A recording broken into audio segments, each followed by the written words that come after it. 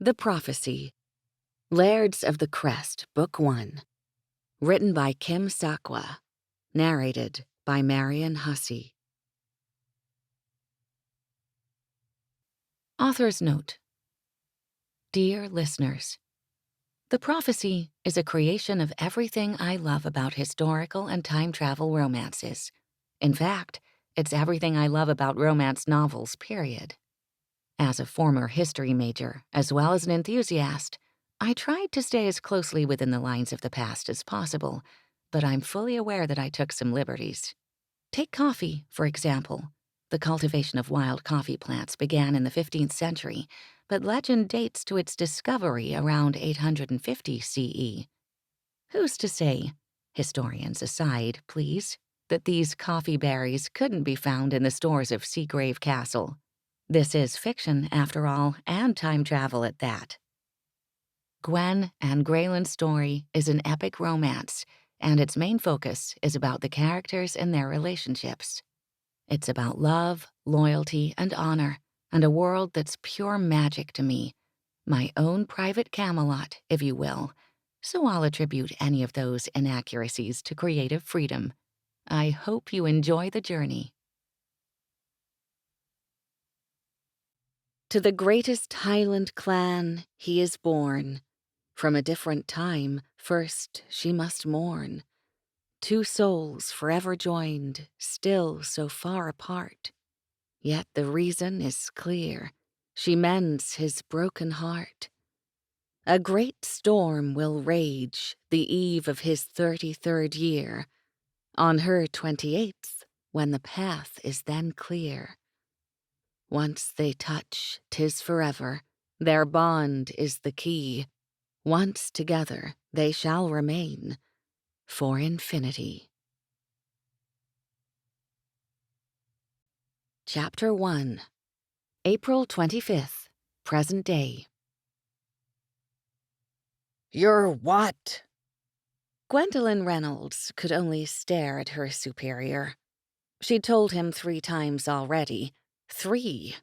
And of the many qualities she possessed, patience with people who refused to see exactly what was in front of them wasn't one of them. What didn't the man understand? I'm leaving, Frank. Surely you know the meaning? The act of removing oneself, the— Don't get smart with me, Gwendolyn. Frank Sutter returned through clenched teeth. I'm sorry, Frank. I know this comes as a surprise, and I understand your unhappiness with my decision, but I've made up my mind. Gwen kept her voice calm and steady, contrite for the moment as she tried a different approach. She smoothed her hands across the tabletop in front of her, then fingered the silver bracelet adorning her wrist. A touch for courage. Her white blouse was tucked perfectly into charcoal trousers, her legs beneath the table crossed. Her foot, encased in a sinfully expensive black pump, rested on the floor and tapped uncontrollably. It was the only gesture that belied her steadfast composure. You have a responsibility, Gwen, not to mention a contract, Frank continued, red-faced and angrier than before. The man looked like he would have a coronary at any second. Gwen's eyes narrowed slightly. Was it possible he was having one now? Would it be her fault if he did?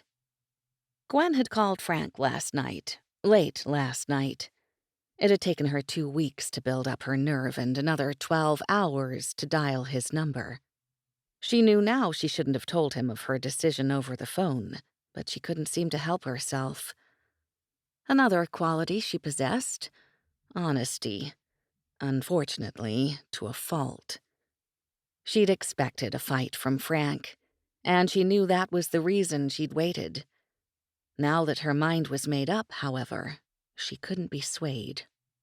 Unless Frank dropped dead, of course. Maybe then she'd reconsider. Gwen looked him directly in the eye and counted to 5 before responding. I'm leaving, Frank. Contract or not? Determined to deliver only short, decisive statements, she bit the inside of her cheek. Frank turned to the two men who sat to his left, Mark Ingersoll and Gary Ackerman. Gwen almost groaned aloud. Crap. When she entered the boardroom earlier, those men sat facing her. Frank had been seated at the head of the table, drumming his fingers impatiently on the stack of papers in front of him. Gwen knew Frank would try to intimidate her, and bringing in Mark was intimidation. Everyone knew she had dated him, and they knew how it ended. Badly. Gwen tried to keep everything in perspective, which wasn't too difficult, because, regardless of the fact that those men made her feel all of 12 years old and truly close to throwing up, what they failed to realize was she was beyond intimidation. Now she just had to get through this meeting, and hopefully, with her resolve intact.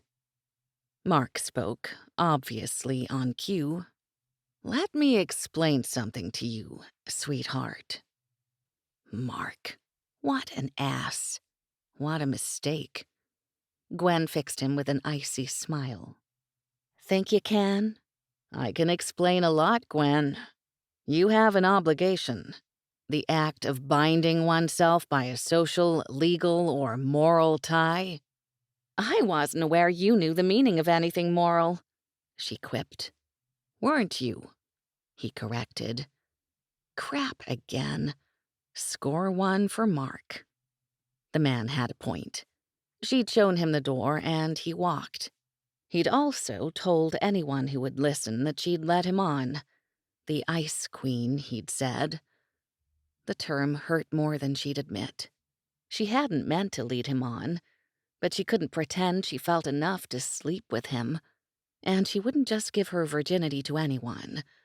Not when she'd already waited that long. Gwen turned to Frank. She couldn't look at Mark anymore.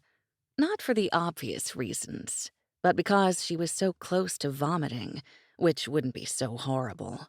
But it would be one of those spontaneous and uncontrollable moments, a moment in which she knew she'd ruin her shoes. She'd waited 2 weeks for those shoes. 2. She'd never be able to find another pair in her size this late in the season, and she'd be out $400. Vomiting was definitely out of the question. "I've only asked for a leave of absence, Frank," Gwen justified. "It's not unheard of." And she had only asked for a leave of absence, but Gwen had a feeling she wasn't coming back. Why? Frank pleaded. You're finally able to stand on your own. You've accomplished more than any resident I've known, Gwen. Hell, you've accomplished more than anyone I've known. Gwen didn't have a response, not one they'd understand. How could she explain something she didn't understand herself? How could she walk away from everything she'd worked her entire life to achieve? She'd spent every waking moment since grad school being the best at everything, and she was. Exhaustively cultured, educated to the hilt, and driven beyond reason. 1 month shy of 28, she was poised to one day become the leader in cardiovascular surgery, a legacy her parents had all but ensured. Her perfect life. Ha! Her perfect life was a frigging wreck. Somehow she'd reached a turning point. She couldn't hide any longer behind that confident exterior she'd worked so hard to create. For the first time in her life, the rules she lived by had changed, and she was terrified. Gary, who'd been silent, finally spoke. Gwen, take a few days, lay off the exercise, and relax. I have a feeling you'll see things more clearly. Whatever this is about, running away isn't the answer. Gwen knew he was trying to be helpful, but he was dead wrong. Leaving seemed to be her only answer. She felt she'd reached her pinnacle. Her goals were attained, and for a reason she couldn't comprehend, it seemed her career drive had come to its end. It was the personal drive she always repressed that called to her now. Those images she once embraced only at night now filled her days, and a need she couldn't suppress beckoned to her as never before, and it seemed imperative she reach for it, now. For me, Gary, it's the only answer. "What's that sound?" Frank demanded. Gwen stopped her foot before it made contact with the floor again. She didn't say anything else. She'd made her point. She was leaving. "I won't have it, Gwen," Frank stressed indignantly. "This misguided assumption that you can walk away." Misguided? Are you serious, Frank? Gwen came out of her chair, her hands on the table as she leaned forward. You can't keep me here. I don't care about your prized institution anymore. I don't care that I have a contract. And I sure as hell don't care that I'm walking away from my accomplishments. They're mine. Gwen started for the door. Her hand covered the handle as her superior's voice carried from the chair. "If you walk, Gwen, we'll sue." Gwen opened the door. Then I'll see you in court. She didn't look back. She would never look back. Scotland, April 25th, 1426. Grayen McGregor was aware of the impending dawn, an awareness so acute it bordered on pain. Shadows still played within the last recess of restless slumber, shadows that haunted him for most of his life. 'Twas always in the last seconds of semi-consciousness he found himself reaching into the darkness, a futile hope that something tangible would be within his reach. Yet each day he arose, 'twas emptiness that greeted him. This day was no different. Realizing the barren truth, he threw the covers aside and sat on the edge of his bed. Feet on the floor, elbows on his knees, he rested his head in his hands but a moment. Then, as he did every morning, he brushed his fingers harshly through his hair before he stood. Punishment for fanciful notions. Pain to ease the ache that never went away. Barefoot and in breeches, he left his cabin and made his way above deck. The sky was alive with stars, and a full moon illuminated the blackened sea. His captain stood at the ship's helm, and the few crewmen about left him to his solitude. He walked to the bow of the ship, not surprised minutes later to hear the footfall of the only man who dare approach him now. "Grayen?" Gavin, his first-in-command, asked. "Aye. We'll make port by dawn." Grayen turned his head, raising a brow. "Aye, Gavin. 'Tis a fact I'm already aware of." Gavin gave his commander a crooked smile. "Invaluable, aren't I?" Grayen returned the smile, but refused to answer. He glanced back to the sea, silent again as he always was at the hour before dawn. This was his second favorite place to greet the day. His first, the shore beneath the cliffs of Seagrave. 'Twas the only time he allowed himself the indulgence of images from his dreams. The only time he thought beyond them. "'Tis but a month away," Gavin stated quietly, his stance the same as Grayen's, legs braced apart and arms crossed over his chest. "You're a wealth of information this morn," Grayen acknowledged with resigned sarcasm. He knew exactly what his first-in-command was referring to, but with each day that brought him closer to his 33rd year, Grayen became more reserved. "I'll leave you to your peace," Gavin offered, dismissing himself as quietly as he'd appeared. Peace. Had he ever known it a day? Grayen pondered the sentiment but a moment. He felt it briefly the day his mother summoned him, the day she'd told him of the prophecy. But how could he face the day he'd waited for these past 10 years if it came to naught? Would the images go away? Those images that only came in the last hour of what restless sleep he allowed himself? Images of her, which forever haunted him. Nay, he could never let them go. He would always look back. Chapter 2. 1 month later. Happy birthday, Gwen! Gwen smiled into the phone. She should have known Sarah would call. Thanks, Sarah. How's Scotland? Cold, rainy, beautiful, awful? Gwen laughed. Scotland is perfect. A little chilly, but honestly, I haven't seen a drop of rain. How's Mr. McGregor? Purring away. He's a great companion. I'm glad you let him stay with me. I wouldn't trust him with anyone else. Where are you going tonight? Any handsome men catch your eye? Invite you to dinner, maybe? Hardly, Gwen argued with a snort, though it wasn't truly the case. She had seen plenty of handsome men since she'd been in Scotland over the past 3 weeks, and in fact, some had asked her to dinner. Haven't found what you're looking for? Sarah asked, as if reading her mind. Bingo. No. Gwen's simple statement was emphasized with a sigh. Maybe she was crazy to think she'd find the answers here. And just what was she looking for anyway? The man of her dreams. The man from her dreams. Was he what compelled her to leave everything behind? Had he somehow influenced her decision? Was it he who filled her with hopefulness once she'd done the unthinkable? Could it explain how the end of her residency represented nothing more than completion? Or why her restlessness ended when she purchased her airline ticket? Not the first one she'd booked to London, and not the second she'd booked to Paris. It was only when she'd changed her reservation to Scotland that she knew she'd made the right choice.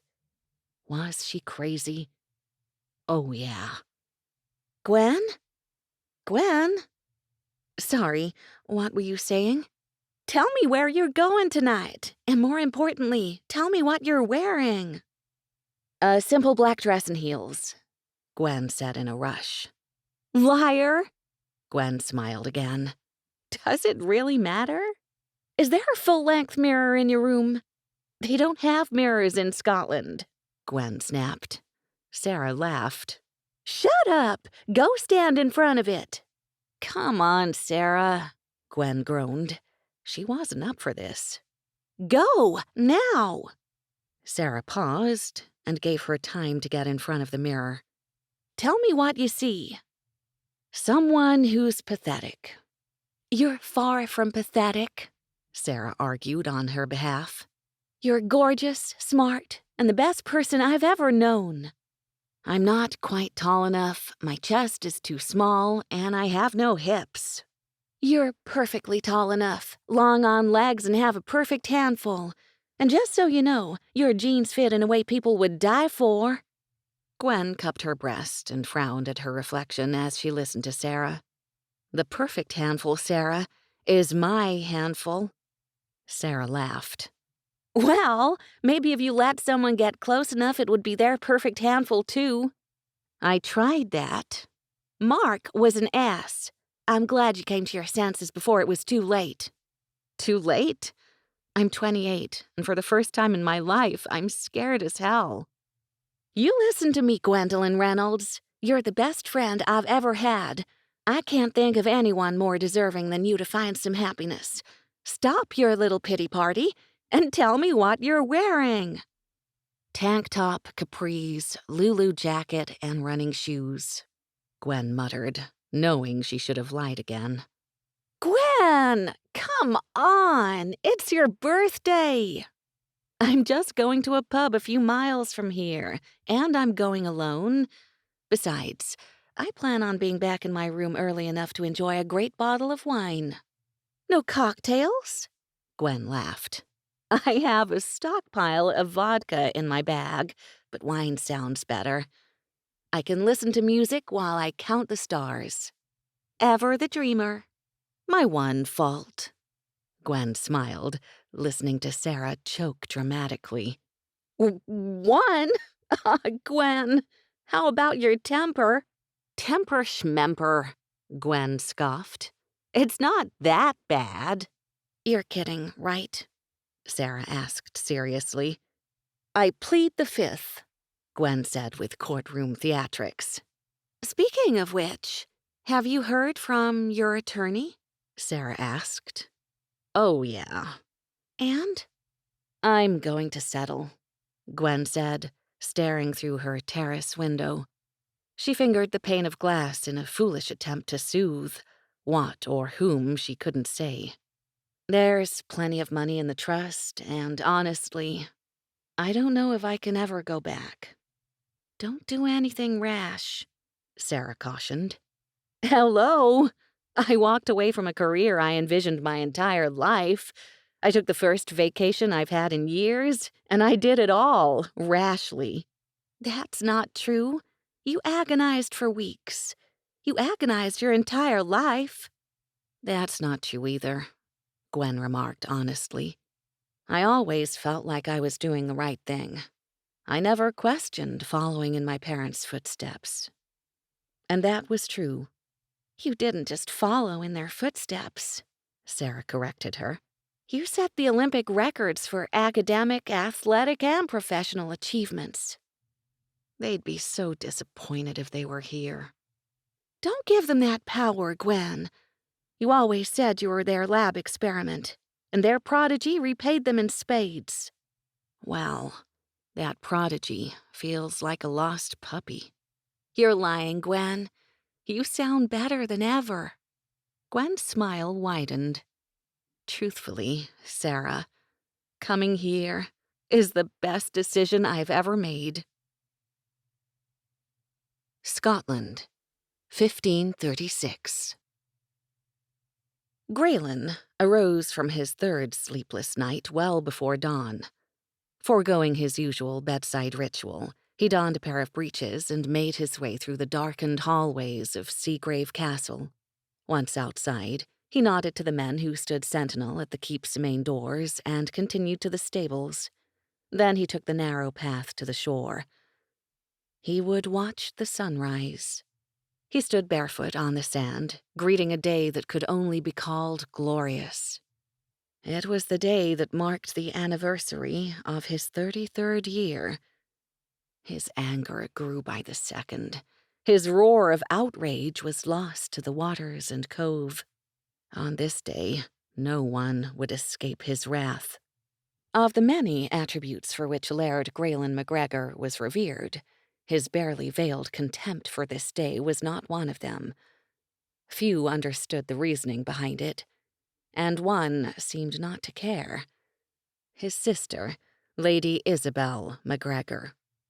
Grayen had just returned to the keep, intent to order his mother never to breathe a word of that blasted infernal prophecy ever again, when Isabel passed him. Obviously, in her haste, she hadn't noticed he was there. Exuberance radiated from her very being as she hurried down the steps and all but flew through the keep's main doors. He turned and was about to order her back to her quarters when Gavin at last made himself useful. His first-in-command caught her about the waist just as she made for the first of the steps that would take her into the courtyard. It was, at first, a comical display. Isabel's head tilted back, her lips forming an O as she came flush against him. Gavin, too, showed surprise for just but a second, before his eyes narrowed and his lips pursed in an angry line. "If you know what's good for you, Isabel, leave your brother be," Gavin snapped. Grayen wasn't surprised by Gavin's harsh tone with his sister. Truth be told, it was the only way he seemed to address her of late. What did surprise him was that his first-in-command had yet to release her. Gavin must have realized the same, too, for he hastily removed his arm from around her torso and stepped back a full pace. Grayen watched Isabel adjust her gown, cleverly blinking back tears as she did so. "'Tis Grayen's birthday. I only wish to bid him good day," she explained, fully composed once again. "'Tis not a good day he wishes for. He's been at it since the crack of dawn. See the practice fields?" Gavin said, motioning with his hand in their direction. "One fallen soldier after another. Your brother left them long minutes ago, and they've still yet to stand." "Then perhaps you should put him out of his misery," Isabel suggested. "'Tis misery he craves," Gavin replied in a softer tone. "Please, Isabel, heed my advice. 'Twould only blacken his mood more if he is the cause of pain to you." "Very well, Gavin," she conceded with a sigh. "You'll see, though, both of ye. This night will bring what he so desires." Isabel left on the heels of her declaration. Yet, as Grayen joined Gavin atop the keep step and looked to the sky, it was plainly clear. The only storms in the making were those that would be unleashed by Grayen. Grayen spent the remainder of the day back on the practice fields. Occasionally, he saw Gavin on the portico assessing the damage he wrought. His first-in-command wouldn't think twice that 3 days without sleep and swordplay for the last 8 hours hadn't diminished his laird's strength.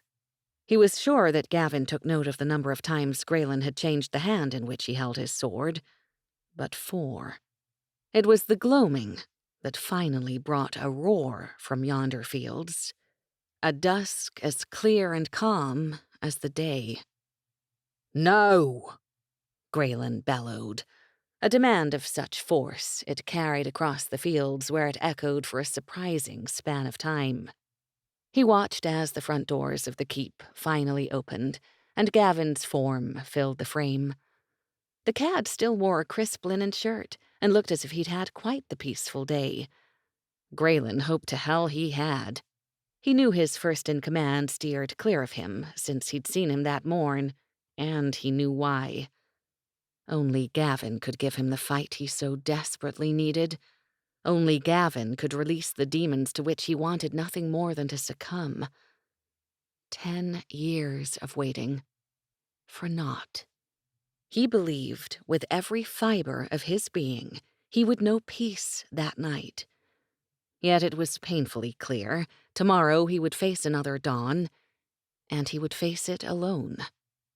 Grayen watched Gavin approach as never before. No arrogance, no hint of gladdening malice upon his lips for that which he was about to perform. It was only a man's best friend who came to stand before him now. God willing, Gavin would beat him to the ground.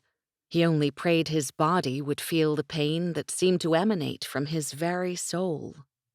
Gavin said nothing of Grayen's appearance, dreadful as it must be. He had discarded his shirt hours ago, having ripped it to strips to tie about his forehead. Then he changed them every hour as they became soaked with sweat. Now it lay in a pile of tatters.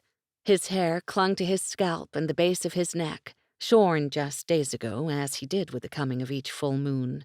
He could no longer feel the weight of his sword, nor his legs encased in breeches and what were once polished boots.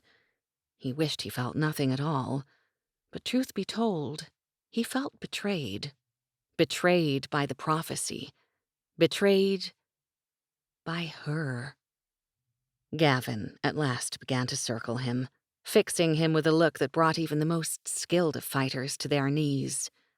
Grayen engaged, steel meeting steel as they repeatedly exchanged blows, barely contained murmurs, now grunts released with such force the end seemed nowhere in sight.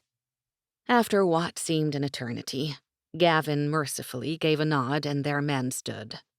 The only men left on the fields. 5 of the best men in the Highlands he'd taken as his own over the past 15 years, but it was Gavin's order that they followed now. His men would put him out of his self-imposed misery. They'd take him down at last, beat and exhaust him till he ceased to feel. Then he would never feel again. He would never again believe. He knew it as he knew nothing else. It was at that very moment, when defeat seemed so imminent, that the gods showed their grace. Lightning tore through the clearest night sky, and a storm of unnatural force unleashed its power. And it was then that Laird Grayen MacGregor fell to his knees for the first time in his entire life, witnessing the beginning of his destiny. Chapter 3. Gwen enjoyed the evening of her birthday more than she ever thought possible. A night usually filled with cold assessments of goals attained during the previous year, that night was met with simple contentment. It was a first and welcome respite from the emotional battle that consumed her day. Scotland was perfect, just as she told Sarah. But for some reason, the glorious day to which she awoke filled her with sadness, as if the day should be anything but glorious. She couldn't put her finger on the exact cause, yet she sensed that the sunshine and warm, calm breeze created a disturbance of some sort. Not an outward one, but one deep within. Oddly, her. It was filled with anger. It was filled with betrayal. It was only when dusk set in and an unexpected storm of unnatural proportion swept the coastal inlet that she finally felt better. It seemed to wash all the foreboding away, as if the world, tipped slightly off its axis, put itself to rights. She sat at a cozy table, savoring a fabulous dinner of sautéed fish, potatoes, and vegetables, along with a glass of incredible white wine the owners had insisted was on them. A band played a variety of soulful acoustic music, which was another reason she'd chosen this pub to mark the occasion. She was having such a nice time. As she headed toward the door, the same pull she'd been experiencing for weeks heightened, demanded.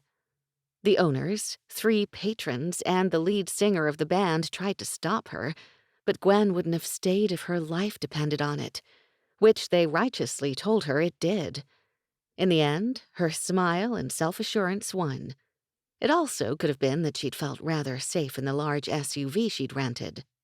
Whatever the case, she secured her bag over her shoulder and made a run for the truck.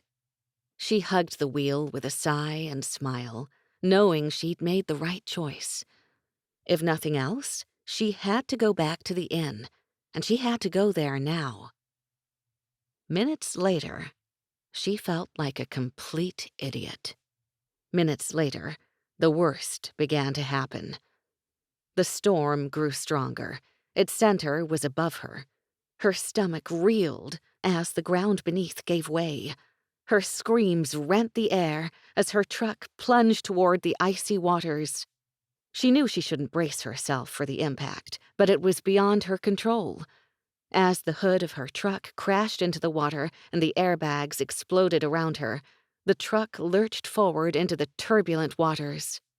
Knowing she had to get out, she swatted at the chalky smoke and instinctively reached for her bag. She could never part with it. Its contents represented everything she'd worked so hard to achieve. It was her life, and sadly, the only thing she had left to value. She pushed through the driver's side window, a frantic and futile struggle as the seatbelt held her back. She searched for the release button, then pushed through the window again, fear and adrenaline overriding pain as jagged edges of broken glass tore through the palm of her hand and shoulders. The salt water hit her eyes, a hellish sting, somehow worse than what she'd already endured. Lightning shot through the sky, and she set her sights on the shore. Gwen swam with everything she had, an almost impossible feat as the churning waters kept pulling her under. But no matter how hard she tried, it just wasn't enough. The water was too cold, and when she finally felt the sand and rock with the tips of her shoes, she was pulled farther out to sea again. Curling into a ball, she willed herself to relax. But when she opened her eyes, the last remnants of hope left her. How she had lasted so long in the freezing water was beyond her. Damning herself for the choices that brought her here, the foolishness that led to death instead of discovery, Gwen knew her dreams would never be realized.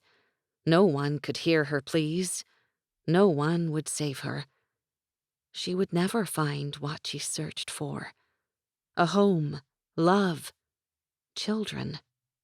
She would never feel those strong arms wrapped around her body, those of the man whose image haunted her dreams. And she would never hear his whispered endearments, the ones she so longed to hear. She felt, rather than heard, her last cry rip from her heart, body, and soul. It echoed through the stormy night. Scotland, 1536. Grayen drew upon the reins of his horse. "Gavin!" He called through the fury of the storm. "Take Duncan and Hugh and search the perimeter." He turned to lead Kevin, Connell, and Ian toward the cliffs. Gavin reached his side moments later, his horse dancing upon its hind quarters as he heeded the command to stop. "Grayen, she will come, Gavin." His anger spilled into each word he shouted back. "'Tis not an argument," Gavin assured. "We swept the perimeter but moments ago." They had, in fact, swept it for the last 4 hours. Hours of relentless rain and thunder so loud, the storm's center had yet to move from above them. "Take the northern trail," Grayen conceded. "I'll—" Lightning tore through the sky, drawing Grayen's attention. It was the only time it distracted him that night, but with the blast came awareness. His entire body tensed. Good God, she was in the waters below. He raced toward the cliffs. It was a descent of record time, each second pure torture as Grayen's eyes fixed on a sight far from the shore's edge, each flash of lightning confirming his worst ungodly fear. He dropped his sword and dagger on the sand as he ran for the water, his boots and shirt lost to the surf as he shucked them while charging through the shallow depths. When the water reached his thighs, he dove into the white-capped waves, his deft strokes closing the distance. Strokes driven by an all-consuming rage. Rage at the peril in which this woman was placed. His woman. His eyes never lost sight of her. Finally, a solitary wave between them, but strokes away. She vanished beneath the crest. She did not resurface. She did not resurface. He dove into the wave, and long minutes surely passed before he felt her lifeless body making its descent to the ocean's floor. He grabbed at her with both hands, his fingers twisting harshly through her hair, his arms leashing viciously about her waist. Finally, clutched fully in his embrace, an extreme sensation passed through his body. It was as powerful as lightning, intense light and heat. Yet he kicked to the surface above, stunned the force did not take them. Certain she didn't breathe, and unable to fathom the horrid possible truth of the thoughts that followed, he ceased to think them. He did not live by emotion. He lived with it, but it did not rule him. No one ruled him.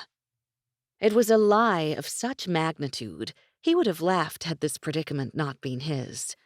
And if this woman knew what was good for her, this woman whom he held within his grasp, this woman whom he knew to the very depths of his soul was the woman for whom he had waited, she'd better take his blasted breath, and she'd better make a damn good show of it. As he continued to swim upon his back, willing the hand that held her atop his chest to feel even the faintest of a heartbeat, he realized the storm was gone. No prevailing mist, not a cloud in the clearest of night skies. Only a full moon and bright stars accompanied the cool, crisp air. His men waited just beyond the shoreline and formed a tight circle as he straddled her body. He heard their swords drawn in unison, their pledges made to this woman, their oaths sworn as he ripped her shirt in two and tossed aside her satchel that had come loose as well.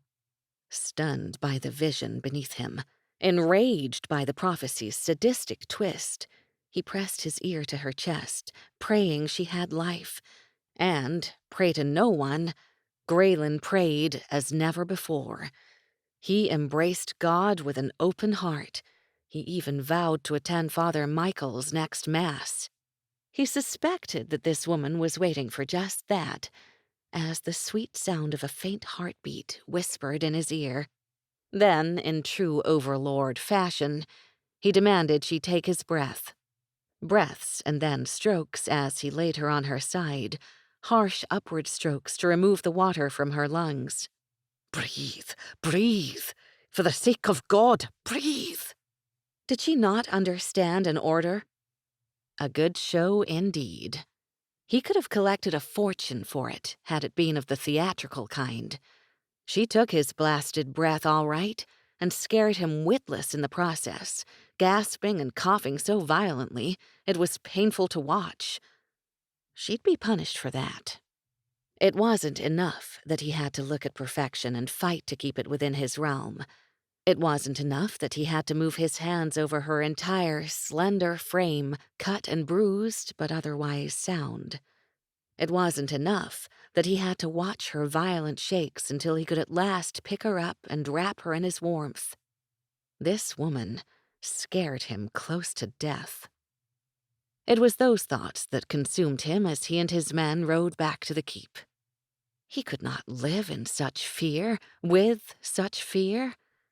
Yet it was that very fear, his need to protect and keep safe, which kept him at pace with Gavin, whom he ordered to ride ahead. The doors to the keep opened as they took the stairs, and for the first time in hours, Grayen breathed a sigh of relief. Home. Lady Madeline, Isabel, Anna. Safety. Detachment. It was with this last sentiment that he allowed himself to step back, to distance himself. It was but a farce, this detachment. Every muscle in his body clenched as he watched his mother and Anna try to remove this woman's clothing. He finally saw to the task himself, ripping the strange garments from her body, feeling every involuntary grimace and bruise as if it were his own, feeling each of her lacerations as they were cleaned, and in the case of some, tended with needle and thread before being covered. But the most painful of wounds that he could not understand, the most unthinkable of them, were those that covered her eyes. Tender skin, raw and exposed, lids damaged and carefully anointed with thick healing paste, eyes wrapped with linen strips, eyes he'd dreamed of seeing. He said not a word throughout the entire process, not as her hair was brushed, then secured, nor as a bedgown of Isabel's was slipped onto her, followed by a dose of God knows what potion. He merely stood there, his body so tight with tension, it was a wonder he'd not snapped from within.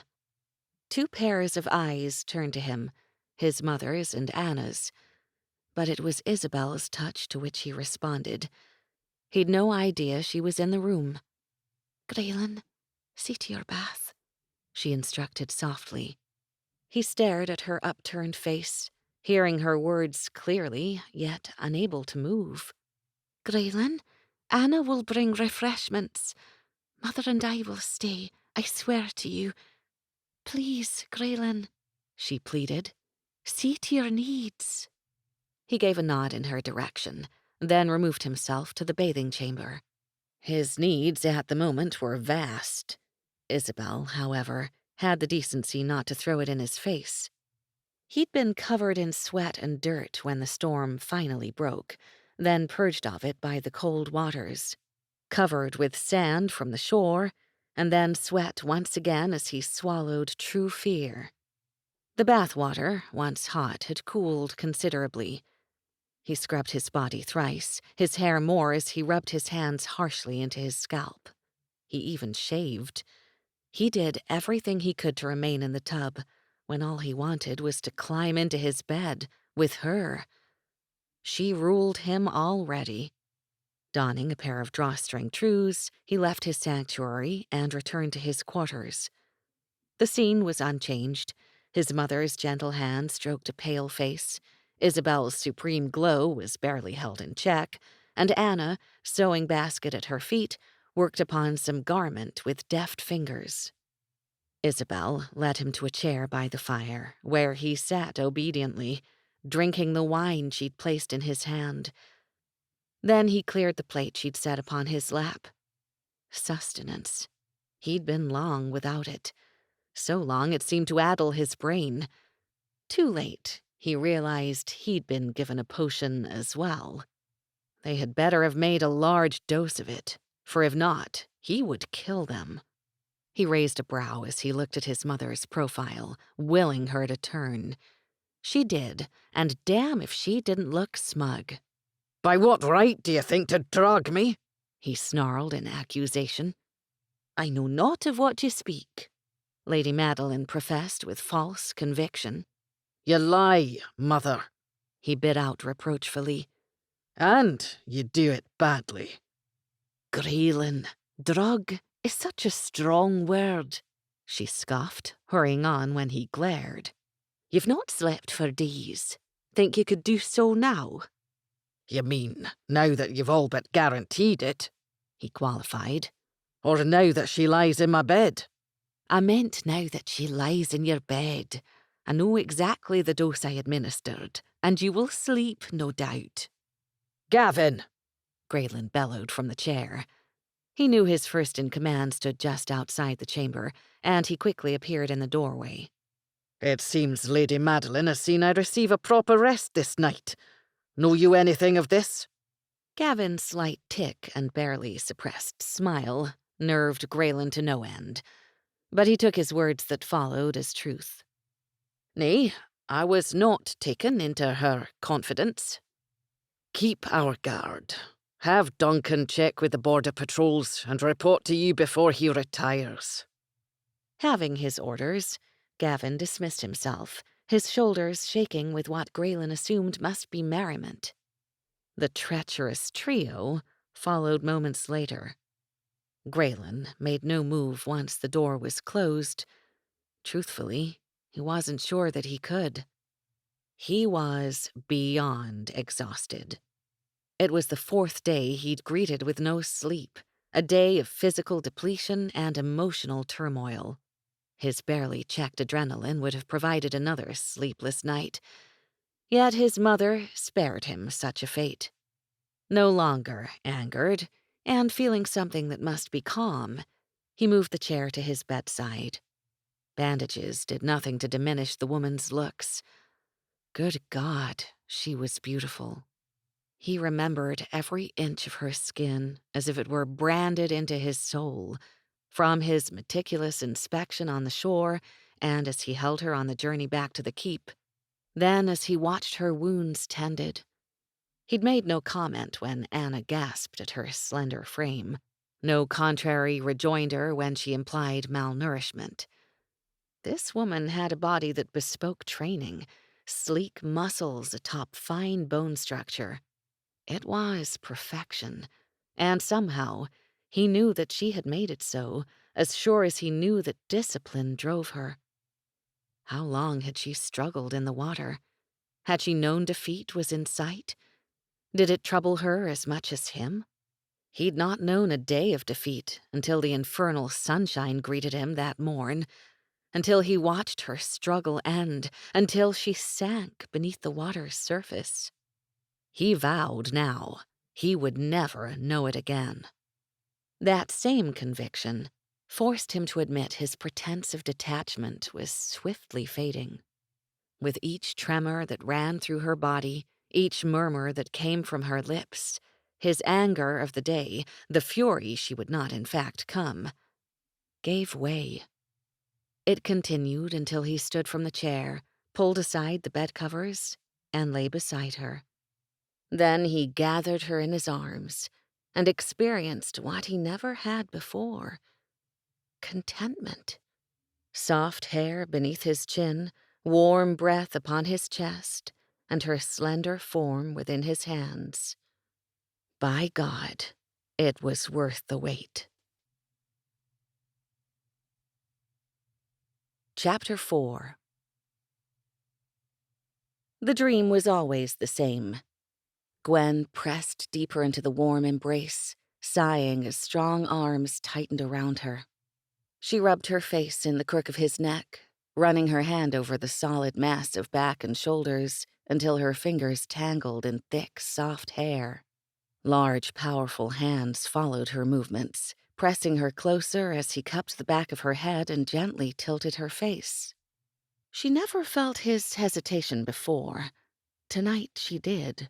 She tugged on his hair, a silent demand to be kissed. Then he covered her lips, completely sealing them within his own. A deep sound rumbled through his chest. This dream was different. She felt the warmth of his lips and the pressure of his hands, the texture of his hair and the heat of his skin. She heard sounds given and returned. It seemed so real.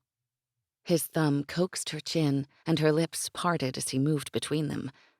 He spent an eternity simply joining their mouths in every possible way. His tongue, reverent at first, was slow to explore, then became wholly demanding. She gave in to him completely. In truth, she kissed him back with everything she had. They shared an urgency, taking satisfaction as they'd never been able to before. She traced her fingers over his face, his broad forehead, straight nose, high cheekbones, his smooth, strong chin, and she pulled him even closer. My God, it had never felt so good. She made a sound as he pulled back, a whimper he hushed with slow, passionate kisses over her forehead and cheeks. Then he covered her lips again before tucking her within the crook of his neck. "Sleep, love," he urged in a murmur. "The morn's but an hour away." Gwen burrowed against him, silent tears wetting her cheeks, oppressive longing crushing her from the inside out. She'd never heard the sound of his voice. It would haunt her forever. It took Gwen 30 seconds to realize something was wrong. Very wrong. Besides the fog filling her head, it was completely dark. She couldn't open her eyes. Those were the thoughts that occurred within the first 10 seconds. In the next 10, she became aware of the fact she was one giant bruise, some areas more severe than others. Those were the wrong seconds. The very wrong were the last 10. That was when she felt warmth beneath her cheek, breath upon her head, and large hands spanning her back, holding her with both tenderness and possession. Sure, she was fully conscious, but affected by an adverse reaction to her IV, she reached for the nurse's call button. The arms around her tightened, accompanied by a calming whisper. It was so reassuring, this touch and sound, that she snuggled deeper into the embrace, indulging in sensations completely foreign to her. She felt safe and protected. Then she felt panic. My God, she felt fear. She pushed away with all her strength, scrambling for the edge of the bed, each move hurting more than the last. Each breath she tried desperately to take wasn't quite deep enough. Those same large hands covered her shoulders, gentle on top of her thick bandages. Then, everything came back at once. Losing control of the truck, the mudslide as she plunged into the ocean, the explosion of the airbags, pushing through the window, jagged glass tearing her skin, fighting to swim to shore, wave after relentless wave. Defeat. Who? Gwen tried to catch her breath. Her hands moved forward and stopped against his chest. Smooth, warm skin, hard muscles beneath her palms and fingers. He was a brick wall, an enormous brick wall. Terrified by the sheer size of the giant who sat in front of her on the bed, in her bed, she pushed back. "Cease." That one word, spoken with gentle authority, shocked her. Cease? Who said cease? And who said it like that? A voice so deep, a timbre so rich. It seemed familiar, but... Who? She took a short breath. Are... Larger gasps followed. "Breathe," he demanded in the same tone. "In, out." He continued his litany, but Gwen couldn't seem to follow. "Good God, Not again. It sounded like a curse and a sigh. Then strong lips covered her open mouth. Warm and determined, he stole her breath. Then he gave it back. Calm, steady, even. The hands that covered her shoulders moved. One palmed her head, long fingers holding her steady until her breathing matched his own. The other splayed her chest directly over her heart, as if willing the erratic beat to slow. It beat the hell out of a paper bag.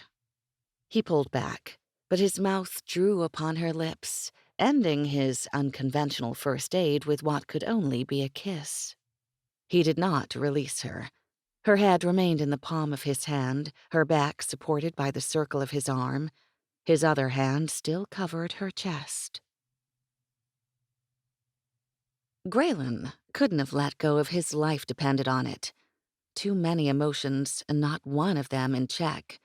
He'd slept as never before. That ache he was so used to was gone. He awoke as always, in that hour before dawn, but it was the first time he had not to reach out. No pain greeted him, no emptiness. Instead, he held her closer and kissed her. He felt her sorrow afterward, and asked her of its cause, yet she'd succumbed to sleep. Her steady, even breaths, warm upon his chest, lulled him to a light slumber. He'd felt her stir when she first awoke, then sensed her panic. Anyone else he would have soothed with words, but for some reason he knew she would not have listened. That same awareness told him now that she was bracing for a fight. He wanted to kiss her again. Instead, he brushed his fingers across her face. Errant wisps, freed from the braid fashioned the night before, swept back once again. "If you're done being my human respirator, I'd like to see my chart." Grayen smiled. Riled was a very becoming state for this woman. And just how did you plan on seeing this chart? He asked her. She obviously heard the amusement in his voice, but her now relaxed facial expression warred with her ridiculous attempts to push him away. "Listen, Mr. You will call me Grayen. I will call the authorities." I am the authority, Grayen warned, then held back a laugh. She smirked. "I don't want to hurt you, but if you don't let go of me..." She gasped. "I felt that! A chuckle! You repressed a chuckle." This time he did laugh. Good God, woman, but I swear I did. You think to hurt me? "I'll kick your ass so fast you won't know what hit you," she snapped. "Now let me go and get the goddamn attending in here. Now!" Her demand made him tighten his hold. I've no idea who this goddamn attending is you seek, but I can assure you, you're in no condition to kick anything, let alone my ass. He spoke with authority, his face an inch from hers. He watched as she started to feel the bed around her. Tell me what you search for, he demanded, following the motions of her hands. "The call button," she whispered, what little fight she had seeming to fade. What purpose would it serve? He asked. "Grayen!" A near shout interrupted them. Isabel sounded the admonishment, stepping into the room. "You're scaring her half to death!" Grayen turned to his sister, but he did not let go. He was, in fact, sorry that Isabel had entered the room at all. He couldn't seem to help himself, but riling this woman could be sport. She inflamed him, and he enjoyed it. Scaring her, Grayen argued. She threatened to kick my... He shook his head instead. You'd not believe me. "I'm sure you misunderstood," Isabel said with a regal sweep of her hand. "Mother's on her way, Grayen. If she thinks you... excuse me. I need some help here." The plea was directed toward Isabel.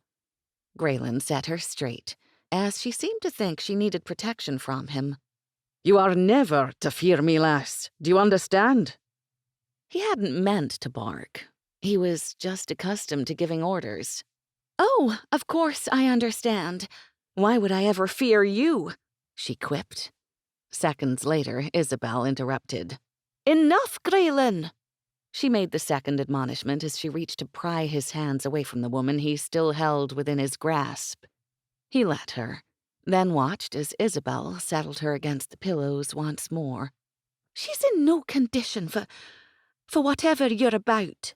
What I'm about? He asked his sister incredulously. As if he couldn't seem to help himself, he took the little tigress on the bed in his arms again, holding her by the shoulders. What are you about? He demanded.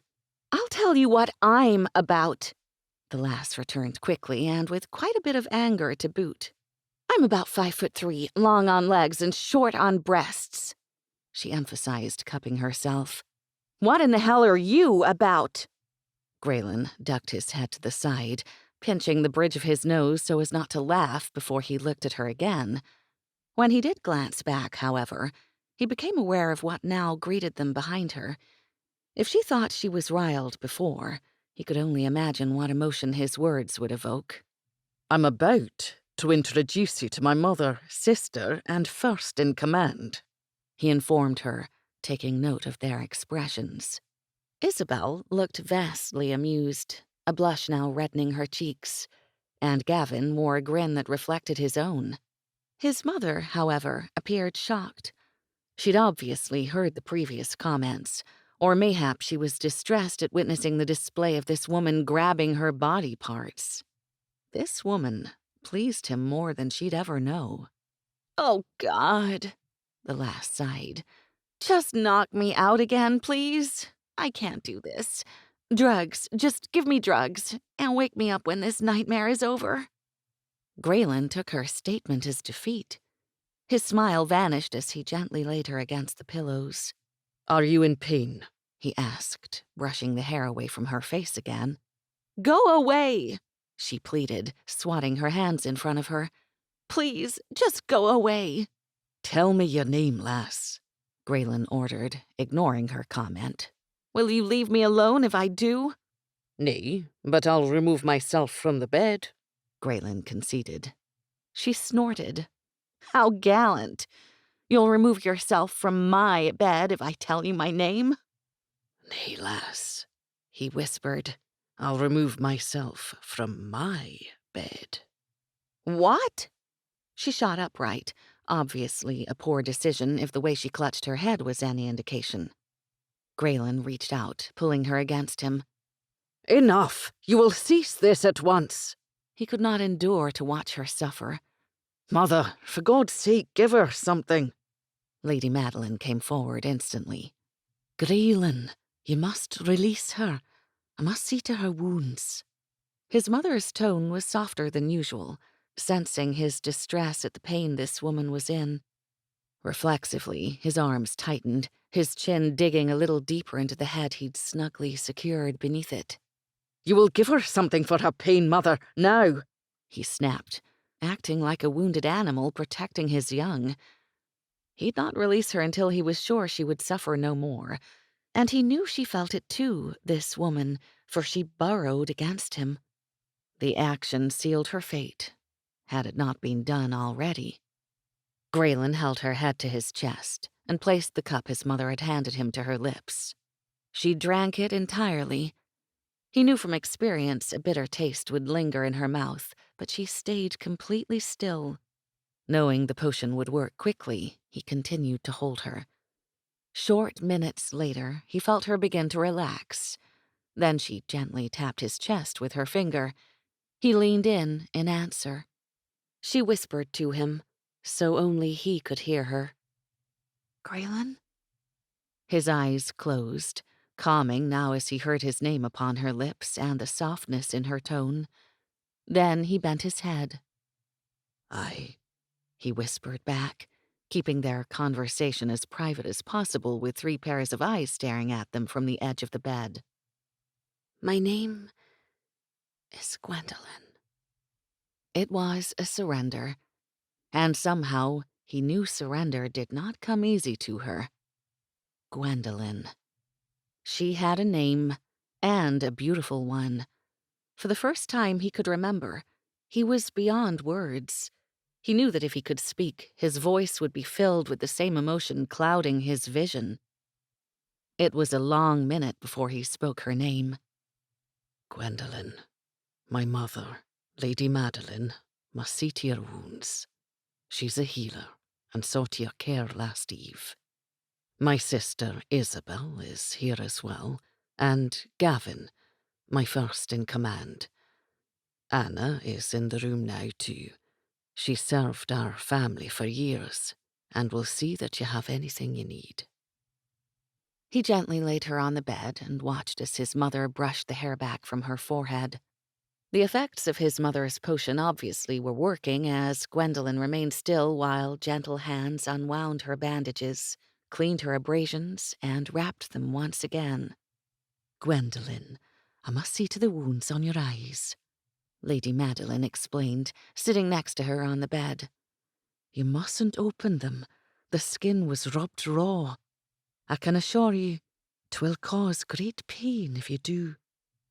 Grayen watched Gwendolen wince as the cool air made contact with the exposed skin, but she remained motionless as his mother applied ointment and covered them once again. I'll have Anna bring a tray, and perhaps later you'll have a hot bath to ease the aches you surely must feel. Isabel will return shortly, and I will check on you later. Thank you, Lady Madeline, Gwendolen said. You're quite welcome, dear. As everyone shuffled from the room, Grayen took his mother's instructions for Gwendolen, as well as giving a few of his own to Gavin. Alone again, he sat in the chair he'd brought from the sitting area by the fireplace last eve and watched her sleep.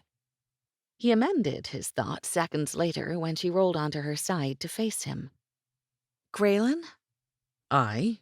I need your mother again, or Isabel, please. He knew exactly what she needed, but wasn't about to let anyone back in his chamber yet.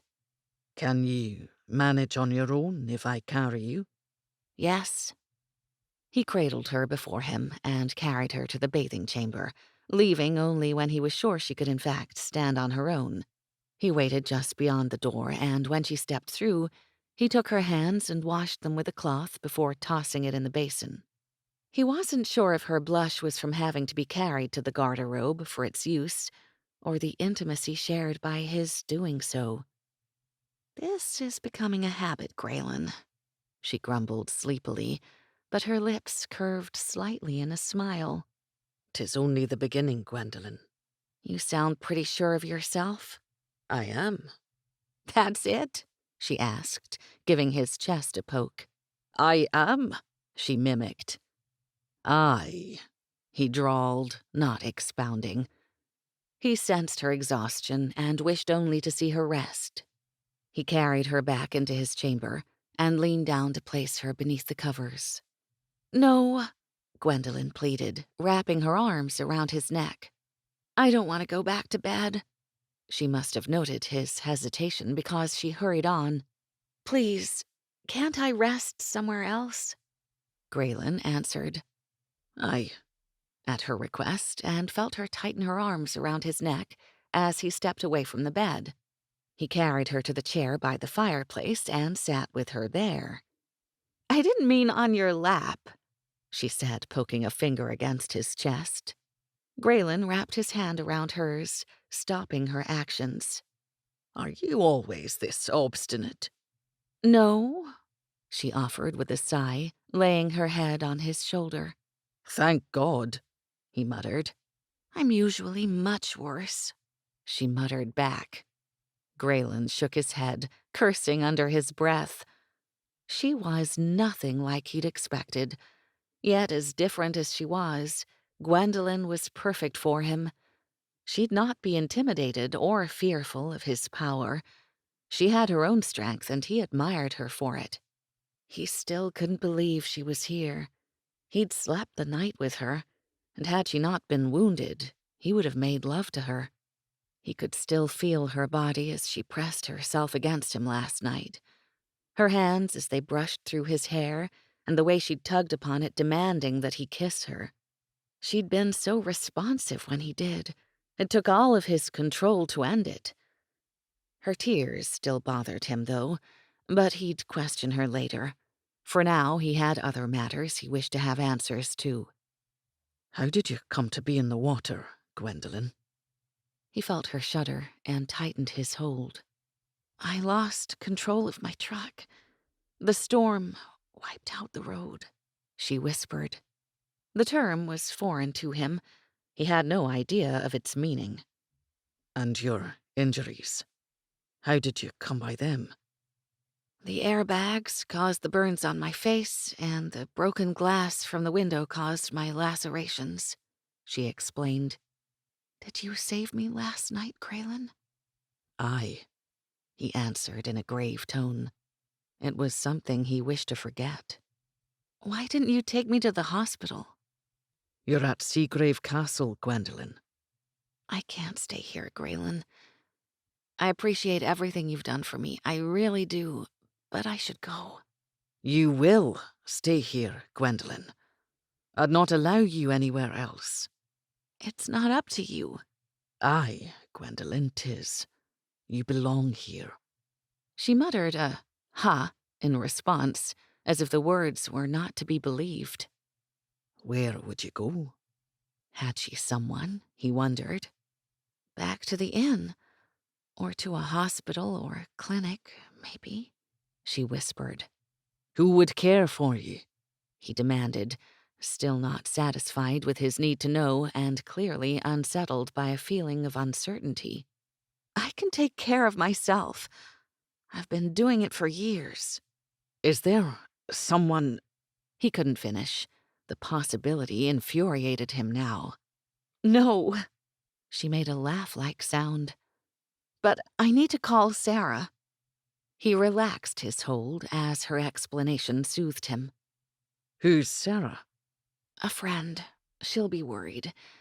And I'm sure the couple who run the inn will wonder where I am. Will you dial the numbers for me? She asked. We'll have to look up the number of the inn. Well, you'll have to, but I can tell you Sarah's. Grayen considered her words. In truth, he didn't understand them. You'll give me the information. I'll see to it myself. Finally, he tucked her beneath the bed covers and sat beside her as she fell asleep. It was a long while later before he reluctantly left, parchment in hand. Chapter 5. Gwen awoke to the soft sound of humming and the gentle touch of delicate fingers. She shifted to her side, smiling as the hand that stroked her forehead brushed back her hair. She couldn't remember Grayen leaving, but he obviously had. He'd carried her back to the bed and written down Sarah's phone number and the name of the inn. Then he sat next to her, leaning against the headboard. He'd reached for her hand, seemingly fascinated by it, brushing his thumbs over her palm and stroking the back. He measured it against his before entwining their fingers. And he did it again and again, brushing, measuring, entwining. She'd felt every touch from the top of her head to the tips of her toes. She could smell his scent all around her now, and if she were alone, she'd bury her face in the pillow to inhale every molecule. She had a feeling she hadn't dreamed last night. She'd slept in his arms and awoken them too. She should be terrified by it. But what terrified her wasn't that she awoke in the bed of a strange man, but that waking with him had seemed so right. Be careful what you wish for, Gwendolyn. Gwendolyn, 'tis Isabel, Grayen's sister said softly. Gwen smiled. Hi, Isabel. Hi, Isabel laughed, mimicking her greeting. How do you feel? Are we alone? Aye, Anna just left to fetch another tree. You slept through the first, and Grayen insisted we not wake you. Is your brother always so overbearing? 'Tis his middle name. Gwen laughed. Somehow, I'm not surprised. Oh, she's awake, Anna called as she came into the room. Gwen felt her place something on the bed and shoo Isabel away to sit herself. "Now, let's see if you've become fevered," she said, placing a hand on her forehead. "Cool to the touch. 'Tis very good. Let's get you comfortable and I'll help you eat." Anna began propping up the pillows, hugging Gwen against her plump chest. The gesture almost brought tears to her eyes. She'd never felt so cared for. "Anna, do you think I might sit in a chair instead?" Gwen asked. "I think I should move around so I don't get stiff." "Are you sure? You've had quite a fright." "I'm sure. Isabel, will you help me?" Gwen asked, reaching out. Isabel took Gwen's hands and helped her from the bed. "Please be careful, Gwendolen. If Grayen knew you were out of bed, he'd have a fit." "Then we just won't tell him," Gwen said mischievously. "Oh, Gwendolen, I'm so glad you're finally here." Gwen stopped at her words. "What do you mean, I'm finally here?" Met with stone-cold silence, Gwen tried again. "Isabel, what did you mean?" "We've been waiting for you," Isabel said quietly. Gwen didn't miss the way she spoke, confident in her statement but whispering as if she wished not to say it. "I don't understand. How could you be waiting for me?" "I've said too much. Come, let's get you settled." Isabel started leading her, but Gwen stopped her. "You've really said nothing. Now, I insist. Tell me what you meant," Gwen demanded. Isabel remained silent a moment, as if not sure where to begin. Then it all poured out. "We knew you would come last night, Gwendolen. Well, that's not exactly true. I knew you would come," she said with supreme confidence. "But Grayen suffered greatly throughout the day. He was sure he'd been fooled. Well, perhaps fooled isn't the right word." Gwen imagined Isabel tapping a finger against her cheek. "Mayhap tricked. Nay, not tricked. Betrayed? Aye." Gwen felt the motion as Isabel held up her finger. "Betrayed. He all but killed most of the men, and his looks. Good God, no one wanted to go near him. And no matter how many times I told Gavin the storm would come." Isabel stopped mid-sentence, making Gwen wonder if Anna's mouth was agape like hers. "Grayen almost killed his men?" Gwen asked. "What men? Why?" "The soldiers, Gwendolen," Isabel replied in a chastising tone. "Haven't you been listening? They lined up and he beat each one. 'Twas quite humiliating. For the soldiers, that is." "He beat them?" Were her instincts misplaced? Grayen beat men? How? She asked. "With his sword, of course," Isabel returned in the same tone as if chastising her for not paying attention. "What? Oh my, now I've upset you. Please, Gwendolen, we must sit down. You seem ready to collapse." Isabel rushed through the words as if she wanted to move on. "Isabel!" Lady Madeline came into the room, obviously having overheard most of the conversation. Gwen heard the censure in Lady Madeline's voice and immediately took Isabel's hand. For some reason, she felt the need to protect her. Gwen knew Isabel hadn't meant to upset her. Her honesty and need to please was obvious, endearing even. "Lady Madeline, please don't be upset with Isabel. She didn't do anything wrong." Gwen couldn't see Lady Madeline's expression soften, but she felt it in the words she spoke. "Gwendolen, I wish only for your good health and welfare. That you come to Isabel's defence so quickly, well, it pleases me dearly, especially with the tension being so thick these past few days. 'Tis good to see all is, at last, as it should be." Lady Madeline held Gwen's hands, leading her in front of a roaring fireplace and then guiding her to sit. She wondered if it was the same chair she sat in with Grayen last night. Lady Madeline saw to her wounds while continuing where she left off. "We've waited so long for the events of last night to unfold, Gwendolen. I've known for years of the prophecy, and I believed with all my heart in its words. I'd been unsure of Grayen's acceptance when I decided to tell him of its existence. She paused, as if remembering. But I made the right decision. If only I'd known how long he'd silently suffered. He'd actually considered himself mad. Gwen was a little, or maybe a lot, lost with what Lady Madeline was saying. Warmed by the fire, feeling cared for as Lady Madeline continued to fuss over her, and of course still affected by painkillers, Gwen continued to listen in silence as Lady Madeline went on. I chided myself for my scepticism when I awoke yesterday. The day was as beautiful as a day could be, and Grayen's anger that he'd been a fool was more than painful to watch. Isabel was the only one who seemed sure that the storm would come. Forgive my tone, Isabel, Lady Madeline offered in apology. Gwendolen, I'll check on you later. I did not realize you hadn't eaten yet. Perhaps after you've rested again, we'll call for a bath. Gwen smiled, grateful that Lady Madeline's tone had changed. Thank you, Lady Madeline.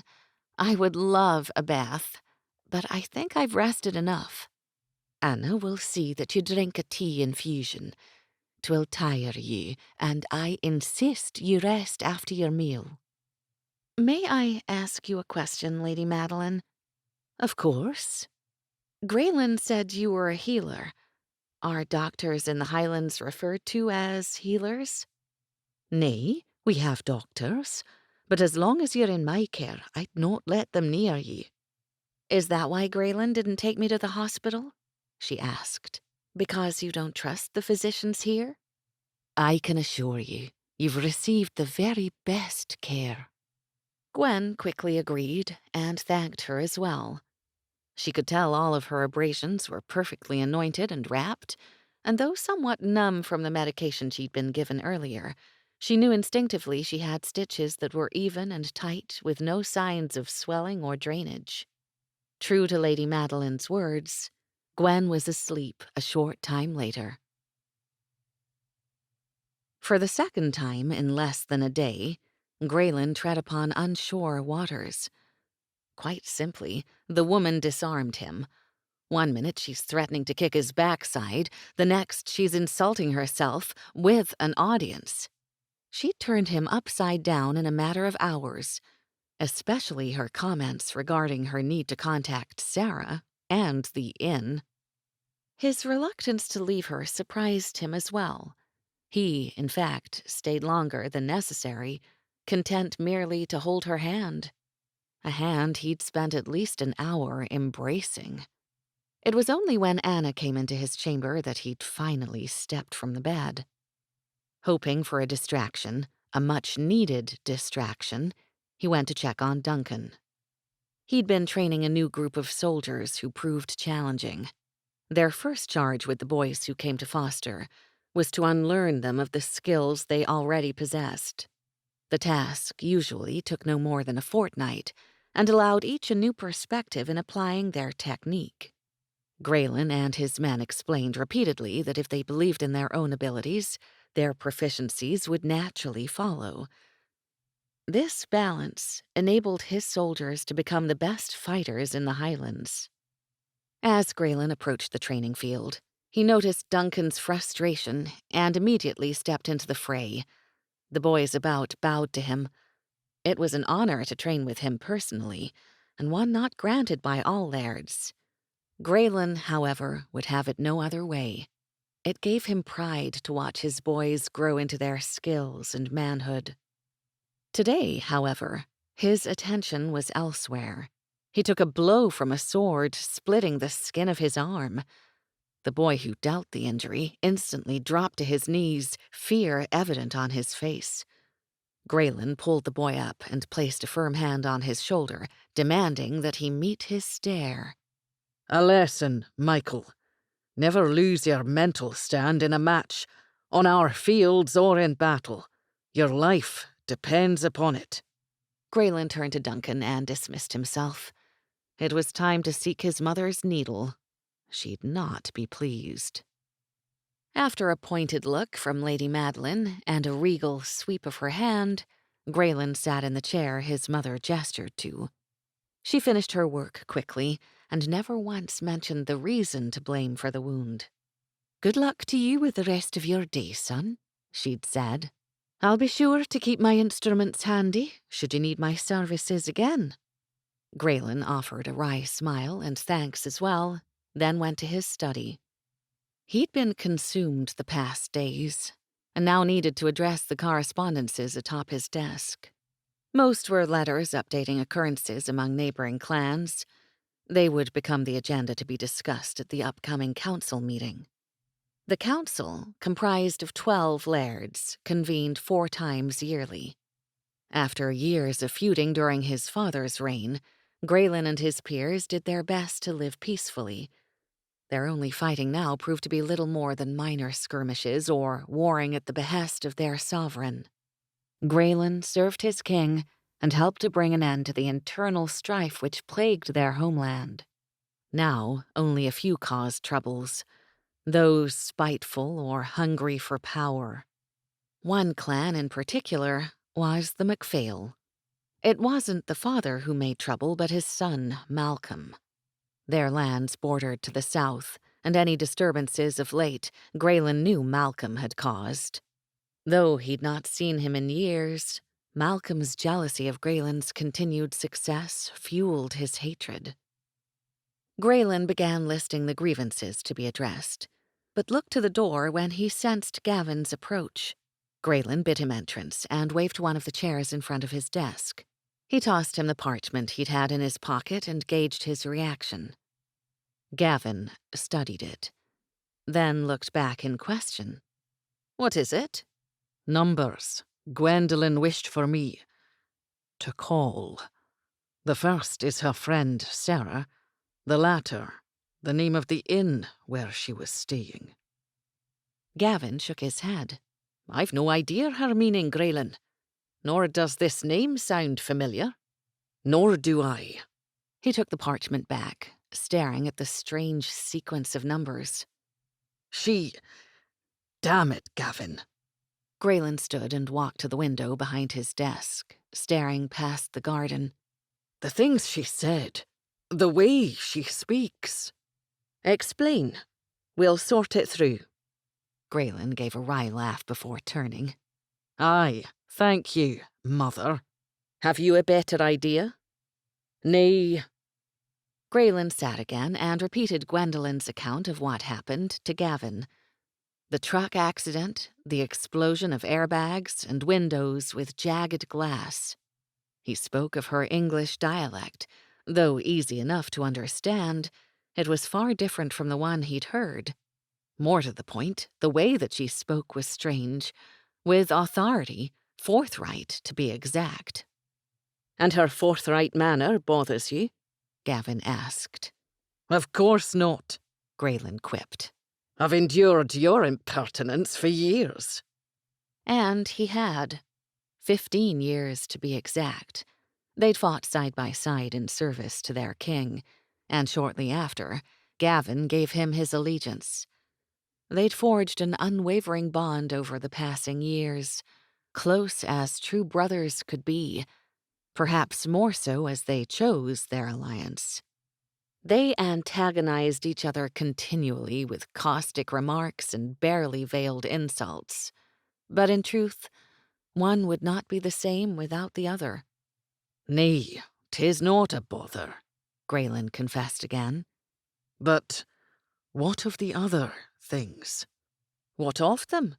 Gavin offered in a dismissive tone. The prophecy spoke of "Another time. I know, Gavin." Grayen rubbed his hands through his hair. "'Twould account for her strange clothing, the accident she spoke of, her dialect and manner as well. He cursed instead of continuing. I've other news, Grayen," Gavin said as Grayen walked back to the window. Grayen raised a brow in wait, and Gavin continued. "Our southern border was breached before dawn. 5 cattle were slaughtered." Grayen shook his head. Just what he needed right now. Damn.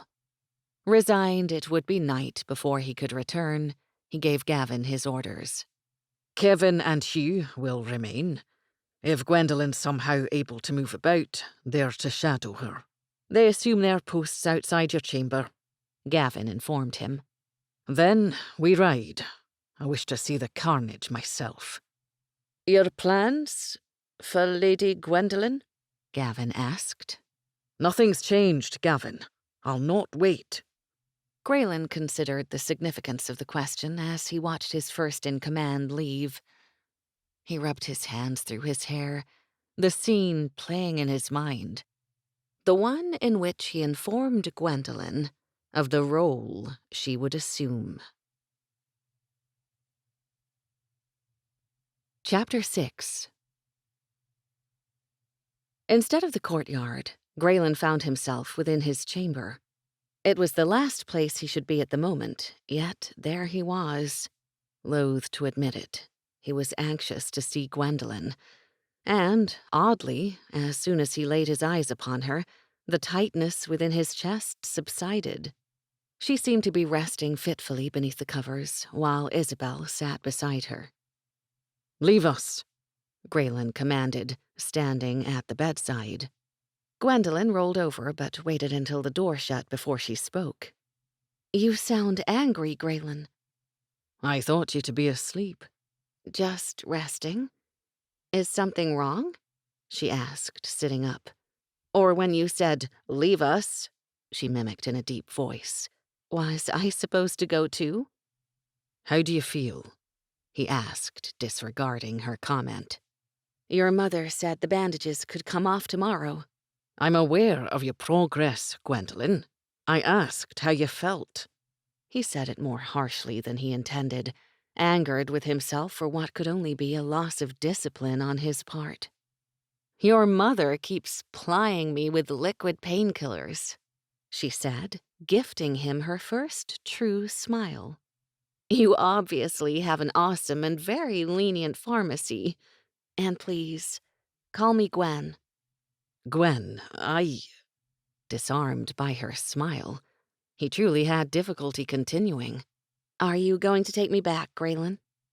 He waited a moment to answer. Gwendolyn, you'll not be going back. As he looked upon her upturned face, he wondered how she could even think such a thing. There were, of course, still many unknowns. However, relinquishing her was not one of them. Based on his physical reaction and attraction to her, as well as this odd internal awareness that Gwendolyn was in fact the she of the prophecy, the thought of taking her back, as she just stated, was preposterous. Was there a problem at the inn? She asked, a slight puzzle to her lips. Did they let my room go? I could have sworn I paid for 2 more nights. She said the last almost as an aside, then turned her head from left to right as if considering something. They have my credit card on file too, Grayen. I've not spoken with them, Gwendolyn. You didn't call? The reprimand in her voice was unmistakable. She reached for his hand. But you said you'd take care of it. Her slender fingers worried over his. What about Sarah? She'll be concerned if I don't check in. He knelt in front of her, covering her hands with his own, and he told her quite honestly, I've no means to call, Gwendolyn. You don't have a phone? She asked, sounding surprised. Her brow furrowed above the bandages, and he wished to reach out and smooth it, but instead continued to rub her hand. Nay, Gwendolyn, I have not a phone. Not even a cell phone? Truly grateful she offered questions that he could seemingly answer, he repeated her words. Not even. Grayen, it's the 21st century. Everyone has a cell phone. It was a statement he would remember for the rest of his years, and a life of training that kept him perfectly still. While shock and curses ran through his mind at what she just revealed, moments later, he was smiling. Of the many reactions one might have to such a statement, What he felt most was relief. Gwendolen was his. This beautiful creature he'd plucked from the waters was, in fact, his. Gwen. Gwen, what? Holy Mother of God, glad tidings aside, what? Did you lose power? Did the storm wipe out the lines or something? She asked before he could continue. Bless the woman for making it so easy. Or something would suit, Grayen implied. Well, I guess I'm stuck here. He was grinning as she shrugged while making that last declaration. Aye, Gwendolen, he drawled. I guess you are. It was dusk by the time Grayen and his men approached the site of the attack. Grayen listened to the report of the men who awaited their arrival as he inspected the heinous display. He knew MacPhail was to blame and cursed him for taking his hostility out on helpless animals. Without a word, he grabbed a shovel. His men silently followed his lead. Having to ensure the carcasses wouldn't contaminate the surface, it took 2 hours before the trenches were deep enough. By the time the task was finished, they were covered with dirt and blood. New patrols relieved the men who rode the perimeter throughout the afternoon. They would remain till dawn, when the guard would be turned over again. Confident his men would hold off another attack, and assured by Gavin that all of their patrols had been doubled, they rode back to the keep. Consumed by thoughts of Gwen, the time went quickly. Her words nearly rang in his head. 21st century. Good God, it was astounding. Gavin, too, had been shocked when Grayen told him and said little in response. In truth, what could they say? Thankfully, Gwen had worked everything out herself, justifying the things he couldn't explain with assumptions. He was happy to go along. He'd not had to lie, though he'd have done so easily. He was relieved, too. No man waited for her, and she spoke nothing of her family. He would be her family now. It would be done on the morrow. Gwen awoke sometime in the afternoon, knowing once again that Grayen had left. He was turning out to be a serious distraction, especially her reaction to him. She meant to ask him about the strange things Isabel and his mother had spoken of earlier, what they'd said about them waiting for her and knowing that she'd come. It didn't make sense, and although her head was truly fuzzy, there was something really odd about it all. She just couldn't put her finger on it. And just when it was on the tip of her tongue to say something, Grayen sat next to her on the bed and asked her if she needed anything. What she needed was some distance from the man. Well, not really. She'd been thrilled when he told her the storm had knocked out their power and phone lines. She didn't want to leave. She couldn't explain it, but being near him seemed to be the only thing she did want. She knew it was ridiculous, but what the hell? If she had to get stranded somewhere, why not here? She obviously wasn't in any danger. Grayen had saved her last night. He'd taken her back to his home to recuperate, and his family was taking care of her. It couldn't be clearer. They were only doing what was appropriate under the circumstances. Of course, it didn't explain why she was in his room. Shouldn't she be sleeping somewhere else? If they didn't have an extra room, shouldn't she be in Isabel's bedroom instead? And what about last night? She was almost certain she'd slept with him. Worse, she had a feeling her dream was no dream. She'd remember that kiss for the rest of her life. My God, the man had a powerful mouth, and he definitely knew how to kiss. She'd never kissed like that.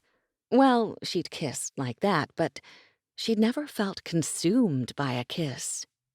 She'd never been held like that either. He must think her 10 kinds of a hussy, but she hadn't been able to help herself. It felt so right, and his body was so... Well, the man was built. He was so large he engulfed her, and his muscles were so defined they were amazing. When she ran her hands along his back, his skin was so hot she felt like she was being seared, and she wanted to feel his hair again, too. It was thick and soft, longer than it should be, but she liked it on him. Oh my God, what in the hell was she thinking? She hadn't even seen him yet. If she had the chance, though, she knew she'd do it again. Somehow, deep down, she knew Grayen was what she'd been searching for. The rest of her day was spent in bed, hiding blushes when she thought about that kiss and enjoying her recuperation more than she ever imagined. Anna sat by the fireplace, while Isabel sat next to her reading. When Gwen wasn't sleeping, Isabel chatted endlessly. Grayen's sister was delightful. She had a dry sense of humor and seemed quite mature for someone who just turned 18. Before supper, Gwen had a bath in front of the fireplace. Why there, she couldn't be sure, but it helped immensely. Anna rubbed the aches from her body, using a soap that smelled of wildflowers, and Isabel leaned against the rim and brushed her hair, then tied it in a ribbon. Lady Madeline returned and removed her bandages, commenting on how pleased she was with the progress of her wounds. Since she wasn't used to being cared for by others, she sat quietly wrapped in a towel in front of the fire. Lady Madeline and Isabel put ointment and gauze on all of her cuts, while Anna instructed the servants to remove the tub and bring up a tray for dinner. But when she heard Anna ask Isabel to fetch another bedgown, Gwen finally spoke up. "Anna, is there something else I might wear? I'm not really comfortable in long nightgowns." There was an extremely long pause, and Gwen thought she'd be refused. Thankfully, Lady Madeline saved her. "I see no harm," she finally said. "No one's about but us, and you might rest easier." Relieved, Gwen thanked her and asked for a shirt to sleep in instead. They laughed. "Gwendolen, we possess no shirts ourselves, but if you wish, you may use one of Grayen's," Lady Madeline offered. Gwen couldn't resist. "That would be great, thank you." Anna replaced her towel with a very large shirt. Isabel laughed the second it was on and continued to do so as she rolled up the sleeves. Gwen didn't care how big it was. It was made of the softest linen she'd ever touched, and it was Grayen's. "Is there somewhere else I should be sleeping?" Gwen asked, wishing at once that she'd kept her big mouth shut. She didn't want to leave Grayen's room, but staying meant that she would sleep with him again, like she did last night, and everyone in this room knew it. Lady Madeline spoke those words again, the ones she'd always dreamed of hearing, the same Grayen had spoken earlier. "This is where you belong, Gwendolen. My son would have it no other way." Gwen didn't ask Lady Madeline to explain, and honestly, she didn't want her to. She had dinner with Isabel by the fire while Anna fussed about the room, and later, when Anna pleaded with her to rest in bed, Gwen stood her ground. She was going to sit by the fire until Grayen returned. Then, she would ask him about the things that had bothered her all day. Chapter 7.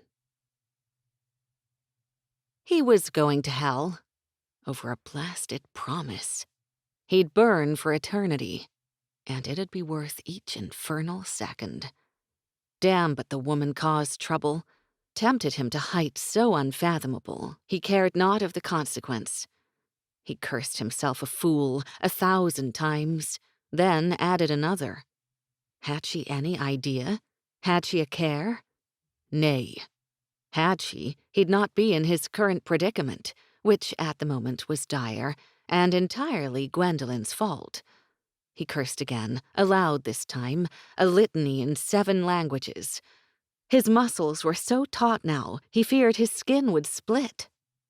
His eyes narrowed as she began to stir. He scowled. She had the nerve to stretch. She might as well deliver him to Hell's Gates herself. "Grayen?" Gwendolen whispered. "Aye," It came out as a growl as his hands fisted at his sides. "Bad day?" she asked. Bad day? Bad day, Gwendolen? Have you any idea what you're doing to me? He shouted. "Me?" she shouted back, sitting up straighter. "What in the hell are you talking about?" I made a promise, he yelled again. "I take it promises make you grumpy?" Nay, he argued, kneeling before her. Lasses with flawless skin and honey-coloured hair wearing nothing but my shirt make me grumpy. All of them? Or just me? Just you, Gwen, he whispered, lowering his head to her knees. I swear, just you. He sensed her smile and felt her relax as she placed her hands on his head and tangled her fingers in his hair. It was a reflexive gesture, yet intimate as well. It felt amazing. "Speaking of swearing, I didn't get the fifth one. What was it?" she asked.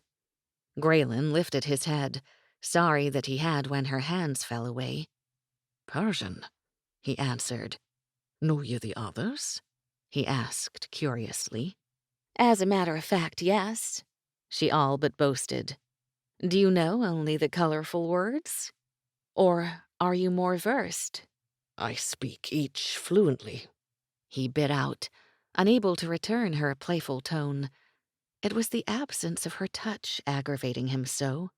Are you going to keep growling at me, or are you going to tell me what's bothering you? She asked as she reached out to him. Her hands landed on his shoulders, and her fingers at once started kneading into his muscles.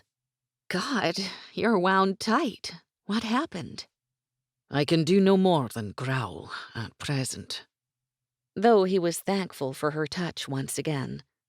And as to what happened, you happened. And you happened to be wounded.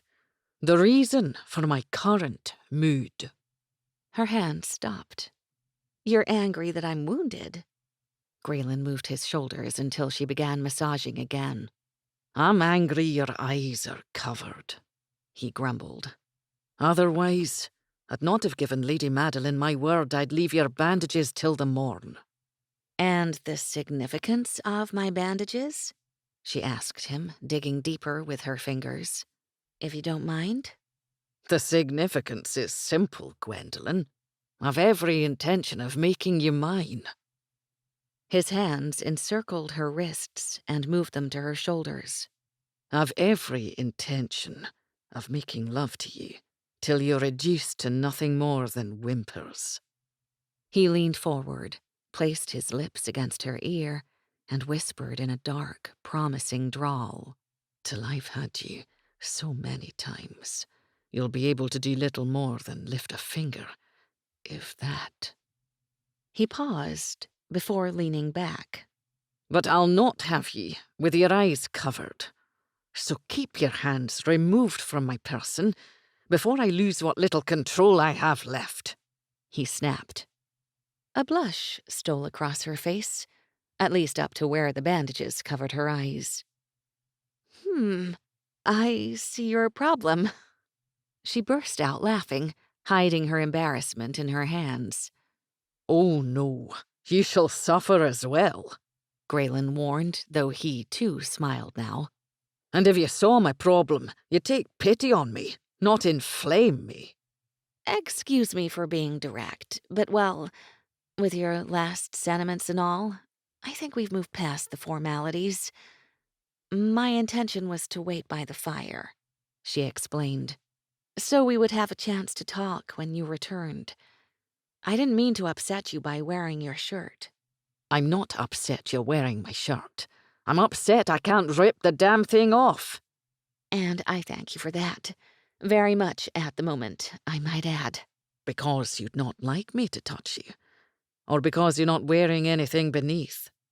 I am not going to answer that, she said, holding up her hand in emphasis. Grayen took her hand and kissed her palm. Then, using his teeth, he grazed her wrist. I've ways to make you talk, love, he whispered suggestively, before carefully scooping her in his arms. He groaned again.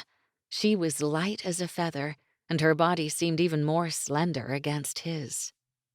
"I think I have it all figured out, Grayen," Gwen said as she pressed her face to his chest. "I'm really in the hospital, on an IV drip, and you're just a hallucination. A magnificent one, of course." Grayen offered a quick, "Thank you, love," at the compliment, and she continued. "And in this fantastical hallucination of mine, well, I really didn't think I would have come up with it myself, but I guess you've decided to make me your love slave. Is that about right?" Grayen grinned. "I'd not thought of it, and the idea has merit. But just so you know, I'd have wed you," he offered with a squeeze. "Father Michael was to come at dawn." "See? Now I know it's true. I really am in the hospital. I never imagined unconsciousness would be like this," she said, waving her hand about the room. "You must be the doctor who's caring for me. And I guess you're taking me off life support in the morning." Grayen froze in place. Whatever Gwen was working out in her mind, he'd not let her assume she was somewhere else and under someone else's care. And he sure as hell wouldn't let her think what he thought she implied. "Explain yourself, Gwendolyn." "He's coming to give me my last rites. I'm going to die tomorrow. That's why the priest is coming. I hope I remember you, Grayen. I hope I can find you next time. Before it's too late." "Ah, Gwendolyn, I swear to you, you're not going to die in the morning. And Father Michael is coming to see us wed, love, not to give you last rites." He made the assurance as he placed her back on the bed and tucked her beneath the covers. "Oh my God!" Gwen started laughing hysterically. "I'm really dying." "I just told you, you're not dying." At his words, she became very quiet. Her fingers worked furiously at the bed covers.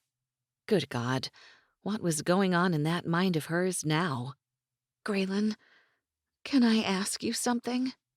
"Aye," he answered, wondering what foolishness she'd come up with. "Last night, when I was dreaming, it was you, wasn't it? I mean, I know I'm dreaming, but in my dream, the one I'm in now, you kissed me. You really kissed me, didn't you?" "Aye, Gwen, I kissed you." "Will you do it again? Please?" She was doing it again, tempting him back to the gates of hell.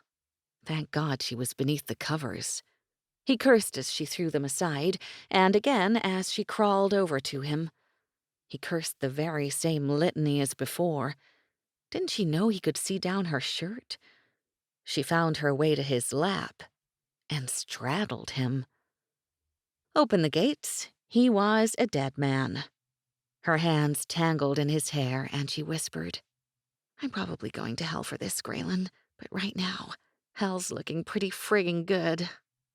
Grayen's arms snaked behind her, tightening until she was pressed fully against him, and his hand gripped her head. "It appears to be frigging Eden, Gwen," he agreed, using her word. Then he kissed her. No niceties this night, no slow explorations. He fed off of her like she was his last morsel, holding her as if she were his lifeline in the world. And he could not get enough. No matter how he tried, it simply was not enough. Deleted scene. "Oh, God, Grayen, take them off. Please, help me take them off." Grayen lifted his head. Gwen was reaching for the bindings covering her eyes. Something was amiss. "Help me, damn it!" she snapped. Sanity was like a full frontal blow when he wished to be witless. But he said a silent prayer that Gwen had brought him to his senses. He reached for her hands and wrapped them behind her back. Then he could do little more than rest his head on her chest. "What are you doing?" "Have a care, Gwen. I need a moment." "You need a moment? Take off the damn bandages, now, she demanded, trying to break free. Nay, He sighed. He leaned back, taking Gwen with him. She sat on his knees, and he wrapped his legs around her, adjusting the shirt to cover her from his view. Nay? She mimicked in a shout, poking a finger at his chest. I'm going to die in the morning, and you're depriving me of my last wish? She didn't wait for a reply and reached for the edge of the binding. Grayen cursed again and covered her hands. you are not going to die. Good God, the woman had a thick skull. And I've already said you'll not remove them. I promised. Gwen snatched her hands back, then pushed against his chest with both of them. Break it! I never break my word, Gwen, Grayen replied. Oh my God, you don't want me. As Gwen whispered those words, she realized she'd never been more humiliated in her life. Too many firsts, and his rejection was the worst of them. Tears filled her eyes, and she wanted nothing more than to leave. Dream or not, she was out of there. She began scooting backward, feeling for the edge of the bed with her feet. Where are you going? Grayen asked in a chiding tone. Don't touch me. I'm leaving. You'll go nowhere. This is my dream. I can do whatever the hell I want, she shouted as she slid from the bed and moved along the side. Truthfully, she had no idea where she was going, but she couldn't stay any longer, and she would not cry in front of him. She would not. But then his hands were on her. Don't push me away, Gwendolyn. Ever. His warning came with a squeeze to her shoulders. In case you've forgotten, you're the one who stopped, Grayen. Excuse me for feeling rejected, but I was. He pulled her closer. I did not reject you. How could you even think such a thing? How? She pushed him away again. If you didn't notice, we were moving from appetizers to the main course, you giant idiot, she snapped. But you obviously don't want me. He grabbed her again, his voice angered. I want you so much, 'tis killing me. He brought her closer to his body. For more years than I care to remember, I've wanted nothing more, Gwendolyn. But when I take you, I'll have the pleasure of looking in your eyes, which leads us back to my promise. I gave my word, Gwen. Once given, 'tis a solemn vow. I will not break it. Understand? Oh, this was priceless. The man who rejected her, humiliated her, and made her feel like a fool, wanted her to accept his word. She wished she could stare him down. Instead, she made a sweeping motion with her hands and broke his hold. Listen, Grayen, whatever your name is, I don't give a rat's ass about your word, and I sure as hell don't have to stand here taking your sanctimonious bullshit. The message was loud and clear, buddy. Now hear mine. She paused, feeling for his chest. Finding her mark, she used her finger and nailed his center with it every few words. Dream or not, I would have made love to you tonight. Do you know why? Don't answer that, she hissed in his face. It was rhetorical. She qualified it all the same. You made me feel things tonight. Things I've only dreamed about. With you, I might add. And, maybe, before I died. I wanted to believe that I did belong somewhere. Tears of frustration ran down her cheeks now, but she had to finish. She, unlike some, did not run away. I'd have taken it, Grayen. I'd have unabashedly reveled in those feelings, she confessed, mortified that her words caught on a sob before she could continue. Even for one night. Grayen didn't say a word. In fact, it seemed the man was utterly still. Well, bully for you. But then he grabbed her, and she must have been only inches from his face. First, that move you used to disarm me was brilliant. 'Tis pride which fills me that you used it. He must have been done complimenting her because he squeezed her and brought her even closer. Now let me make myself clear. Gwendolen, whatever your name is, I don't give a rat's ass, as you've said, what you believed before, and I sure as hell didn't feed you sanctimonious bullshit. And by the way, who in the hell taught you to speak such filth? He yelled. Nay, don't answer that, he warned her when she opened her mouth. 'Twas rhetorical. She could only imagine his great satisfaction in the fact she remained silent.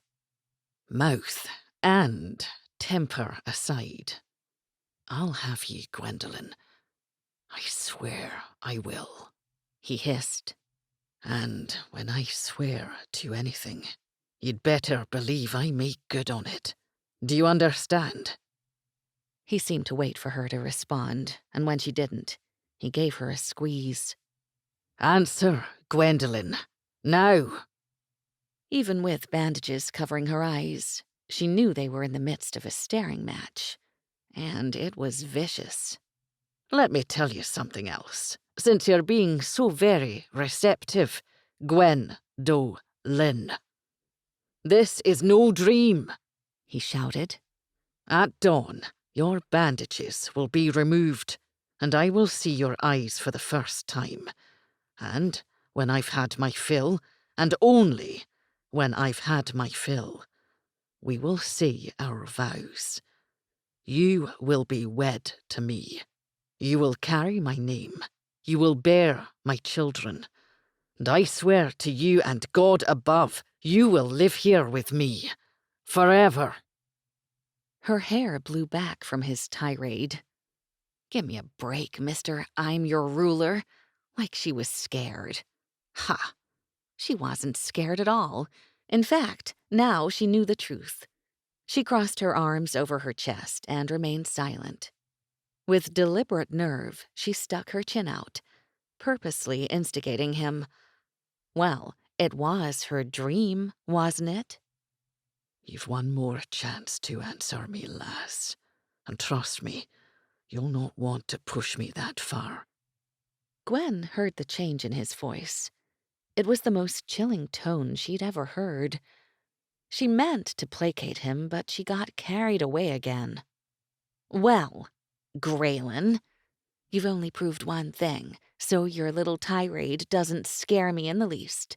This is a dream, so pinch me, you big oaf. Better yet, bite me. Gwen couldn't see the look on his face, obviously, but she sensed something had changed. Like all the air in the room had been sucked away, and all that was left was this malevolent energy, which unfortunately she had helped to create. She was about to make a run for it when Grayen pulled her against him with such force he took her breath away. He kissed her and took her challenge. He bit her. I taste blood. Oh my God, I taste blood! Gwen yelled, hitting his chest. Grayen, this isn't a dream! For a moment, she was so excited she started jumping around on the bed. That dance that you do when you just can't help yourself. I told you 'tis not. Damn it, Gwendolen, cease your antics. I just bit you, he snapped. I lost control. I've never done so before, yet you're acting as though 'tis a cause for celebration. He lifted her chin as if inspecting the damage. Her lips, already swollen from earlier kisses, were more so now, and as he gently pulled upon her bottom lip, he obviously saw blood. Sweet Jesus, forgive me, he pleaded. What's a little love bite? Besides, she knew she'd purposely provoked him, and truthfully, he hadn't hurt her. The man just had to touch her, and all thinking went out the door. Which led to another mortifying thought. She was not dreaming, which meant she'd consciously behaved like a... What? Cat in heat? Woman on the edge? Slut? Oh my God, she was a slut. Gwendolen Reynolds was a bona fide slut. Could you be a slut without having sex? Oh God, you could. Grayen grabbed her. Whatever you're thinking, cease. Your mind works in the strangest ways. I acted shamelessly, Grayen. I'm not like this. I'm really not. In her desperation to make him believe her, she ran her fingers through the hair on the side of his head. It's the drugs, and I thought I was dreaming. She stopped, as if another thought might be more disturbing. Why did you say those things to me, Grayen? She asked in a strangled whisper. You've not forgiven me, Gwen. I can hardly offer an explanation. Big deal. So you bit me. She shrugged. You didn't hurt me, Grayen. Then she whispered with a grin. Don't tell anyone, but I kind of like the way you throw me around. Gwendolyn, he whispered against her forehead. If I live to be 1,000, I'll never be able to repay the liberty you just bestowed upon me. Nor will I ever fathom the way your mind works, he muttered. Hey! She pinched him. That's not nice. She could sense his smile as he sat on the edge of the bed and lifted her on his lap. My pardon once more, fair lady. Gwen sat quietly for a moment. The way he spoke to her, it was like she was his lady and he her knight. She sighed, then asked again the question he hadn't answered. Why did you say those things to me? I've said a lot tonight. Which things do you refer to? You know, those things. About us. She couldn't repeat them herself, and maybe she hadn't heard him correctly. Maybe she had imagined it all, because he said nothing and instead began to kiss her, gently brushing his lips against hers. She pulled away. Dreaming or drugs? Was it all in my head? Nay, love. He nudged her lips again. I said your bandages would be removed in the morn. He nuzzled her again as if he enjoyed the feel of her skin against his own. I said we'll be wed. Another kiss. I said you're going to carry my name and have my children. Kiss. And I said you'll remain here. Kiss. With me. Kiss. Forever. Gwen pushed away as he tried to kiss her again. She couldn't think when he touched her like that. Nuzzling was as good as kissing, especially the way he rubbed his nose and lips against her. Why, Grayen? You don't even know me. 'Tis no simple answer, Gwen. Tell me, please. Grayen let out a long sigh. Then he shifted his body and took her with him as he settled back. There was a prophecy, an enchantment, I've been aware of for years. Its writings told of two souls who'd been born apart.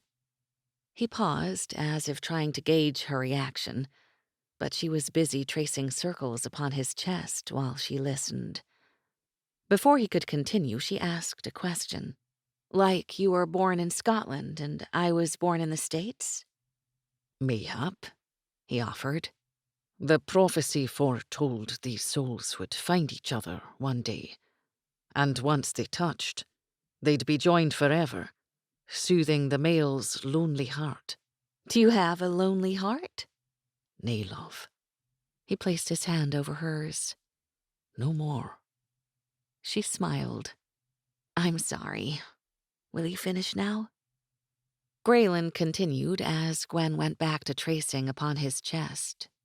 'Twas written the prophecy's culmination would occur during the midst of a terrible storm. A storm on the eve of their shared birthdays. Grayen, Gwen whispered. Aye, Gwendolyn. Was yesterday your birthday? Aye, and yours as well. Gwen couldn't answer. Her throat had closed and her eyes filled with tears again. Could what he said possibly be true? A prophecy? About them? Gwendolyn? She'd stopped tracing, and he obviously could tell she was troubled.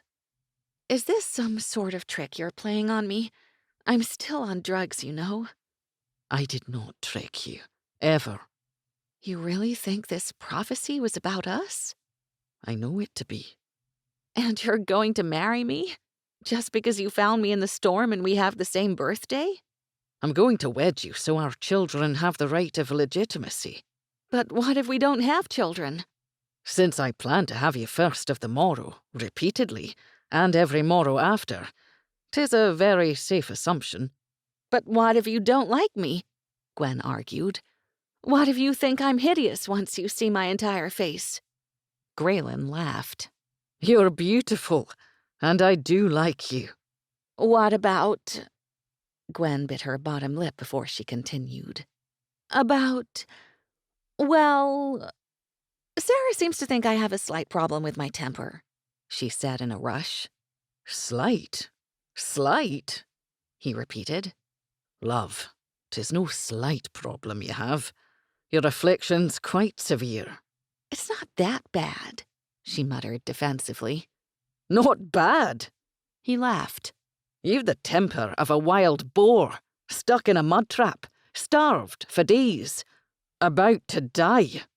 By the time he finished, she was laughing so hard, her face was buried in her hands. Tell me your family name, Gwen, he asked when they became quiet again. Reynolds, she supplied quickly. Gwen waited for Grayen to say something. He didn't. Finally, she reached out to him. Are we in the Twilight Zone again, Grayen? Grayen? 'Tis a good name, Gwen. On the morrow, however, 'twill be no more. Father Michael will join us, and you will truly be mine. Grayen? Aye, Gwen. Do you promise? She hadn't meant it to come out as a plea, and regretted the words the moment she'd breathed them. Ah, Gwen. He sighed, gathering her closer. I solemnly promise to wed you on the morrow, and I vow to make you so completely mine you'll not lose your glow for days, and I never break my word. Gwen felt a slow, lazy smile cross her lips. She knew exactly what he implied. She laid her head against his chest and ran her fingers down his arm when she felt something wet around his biceps. Grayen, what's this? She asked. I suffered a wound. You suffered a wound, she repeated. What in the hell does that mean? She sensed him smiling at her words. I don't stutter, love, nor do I speak in riddles. Good God, your mouth's atrocious. Whatever, Grayen, Gwen said dismissively. I swear, the drugs your mother's been giving me have affected my judgment. Aye, Lady Madeline can be quite high-handed where her potions are concerned. He quickly agreed. Then, as if another thought crossed his mind. Think you that's the problem? He sounded like he was relieved by the possibility. What problem? Your mouth. If it helps you sleep at night, then yes. I'm sure that's the problem. Now, will you get the supplies Anna's been using for me? This needs to be redressed. You're serious? I don't stutter, Grayen, nor do I speak in riddles, she mimicked. Grayen sighed as he stepped from the bed. Gwen was standing when he returned. Get back in bed, Gwen. I'll change the dressing myself. Gwen crossed her arms over her chest and started tapping her foot. I'll redress your wound, Grayen. I need to make sure it hasn't swelled. Tell me how it happened. A simple accident, was all he said. Sit, Grayen, now, Gwen ordered when he didn't move. Once he settled, Gwen worked expertly with covered eyes. She found the edge of the gauze and unwound it, then carefully brushed her finger over the surface of his skin. She mentally counted each of his 12 stitches, then tested the skin for swelling before reaching for fresh gauze and the jar of ointment. In seconds, she had his arm wrapped again. Are you in pain? Gwen asked. I know how to get my hands on some pretty good potion, as you call it, and I'm willing to share, she teased with another grin. The only pain I have will be fixed on the morrow," he promised, grabbing her quickly around the waist and pulling her back on the bed. She shrieked in surprise and laughed as she snuggled against him. Grayen, "Aye, Gwen." if this is a dream, don't wake me. It's the best one I've ever had. He spooned her body, then wrapped his leg over her. "'Tis no dream, Gwen," he promised. "Just a matter of time, love. Just a matter of time." Grayen had just fallen asleep when he heard footsteps outside his chamber door. He knew he'd not like the information his first-in-command found necessary to disturb him with. "What troubles have ye?" Grayen demanded. "The king's men wait in the great hall." Gavin's voice was grave, so Grayen knew he'd not be pleased with the news. "Their purpose?" he asked. At his hesitation, Grayen pressed harder. "Out with it." "There was an attempt on our sovereign's life. The offenders to be tried 2 days hence."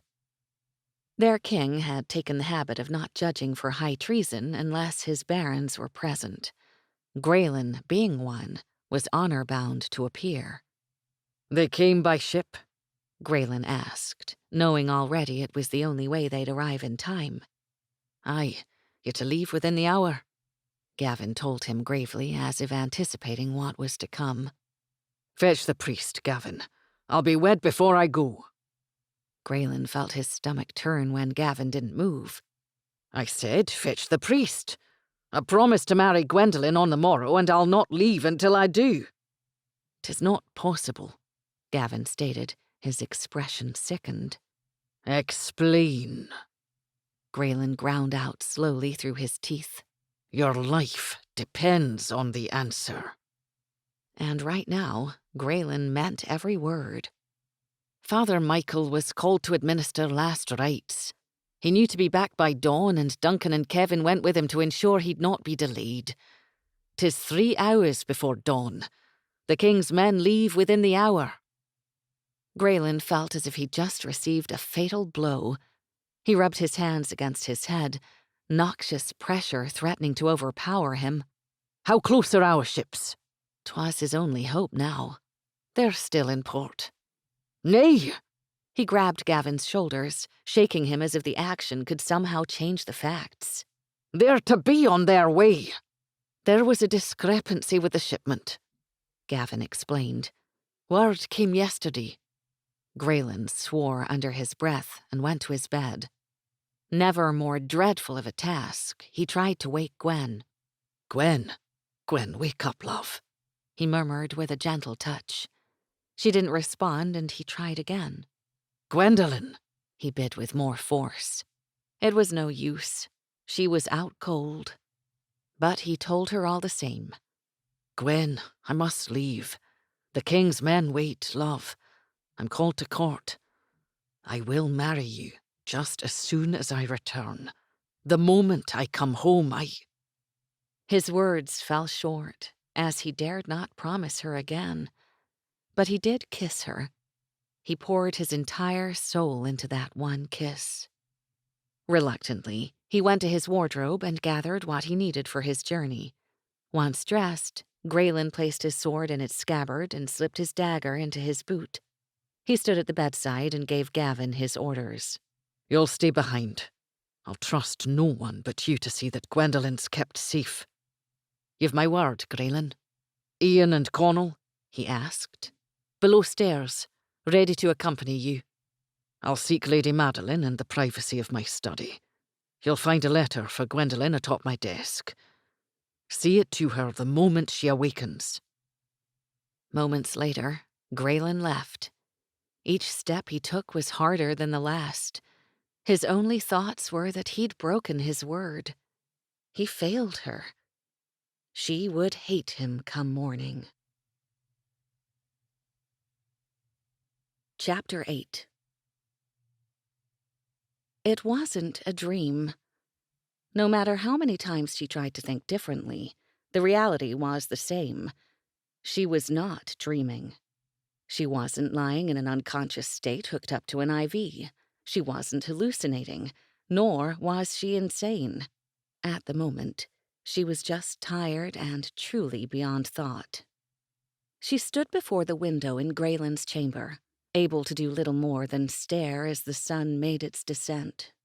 Silent tears streamed down her face, and the soft rustle of parchment whispered in the air.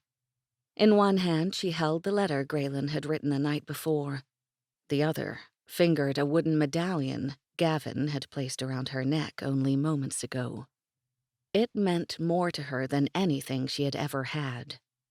Strange how in just a little over 12 hours it was the link to her future that now gave her courage, not her bracelet, which was the only link to her past. So many things were clear, now that she could see. And though the scenery of northern Scotland and the sea that surrounded it looked no different, she knew she wasn't in Kansas anymore. When she had awoken that morning, she had sensed something was wrong and had known instinctively that Grayen wasn't there. It shouldn't have come as a surprise. It seemed to be the only way she awoke at Seagrave. She decided, however, that if she awoke to that feeling one more time, she'd kill someone. And after today's revelations, Grayen was at the top of her list. That is, if he didn't get himself killed first. But at the time, she'd only thought that she'd been a fool.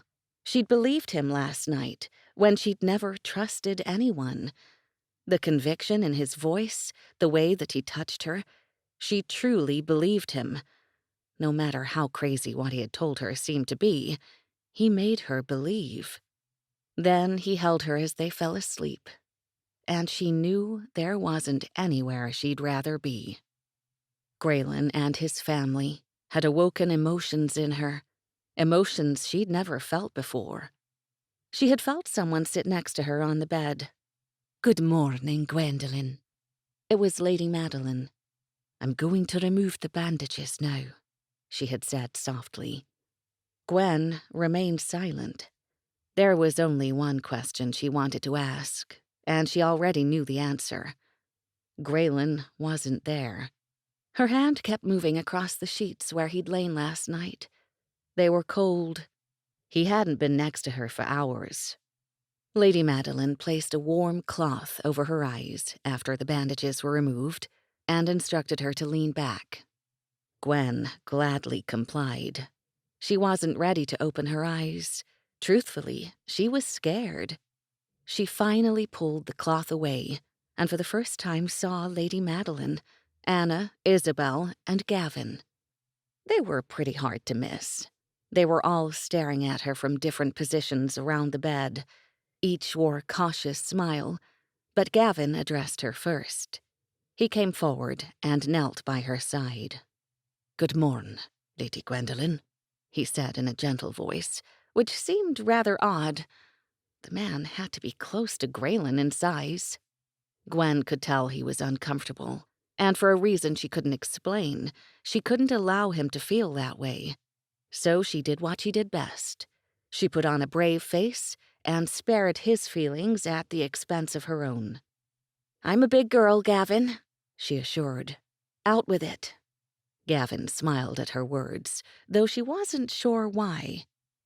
"Our laird was called away last night," he said. "Of course he was, Gavin." Gwen braced herself for whatever he might tell her, managing a fake smile. That he tried to offer comfort with his explanation was clearly evident. "The king's men arrived in the early morning hours. Grayen had no choice but to go with them. He tried to wake you, but you were unresponsive." "I've been adding powders to your tea, Gwendolen," Lady Madeline interrupted. "They cause deep slumber." Gwen nodded, aware of the effects of what she'd been taking. She looked back to Gavin. "Grayen told me of his promise," Gavin continued. "He demanded that I fetch Father Michael.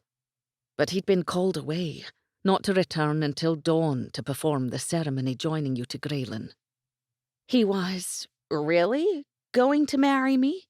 Gwen asked. It was easy to believe him last night, But now, everything seemed different. Gavin's smile turned arrogant. "I'm a lady. 'Twas always the plan. Our laird would never make a promise he'd not intended to keep, especially to you."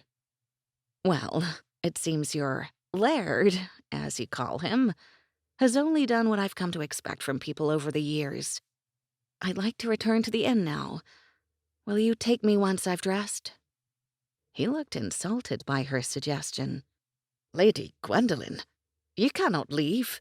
'Twould mean my head." I'm sure you're exaggerating, Gavin.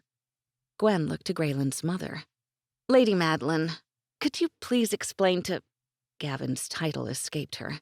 To your son's, whatever he is, that it's not appropriate for me to stay any longer? Lady Madeline came back to the bed. She was so beautiful, regal, actually. Her auburn hair was swept back and secured with jeweled combs. Oddly, she wore the most incredible long dress. It was the deepest shade of blue, with bell sleeves that fell open to the sides. She looked straight into Gwen's eyes. Speaking in a gentle but serious tone, she said, "I'm so very sorry, Gwendolen, but what Gavin's told you is the truth. You cannot leave." Gwen didn't want to argue with her, but in true Gwen fashion, she did. "Why not?" "Not only is there nowhere for you to go, but you belong to my son now. The formality of your marriage is just that, a formality, my dear." There it was again, her fictitious marriage that was just a formality. Maybe she was pregnant, too. Oh yeah, they never had sex, and she wasn't married. Lady Madeline, as much as I'd love to stay, I can't. Spare me whatever dignity I have left. Which at that moment, Gwen thought, wasn't much. Gwendolen, if Graylin's men let you go anywhere, he'll kill them without hesitation. You must believe me, she warned. Isn't that a little dramatic? Gwen asked.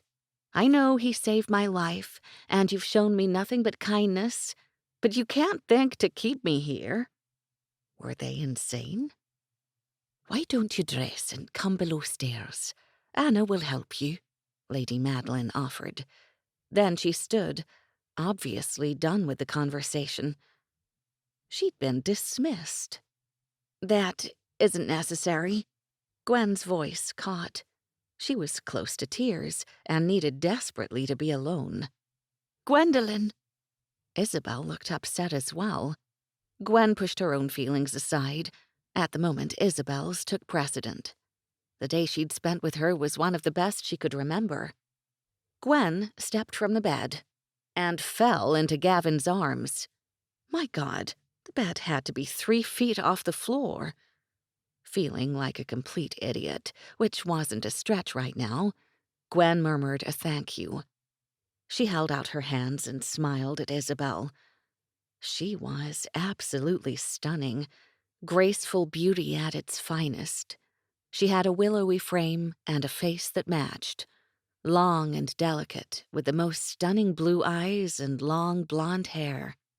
Please, don't worry, Gwen told her, mortified that her voice cracked. Gwendolen, you mustn't leave, Isabel whispered. Please, Grayen will return soon. I can't stay, Isabel, Gwen whispered, shaking her head. Her heart constricted as she realized the dream she'd embraced for only the shortest of time was now shattered, the one in which she had a family to care about, a family who cared about her. Isabel and Lady Madeline left the chamber, and then Gavin addressed her again. Lady Gwendolen. Gwen gave him her full attention now. She couldn't help it. The man was handsome, well over 6 feet tall, with thick dark hair cut just below his ears. He wore a beige linen shirt tucked into black trousers and tall black leather boots polished to a high shine. And he had penetrating blue eyes. A second later, Gwen shook her head. Is that a sword, Gavin? Why in the hell did he have a sword strapped to his back? "Aye, my lady," he answered. "I'm never without it." Why in God's name would you carry a sword? Gwen asked, completely stupefied, though she had to admit she enjoyed the slight irritation her question caused. "For protection, Lady Gwendolen. My duty is to see you're unharmed. How else am I to accomplish this?" Gwen gave him her best were you born on another planet look. Don't you believe in using your words, Gavin? She asked, and then laughed at his expression. Oh yeah, he was fun to irritate. She liked him. Gavin ignored her question. "I've a letter from Grayen, Lady Gwendolen.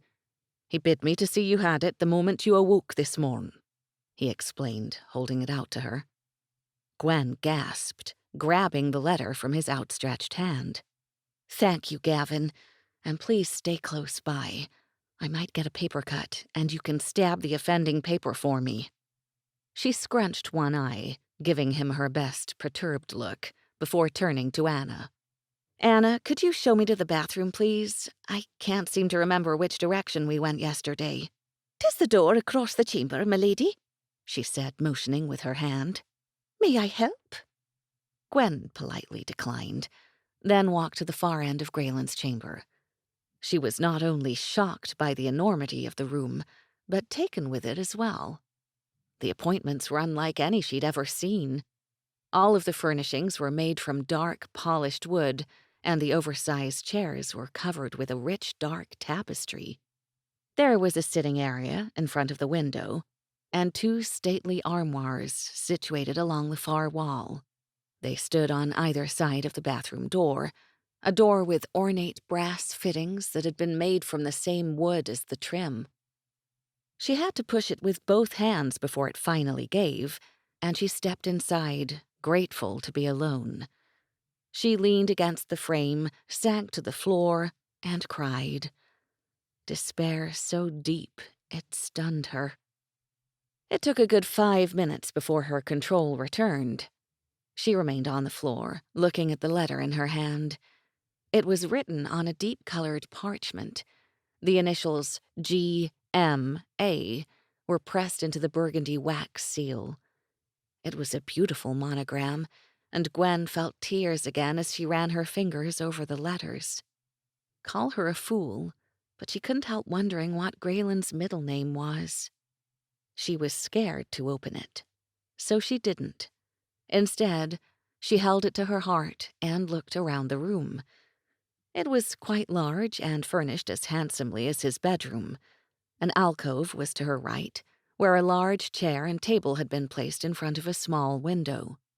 To her left was a chest of drawers with thick towels, a porcelain basin, and dark valet on top. Another chest was in front of her, but this one had 2 basins with a towel stand between them and a large framed mirror above. The door next to it, she supposed, led to a private toilet room.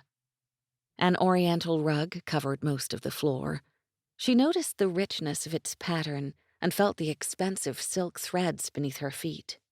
The walls were constructed from large pale stones finished with dark trim, and tapestries hung from brass rods, covering the walls with their warmth.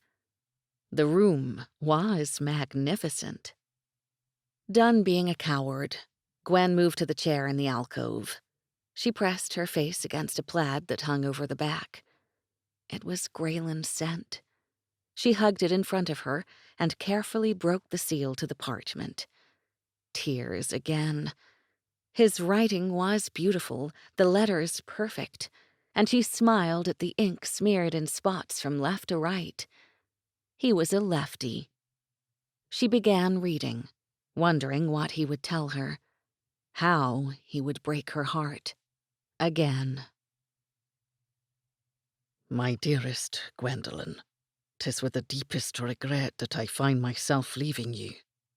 Never have I broken my word, and that you are the one I have failed pains me as nothing before. Though I tried to wake you, 'twas no use. Hear my plea now, Gwendolen. I will return to you, I will have you as mine for the rest of my days, if you will only still take me. My heart is in your hands, Gwendolen, where it shall remain forever. Yours, Grayen Alistair MacGregor. He wanted her. Grayen really wanted her. But why? If only she could remember what they'd said last night. She recalled some of it, but it didn't make sense. More importantly, he was gone. She had to go back to the inn. With somewhat of a plan, Gwen decided to get dressed. She needed desperately to use the bathroom, and struggled with the heavy door until it opened. Then she stood there, shocked. It was an old-fashioned garderobe. How could a family with so much wealth not have indoor plumbing? She stared at the stone bench built into the wall. It had a wooden seat, and she knew if she looked down, she'd see running water at the bottom. In the end, it wasn't as bad as she thought, but the crude toilet paper wasn't even close to charmin. She must have been on some powerful drugs to have missed that yesterday. She walked to the mirror, relieved that her face showed barely any marks. Those that were left were only a shade or two darker than her natural skin color. She washed her hands in the basin filled with fresh water, careful of the cloth on her right hand. She unbuttoned her shirt and pulled it away. She still had bruises from the seatbelt, but they seemed to be fading. She didn't see any supplies to change her bandages, and her clothes were nowhere to be found either. Taking a deep breath, she pulled the door open, hoping Gavin had left. She'd listened to enough outrageous statements for one day. Anna waited just outside, her arms loaded with clothing. "I thought you'd like to dress." Gwen scanned the room, relieved that Gavin had in fact left. "Do you have my clothes? These look nothing like the ones I wore," Gwen said, looking pointedly to the bundle in Anna's hands. "'Twould not be proper, Lady Gwendolen. This dress should do nicely till we fashion you a suitable wardrobe." "Anna, I have my own clothes," Gwen reminded her. "And please stop calling me Lady Gwendolen." "'Tis only proper," Anna returned. "Proper? My God. Nothing is proper about my stay here." "Try to understand," Anna said softly, taking Gwen's hand. "We've waited so long, and the plans are set. You must listen to reason. Grayen's men will not let you go. They cannot." "My God, Anna," Gwen exclaimed. They were crazy. "Just give me what you have. I'll get my clothes later." Anna smiled. "You'll do no such thing. I'll help. 'Tis my duty." "Whatever," Gwen said. She was tired. They'd worn her down already. Anna led her to the fireplace and removed Grayen's shirt. Gwen stood naked before her, completely unashamed and completely distracted. She could see Grayen's entire room from where she stood, and it truly was enormous. Each space had to be at least 30 feet across and just as deep. The fireplace area was filled with tables and chairs and another rich-looking rug. The fireplace itself was larger than any she'd ever seen. The hearth was made from the same stones that the castle had been constructed with, and the mantel from the same wood as the trim. The sleeping section lay just beyond the space she was standing in, and to say his bed was gigantic would be a gross understatement. The mattress was 3 feet off the floor and encased in a masculine frame. A dark burgundy quilt lay on top of ivory sheets, and decorative pillows covered most of the headboard. There were nightstands on either side, with candles and glass-covered oil lamps. And the sconces on the walls flickered like they had candles in them, too. Didn't they have electricity? "Anna, may I ask a question?" "Of course, anything you wish," she offered, continuing to clean Gwen's abrasions. "I noticed there wasn't indoor plumbing in the bathroom, and there are no lights." I don't understand, Lady Gwendolen. Our plumbing surpasses the standard, and the candles are lights, Anna replied with a confused look on her face. You're kidding, right? Anna put her hand to Gwen's forehead, pursing her lips. You feel cool, Lady Gwendolen, but mayhap you should rest again. Not a chance. I've rested more than I have in years. I just need to go home. She couldn't stay here any longer. But home? Gwen covered her face as tears filled her eyes. Lady Gwendolen, you are home. Let us take care of you now. Anna hushed, pulling her into her arms. When Gwen wiped her eyes, Anna finished dressing her wounds. She used a thick paste from a small clay pot and spread it with a flat wooden stick. Gwen picked up the pot and smelled the substance. It was the same she'd used last night for Grayen. Anna, what kind of ointment is this? 'Tis a mixture of herbs we grow in the garden. Really? Gwen asked in surprise. You don't believe in doctors or pharmacies? Anna looked puzzled again. Gwen felt uneasy. Anna helped her into a crushed velvet dress lined with soft linen. Whose are these? Gwen asked, after Anna placed slippers on her feet that fit perfectly. Isabel's, Anna answered. You'll have your own in no time. Now let's get you downstairs so you can break your fast. Aren't you forgetting something? Whatever do you mean? Anna asked, looking to the now empty table that once held the clothing she'd brought in. Underwear, Anna? How could she not think of it? She'd thought of everything else. I was leery of the bloomers. They might bother the bruise over your hips. Bloomers? What about my thong? Anna placed her hands on her hips. If you mean that piece of string we found in your trews, Anna chastised. 'Twas destroyed. Grayen was none too gentle when he undressed ye. Gwen squeaked, sorry at once that she'd missed it. Gavin bowed to her as they stepped from the chamber. Oh, please, Gavin, enough already. He didn't reply, which was good. Gwen was too busy looking around. She could see the openness of the foyer below and walked to the banister before peering over. A beautiful rug was in front of the stairway, and the wide steps led up to a spacious landing adorned with a large window. From the landing, the banister curved to either side, and more steps led up to a walkway, perfectly symmetrical on both sides. Large double doors were set into the side walls, 3 on either side. At the bottom of the stairway, she passed 2 massive doors, and the archway to her right opened to a room like she'd never seen before. The ceiling was at least 30 feet high, and gorgeous tapestries hung everywhere. A large fireplace with ample seating was in front of her, and to her right was a dining area with a long mahogany table and buffet. Candelabras had been placed at various points across each, and there were small bowls with fresh flowers in between. To her left was another seating area. Large sofas with ornate pillows and various-sized tables were everywhere. And there was a piano that looked new, but antique at the same time. But what struck her most was that despite the wealth the room represented, it held a quality of warmth. She envied this family for knowing such a luxury. Warmth, not wealth. Gwendolen, please join us, Lady Madeline called from the table.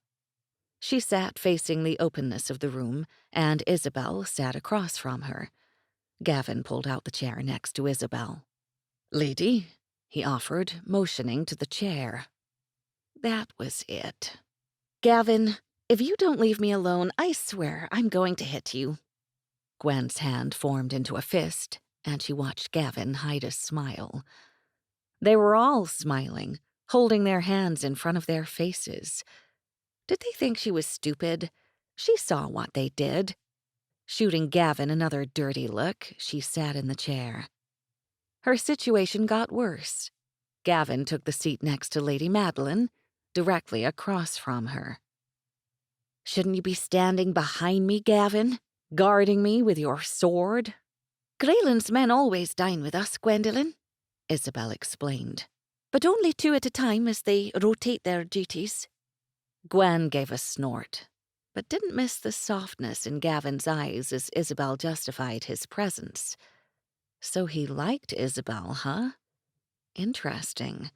Very interesting. "Isabel, I'm going to write down my phone numbers and address so we can keep in touch. After breakfast, however," Gwen looked at Gavin, "I insist on returning to the inn." Gavin stood so fast the chair he'd been sitting on fell. "Lady Gwendolen, I've told you more than once you'll go nowhere, and if I have to, I'll sit on you myself to see the task done. Do I make myself clear?" My God, the man sounded like Grayen when he was irritated. "Don't have a tizzy, Gavin. Just take me back to the inn," Gwen shouted, standing to enforce her point. "A tizzy?" he asked, his eyes narrowed and threatening. "Explain your meaning." "An outburst," Gwen said with relish. "More to the point, a fit. Much like the one you're having now." "You're daft," he bit through clenched teeth. "I am not," she bit back. "Aye, you are." "No, I'm not." "Are." "Not." Gavin's fists hit the table. "You're as stubborn as he. I swear you deserve each other." His eyes narrowed again as he stared her down, his hands still fisted on the table. "I've my orders, Lady Gwendolen, and I will see them through. You are to have anything you so desire. But leaving here is not an option." "This is ridiculous. Lady Madeline, Isabel, I've lost my appetite. Excuse me." Gwen left the table, muttering a few choice words when Gavin followed. She went straight for the front door and tried repeatedly to open it. It wouldn't budge. She kicked it, turning at the sound of Gavin's chuckle. "Your door is stuck." She kicked it again. "Allow me," Gavin said with a flick of his wrist. The door opened effortlessly. Gwen turned away in disgust, just in time to catch Isabel watching from the archway. Isabel ogled her current nemesis. Well, at least someone liked him, because she didn't anymore. Gwen stepped through the doors. Men stood on either side and bowed to her. "What is going on here? Get a life, people!" Holding the material of her dress, she walked down the stairway into the courtyard. She stopped after a few steps, faltered, actually, inhaling a deep breath audibly. She turned from left to right, shaking her head before closing her eyes. "Be different.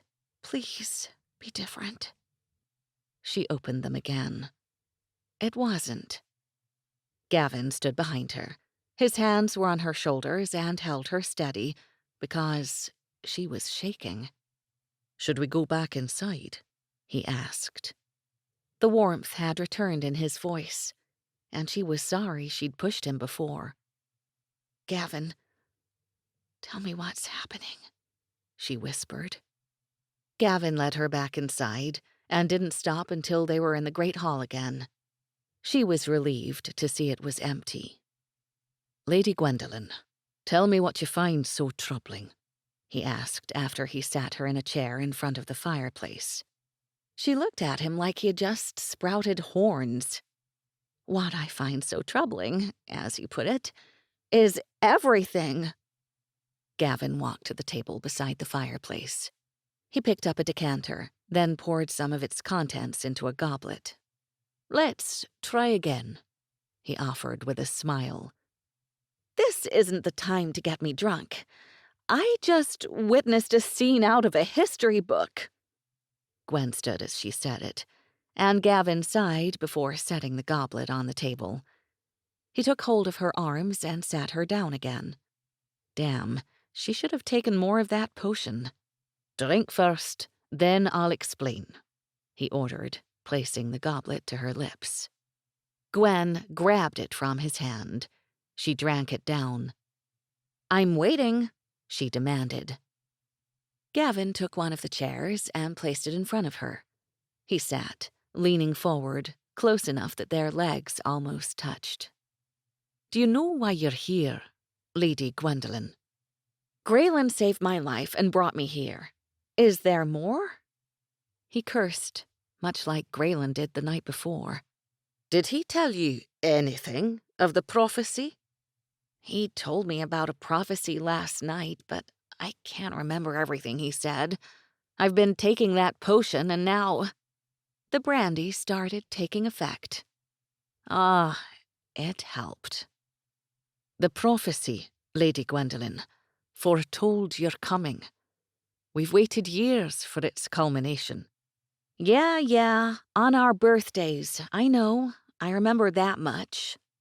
'Twas written, you were of a different time, Lady Gwendolen, Gavin said clearly. Grayen said we were born apart, Gavin. I was born in the States and he was born here. Mayhap? Gwen cut him off. Mayhap is what he said. What in the hell does that mean? Gavin cursed again, but she could tell it wasn't directed at her. No, she had a feeling his anger was directed at Grayen. Aye, you were born apart. But 'tis more than just that. Then what? What aren't you telling me? Why couldn't he give her a straight answer? Lady Gwendolen. Stop calling me Lady Gwendolen, Gwen hissed, cutting him off again. Just spit it out. She took his shoulders, trying to shake him, but in the end she only shook herself. You're of a different time, he said slowly, his eyes penetrating with each word. I'm what? Gavin shook his head. This is maddening. Pray tell, he said, grinding out his words. Exactly what don't you understand? I understand nothing. You are daft. Daft? Daft? Oh, she was going to hit him hard. I am not daft, Gavin. I do, however, have a problem trying to make sense of whatever it is you're trying to tell me. You suck at explaining. Then listen well, Lady Gwendolen, he said through clenched teeth, coming closer to her with each statement. You are not of this time. There are no phones, whatever that may be.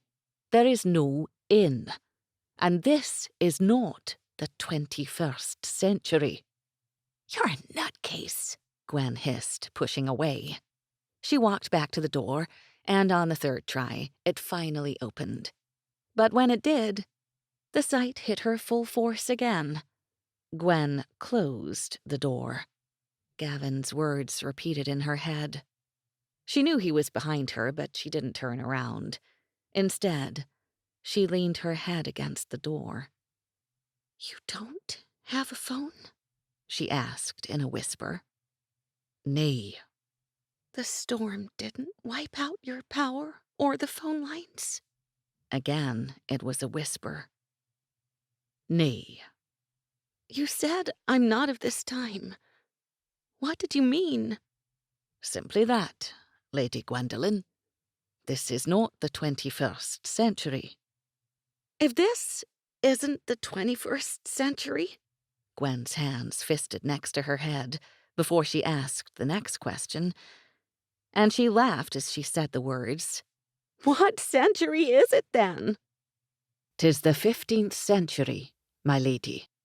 Gwen made a strangled sound. What year is it? The year of our Lord, 1426.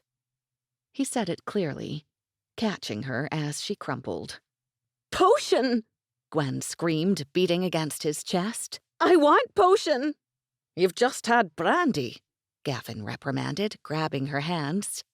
You're messing with me, right? If you mean tricking you, nay, I fear not. Gwen started laughing. "You find this amusing?" he asked as he set her before him. Gwen regarded him with a smile. "As a matter of fact, I do," she replied. "I told Grayen I was dreaming last night, and I am." Thank God she could still rationalize in her unconscious state. "You're not dreaming, Lady Gwendolen," he said. "Can you not believe?" His question surprised her. She thought about it. Believing is what got me into this mess in the first place. "Explain." "What? Now you're my therapist?" she said with a sneer, but Gavin only stared. "Oh, what the hell," she muttered. "I believed I would find what I was looking for if I came to Scotland." "No," Gwen shook her head. "I can't explain it. I just had to leave. I had this feeling that if I didn't, I would never find what I was looking for." "And what was it that you looked for?" Gavin asked seriously. Gwen stared at him. What had she looked for? She knew at once what she'd been looking for. "I think I was looking for Grayen," she whispered. "Then it seems everything has worked itself out." "Are you insane?" "You found him, didn't you?" "In the 15th century? Come on." "Can you not see that which is in front of you?" he asked. Gwen's eyes widened. "Oh, my God. I'm one of those people," she cried. She grabbed his shoulders. "I hate those people." "Pray tell, which people would those be?" he asked wryly. "The ones who can't see what's in front of them." Damn him. "Gavin, what you're telling me isn't possible." "And, as I've already said, I fear 'tis exactly as I've told you." "So, what I just witnessed outside, and the antiquity of this castle—" "Seagrave Castle is the finest in the Highlands, Lady Gwendolen," Gavin corrected, cutting her off. "And as to what you saw outside, I can only surmise 'tis different to you because you're not of our time. 'Twas written so in the prophecy." "So it's normal that this castle has no electricity or indoor plumbing?" "I know not of electricity, but I can assure you our plumbing surpasses the standard." "Yeah, so I've heard. Trust me, it's not even close." "Furthermore, there's nothing antiquated about this castle. You'll not find another finer." "In the courtyard." Gwen put her head in her hands, replaying the scene in her mind. "It's a village out there. People don't live like that anymore," she whispered in disbelief. "Explain to me what is so different," he prodded gently. "The clothing, for one. Women don't dress like that anymore, even in Scotland. Oh my God." She pulled at her dress. "Dress like this. And people's courtyards are quiet and peaceful. They're private. This courtyard is alive with activity. Mothers and children, men with weapons. There are stables, and what looks to be a chapel. And I saw beyond the wall. There were cottages and men fighting with swords. This does not exist. I spent 3 weeks discovering everything I could about Scotland, and I swear everything I've just seen doesn't." "Everything you witnessed is very real, and the men, women, and children of this clan live a life known to few in the Highlands. Their laird provides well and protects with honour. In return, his people work hard and live quite happily." He paused, as if waiting for a reaction. When she didn't reply, he continued. "Does anything else bother you?" "You bother me, Gavin." Well, she had to take it out on someone. "Lady Gwendolen, I've been nothing but forthright and respectful to you," he countered. "Forthright maybe, but respectful, yeah." Gwen rolled her eyes. He sneered, taking the bait. "Very well, my lady. Mayhap you should make some more outrageous requests to leave. And please, do use your acidic tongue." "Did you say I have an acidic tongue?" Gwen demanded in false outrage. "Aye, you've a foul mouth. 'Tis the truth and you know it," Gavin hissed. "Don't have a tizzy, as you so put it, my lady." "I'll have all the damn tizzies I want, Gavin, back at the inn." "This is the only inn you'll ever know, Lady Gwendolen. I suggest you get used to it, for you shall never leave." Lady Gwendolen remained quiet as Gavin helped her back to her chamber. It was a first, and he found that he missed the quickness of her comments, even those caustic in nature. He now understood Grayen's perplexity with her dialect. His commander, however, failed to mention the details of her foul mouth. She was actually quite entertaining when riled, and he wondered if Grayen felt the same. He led his mistress to bed, ordering that she rest away the brandy's effects. Then he told her he'd be outside the doors. She clutched his hand before he could leave. "I'm not dreaming, Gavin," she said softly, as if saying the words aloud would somehow help. "Nee, lady," he agreed. "Mayhap if I told you... Mayhap you could tell me anything," she begged, cutting him off. "Please," she added with a smile, squeezing his hand. Taken aback, Gavin returned her smile. He'd not seen this side of her. With her guard down, she was quite different.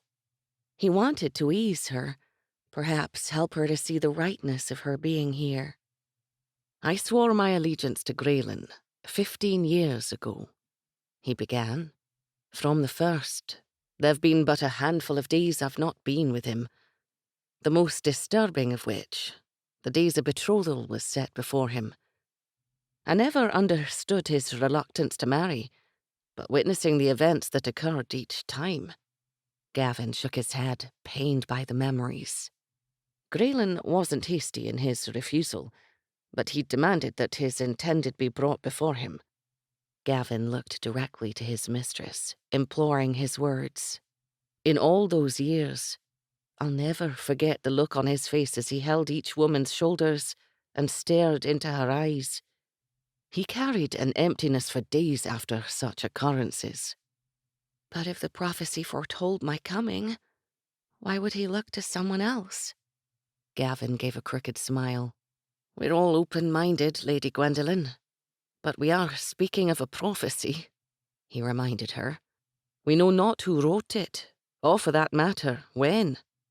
"Did he ever believe in it?" "You misunderstand. He always believed. On occasion," Gavin qualified with a shrug, "he thought mayhap to outsmart the prophecy and find you sooner." His mistress snorted. "Talk about arrogant."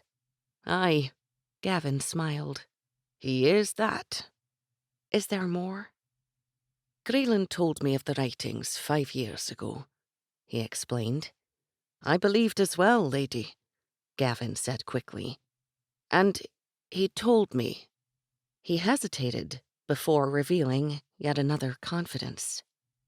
"He told me he'd know you at once. He said he'd had a dream of you for years, the same dream each night." "I had the same dream."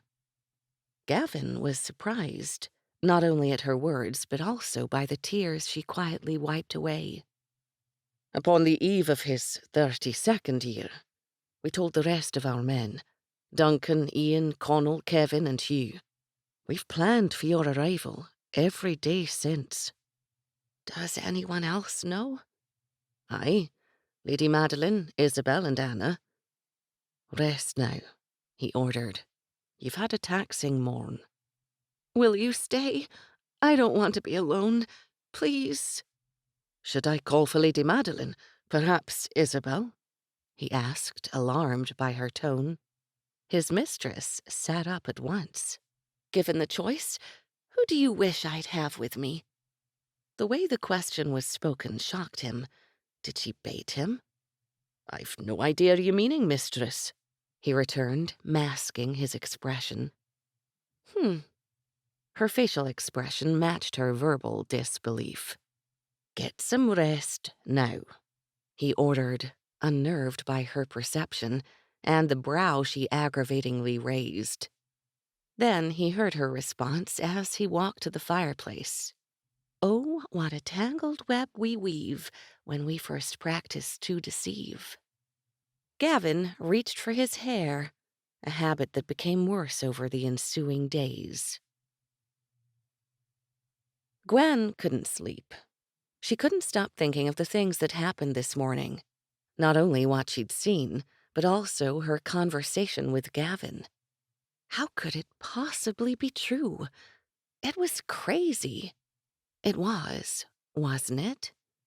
She knew she wasn't dreaming, or trapped in unconsciousness and lying in a hospital bed. Nope, she had to give that one up. She was one of the most rational people she knew. Okay, so it was a conceited thought, but damn it, objective rationalization had gotten her through life.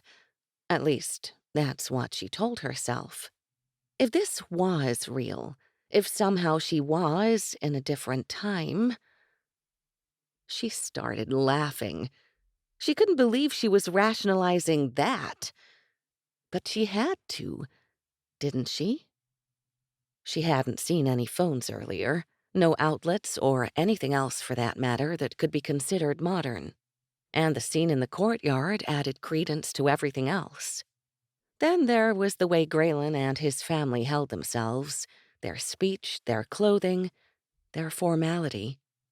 Where was Grayen, damn it? She missed him. No, she needed him. 2 days in the man's presence, and she felt a connection so deep it was astounding. And he left her. She must have dozed off for a while, and when she awoke, she called to Gavin. He answered from the area by the fire. "Please, call me Gwen. I can't stand this lady stuff." "You'll get used to it," Gavin said, approaching the bed. "Come, I'll show you the holding." She smiled. What the hell? "May I have a few minutes?"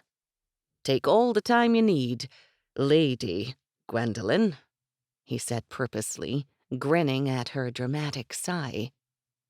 Once inside the bathroom, Gwen took her time. She went to the mirror and placed her hands on the chest. First things first. "Well, what do we do now, oh smart one?" she asked, staring at her reflection. "No quick answer, huh? Yeah, I didn't think so. Brainless. And your hair is a mess." She opened the drawers of the chest to look for a brush. Her breath caught. Grayen's shaving tools lay inside. She picked up the round bar of soap and inhaled its sandalwood scent. A short-handled lathering brush with thick, soft bristles and a long blade with a wooden handle lay next to it. There was even a stone for when it became dull. Curious, she searched the rest of the drawers. No Gillette razors, no aerosol cans, no toothbrush, no... Great. Not one thing modernly familiar. She went back to the drawer that had a hairbrush and comb. Then she looked through another, hoping to find something to secure her hair, like an alligator clip or a ponytail holder. Instead, she settled for a thin strip of leather she took from a pile in one of the drawers. Then she grabbed the plaid from the chair in the alcove. When she stepped back into the chamber, Gavin's look stopped her. "Have I done something wrong?" she asked. "Nay," he said quickly. "I only wish..." He paused and smiled. "I only wish Grayen were here to see you. He'd be pleased you wear his plaid, and you look fetching in Isabel's dress." "A romantic as well as a torturer," she replied, rolling her eyes. "How refreshing." Gavin grinned, seeming to like her again. He ushered her out of the chamber and down the stairs. They entered the great hall where Lady Madeline and Isabel were sitting before the fire. "Gwendolyn, are you feeling better?" Isabel asked. Lady Madeline remained quiet, though looked to her with concern. "I am, thank you," she answered. "Gavin's going to show me the holding today. It seems I'll be staying a while. May I come, Gavin? Not today, Isabel. Gavin's tone was so tender that Gwen gave him a look of disgust. Excuse me, how come you never speak to me like that? I only get ordered and bossed around. They all laughed at her remark, but Gwen's observation was dead on. Gavin was soft for Isabel. Come, lady, we ride. He offered his hand. Ride what? Gwen asked, pulling her hand back. Horses, lady. What else? I don't ride horses, Gwen said. No matter, you'll ride with me. I've never been on a horse in my life, and I'm not getting on any of the ones I saw earlier. They're enormous. You've ridden on a horse before, you just can't remember. How would you know? I was there, my lady. Grayen carried you upon one from the shore, and his beast is larger than those in the courtyard. Why doesn't that surprise me? Gwen muttered to herself. Anna entered the room carrying a leather bag. "'Tis filled," she said, handing it to Gavin. "Make sure she eats well." Anna ended her instructions, frowning as if not pleased with Gwen's current weight. Gavin retrieved the bag and took her arm. As he opened the door, Gwen closed her eyes. Then she took a deep breath. "'Twill be all right," Gavin assured. He continued to hold her arm as they walked through the courtyard. She shook the entire time. "Everyone's staring at me," Gwen whispered, moving closer. "They're aware you're here, lady, and you wrap yourself in the McGregor plaid." He waited a moment. "Besides, by now 'tis common knowledge their laird saved a helpless lass from the water." "I'm an incredible swimmer, not helpless," Gwen said rather indignantly. "I could tell," he replied dryly. Gwen shot Gavin a nasty look before pulling away. She walked to the stables to the right of the keep. She stopped when she reached the front, then turned to look at the castle now to her left. She gasped. It was magnificent. It stretched wide across the beautiful land and stood probably 4 stories high. Stone steps with a marble or limestone balustrade led to the front doors, and decorative emerald green shutters adorned all of the windows, each with flower boxes beneath. To the left of the castle was the garden Anna had spoken of earlier, and to the right, directly across from the stables, was a simple 1-story structure. It had a beautiful wooden door and large stained glass windows. She assumed it was the chapel and decided to ask Gavin about it later. For now, she wasn't speaking to him. Her inspection was interrupted when the current bane of her existence stopped before her. He held the reins of his horse, and the bag Anna had given him was secured to the saddle. "How did Anna know we were leaving?" she asked without thinking. Damn, she forgot she wasn't talking to him. "We're not leaving," he corrected. "I'm merely showing you where you are." "Whatever," she replied, brushing off his imperial tone. "You didn't answer my question." "Anna came to check on you while you rested," he explained. "I told her I'd be showing you the holding." He grabbed her waist, and a second later she was sitting atop the saddle with Gavin behind her. They left the gates of the courtyard and traveled down a wide path. There were cottages on the left, and fields where men were engaging in various states of swordplay on the right. They continued past a lake, riding quietly for over an hour. Gavin helped her from the saddle, then held her while she gained her stand. She gave him a warm, genuine smile. "It's more beautiful than anything I've ever seen," she said. He nodded his agreement and handed her a small bag. Pointing toward the trees, he told her she could see to her needs. "I'm impressed. You've thought of everything." "Not everything," he remarked. "I'd not expected Grayen to be called away last night." His candor humbled her. "Was he surprised too?" she asked. "Surprised? Furious was more the case." "Do you think he'll return soon?" "Mayhap in less than a week. It depends whether he rides or sails." Is he in danger? He was called to court to be present for a trial, lady. He's in no danger. I guess I'll have to take your word for it. Excuse me now. I'm going to the trees, she said with as much dignity as she could muster. When she returned, Gavin had laid a blanket on the ground. The items Anna packed were spread out on top. I'm starved, she confessed. You annoyed me so much at breakfast I forgot to eat. She sat across from him, and they ate from an assortment of cheese, fruit, and dark bread. The cup she drank from was made of baked clay, glazed, and etched with an intricate pattern. She took a large swallow, choking as it went down. Gavin laughed and pounded her back. What is this? Beer? 'Tis ale. I'd not thought to warn you.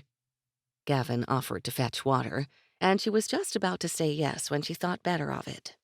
She chugged the rest of her ale instead. And his, too. As they rode back, Gavin pointed to various areas explaining the purpose of each. There were pastures for sheep, cattle, and horses, all separate and each had men watching over them. When they reached the stables again, Gwen followed him inside. They were glorious. They really did value their beasts. There were stalls on both sides and clean hay piled high in the back. The floors were immaculate, and the wooden gates weren't rough but sanded to a smooth finish. After Gavin finished tending to his horse, he began leading her back to the castle. Is that a chapel? Gwen asked, pointing to the building across from them. Aye. Would you like to go inside? Do you think anyone's there? Nay, Father Michael came back early this morn. I'm sure he's asleep. At her nod, Gavin led her to the door and walked in first. A moment later, he came back. 'Tis vacant. I'll wait for you outside, he offered, before closing the door behind her. Gwen stood in the doorway, looking at the most charming chapel she'd ever seen. To her left was a table with candles, and in front of her was a floral runner that led to the pulpit. The altar stood one step off the rest of the floor and was covered with large pots filled with plants and flowers. Beautiful, polished pews were on either side of the room, and she counted each of the 10 rows.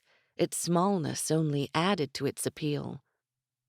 Gwen had always hated churches, but not because she didn't believe. It was the families that made her uncomfortable. They seemed so together, whether in pain or joy, and she envied them. Secretly, she hoped one day she'd find happiness, to join a church with a family of her own and share that togetherness she'd always yearned for. She still wasn't sure what happened, if the things that Grayen and his family had told her were true.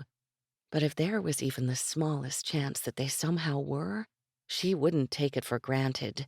She was in too deep already. She picked up a candle and lit the wick from one that already burned. Then she ran her hands along the tops of the benches as she made her way toward the altar. She sat on her feet and entwined her fingers, and she just sat there, not sure where to begin. But she looked up and saw the large wooden beams that ran from one end to the other. Every last detail was perfect here. Her words came easily then. Okay, so this is the way I see it. Somehow I'm here. I don't know how it happened, but if what Grayen and Gavin said is true, I think I know why. Gwen paused, frowning at what had escaped her until now. Please take care of Sarah and Mr. McGregor. I know she'll assume I drowned in the accident, but she was all I had left. Oh, Sarah. A tear slipped down her cheek. Would she ever see her again? She was suddenly hit with another revelation. Mr. McGregor. She'd found him outside her apartment 5 years earlier and had taken him in without hesitation. Oddly, she hadn't had him more than a day before she started calling him by that name. It took Gwen a minute to continue, and when she did, the words came from so deep within, Even she was surprised to hear them voiced. "Please, let me stay here. It's the most enchanting place I've ever seen, and I love the people already. I've been so good for so long, and I've worked hard my entire life. I don't want to go home. I want to stay. Please keep Grayen safe. Bring him home to me." She quietly whispered amen and wiped her tears as she stood. Gavin was standing in the doorway. He looked at her so solemnly. "I meant not to intrude. 'Twas concern which brought me within, when you'd not come back out." He walked to where she stood and knelt before her. "Forgive me, Lady Gwendolen. I overstepped my bounds. I'll relieve myself of your watch immediately." "No, you won't. You're Grayen's best friend. You should know the truth." He seemed astounded at her graciousness and took her hands in his own. "He will return," he implored. "You must believe me. The prophecies come true. This is where you're meant to be. This is your home now, Lady Gwendolen." Gavin continued to remain by Gwen's side. He, in fact, refused to be relieved until morning, much to the surprise of Grayen's men whom she'd met that afternoon. His loyalty to her meant more than he'd ever know. They dined that night with Lady Madeline, Isabel, and Duncan. They spoke of things clearly insignificant, obviously avoiding any subjects that might cause her unease. Afterward, they sat by the fire while Isabel played the piano, the harpsichord, in the corner. The music was haunting, and Gwen watched as Gavin repeatedly stole looks at Grayen's sister. He seemed so taken with her, and Gwen sensed that his feelings ran very deep. Anna came in later and asked Gwen to accompany her upstairs. She had a bath waiting by the fire and washed Gwen's hair before helping her dress. Gwen smiled sadly as Anna helped open another of Grayen's shirts. Then she led her to the hearth and brushed her hair. Anna asked if she'd like her to stay, but Gwen declined. As soon as she left, Gwen walked to the nightstand to look for the letter she'd placed there earlier. She couldn't find it, and instinctively opened the top drawer. Someone had placed her letter inside. When she picked it up, she saw a wooden medallion attached to a thick leather cord. She snatched it immediately and sat on the bed. The dark, polished wood had a design etched on its face, a dragon, fierce and beautiful at the same time. She turned it over and saw Grayen's initials. Gwen walked to the door to ask Gavin about it. He stood just outside and smiled when he saw her. "Nice bedgown, lady," he remarked dryly. "Shut up, Gavin." She laughed, taken by the sparkle in his eyes. "Could you tell me about this, please?" she asked, holding the medallion before him. He took it in his hand, fingering the etched design. "Grayen's father made it for him years ago," he explained. "The dragon is his crest, lady, for he slays all that comes before him." Gwen rolled her eyes. "That's very comforting, Gavin," she replied sarcastically. He turned her around and tied it behind her neck. She took a deep breath, strangely calmed by wearing it, then regarded Gavin once again. "Come back inside, Gavin. I'll not have you stand for the rest of the night," she ordered, pointing toward the door. He had come in and took a seat by the fireplace, affording her a modicum of privacy. She had walked to the window, catching her breath at the sky alight with more stars than she'd ever seen. She stroked the medallion as she held the letter, staring at the sea beyond the cliffs. She forgot to wipe the tears from her eyes before she turned to say goodnight and get into bed. Thankfully, Gavin made no mention of it. He quietly said goodnight as she curled beneath the covers. Chapter 9. When Gwen awoke, it was still dark. She knew it had to be somewhere between 4 and 5 in the morning, and she groaned as she stretched the aches from her body. She rolled over and hugged the pillow. The room was cast in shadows from the fire, and she could see Gavin's profile where he sat by the hearth. She felt safe with him, and was glad that he'd stayed last night. Not that she'd left him a choice. She was about to call out to him when she heard the door open. She smiled as Isabel crept toward the bed. Candle in hand, Isabel returned her smile and practically beamed when Gwen pulled back the covers and patted the mattress. "Good morn, Gwendolen," Isabel whispered softly after she lay down next to her. "Good morn, Isabel," Gwen mimicked. Isabel laughed. "I'm so glad you're awake." "Me too. I missed you yesterday." "I saw you many times yesterday, Gwendolen," Isabel corrected. "I know, but we didn't have any time alone." "I suppose you're right," she agreed. "How did you lose your guard, Gwendolen? The only time there's not been one posted was the night before last." Gwen was about to tell her she was wrong, but curiosity got the best of her. "Why didn't I have a guard the second night if I did on the first?" she asked. "Grayen was with you, Gwendolen. You need no guard when he's about." "But wasn't he with me the first night?" Gwen was under the impression they'd slept together that night. He told her so. "Aye, he was. But Mother added a sleeping potion to his wine that night. Even my brother sought the guard of his own men knowing his abilities had been jeopardized." "So normally he wouldn't seek the guard of his men?" "Nay, he'd not. My brother could hear a pin drop on the other side of the castle, mayhap as far as Edinburgh." "His senses can't be that heightened, Isabel," Gwen said, rolling her eyes.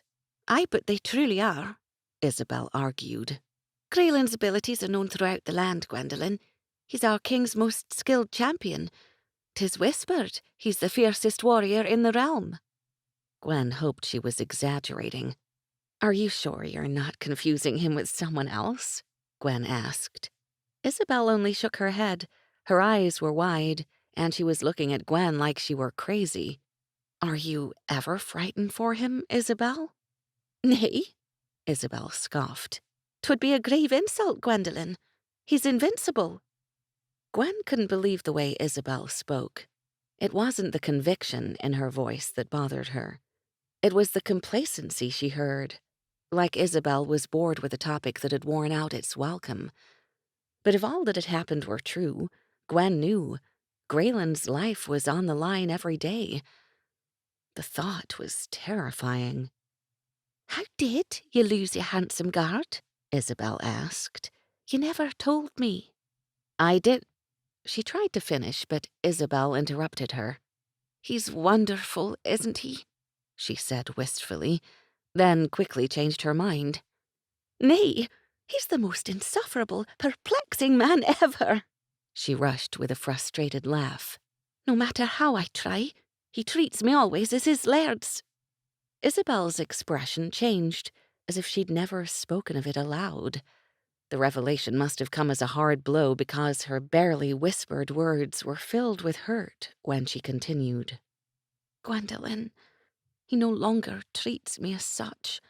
In company he's respectful, but when alone, 'tis more like I'm a bother. I always thought, oh, Gwendolen, I should have seen it soon." "Good morn, Isabel," Gavin called from the chair by the fire. His tone was curt. Isabel went rigid at Gavin's words.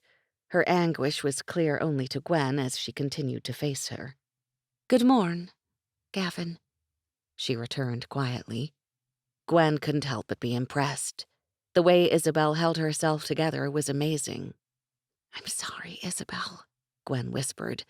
"I tried to tell you sooner, but you wouldn't let me finish." Gwen felt awful now that she hadn't stopped her, but she'd been so surprised by what Isabel was saying.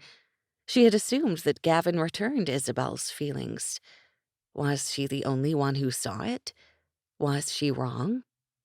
Isabel finally sat up and looked toward Gavin.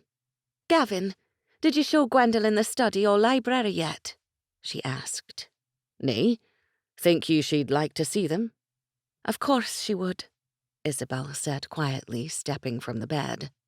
Gwen shot Gavin a nasty look and mouthed, "Be nice," pointing her finger in accusation, while Isabel fussed with the bedcovers. Then, as if the exchange with Gavin hadn't taken place, Gwen asked, "What are you two talking about?" Gavin stood and walked to them. "Come, we'll show you," he offered. "I'll get something for you to cover yourself with, Gwendolen. 'Tis too early to dress." As Isabel walked to the bathroom, Gwen watched Gavin stare at her. She wore a beautiful white satin nightgown and matching robe tied low around her neck. "What's wrong with you?" Gwen hissed. Gavin's head snapped in her direction. "Pardon?" "Don't act stupid, Gavin. If you hurt her, I swear "I'd sooner die than hurt her." "You're a little late, Gavin. You already have."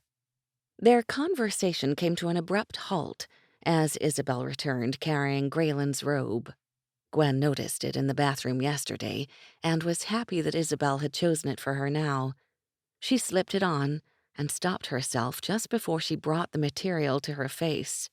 She was about to inhale his scent. Grateful she'd saved herself in time, she covered her heated face by tying the belt around her waist. She waved her hand at the slippers Isabel held out. "I'll go barefoot," she insisted. Isabel looked at Gavin. "Gwendolen mustn't go barefoot throughout the keep. 'Tis highly improper." Gavin threw his hands in the air. "She wears Graylin's shirt and covered herself in his robe. Whatever," he replied, apparently happy to throw the term back at Gwen. Isabel took Gwen's hand and led her downstairs. They turned and walked past the archway that opened to the great hall.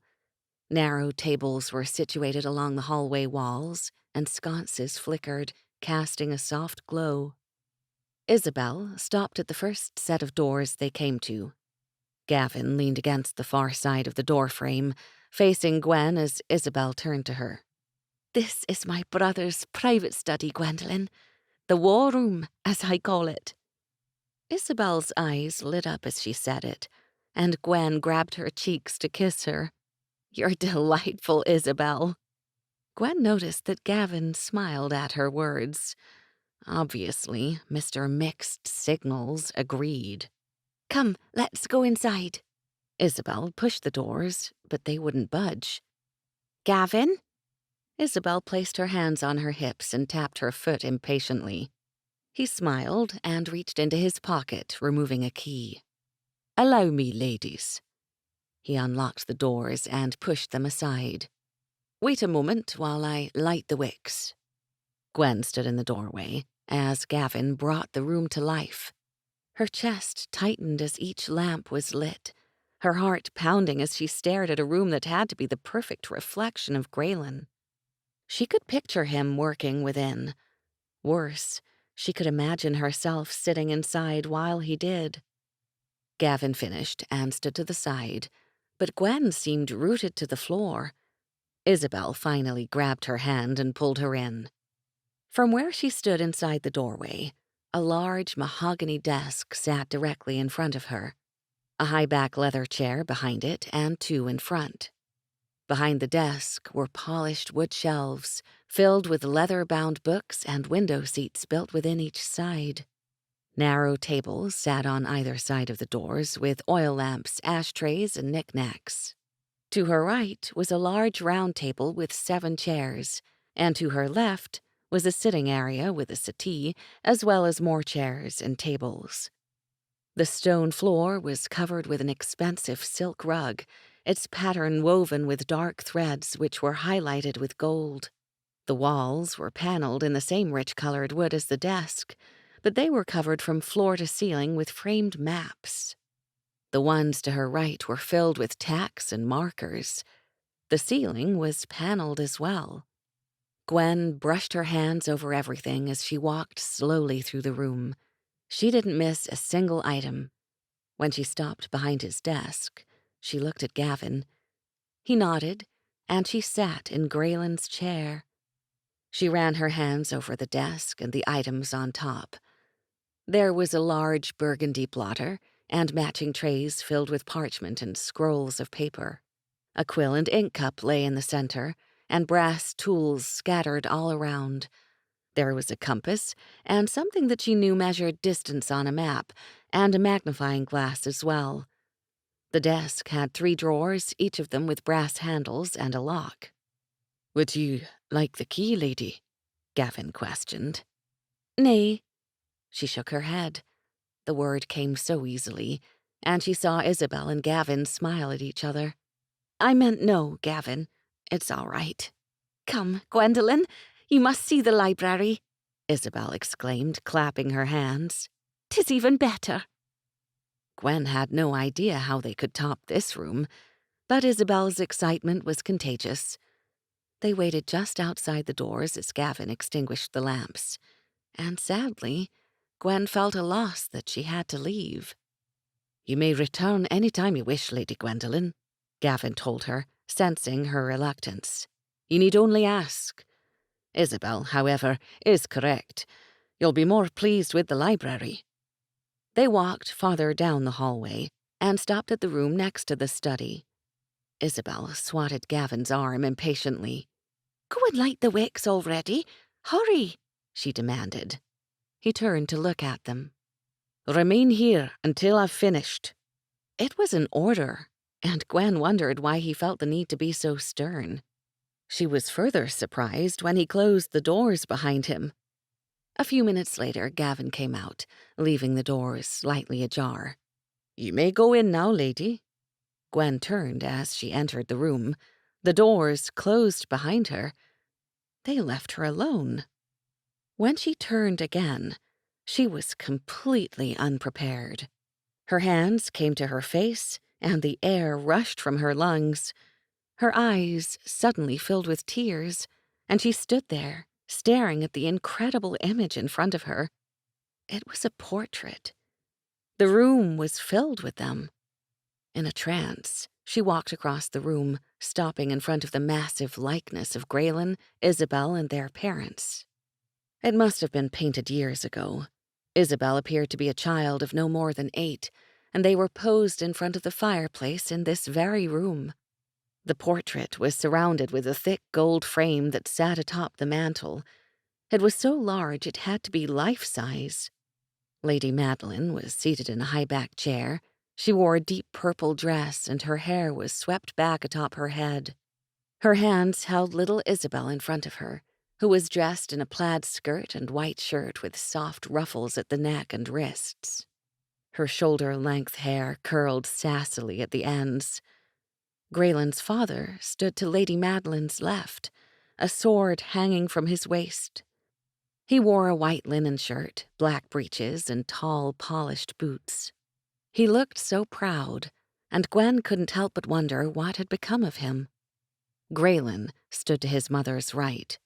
He was so handsome, just what she pictured when she had touched him. But there were no traces of the lines that she knew to be on his face now. This was the picture of a young man just discovering the world.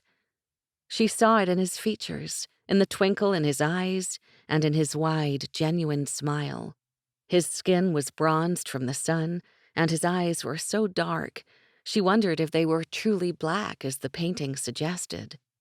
He was dressed the same as his father, but seemed much more carefree. His shirt was open at the neck, and the sleeves had been rolled up, revealing his forearms. He held the hilt of his sword in his left hand, its point next to his boot. If this likeness were true, he had to stand well over 6.5 feet tall. He was built just as she imagined. His shoulders were broad and his body long and powerful. And though she couldn't see the muscles through his shirt, she knew their form personally. She sat in front of the fireplace, smiling offhandedly that Gavin lit it for her. She had no idea how long she remained on the floor, staring at the painting, but for the first time in her entire life, she knew that this was where she truly belonged. She didn't want to be anywhere else, ever. After a while, she walked along the edge of the room. The wood floor was stained with a soft color. But the most beautiful feature was the intricate pattern the craftsman had designed around the rug that lay in its center. The colors in this room were softer, too, whites and beiges, with subtle splashes of gold, burgundy, and blue in the pillows and drapes. There were bookshelves and paintings everywhere, and she looked at all of them. The more she saw of this family and their home, the more she wanted to be a part of it. Strangely, she felt she already was. Gwen began extinguishing the lamps at the far end of the room as she made her way toward the door. She checked the fire and placed the screen in front of it, though it was low enough now that it wouldn't cause any danger unattended. As she opened the door, she looked back once more at the portrait above the fireplace. She stepped from the room, a sad smile on her lips, as she looked to Isabel and Gavin. They wore their own sad looks, and she wondered why. "Thank you, the both of you. I never imagined—" When she couldn't finish, Isabel wrapped her arm around her shoulders. "Don't cry, Gwendolen. Grayen will come home soon." "I know. I'm sorry. I'm acting foolish." She really wanted to tell Isabel that she missed Grayen, but she couldn't, not in front of Gavin. "Come, ladies, back to the chamber. 'Tis still an hour or so before we can break our fast." Gavin's order was soft, though he looked at neither of them. Gwen knew something had happened when she went in the library. He had no trouble speaking to them directly before. "Why don't I make breakfast for us?" Gwen offered. "I love to cook, and I'm starving." "If you're hungry, lady, I can wake Anna." "You'll do no such thing, Gavin. I'm perfectly capable. That woman deserves her rest. Besides, cooking makes me feel better, and trust me, I need to cook right now." Concerned for Isabel, Gwen turned to her. "Isabel, you seem awfully quiet. Are you all right?" "Aye, Gwendolen, I'm fine," Isabel assured her, then looked at Gavin. "Gwen's right, Gavin. There's no reason to wake Anna, and I'm hungry as well." The look Gavin gave Isabel was frightening. It was almost devoid of expression, save the intensity of his eyes and a slight tick that marred his cheek, most likely from clenching his teeth so tightly. Gwen could almost feel his anger. She knew she could fix the situation if she could just get them into the kitchen. "Gavin?" Gwen prompted sweetly. "Aye, lady." He sounded as if he knew he would not like what she was about to ask.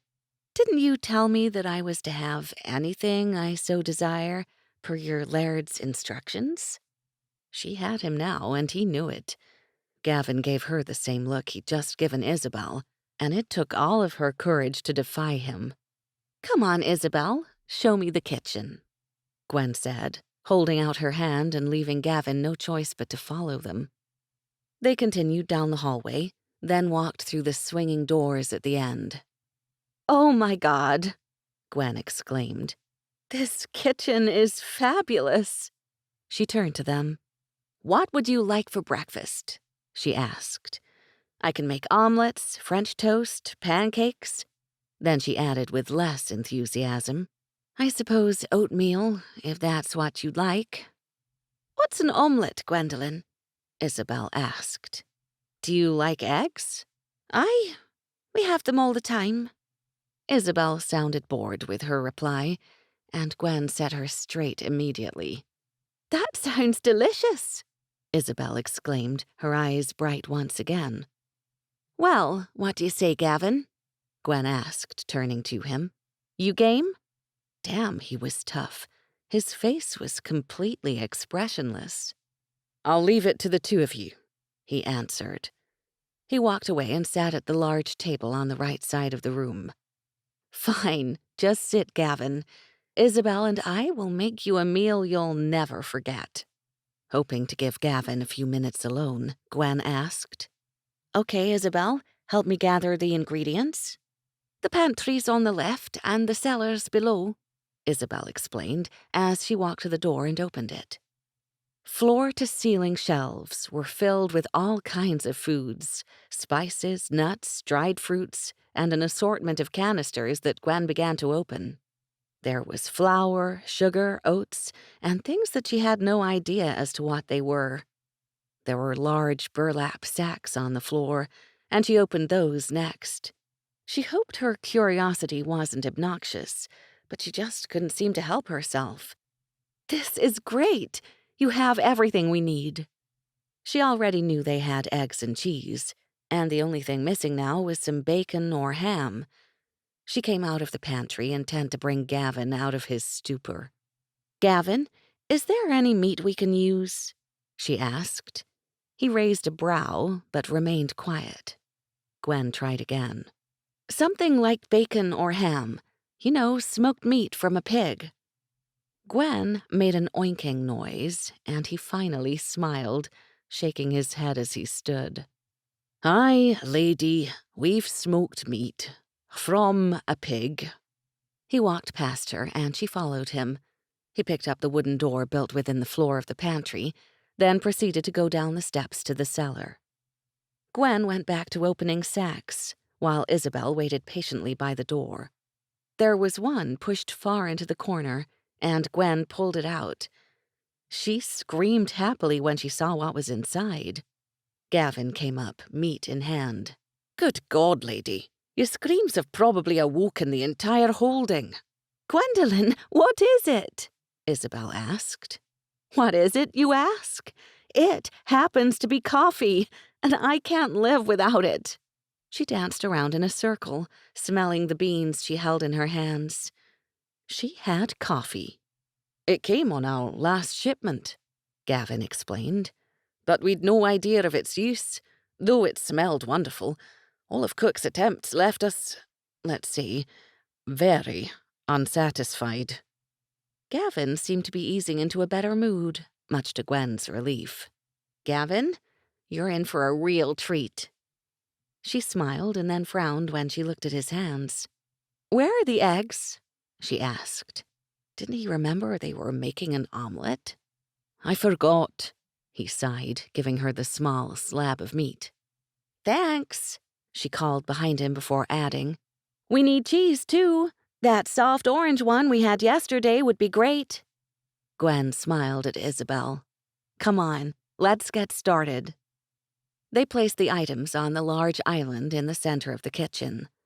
An enormous wood-burning stove ran along the back wall. It had two separate surfaces on top, one that looked like a large griddle, while the other had various size burners.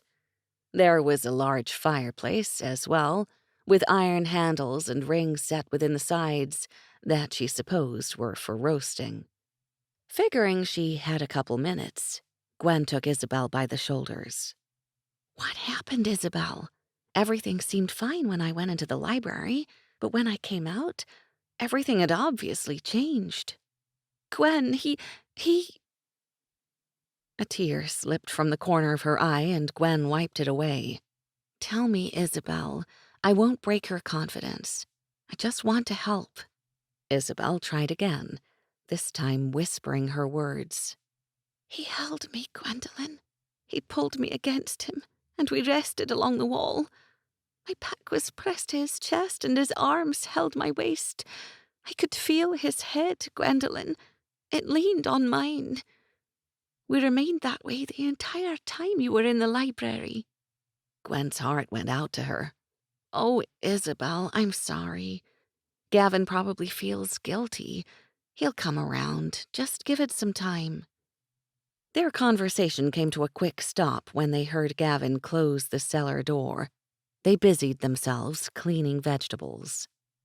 Beautiful wooden cabinets lined the walls, and Isabel showed Gwen where the dishes and utensils were kept. For such an imposing room, it was just as charming as the rest of the house, especially the island where they stood. It only needed flowers, then it would be perfect. There were 3 sinks, too, and each had a water pump and a drain. They had plumbing after all. After a while, the silence became deafening, and Gwen had had enough. She wanted to enjoy her time with Gavin and Isabel, and that's just what she intended to do. "Gavin, would you light the stove for me and put some stools around the island?" she asked. "That table's too big for just the three of us." Gavin quietly went about the duties that she asked of him, and Gwen turned to Isabel next. "Isabel, why don't you set the table, but find a fry pan and a small boiling pot first." "She's bossy, isn't she, Bella?" Gavin asked with a soft smile. "Aye, Gavin, she is," Isabel replied with a cautious smile herself. "But we are going to keep her." "Aye, Bella," he answered, returning her smile. "We are." Their exchange hit Gwen so hard, she almost cut herself. They were in love with each other, deeply in love. Gavin obviously had a reason for keeping his distance, but Gwen was determined to find out what it was. Then she would put an end to it.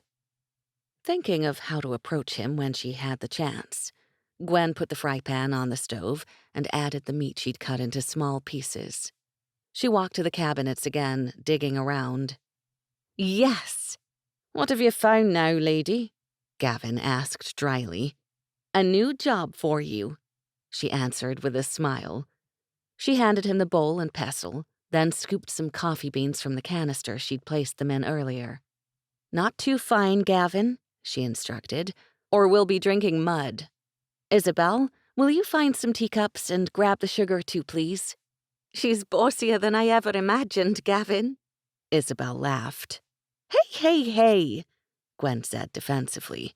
"We're almost done, and I promise you'll be happy. Gavin, we need one more thing, please." "Aye, lady, what else can I get for you?" he muttered with a sigh. "I swear, next time you're hungry, you're waiting for Cook or Anna." Gwen was relieved that his normal tone was back now.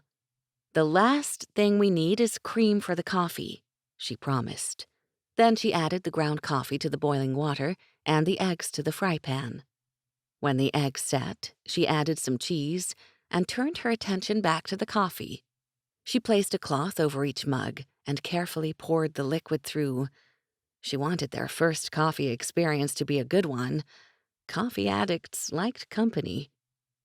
Gwen went back to the stove and folded the huge omelet before cutting it in 3 pieces, the one in the center larger. Then, using a towel, she brought the pan to the island and served the largest piece to Gavin.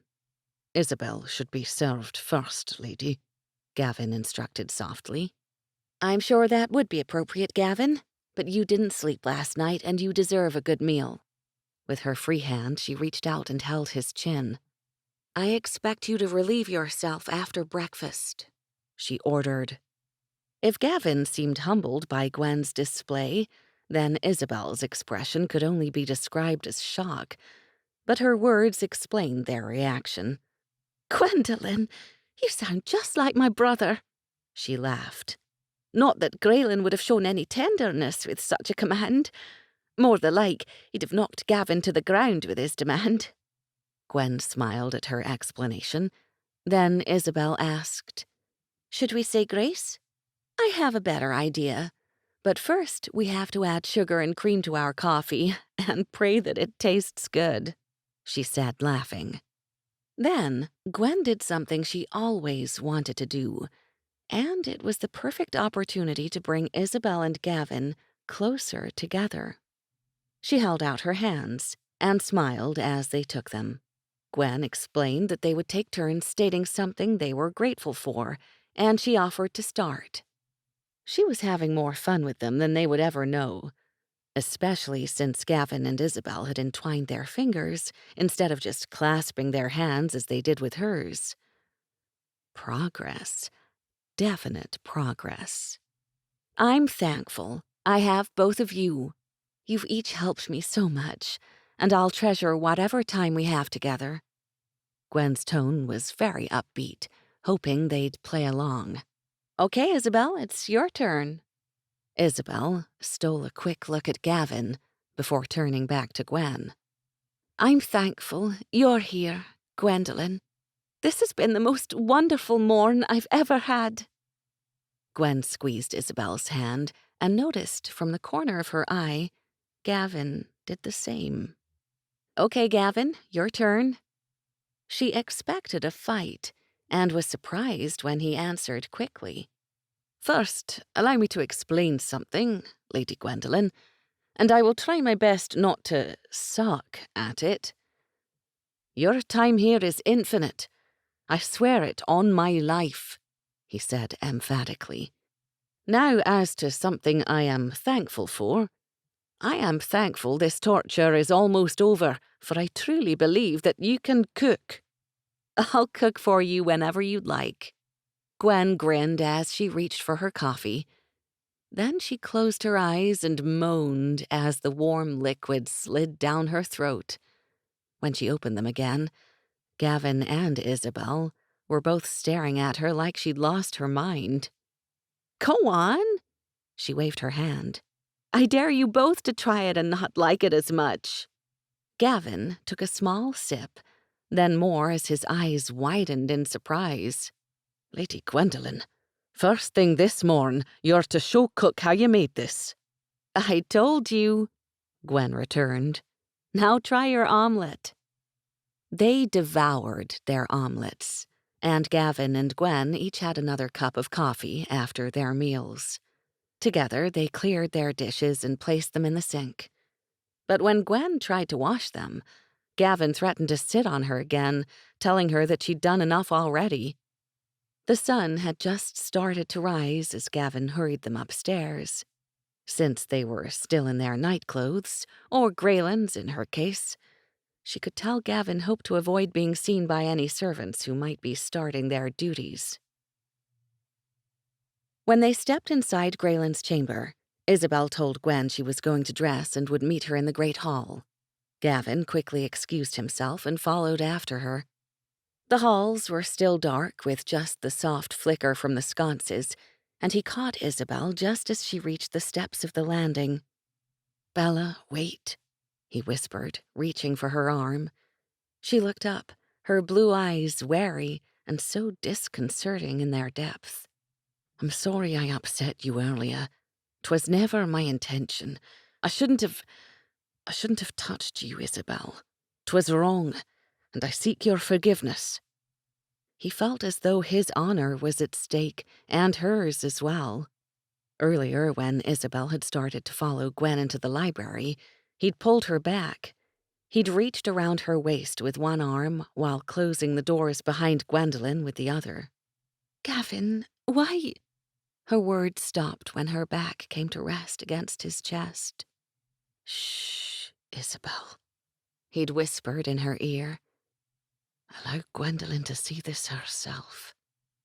He hadn't said more, and assumed Isabel would have allowed Gwendolen to live the rest of her days in the library, so long as he didn't make her move. He didn't. Isabel didn't ask him what had changed his inhibition toward her, and neither spoke of it then. Gavin kept backing up and pulling her with him until his body rested against the wall.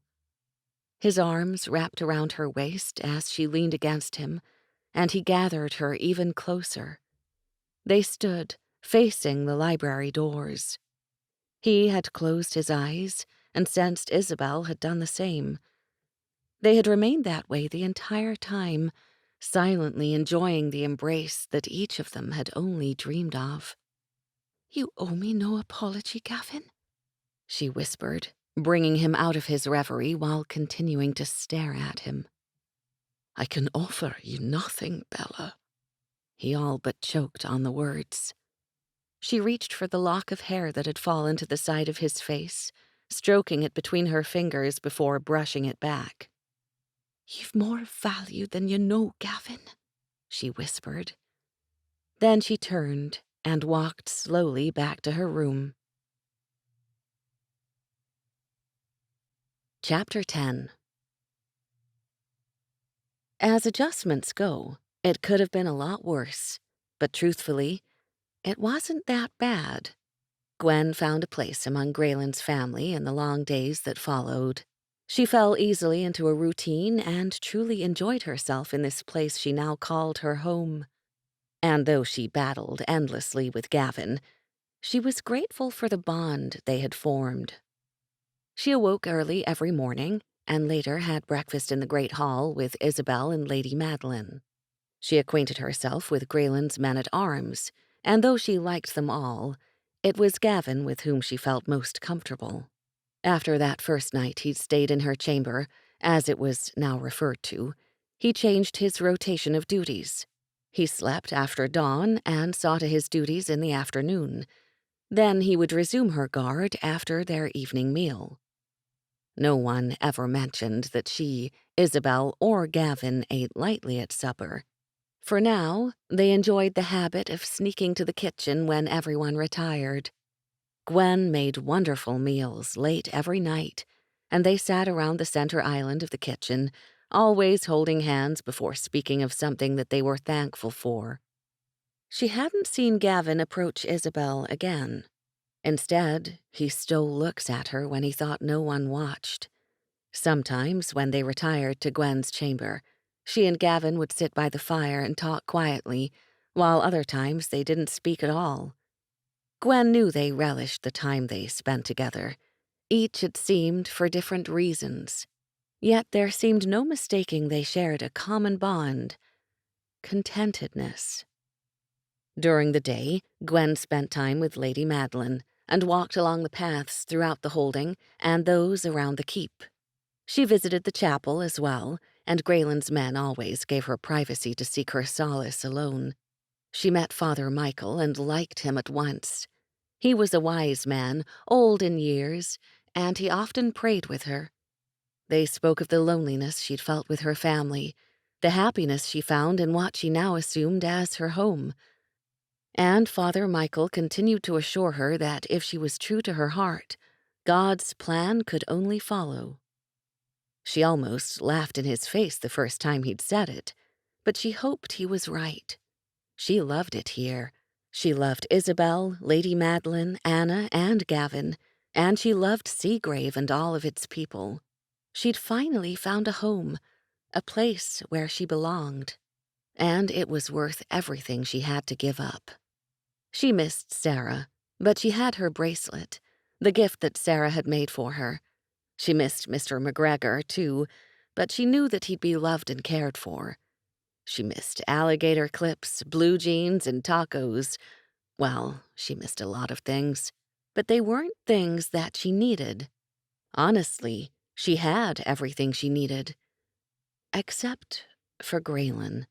He was constantly on her mind, especially when she sat behind the keep. The view from atop the cliffs became one of her favorites, and she stayed there in the afternoons. There were benches and flower gardens, and she loved discovering her way through the endless passages within. Isabel remained by her side most of the time, and left only to join her tutor, who came in the afternoons to see to her studies and lessons on the harpsichord. Gavin could always be found in Grayen's study before supper, and she would join him, poring through the volumes of Grayen's books while she sat on the settee. One afternoon, she was elated to find empty journals along one of the shelves, and asked Gavin if she might use one.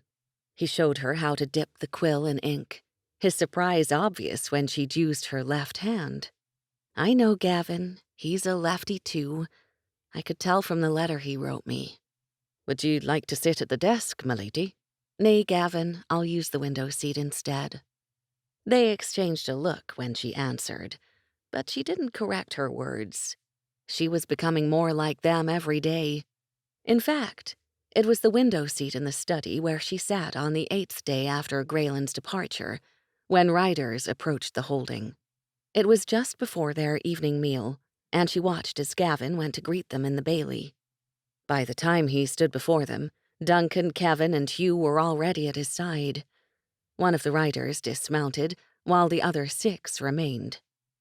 After what seemed an eternity, Gavin finally turned, calling orders to the men as he strode back to the keep.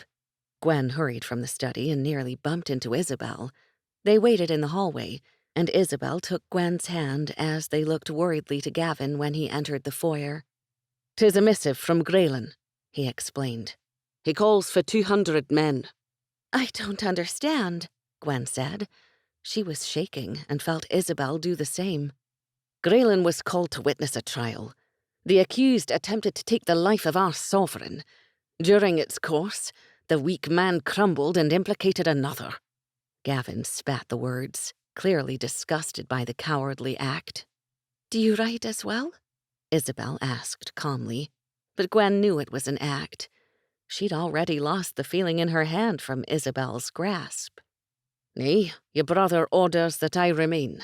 Duncan will ride with our troops and the king's men who brought the missive. Grayen awaits their arrival, satisfied to have 3 men-at-arms and the king's men as well. He's confident their charge will be swift and only call so many to make his point. The game is over. Gavin began walking toward the study, then turned after a few steps. Lady Gwendolen, I'll see you now. Alone. Isabel and Gwen shared a worrisome look, before Gwen squeezed her hand and followed him. It was only when he closed the door that she noticed the package in his hand. It was wrapped in a plain cloth, the size of an overly large book. He held it out to her. "'Tis from Grayen. Would you like some privacy?" "Nay, Gavin, stay." Gwen sat in her favorite spot atop the settee and slowly unwrapped the cloth. She was surprised to find a beautiful rose-colored velvet bag beneath, further hiding the contents. "He'd not want anyone to know for whom it was intended and covered it plainly," Gavin explained. "Only his missive informed me 'twas a gift for you." Gwen untied the gold-braided cord and held her breath as she looked inside. It was a carved wooden box, inlaid with large, colorful jewels.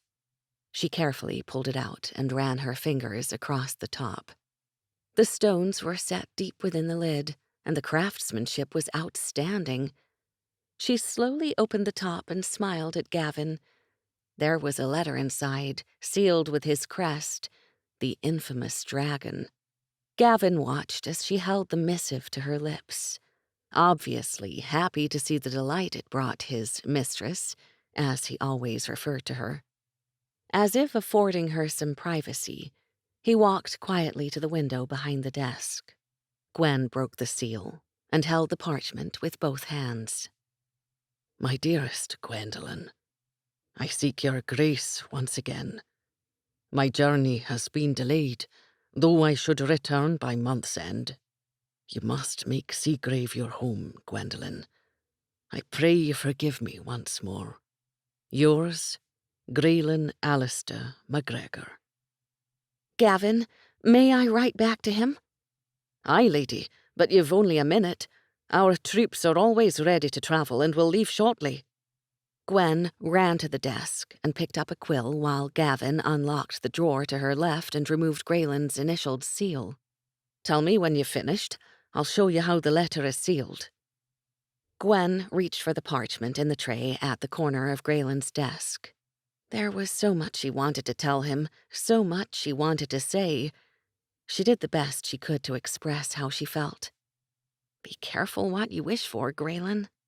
"Lady Gwendolen, the men must leave," Gavin told her only a minute later. He came to her side and removed the glass from the oil lamp. Then he placed a stick of burgundy wax in the flame and instructed her to fold the letter in 3.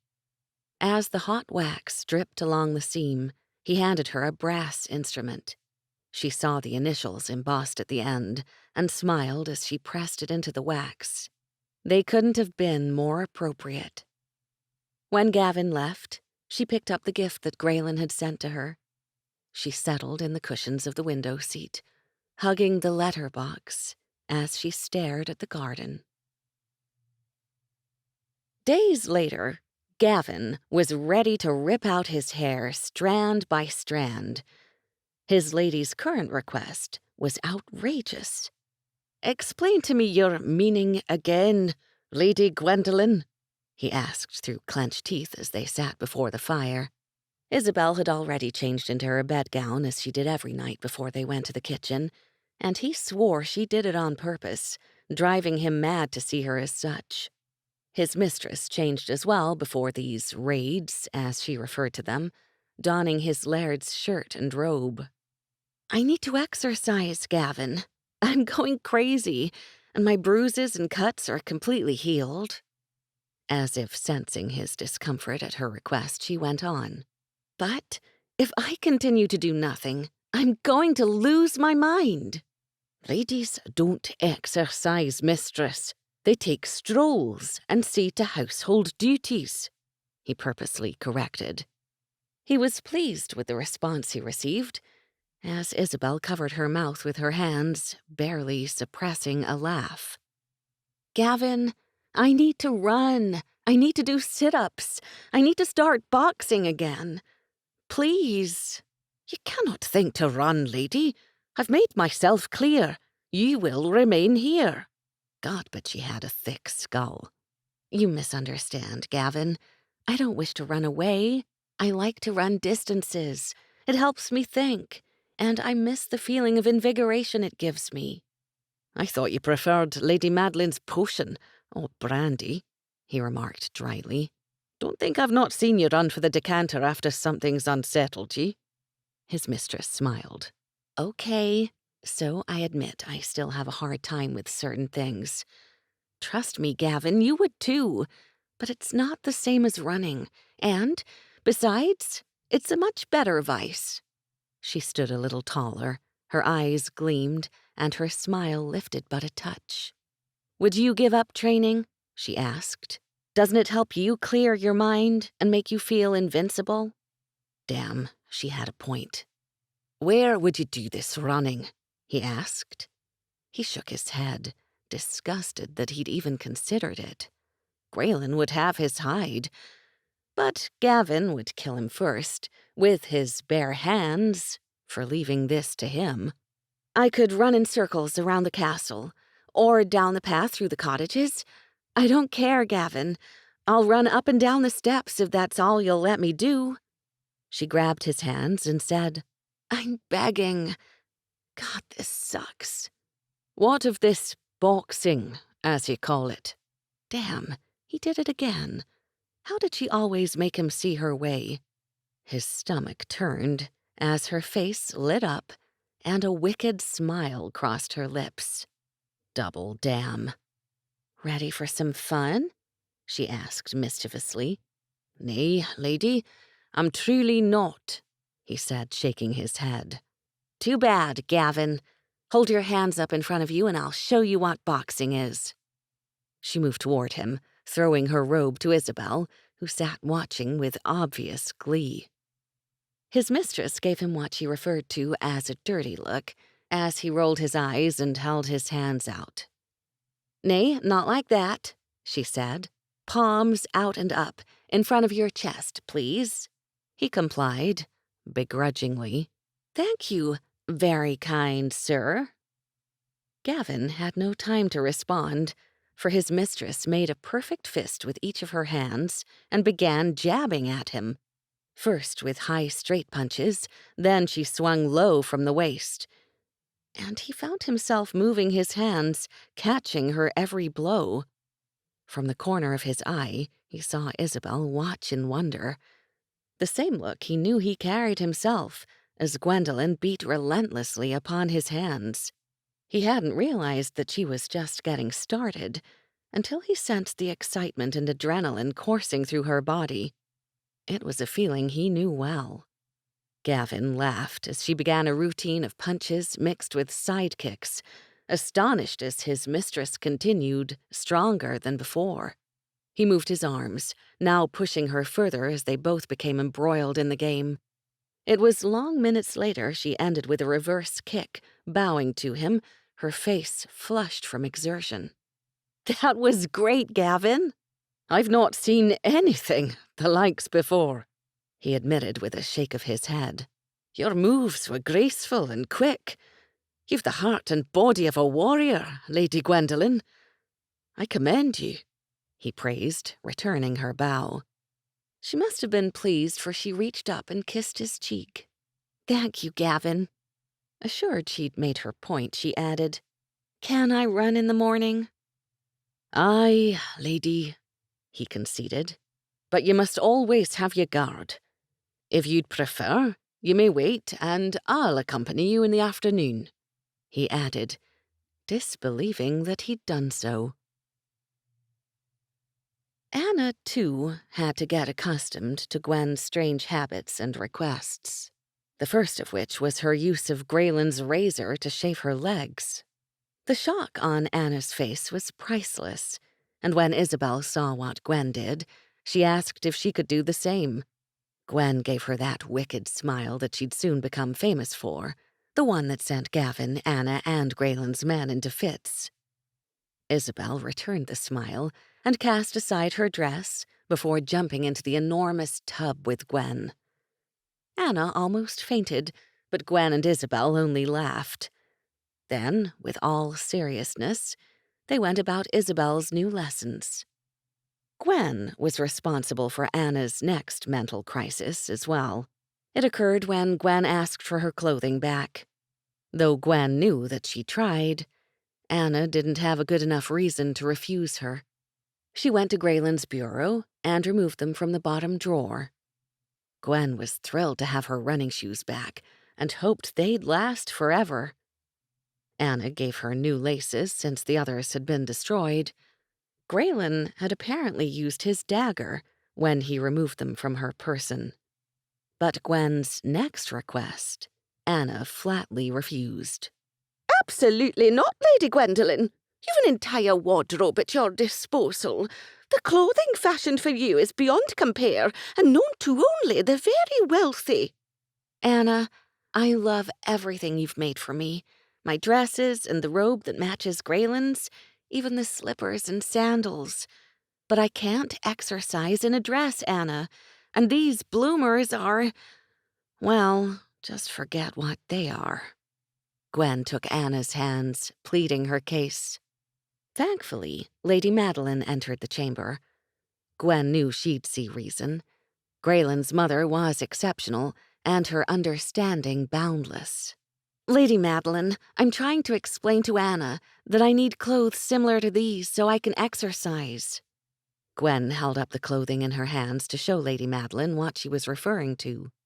What exactly do you need, Gwendolen? Lady Madeline asked. I'm sure it can't be that unreasonable. She looked at her perplexed servant. Anna, she insists on wearing Grayen's shirt instead of the lovely bedgowns, and I know she never uses the bloomers or undergarments. I need pants, similar to these, Gwen explained. I'll only wear them when I run or box. She held the pants up in front of Anna. They were her tight-fitting capris. A drawstring waist would be fine. They don't even have to be as snug. I just need pants. Please? Very well, lady, Anna said with a sigh. I'll see to it myself.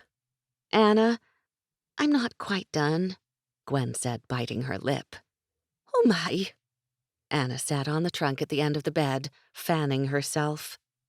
Gwen hoped she wouldn't faint at the forthcoming request. I need underwear, Anna, not bloomers. And I need a bra. Underwear fits tightly and only covers your bottom and front. Gwen drew lines with her hands along her body, showing Anna exactly what she was talking about. And a bra supports your breasts. Anna smirked. You needn't cover your breasts, child. Anna, if I only wear pants and Grayen's shirts tied around my waist, my breasts will show clearly through. Everyone will see them. Gwen pulled the shirt she was wearing tight across her chest to prove her point. Oh my! Anna began to sway. Gwen rushed to her side. I don't mean to cause you discomfort, Anna. Even a band of cloth I can tie behind my back will do, or something similar to a halter. Gwen drew lines once again to explain what she meant. If you can't make underwear, we can fashion thongs instead, she teased. That's quite enough, child, Anna admonished, swatting her bottom. Underwear you shall have. I know your measurements well enough, but you'll not have that string you speak of. Is that understood? Aye, Anna. Thank you. As Anna left the room, Grayelen's mother settled herself in one of the chairs in front of the window. "'Tis a beautiful view, Gwendolen," she remarked. "Aye, Lady Madeline, it is." Lady Madeline smiled so warmly at her that Gwen found herself sitting by her feet, looking up at her. "You're a true delight, Gwendolen. I count myself lucky to gain a daughter such as you." "That's yet to be seen, Lady Madeline." "Do you doubt my son's intentions, Gwendolen?" "Nay, Lady Madeline," Gwen sighed. "I doubt life itself." "Oh, Gwendolen, you mustn't worry so. Whatever happened before you came to us was meant to be, just as is your being with us now." Gwen rested her head on Lady Madeline's lap, feeling a mother's love for the first time as Lady Madeline stroked her head and hummed to her softly. After a while, Lady Madeline spoke again. "When Grayen returns, you'll be mistress of this castle, Gwendolen, and I think you shall have an idyllic life. Though there is the matter of your strong wills." She laughed softly. "I fear you'll come to blows many times over." After her short time with Grayen, Gwen worried that Lady Madeline's words couldn't have been truer. Chapter 11. Grayen stood with Ian and Connell as his soldiers advanced in the distance. He left Stirling Castle 2 days after his missive had been dispatched to Seagrave, then rode 3 more to the area where they made their camp. Though he'd wanted nothing more than to return home himself, he had matters to discuss with his king, and knew if he stayed to see to them now, his presence wouldn't be required until at least summer's end. That is, barring any situation such as the one they now found themselves in. By the time the men were settled and had finished discussing their plans, it was well past midnight. 12 days had passed since he'd left Seagrave, and Grayen was anxious to hear what had taken place in his absence. More than anxious. He waited patiently for the men to bed down, then saw personally to the placement of guards around their encampment.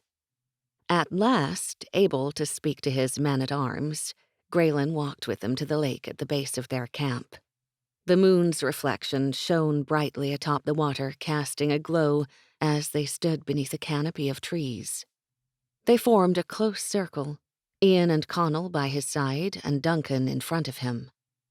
"I will have details, Duncan. Now," Grayen ordered, crossing his arms over his chest. "All's well at Seagrave," Duncan said quickly. "I'd have informed you earlier, otherwise." "Those are not details, Duncan. You'll tell me how Gwendolen fares," he demanded. "Lady Gwendolen fares well, though, at times, she does make a run for the brandy." Grayen raised a brow. "Think you she has a problem?" "With spirits, nay," Duncan scoffed. "A small shot, she calls it." Then he smiled. "'Tis enchanting." "Explain, Duncan," Grayen bit out, irritated by Duncan's enchantment with his lady. "Well, first, your lady becomes unsettled. 'Tis the only time she reaches for it." "And what, pray tell, unsettles my lady?" Grayen asked through clenched teeth. He was ready to throttle the man. "Well," Duncan shrugged. "there was the time she helps your mother tend one of the children who'd fallen ill. It seems she's quite the practised healer, and her way with the boy was amazing. When we left the cottage, however, she cursed her way back to the keep, muttering something about not being able to help as she should. Then there was the time she happened upon the butcher." Duncan laughed, a hearty belly laugh. "I think she's not seen how meat goes from pasture to table, but—" He smiled, looking pointedly at Grayen. "Your lady becomes most upset when your fighting skills are bandied about. Nothing sends her to the decanter with more speed than a tale of you in battle. The transformation's astounding," he explained, before quipping the order in which it occurred. Unsettling news, muttering curses, brisk walk to the brandy, her hand held in gesture to be left for a moment's peace. Then finally, she turns with the most serene of smiles upon her face. Grayen tried not to smile, appeased at last with information, and not surprised in the least at what that information was. "Continue, Duncan," he instructed, his hands now clasped behind his back. "She spends most of her time with Isabel and takes her morning and evening meals in the Great Hall. She walks through the holding and visits the chapel in the late morning hours, often speaking with Father Michael when he's present."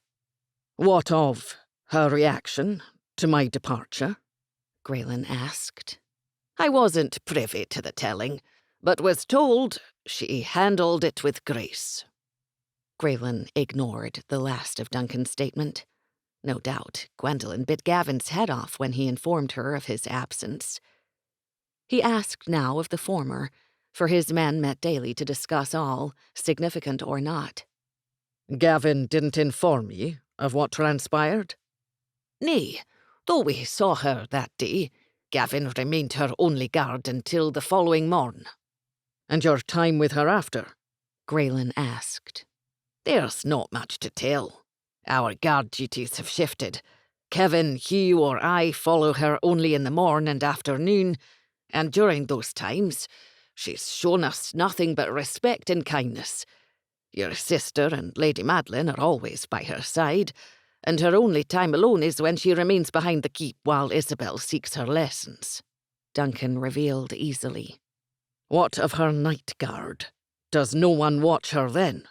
Grayen demanded, his hands fisted by his sides and the muscles in his face tightened. "Gavin's with her. He assumes her guard from late afternoon through morning. As I've said, he's changed our rotation. He now sleeps in the morning and sees to the men and ledgers in the afternoon. He's done so since the night you left," Duncan explained. "Why has he assumed such a position, Duncan? 'Tis not reasonable." As Grayen voiced the question, a feeling unknown began to stir through his veins. "Lady Gwendolen prefers his guard. Since that first morning, Gavin remains her solitary shadow from dusk till dawn." Duncan paused, but when Grayen didn't reply, he continued. "She refuses to allow him to stand beyond her doors and orders that he sit within the chamber till morn. 'Tis most likely why he retains the night shift alone." "You lie," Grayen accused, pulling his man within an inch of his face, his reaction so fierce that his hands ripped Duncan's shirt. "I speak the truth, Grayen. She's as strong-willed as you are, and her orders just as serious." "She's a woman, Duncan." The statement came in a roar. "She doesn't give orders, nor would my trusted friend stay within my chamber." "I speak the truth. I would not lie." Grayen was furious at what he'd heard and threw Duncan against the tree behind him. Ian and Connell grabbed his shoulders, pulling him back. Grayen was in the process of shaking them off when Connell's next words stopped him. "Gavin pines for Isabel, Grayen, not your lady." Duncan confirmed what Grayen just heard. "'Tis the sorry truth of it, Grayen. Gavin's feelings for Lady Gwendolen run deep, but he protects her tender heart only and helps her through the nights. She has a pain in her eyes that's unreachable, yet he is able to help her as no one else can." "'Tis not his duty to help my wife in such ways," Grayen shouted, realizing now the feeling that consumed him. Jealousy. Gavin was the one who was with her, helping her, and it ate him alive. His men showed no surprise that he'd referred to Lady Gwendolen as his wife, for in truth, it was only the formality of the priest's words that were absent. "He allows her to know you as you cannot." "Explain yourself, Duncan," Grayen demanded, his fury barely held in check. "He treats her as mistress of the castle, as he should, but includes her in everything. He gives in to almost all of her demands. "'Tis not helping, Duncan," Grayen made the reply through clenched teeth. She finds comfort with him because he allows her to be herself. They yell and slam doors, and I swear to God above, sparks fly throughout the holding when they're about. She's just like you. 'Tis the sorry truth you make me confess. But 'twas Gavin himself who placed your medallion around her neck the first night you were gone. And 'tis Gavin who allows her to enter your study whenever she wishes. 'Tis you they both miss, Grayen. Gavin's your most trusted companion, your truest friend, and he's become Lady Gwendolen's as well. "Leave me," Grayen commanded. Then he spoke without turning as he walked toward the water. "We break camp before dawn. I'll not wait longer." Furious with the information he'd received, Grayen stripped his clothing and entered the lake. He swam its width twice before making his way back to the shore. His anger at last under control, he secured his breeches and sat by the water's edge, recalling what Duncan had told him. What really plagued him, he realized, was that he should be the one with Gwendolen. That was the true heart of the matter. He knew Gavin would never betray him, nor would he jeopardize the life he'd found at Seagrave. He trusted his first-in-command with his life and his family's as well. And Gavin took his responsibility with a seriousness that at times left him humbled. Gavin would walk through the fires of hell before endangering his position among them. And now Grayen also knew that what Connell had said was true. Gavin did, in fact, pine for Isabel. It had been so for years. He was a fool. How could he not have seen it? Gavin had always doted on Isabel, but over the years he had become more distant with her. He'd stopped calling her Bella, as he had since the first day he met her. And he'd ceased to chase after her when she playfully tried to gain his attention. He rarely sought the comfort of women, though they constantly tried to gain his favor. And he did so only now, after being well into his cups, carrying the foulest of disposition for days afterward. Why had Gavin never broached the subject with him? He, of all people, would understand his friend's plight. Was it the past he never spoke of? Grayen knew he ran from something, though he knew not from what. He never questioned Gavin of his past, and in fact knew him only as Gavin the Brave.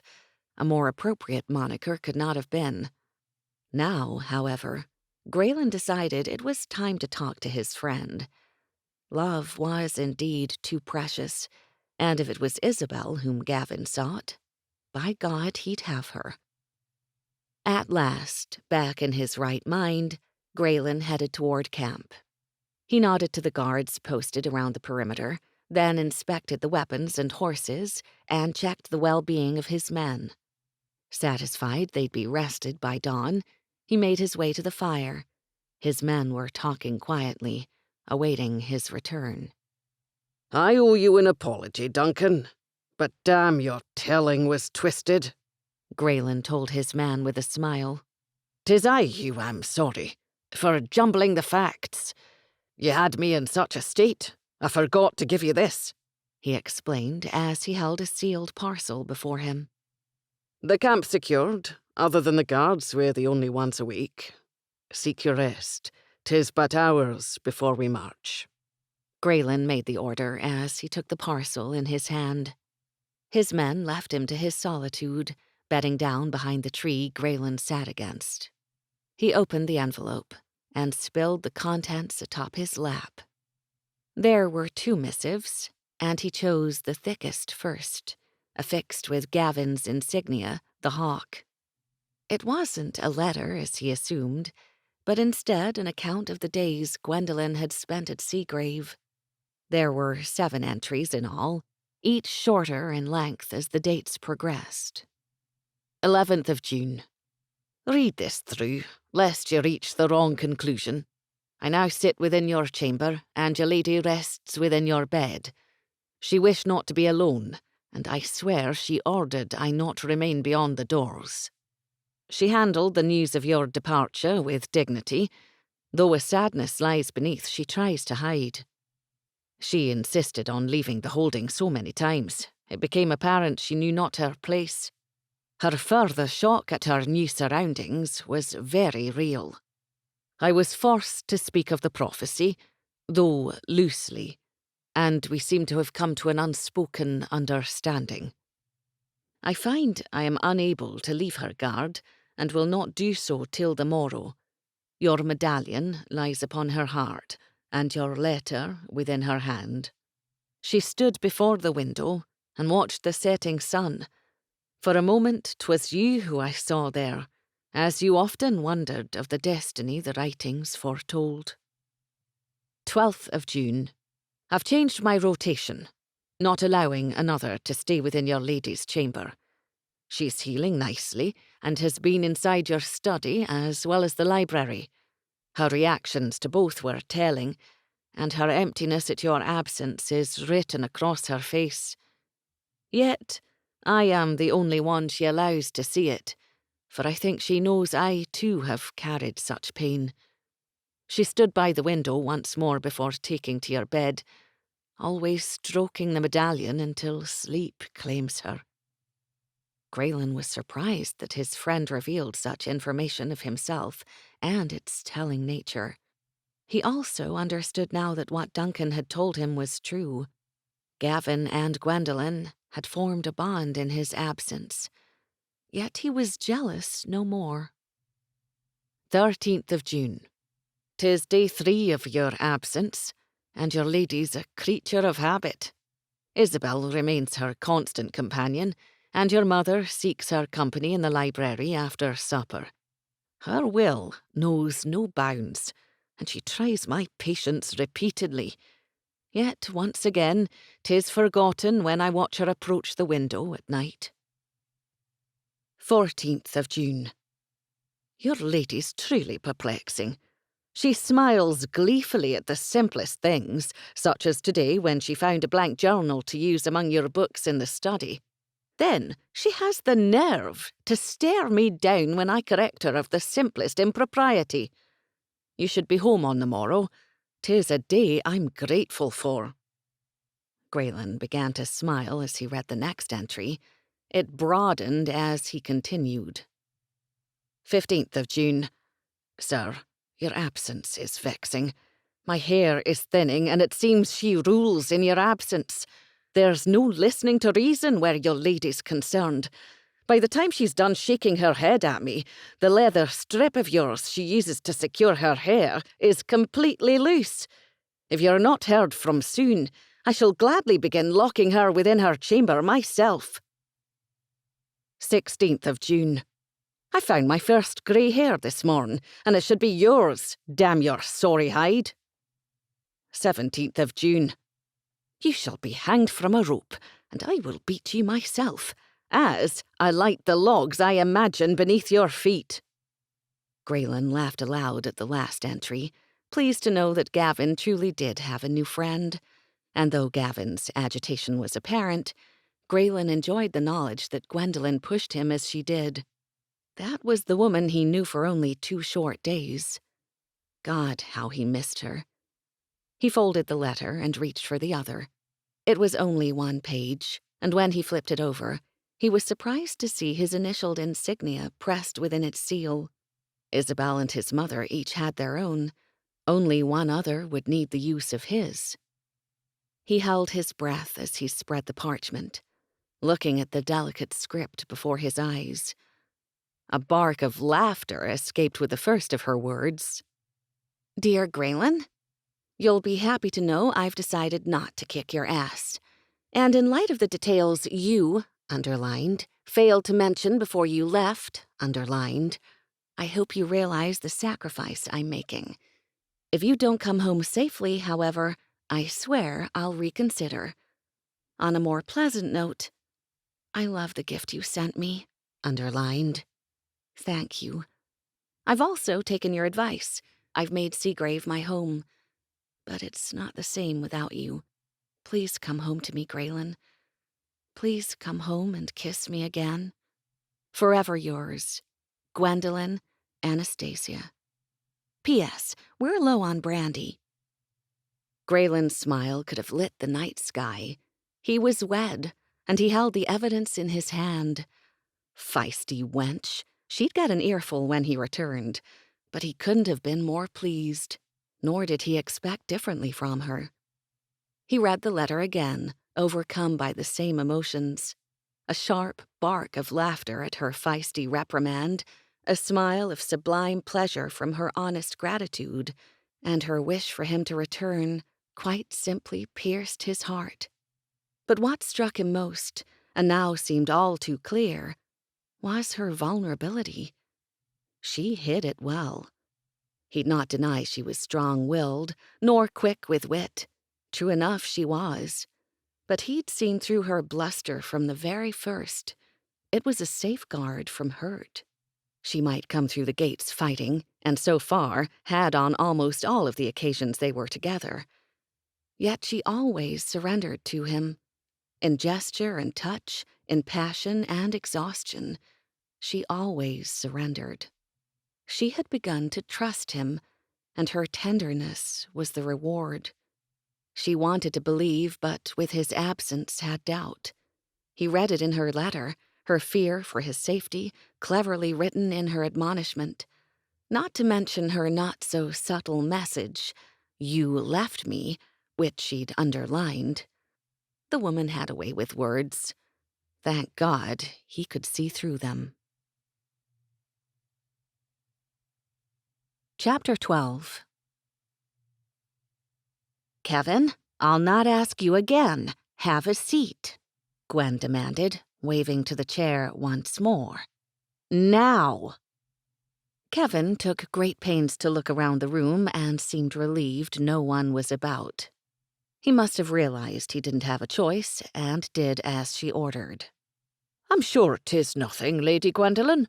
We should be back at it on the morrow," Kevin said, referring to the run Gwen knew he'd come to enjoy. "Are you sure this is the leg, Kevin? I thought you favored the right," she asked as she ran her hands over said leg. Gwen was sure he muttered "damn" under his breath. "Aye, lady, 'tis the left," Kevin grumbled. Not sure what to believe anymore, she decided to check both. "Well, it seems okay, but you're probably right. A day of rest and you'll be fine." Gwen held out her hand for her morning guard and smiled when he couldn't help but laugh at her. "You mock me," she joked, placing her hands on her hips. "Nay, lady, I apologize," Kevin said, taking her hand. "Thank you for helping me stand." "I'm sorry, Kevin. I guess it was pretty stupid, seeing as you're about 3 times my size." She laughed. "Your compassion is endless, Lady Gwendolen. I meant no insult." "Oh, stop it," she muttered. "You didn't insult me. Just give me a minute and I'll change." Once inside the bathing chamber, Gwen removed the pants Anna had made for her to exercise in. They weren't as tight-fitting as her capris, but they were comfortable and suited their purpose. Of course, Anna hadn't been happy when she noticed Gwen folded the hem halfway up her calves, and she had a complete fit when she noticed Gwen also rolled the waistband over. Apparently, it wasn't appropriate to show the outline of one's bottom and legs, but breasts were an entirely different story. Every dress she had now fit so tight across her chest. No wonder Anna scoffed at making her a bra to wear beneath. There was no room. Still, Anna did make her some bikini-style panties and a few bra-like undergarments, too, and they fit perfectly. Some were fashioned in the shape of a halter that tied behind her neck and back, while the others were just a plain wide band she could wrap around her chest and tie wherever. Removing the rest of her clothing, Gwen hung Grayen's shirt on the same hook as her robe. Even though she had her own now, it was Grayen's that she chose to wear. She left the rest of her exercise clothes on the chest of drawers next to the door. She'd use them later, after Gavin made her beg him to go jogging. She knew that he secretly enjoyed the days she waited until he was able to join her, but he definitely took pleasure in making her grovel. She didn't mind, though. He was a great runner and pushed her further than she ever imagined. Plus, she enjoyed her time with him more than anything. Gwen grabbed one of her favorite day dresses from the drawer in the chest. It was the one concession that Anna had given easily, allowing her to keep most of her clothes in here.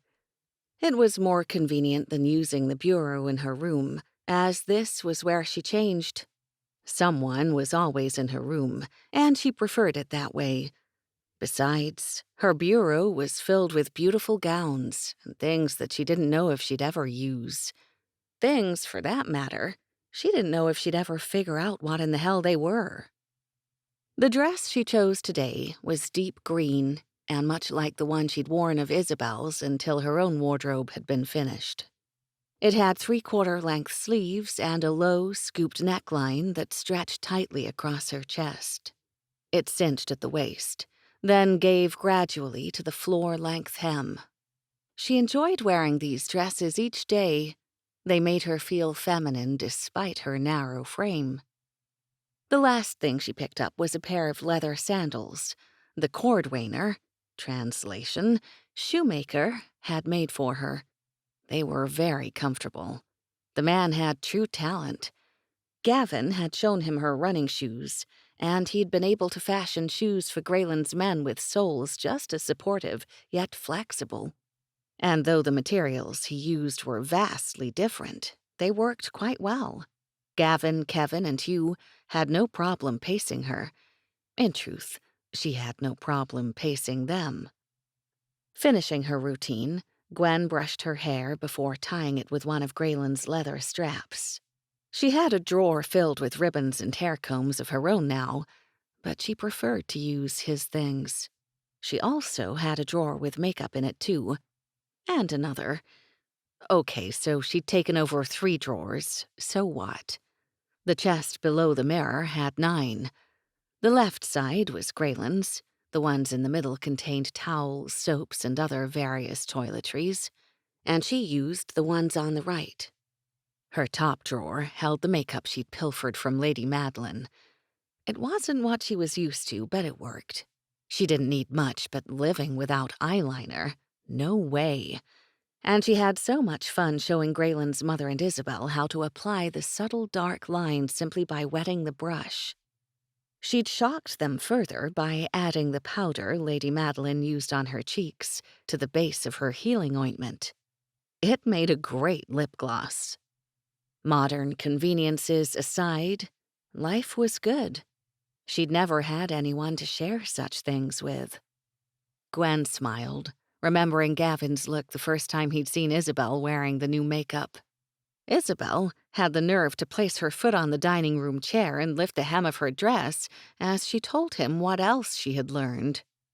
Gwendolen also showed me how to shave my legs, Gavin. I've become quite proficient, she said, running her hand up and down the length of her calf. Gavin barely spoke during dinner, and it took him close to an hour to act somewhat normal again.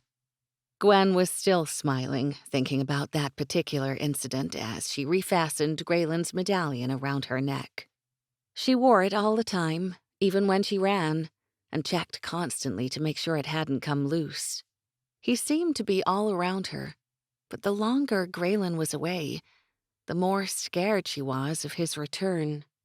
She'd learned so much about him, but still, she barely knew the man, and worse, he didn't know her at all.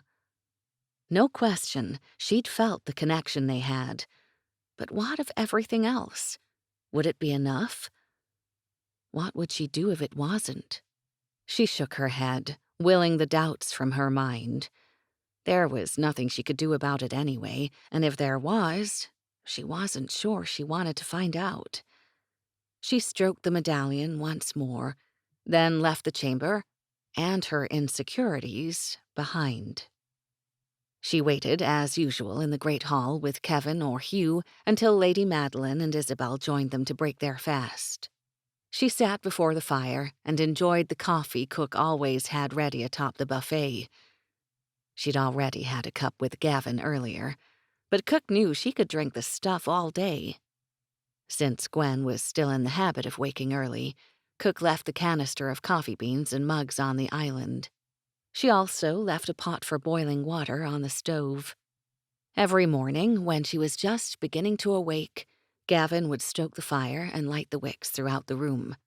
They'd say good morn at the same time as Gwen put on Grayen's robe, then they'd race downstairs to the kitchen. She and Gavin would work quietly at first. Gwen always filled the pot with water, while Gavin lit the fire beneath the burner. Then they'd fight over who could better crush the beans. When the water finally boiled, they'd add the coarse grounds and wait anxiously for the delicious brew. They took their filled cups upstairs until Gavin's replacement came. Sometimes they talked by the fire or stand in front of the window to watch the sunrise. Kevin or Hugh would arrive just after and knock gently on the door. Then Gavin would relieve himself of her guard. Gwen missed him during the day. She'd truly come to depend on him, and she knew he liked having her around too. She could tell he waited for her to come into the study in the afternoons, and it wasn't until she'd settle herself on the settee that he'd immerse himself in the ledgers he continually pored over. They seemed to have an unspoken understanding, a need of each other with Graylin's continued absence. She wondered if Grayen knew how lucky he was to have someone like Gavin in his life for so long. Somehow, she sensed that he did. Her thoughts were interrupted when Isabel and Lady Madeline finally came downstairs. They had a wonderful breakfast, and Gwen was surprised when they both excused themselves afterward. "Isabel, won't you take a walk with me this morning?" Gwen asked. "Oh, how I wish I could, Gwendolen, but my tutor's coming early. He insisted I read the latest volume he gave me." "Very well," Gwen sighed. She kissed Lady Madeline on the cheek, then whispered to Isabel, "Come find me later," kissing her as well. Gwen walked along the paths that led to the cottages. She stopped several times to talk to the women who were going about their duties. She knew most of them by name now. She inquired of their families and always took the time to ruffle their children's hair or hold one of the babies that reached out to her. She asked Kevin again if his leg was all right, and he continued to assure her he was fine, each time looking over his shoulder as if to make sure no one had overheard them. When Gwen started for the chapel, Kevin stopped her mid-step. "Lady Gwendolen, you're unable to visit today," he said, placing his hand on her arm. "Why not?" she asked. "'Tis being repaired, lady." "What on earth's being repaired? It was fine yesterday." "Father Michael noticed water seeping through the floor, lady. 'Twill be fixed on the morrow." "Fine," Gwen sighed. Then she added in a mutter, "'Tis a sorry day indeed." Gwen spent the rest of the morning and early afternoon in the garden behind the keep. She would have gone inside, but everyone seemed completely occupied today. So instead, she wrote in her journal and watched the waves crash upon the shore. Isabel loved to tell her stories of the early morning ritual she and Grayen enjoyed. Apparently, they used to sneak out of the keep just before dawn. Then they'd run along the beach and climb the rocks as they watched the sunrise. It was a habit Grayen still kept, though Isabel confided she'd stopped accompanying him long ago, sensing his need to be alone as he walked the shore and looked to the sea.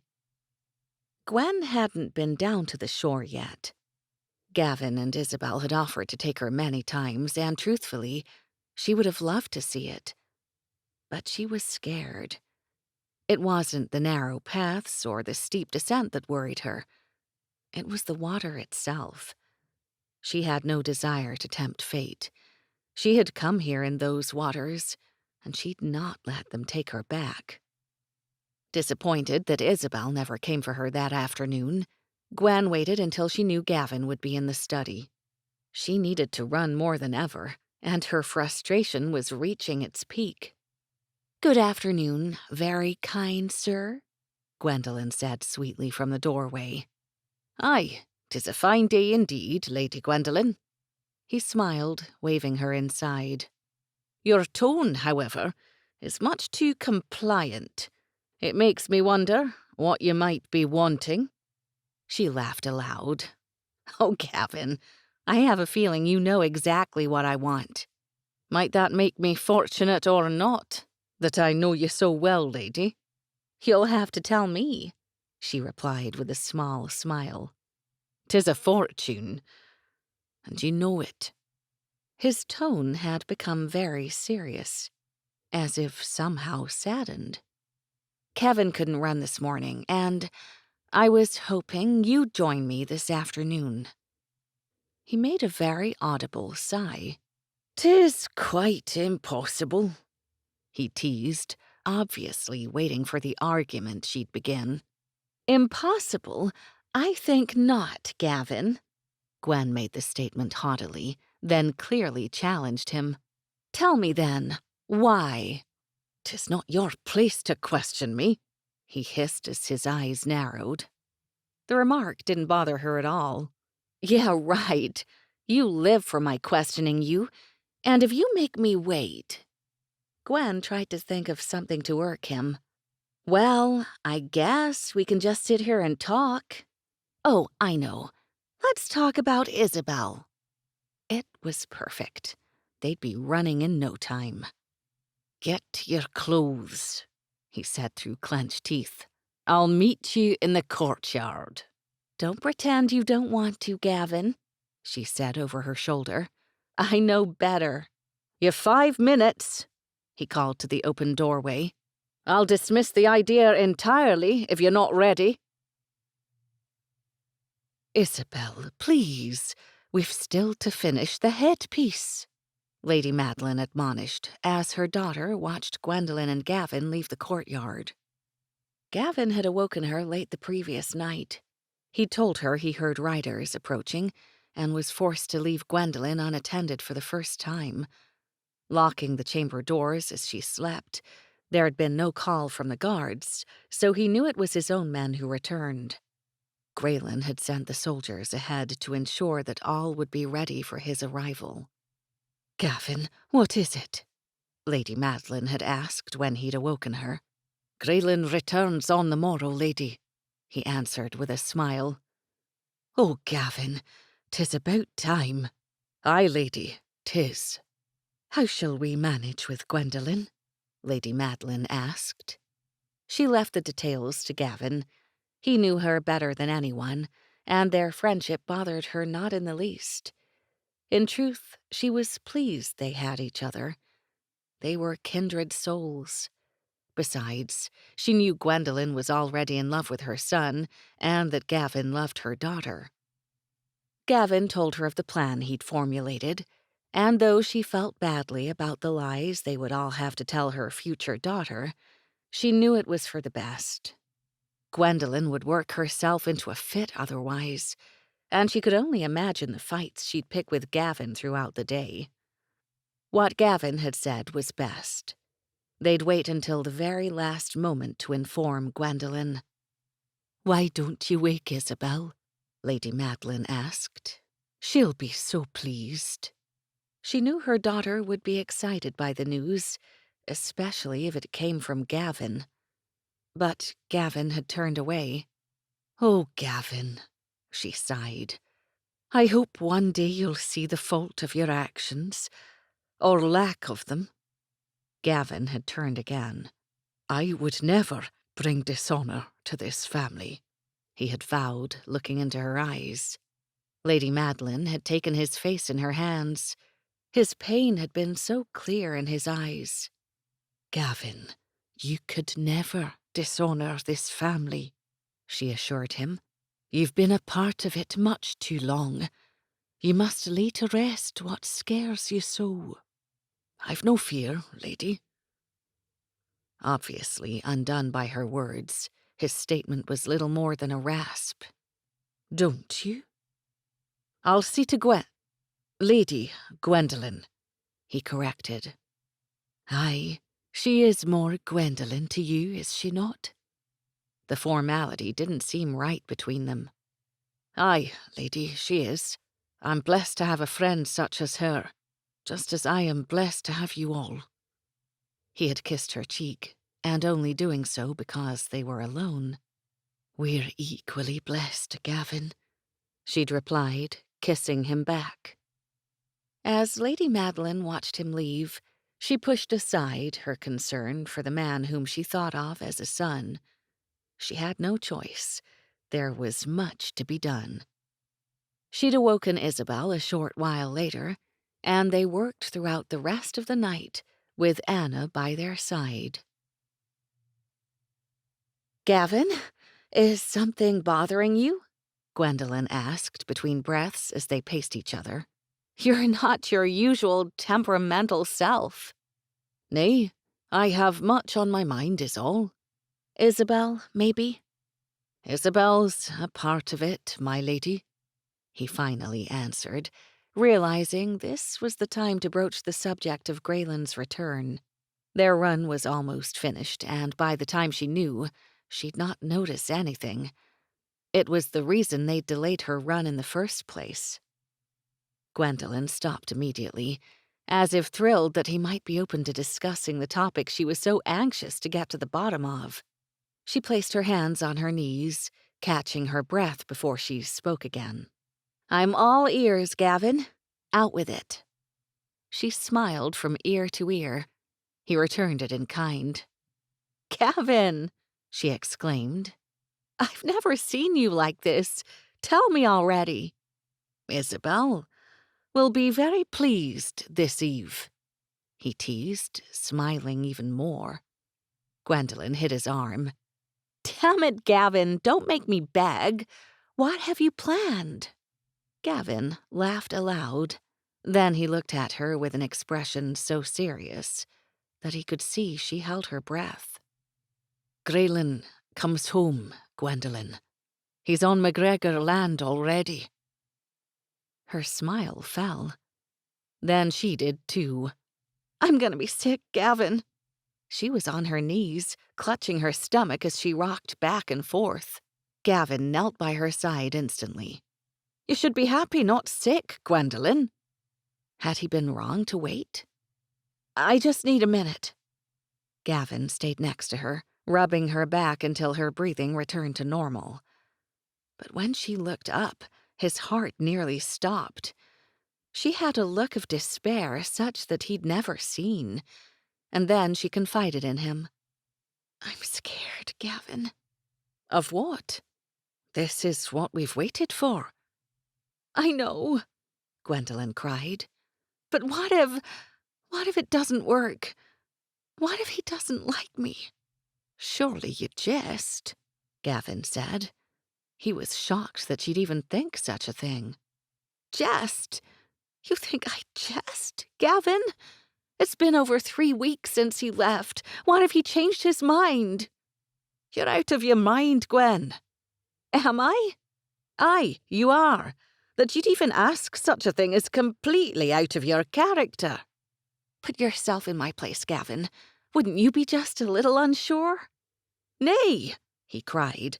"I was with him that night, and it all but killed him to walk away from you." Angered, he grabbed her shoulders and made her look at him. "You'll get yourself together now, lady, and hold your head high as you so naturally do. I've never known a woman stronger than you, and your insecurity will cease." Gavin knew he was being harsh, but he couldn't stand to see her this way. "You must trust me, Gwendolen." He loosened his hold, but when she still seemed unsure, he pulled her into his arms, and she rested her head against his chest as he continued. "Grayen will love you, Gwen, as he always has, as we all do. He's the most honourable man I've ever known, and he'll be thrilled with you. Every vexing oddity you possess, every outrageous demand, every annoying nuance, every—" "Did you just pinch me?" "Aye," Gwen confessed. obviously feeling somewhat better, and smiled once again. Thanks, Gavin. "You're welcome," he replied, giving her a squeeze. You need a bath, Gavin, she told him, but her actions belied her words as she held him closer. "You could use the very same yourself. Shall we finish our run?" "Aye." She nodded and pulled him back as he started to run ahead. "Gavin," she said, "how much time do I have before he's here?" Gavin stared at her for a minute. Then he turned and ran as fast as he could. 2 hours, he called behind him. Mayhap. He never looked back, because he knew if Gwen caught up, she would surely kill him now. Chapter 13. She was wearing a wedding gown. Gwen couldn't seem to let go of the statement that kept repeating in her mind. My God, she was wearing a wedding gown. She and Gavin had returned over an hour ago, neither speaking a word as they had continued their run. He just as quietly led her to her room, squeezing her hand before leaving her in the care of Graylin's mother, Isabel, and Anna. They had a bath waiting by the fire, and she obediently removed her clothes and stepped inside. They washed her hair and then brushed it as she sat on the hearth. They talked of really nothing, just chit-chat to ease the tension they knew she felt. Lady Madeline applied her makeup with expert hands, a subtle hint of liner around her eyes, a brush of rouge atop her cheeks, and a fine coat of gloss across her lips. Anna continued to brush her hair and explained that she'd wear it down for Graylin's return. Lady Madeline helped her stand, and Isabel smiled, holding the gown that had been lying on the bed. "It's beautiful, Isabel," Gwen said quietly. "We worked on it most of the night, Gwendolyn. I hope you like it." Gwen was touched, but because she was so nervous, she couldn't quite come up with the right words. "How could I not? It's even more special since you made it yourselves."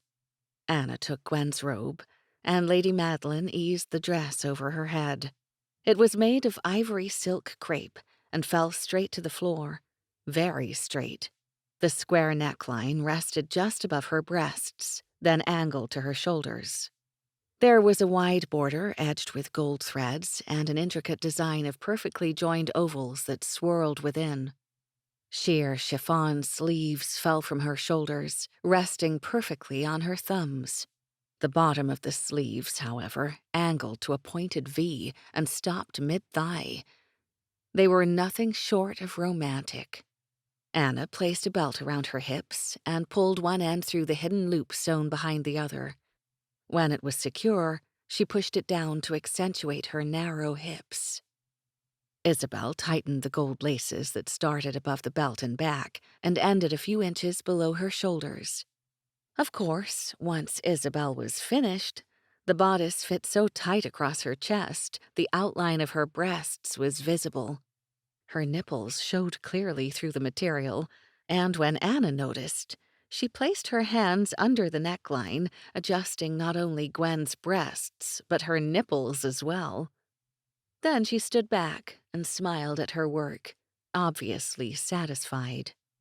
It was one of the most ridiculous moments of Gwen's life, but it helped break the tension and they all laughed together. Lady Madeline went to the bed again and picked up a beautiful headpiece. It was made from a simple gold-braided cord with 4 long, delicate strips of ivory tulle attached to the back. She placed it on Gwen's head so the front rested above her forehead and the sides angled down to the back. Gwen laid her hand on Isabel's shoulder while Anna placed beautiful strapped sandals, fashioned with a delicate heel, on her feet. The thin leather straps were covered with gold chiffon. They were actually quite saucy, Gwen thought as she looked at them. "Well, do I pass?" Gwen asked, biting her lip. They had stepped back to admire their work and were smiling from ear to ear. "Aye," they exclaimed together, obviously thrilled with the result. Come, Gwendolen, we'll go to my chamber so you may see for yourself, Lady Madeline offered, taking Gwen's hand. They walked hand in hand and didn't stop until they were in front of the full-length mirror in the corner of the room. Isabel and Lady Madeline watched Gwen stare at her reflection. They smiled at her reaction. "You've outdone yourselves," Gwen said with tears in her eyes. "I've never felt more beautiful in my entire life." "You are beautiful, Gwendolen," Lady Madeline said softly. "What the eye can see, and in your heart as well." "Please don't cry, Gwen. You'll ruin the makeup Mother has applied." They had applied their own makeup and had their hair done before she'd returned with Gavin. Gwen helped them now, lacing the backs of the dresses after they slipped them over their heads. Each wore a dark purple dress that scooped low in front and had been embroidered with the same pattern as on her wedding gown.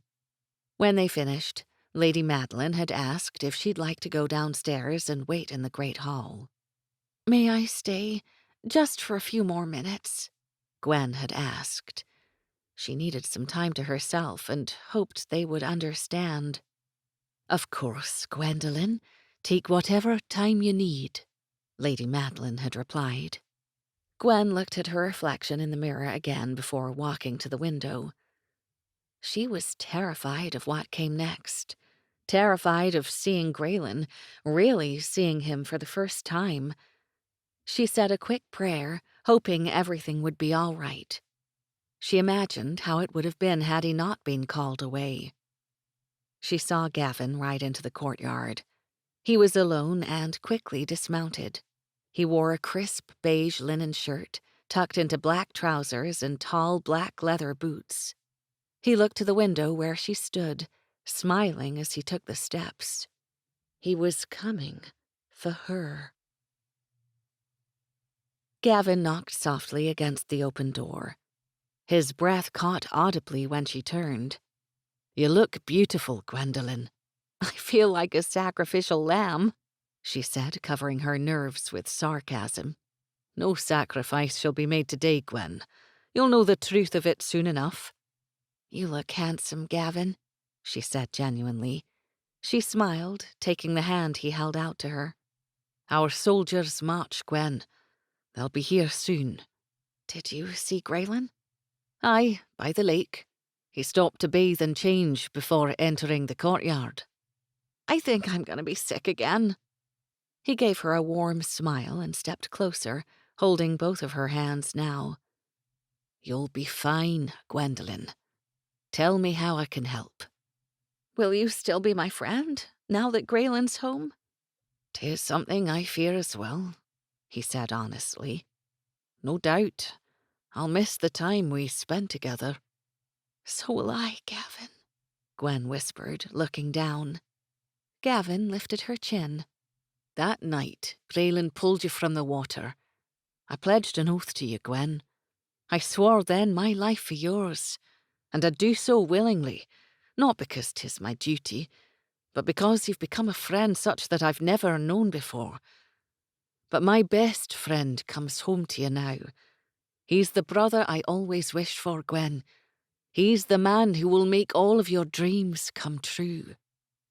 Gavin held her a moment longer, then stepped to her side as his eyes fixed on the distant rise. "Come, Gwen. 'Tis time." "I can't seem to move." "There's nothing to fear." "That's easy for you to say. You're not the one wearing a wedding gown." Gavin smirked. "He's very subtle." "Yes, quite," she agreed dryly at his sarcasm. "I can't go down there, Gavin," she whispered, suddenly serious. "I can't do this in front of everyone." He sighed as he brushed his fingers through his hair. "Very well, then," he conceded. "But stay by the window. You'll not want to miss this." Chapter 14. My God, he was right. It was one of the most magnificent sights of her life. A procession of such pageantry, her breath caught at the display. Her hands splayed the window of their own accord. Her heart beat so rapidly she feared it would burst. Hundreds of soldiers filled the path, and they rode in perfect symmetry, their lines seemingly endless. A squire held a flag high in the air, and it danced in the soft, warm breeze, an ebony dragon emblazoned in its center. The procession continued until the last of their lines finally topped the crest. The crest high atop the slopes of Seagrave. The crest where one man remained. He stayed there alone, like a true hero who chose to protect rather than be protected. His dark hair blew in the wind, his bronzed skin aglow beneath the rays of the setting sun. His name whispered from her lips as her forehead pressed to the glass, for even at such a distance, his presence was omnipotent. That young man whose image she'd memorized above the fireplace in the library, that young man ready to conquer the world, was no more. This man had already seen the world. He'd lived through its wonders and atrocities alike, and God help her, prevailing dominance radiated from every inch of his form. His force seemed to draw her, like some kind of gravitational pull, and at that moment, Gwen knew she would sell her soul just to be with him. He remained completely still, watching as his soldiers continued down the path. They passed through the open gates, and amid another beautiful display, formed two lines on either side of the courtyard. Only then did he finally nudge his mount forward. He rode through the line of men and stopped in its center, then dismounted, looking to the steps where his family stood with his men. A boy came forward, lifting his palms high in the air, and Grayen unsheathed his sword, placing it upon his steady hands. He ruffled the boy's hair, a warm smile on his lips. Then he turned his gaze to the window where she stood. It was a flash of such intensity, a look so chilling, Gwen gasped and stepped back. Her heart seemed to break from that look in his eyes, the hurt he'd shown her for only a second. Furious with herself for being such a coward, and knowing now too late she should have been there for him, she ran from the room. She clutched at the banister with both of her hands, practically tumbling down the stairs in her haste. She grabbed at the door, tears streaming down her cheeks as she fumbled with the latch and pounded in frustration before it finally opened. She pushed her way through Gavin and Lady Madeline atop the steps and Grayen's men at the bottom. Then she stood completely still, relieved and at the same time terrified that he hadn't moved. Grayen released the breath he held, his eyes closing as Gwendolyn's presence washed like a balm through his soul, soothing the ache, the plummet of his heart when he realized she wasn't there. But then she'd come after all, and quite determinedly, too. He'd heard her cry as she won her battle with the door, throwing it open with such force, Kevin, who must have been leaning against it, nearly fell inside. Then she'd pushed her way through a score of people, stopping short with some distance still between them. And then the world seemingly faded away, until it was only just the two of them. He shook his head, disbelieving she was real, and thinking mayhap she was just a trick of his mind. But then the vision started toward him, flawless beauty with waif-like strides. Gwendolyn. Her name, but a whisper in his mind for weeks, released now from inconceivable depths. It became a battle cry as his head lifted to the sky.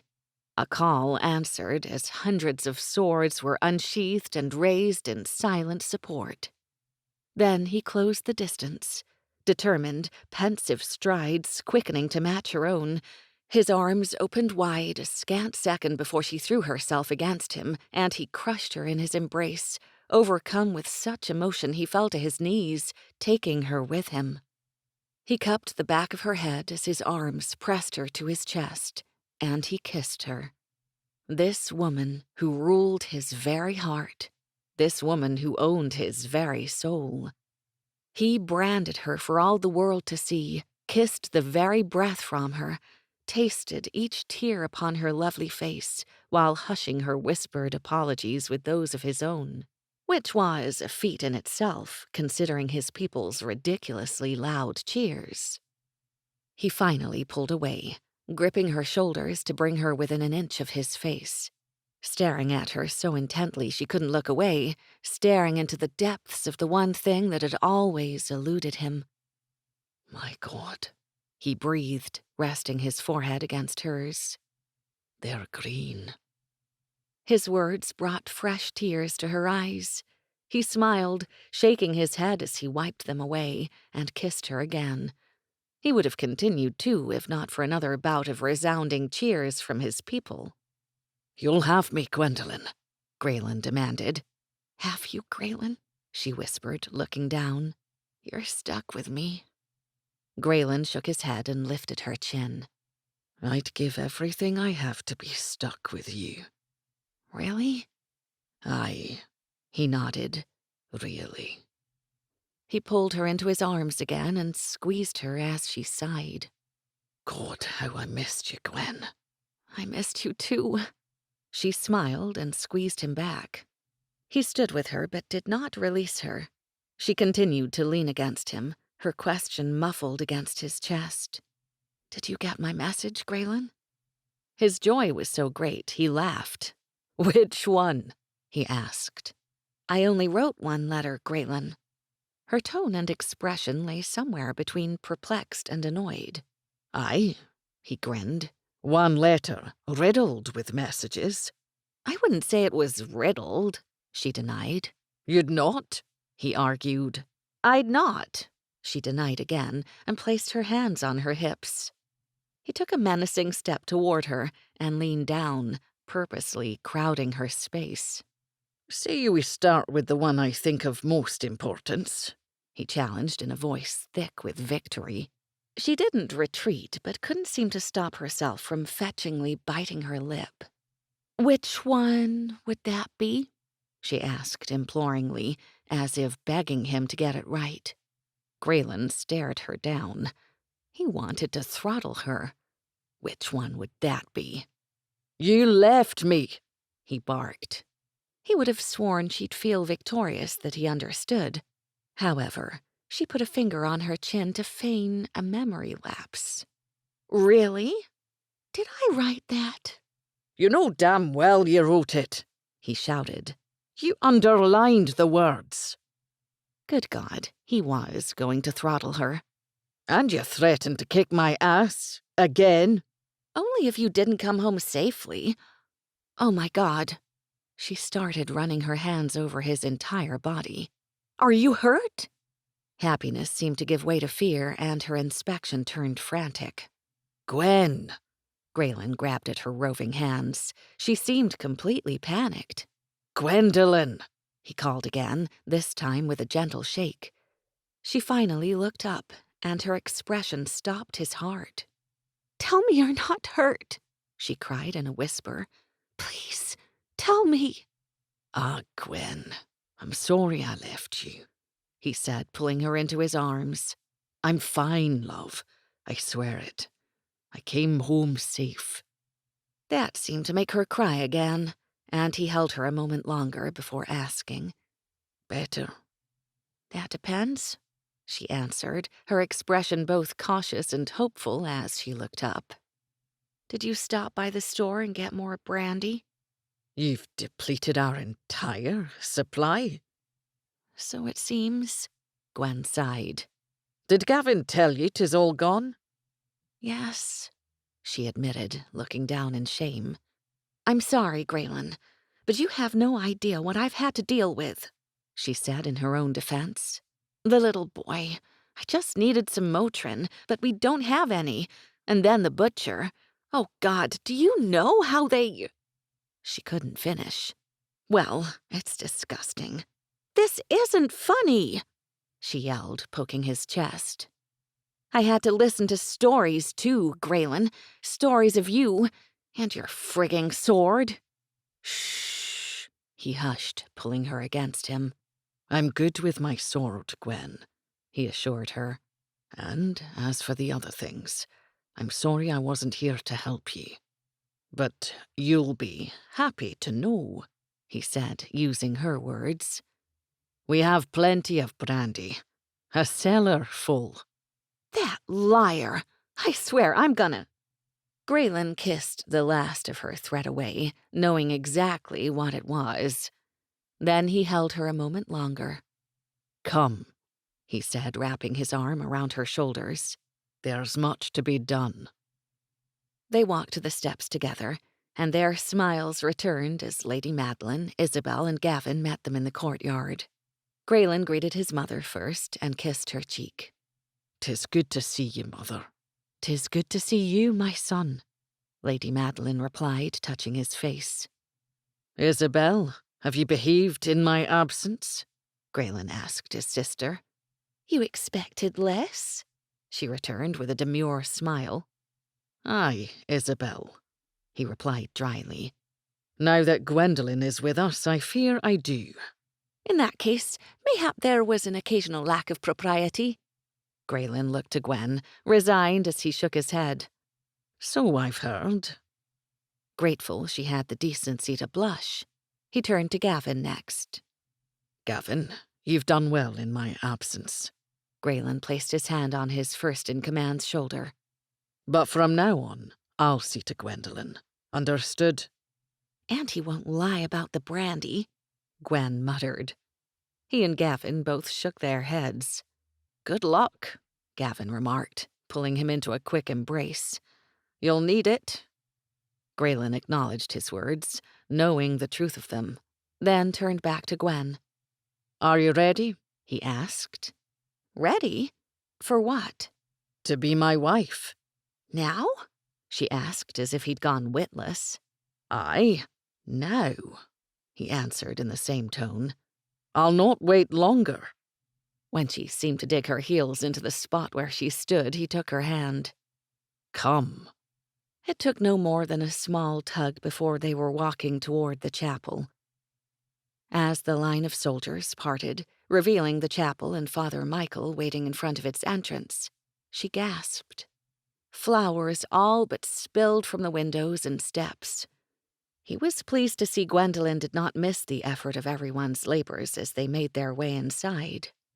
Once situated, Father Michael gave a warm smile and began the ceremony immediately. "Dearly beloved, we are gathered together here in the sight of God to join together." Grayen stood to Father Michael's right and Gwen to his left. Somehow Gavin was now between them, obviously torn between following his commander's direct orders to leave Gwendolen to him or to protect his mistress, who chanted under her breath, "Oh my God, oh my God, oh my God," again and again. Then Gavin had the nerve to reach for her hand. "Release her hand, Gavin. Now," Grayen bit out. He fixed Father Michael a look while motioning with his hand, "On with it, man." Father Michael cleared his throat and moved right to the vows. "Wilt thou have this woman to be thy wedded wife, to live together?" "I will." Grayen's sharp command cut off the priest's words as his eyes implored him to continue. It took the priest a moment to register the alteration, then he pulled himself together and looked to Gwendolen. Her lips still moved, though now in silent litany, while her hands visibly shook. Father Michael began the vows again, this time to Grayen's bride. "Wilt thou have this man to be thy wedded husband, to live together after God's ordinance?" Gwendolen continued to look at Father Michael, her lips slightly parted, his words seemingly meaningless. Father Michael finally stopped speaking and cleared his throat. He gave Gwendolen a warm, beseeching smile, then did it again, as if it would somehow pull her out of her reverie. Then he did it again. "Your words, Lady Gwendolen?" the priest finally prompted. "My words?" she asked. The vows, mistress, wilt thou— When Father Michael leaned forward yet again, Grayen sighed audibly, shaking his head. His astute bride was in shock. She had no idea what the priest asked. No doubt she'd bite his head off for pointing out the obvious, but the responsibility was his, not Gavin the insolent who was about to intercede. Grayen pushed the aforementioned cad out of the way, sorry he'd not fallen down the steps when he'd done so. Gwendolen, look at me, love, Grayen ordered when he stood in front of her. Look at him? Was he serious? She could do little else. God, he was handsome, and he kept calling her love, with that voice. She was so warm, surrounded by so many people in the tiny chapel aglow with what must be hundreds of candles. And there were so many beautiful flowers everywhere. It smelled wonderful. She wasn't even upset that everyone had lied to her all morning. How could she be when Grayen was so close now? He was searching her eyes. He really was something to look at.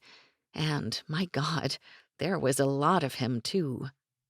Gwendolen. Hmm? Tell Father Michael you will, love. Will what, Grayen? Marry me!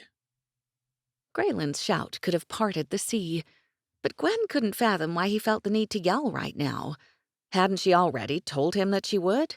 She felt rather smug, too, pointing out the obvious to him. Isn't that why we're here? She asked. Grayen's hands fisted as a tic marred his features. Gwendolen, the nice man, asked if you'll have me. You've not answered. Oh my God, she shouted. She blanked out. She peeked around Grayen to tell Father Michael she would, but hesitated. Grayen, she finally whispered, looking up again. Aye, he answered in an ominous drawl.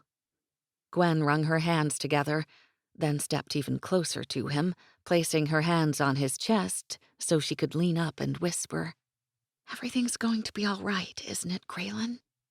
She felt the tension leaving him at her question, and he gently answered. Aye, Gwen. We'll be happy, won't we? I swear it. I mean... Gwendolen! She jumped at his shout, causing Father Michael to do the same when she practically screamed, I will, to the man. The rest happened in such a blur. She was sorry they hadn't hired a photographer or videographer to capture it. Then she repeated some of the most ridiculous words and promises she'd ever heard, vows to be buxom and bonny, and in a way she couldn't even believe, which made her realize why they couldn't hire anyone in the first place. She was practically in the frigging Ice Age. But Gavin did give her away, and he and Grayen placed her hand in Father Michael's. Somehow, the gesture of their 3 hands joined together meant as much as exchanging her vows with Grayen. Somehow, their lives were now bound together, forever.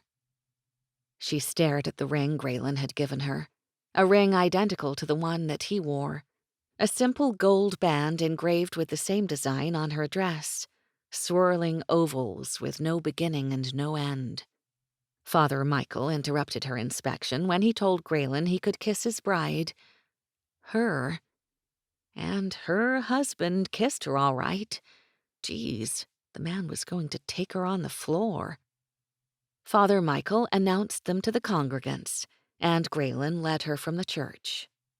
He addressed his clan with a powerful shout. I give you Lady Gwendolen MacGregor, your new mistress. Then he turned with a boyish grin as they cheered. Come, wife, we've a celebration. And it was. An enchanting night filled with music and laughter. Bagpipes played jaunty tunes, and they danced together under the stars. Later, they sat at one of the long, beautifully adorned tables set between the chapel and the keep, now laden with platters as they drank to endless toasts. Anna and Lady Madeline hadn't missed a single detail, and Cook truly outdid herself. But the best part of her night was when Grayen held her in the midst of people swirling around them, oblivious to everything as he rested his forehead against hers. "That I'm dancing with you, and we celebrate our joining. It fills my heart, Gwen." They were the sweetest words she'd ever heard, and she kissed him in front of everyone, quite thoroughly, too. She stood with Lady Madeline now, barely able to listen as she met Grayen's look.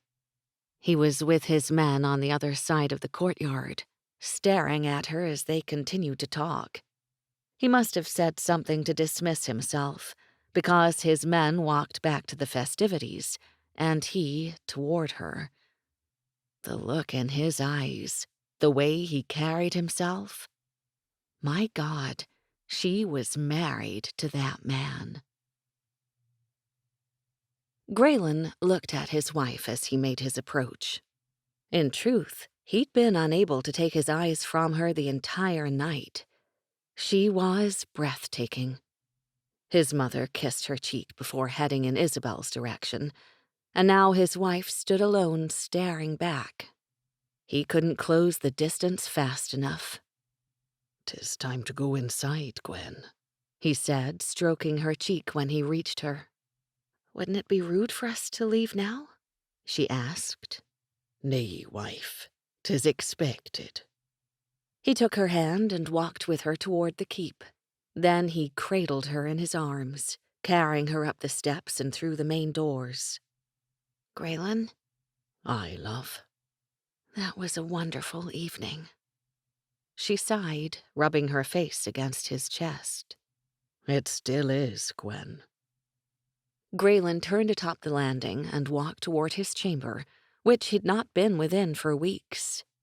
He carried her to the fireplace and set her down before the hearth, then knelt to add more logs, offering her a smile when he turned. She was biting her lip again. Shaking his head, he filled a goblet with wine, then took a drink as he stared at her. Then he placed it to her lips, tilting the glass until it was empty. "You think to get me drunk?" she teased. "Nay." He shook his head. "I think to ease your nerves." He smiled mischievously before tossing the glass into the fire.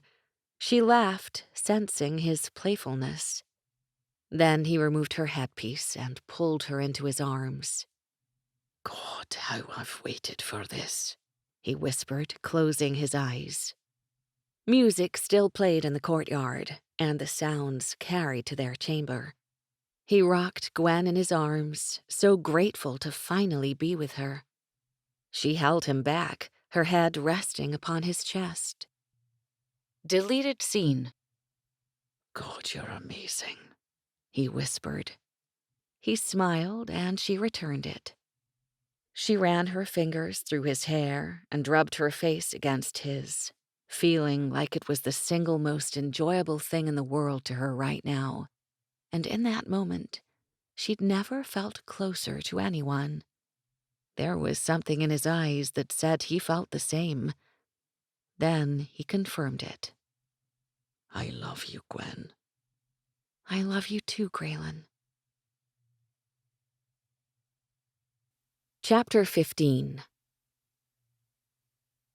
His wife slept like a babe, wrapped in his arms the entire night.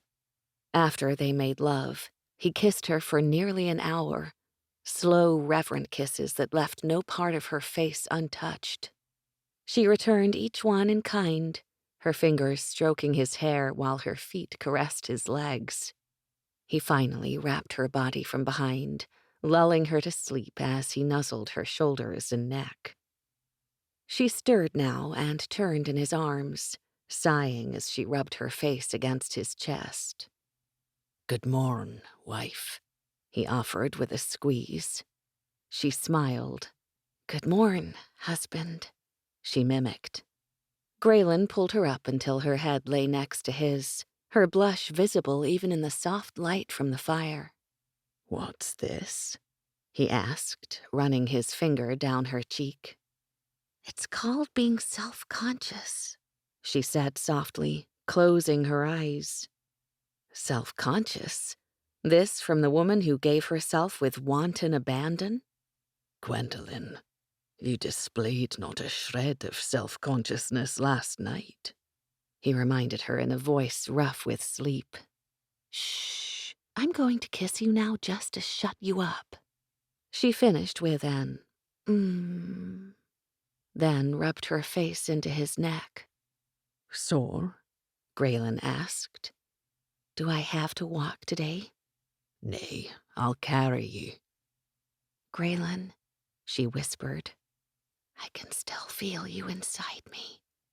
He groaned and rolled on top of her. I'll carry you for a fortnight, he promised while kissing her laugh away. But he stopped a moment later when she tensed. Don't move, he told her, stepping from the bed.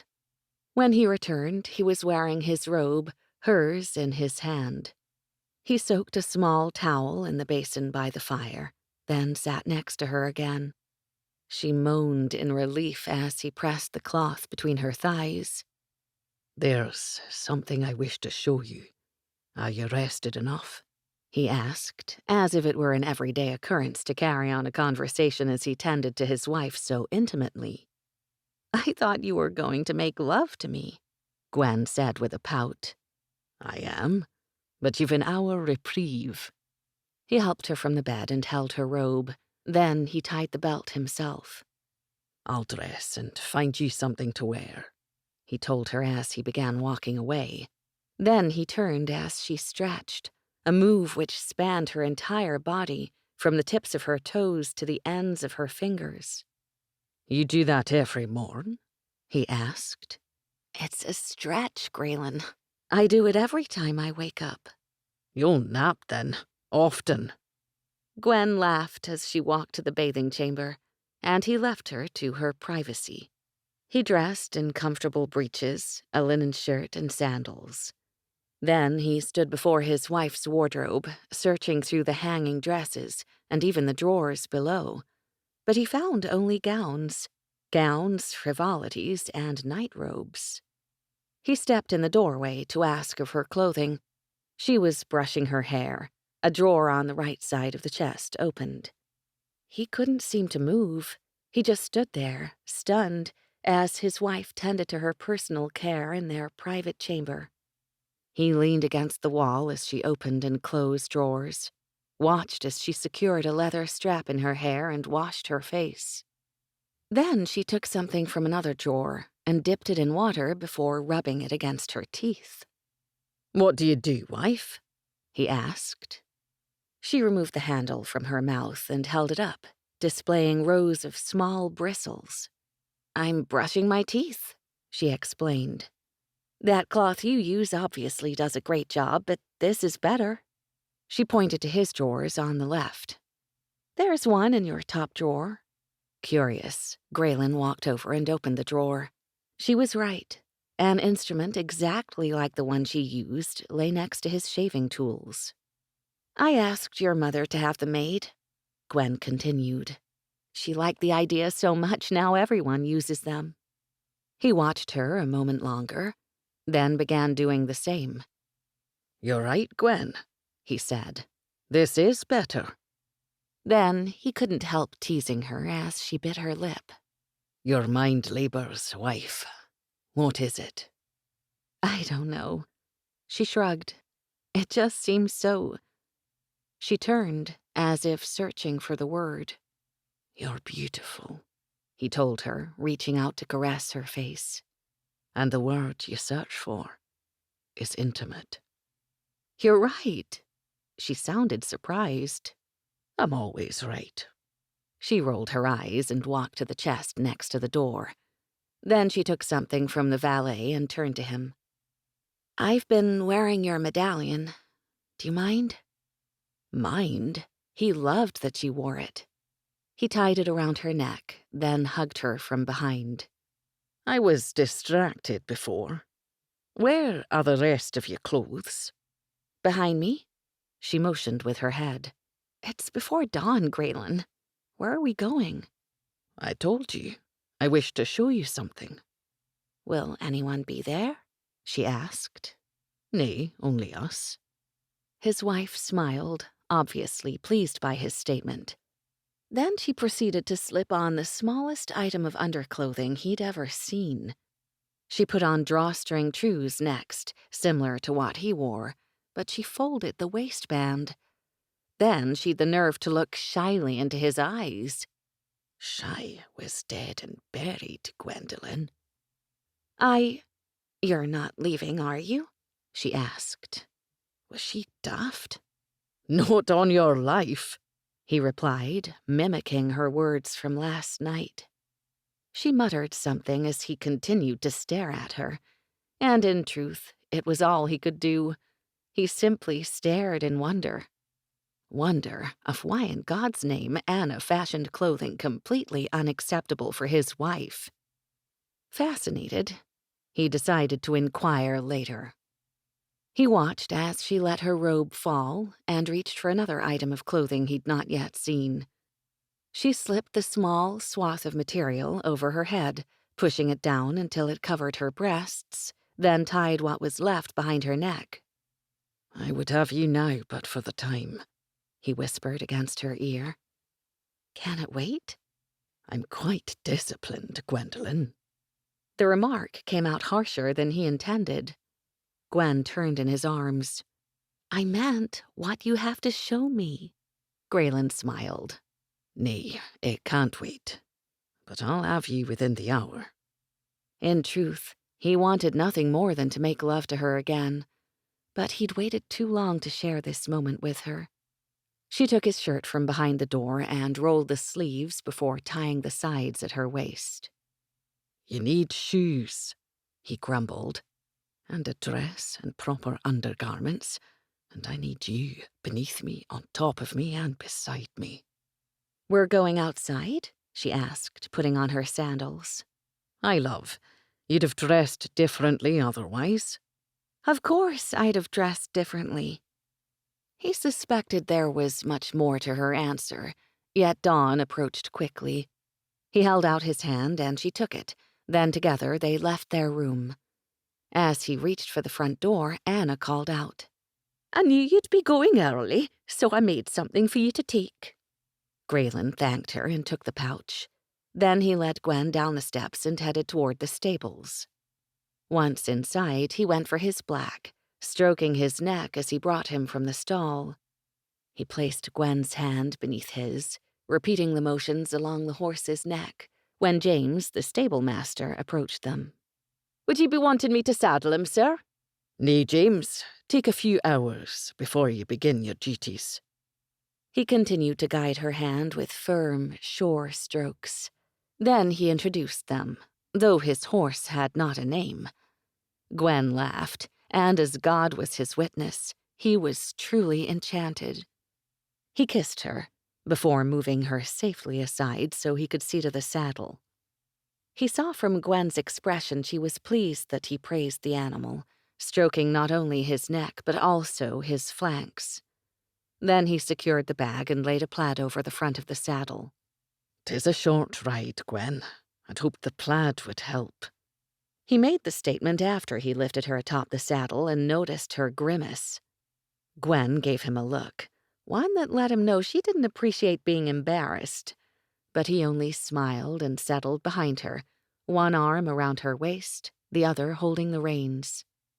He rode toward the back of the keep and stopped atop the cliffs, looking to the sea for a long moment before nudging his mount forward again. Halfway down the narrow path, he made a soft clicking noise and halted their descent. Gwen. He squeezed his wife's midsection. Gwendolen? He tried again. What? She finally answered. Do you fear heights? He asked. No, she whispered. You shake, love, and your fingers dig into my arms. Something frightens you, and I wish to know the cause. I'm sorry. Did I hurt you? Nay. He shook his head. But you'll tell me what troubles you. I don't want to go down there, Grayen. I don't want to go down there. Look at me, Gwen. He waited for her to turn and then gently wiped her tears. "Don't fear the water," he said softly. "It brought you to me." She started to say something, but he couldn't hear the words, just the agony in her voice. He circled her waist and turned her in his arms. She burrowed against him. "I love it here, Grayen," she whispered. "I don't want to go back." "I'll never let you go, Gwen, and I swear to you, I will always keep you safe." She only nodded, and he kept her in his arms. She clung to him as they made their way down to the path, and he slid from the saddle. Still, she didn't let go. "You can open your eyes, love," he whispered. "We're far from the water." His reassuring tone must have helped, for she finally lifted her head from his shoulder and slowly opened her eyes. It was another full minute before she untangled her legs and he could lower her to the ground. But he continued to hold her, waiting until she was ready to let go. She stood facing the cliffs, a massive wall alive with vegetation, then turned to look down the beach. The entire shorefront cast a glow in the pre-dawn light. Natural rock formations jutted from the sand, and gentle waves washed upon the shore. "It's beautiful," she whispered. Grayen smiled as he took her hand, then started down the beach. They walked a short distance before he spread the plaid and motioned for Gwen to sit. She removed her sandals and scooted to the center, where she sat, hugging her knees. He removed his sandals as well, but sat facing her, his legs wrapped around her body. It wasn't long before she graced him with a smile. "What's in the bag?" she finally asked. "Food and drink, wife. You must be hungry." "I'm starved," she exclaimed. She grabbed the bag and removed the items Anna had packed, rattling off each as she placed them on a linen square. "Let's see. We have bread, cheese, fruit. Yes! Oh, God, I love her." Grayen laughed as he reached for the cheese and bread and asked what pleased her so. "You'll have to wait and see," she teased, opening the canteen and moaning from the aroma she inhaled. Grayen laughed even harder. "It can't be that good, wife," he argued. "Oh, Grayen, it's so good." She poured the drink into a tall mug and came to him on her knees. Then she tilted it to his lips, blowing on its surface before he took a sip. It was a moment that he would remember forever. Undone by her care, he obediently took a sip, its flavor and warmth completely overshadowed by her attentiveness. "What drink is this?" he asked. "This is coffee," she explained. "I found it in the pantry, and Gavin's already ordered your captain to acquire more." "I knew he'd be useful one day," he muttered. They ate in relative silence while sharing the coffee between them. Then Gwen poured the last cup and handed it to him so she could put the items back in the bag. He motioned for her to sit between his legs and wrapped his arms around her waist, taking sips when she brought the coffee to his lips. Then the soft glow shone on the horizon. Grayen stretched his arm, pointing to the east, silent as the importance of this moment swept through him. He'd watched this sunrise his entire life, for years waiting to share it with the one who would be his. He knew he would love her, whomever she was, but the depth of his feelings for Gwen was more than he ever imagined. Deleted scene. They lay on the beach a long while after, silent at first, and then talking quietly as he held her in his arms. "Do you miss your home, Gwen?" Grayen asked cautiously. "I would miss this one more." She made the admission with a sad shake of her head. "You'll never leave here, Gwendolyn," he vowed. "You're forever mine." Chapter 16. When they returned from the shore, Grayen carried Gwen upstairs and laid her in bed. "Get some rest, Gwen. I've much to see to," he said, reaching for the covers. She wanted to tell him she didn't need to rest, but she couldn't spoil the moment. "Stay with me, please, just for a few minutes," she whispered. He smiled and lay beside her. She didn't remember him leaving. She awoke to noises, and for a moment she worried it had all been a dream. But as she rolled over, she smelled his scent. He was really home. Funny how that one word, home, a word that had always filled her with sadness and longing, now only filled her with happiness. Anna was quietly putting their room back in order and had brought a tray with fruit and coffee. "There's a bath by the fire, child," she called softly. "Thank you, Anna." Gwen sighed happily. She was definitely enjoying her new way of life. "I'll see to the sheets while you soak yourself," Anna said, stepping toward the bed. Gwen felt her cheeks warm immediately. Good Lord. "I'll do it, Anna." "You'll do no such thing," she admonished, stripping the sheets as Gwen stood. "Let me help then, please," Gwen insisted, but she turned when Anna pulled back the covers, revealing small spots of blood. "You're wrong to shame yourself, Lady Gwendolen. 'Tis an honour you give your husband." "Anna, please." While, of course, Gwen knew this, it was still a very personal topic. She grew up when everyone was on this kick about chastity and abstinence until marriage. She liked the idea, and honestly, good Lord, it was worth the wait. Anna shooed her to the tub, and she blissfully complied. Gwen stuck to her usual habits during the day. She missed Lady Madeline and Isabel for breakfast, but walked through the paths with Kevin. Obviously, she still needed a guard, even if he was a liar. At least he blushed when she asked about his leg. "'Tis a miracle, lady. I seem to be completely recovered," Kevin lied again.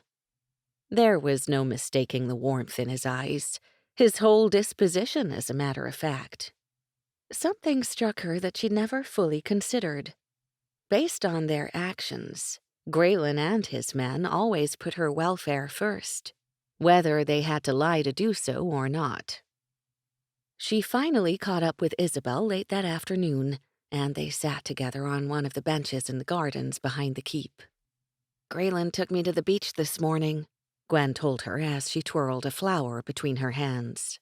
"I'm not surprised. It's really peaceful. The sound of the water and the rock formations are almost magical." "Did you watch the sunrise together?" Isabel asked. "Aye, we did." Gwen sighed, remembering the poignant moment when Grayen directed her attention to the rising sun. "Well?" "Well, what?" Gwen laughed. "Gwendolen, you're my sister now. You must tell me everything." Gwen only smiled. "I saw you dancing with Gavin last night," she said, not subtly changing the subject. Isabel shook her head. "It felt wonderful to dance with him. But once again, he treats me as always, Gwendolen. He'll come around, Isabel. Just give it some more time." "I'm 18, Gwendolen. I've been waiting since the first time he smiled at me and called me Bella." She sighed. "I must see to my studies. We can speak more at supper." For the rest of the day, Gwen waited for Grayen to return. But when Anna came to the library and announced supper, she knew he wouldn't be joining them. She loved these dinners so much, but tonight she kept looking to the archway. Her behavior didn't go unnoticed, and before she knew it, Lady Madeline was explaining Grayen's countless duties. "He must check with the tenants, meet with the border patrols, and likely spend hours in his study. His responsibilities are endless, Gwendolen." "I must seem selfish," Gwen admitted, more than a little disappointed with herself. "Nay, daughter. Selfish is a word I would never use to describe your behavior." "Thank you, Lady Madeline. You may call me Mother, Gwendolen, if you so choose." It was more than she could take. So many changes and all so fast. She felt overwhelmed and quietly excused herself. She kissed Isabel goodnight and then Lady Madeline, making sure to whisper, "Good night, Mother," in her ear. Back in her chamber, Gwen changed into one of Grayen's shirts. She thought to lie down and wait for him, but awoke to strong, warm lips as Grayen sat on the bed beside her. He was back. She hoped her smile and touch conveyed just that. "I'm sorry I woke you," he whispered. "I hope you're not that sorry. Are you coming to bed?" "I will be if you continue. Ah, Gwen," he groaned. "I've ledgers to see to." "You must be exhausted, Grayen," she said, brushing her fingers through his wet hair. "I'm fine," he assured her, giving her another quick kiss before adding, "Go back to sleep, love. I'll be up later." "Can I sit with you in the study?" "You'd sit with me while I work?" he asked. "Of course," Gwen said quickly. It seemed to take a moment for him to realize what she offered him. "Come then. I'm going to have cook prepare something. Are you hungry?" "You haven't eaten?" She grabbed his shirt. "Are you frigging kidding me? Supper was hours ago, Grayen. You must be starved."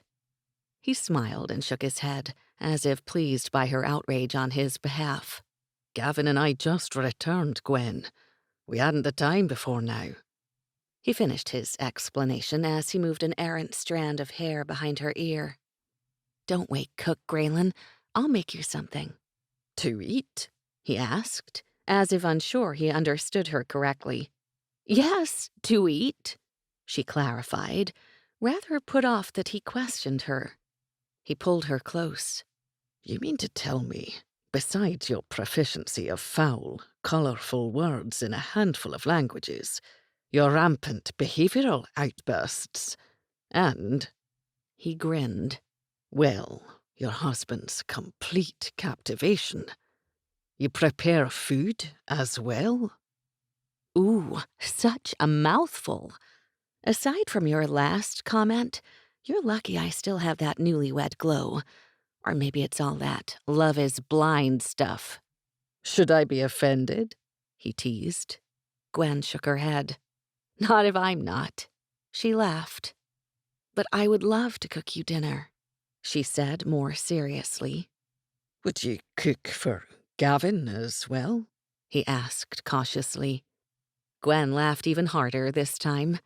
Gavin obviously hadn't told Grayen of their late-night kitchen raids. He'd have to find that one out on his own. And, apparently, very soon. She stood on the bed and asked Grayen to turn around. He did as she asked, and seemed surprised when she wrapped her arms around his neck and pulled herself onto his back. She placed a kiss on his cheek, and as she glanced up at him, he closed his eyes as if he enjoyed holding her so. She rested her chin on his shoulder and hugged him as they left the room. When they reached the landing, Gwen stopped him. "Go to Isabel's room. She'll join us." "She'll be asleep, Gwen," he insisted. "Trust me, she won't." He shrugged and took the stairs that led to the other hallway. Gwen knocked lightly on the door and it opened immediately. Isabel greeted them with a smile. "Shall we go for a raid?" she asked. Gwen laughed. "Aye, to the kitchen." They stopped to fetch Gavin, who sat in the study. Feet atop the table, he held a stack of papers, wet hair dripping on his shoulders. As if sensing that he was being watched, Gavin looked up and smiled. Gwen could only imagine his happiness at the sight before him. His commander and best friend holding his new wife on his back. Gwen's head rested on Grayen's shoulder. She was grinning and assumed Grayen was, too. Isabel stood beside them, wearing a white bedgown covered with a matching robe, her toes peeking out from beneath. From watching him look at Isabel now, Gwen surmised he was remembering what it had felt like to dance with her last night. For a band of well-schooled liars, they had some of the biggest hearts she'd ever known. My wife informs me she can cook, Grayen said. What know you of this, Gavin? Aye, she can cook, Grayen. You're in for a treat, my friend. Well, get up already, Gwen ordered with a smile. We have work to do. Once in the kitchen, Gwen went straight to the cupboards. She removed the pots and pans while Gavin lit the fire beneath the stove. Isabel walked to the island and set the plates that were stacked next to a vase of flowers. Look, Gwen, Isabel called with a smile. Cook left 4 place settings. I noticed, Gwen replied as she took utensils from hooks above the counter. She's the best. Gwen noticed, too, that Grayen was just standing by the island, watching them as if a bit surprised that they had a routine. Well, what do you think my husband would like? Gwen asked as she turned to Isabel and Gavin. Rabbit, chicken, steak, steak! Isabel and Gavin laid claim to the dish in a shout. As always, they were thrilled to sample the meat that Gwen seared to perfection on the stove. Is that all right with you, Grayen? She asked him. It's different from what you're used to, she explained. But your sister and Gavin said it's much tastier than the roasted cuts Cook prepares. Grayen just looked at her. He couldn't speak. She really meant to cook for him, joyfully. Are you okay? Gwen asked, placing her hand on his arm. He continued to stare as she put a stool from beneath the island and instructed him to sit. Then she squeezed his hands before returning to the stove. Isabel, get your brother some wine and pour some for the rest of us, Gwen instructed. But remember, only 1 glass for you. Grayen drank the wine Isabel set before him, looking to his wife who stood before the stove. He realized only now that she wore just his shirt, and his sister her nightclothes. Gwen leaned down to check the fire beneath the pans, swatting her hair as it fell in her face. His smile broadened as he watched her, and he almost laughed aloud when he heard her curse. Good God, she was a walking paradox. She looked to her wrists and cursed again. He had no idea what she hoped to find, but the sight of her, by God, she was fetching. She walked toward him and lifted his wrist, smiling as she saw the leather cords he'd tied there. Their purposes were many, and he always kept them handy. She removed one and looked at him as she pulled back her hair. He braced his hips between her legs and whispered in her ear, I love you, Gwen. He was rewarded with a smile that lit her entire face. I love you too, she whispered back. Then she disappeared into the pantry. Your wife's a wonderful cook, Isabel said as she sat across from him. Just wait. And just how often has she cooked for you, Sprite? Grayen questioned mildly. In truth, however, he was becoming a little suspicious. Isabel gave a delicate shrug. Well, aside from the first time, which was the morning after you left, I suppose every night. She cooks every night? Gavin and Gwen stepped from the pantry, each laden with items. Grayen went immediately to help his wife, making sure his contemptuous look was fixed only on Gavin. She cooked for you every night? Aye, Gavin taunted. Each meal more delicious than the last. 'Tis a shame you missed it. Gavin, Gwen yelled. If you can't play nice, then don't play at all. Grayen shot Gavin a triumphant look, for Gwen had come to his defense. Then he realized he'd acted like a lad whose mother had just offended him.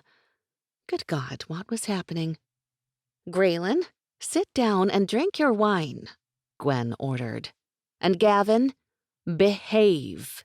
Ah, my bossy mistress has found her tongue. You call my wife bossy? Grayen asked the question with more surprise than outrage. Gwen had been nothing but compliant since his return, hadn't she? Enough, Gwen exclaimed. 'Tis good to have you home. Gavin clinked his goblet with Grayen's. Grayen spoke with Gavin as Isabel helped Gwen. And though he held his end of the conversation, he couldn't take his eyes from his wife. She had rolled his shirt sleeves above her elbows, and the bottom edge of her shirt rested just above her knees. Her hair had loosened about her face, and she continued to blow it back in frustration. Her attention elsewhere, she'd not take the time to fix it. Without thought, he stood and stepped behind her. "Be still, wife," he ordered, untying the leather strap. Then he ran his fingers through her hair and pulled it back before retying it. She remained completely still for a long minute. Finally, she turned. "I can't believe you did that," she said, as if truly shocked. "You needed help," he told her. "But you fixed my hair," she told him, as if he wasn't the one who just did so. "Aye, wife. I fixed your hair." "You fixed my hair, Grayen." He sighed, shaking his head. "Let me help you to understand, love. I fixed your hair," he teased with infinite slowness. Then he turned to Gavin and Isabel. "You're right," he shrugged. "She's daft." They laughed as he reached out and brushed his fingers down Gwen's face. "Grayen fixes everything, Gwen," Isabel said matter-of-factly as she poured more wine. "'Tis always the way of it." Gwen still looked stunned, but mouthed, "Thank you," to which Grayen mouthed, "You're welcome," before he sat down again. Grayen resumed his conversation with Gavin as Gwen filled their plates. She served him first, and he looked at the meal she set before him. Then Isabel placed a basket of bread between them and sat next to Gavin, across from him and Gwen. They took one another's hands, and Isabel and Gwen reached for his. He obliged, expecting to say grace. "Isabel, why don't you begin?" his wife said. "I'm grateful you're my sister now, Gwen," Isabel said quickly and with a smile. Grayen saw that Gwen squeezed her hand. Then she looked to Gavin, who began with the same words. "I'm grateful not to be outnumbered any longer." His teasing remark caused Isabel to laugh, and Gwen smiled too. Then his wife looked directly into his eyes, and her quiet, simple words that followed touched his heart in a way that he'd never imagined. "I'm grateful you're home." Grayen never took his eyes from her, nor did he hesitate. "'Tis I who am grateful, Gwen, to have a wife such as you." He picked up his goblet and tilted it toward his wife's. Then he held it before him and gestured to Gavin and Isabel. Eager to sample the foods that Gwen had cooked for him, he quickly tried everything. His eyes closed after each bite. "Good God, my wife can cook," he sighed, shaking his head. It was a new experience, eating in the kitchen, and one he enjoyed immensely. They talked for the longest time and, in fact, had 2 more glasses of wine before they finished. Isabel and Gwen cleared the island and washed the dishes, then Gavin put them in the cupboards. Grayen stood as well, bringing his goblet to the sink before extinguishing the fire beneath the stove. "Gavin, see Isabel to her room," Grayen ordered. "I'll wait in the study." Gavin tried to keep his face expressionless, but he clearly wasn't pleased with the order. "Come, Isabel." He made the correction quickly, then walked toward the doors and held them open. Gwen shot Grayen a questioning look. He returned a conspiratorial wink. She had to cover her mouth to keep from laughing and turned quickly so Gavin wouldn't see. After they left, Grayen held out his hand, and when she took it, he gathered her in his arms. "Thank you, Gwen." "You're welcome, Grayen." "I still have work to do. Should I take you upstairs?" "I'd prefer to sit with you, if it's all right." I'd prefer it too." Gavin's mood matched his gait as he led Isabel down the hallway. She'd had 2 cups of wine, more than she should have, and swayed from its effects. She tripped over her nightgown as she started up the steps, forcing him to reach out and hold her waist and shoulders. Oops, she giggled. Ah, Bella, you're going to make me carry you, aren't you? He uttered, shaking his head. She nodded, laying her head on his chest as he cradled her in his arms. Neither spoke a word as he continued up the stairs and stopped outside her door. Carry me inside, Gavin, she whispered. Nay, Bella. Then he shook his head again, realizing she'd not make it herself. He carried her to the bed and laid her beneath the covers. Then he forced himself to turn quickly and leave. Gavin. Aye, Bella?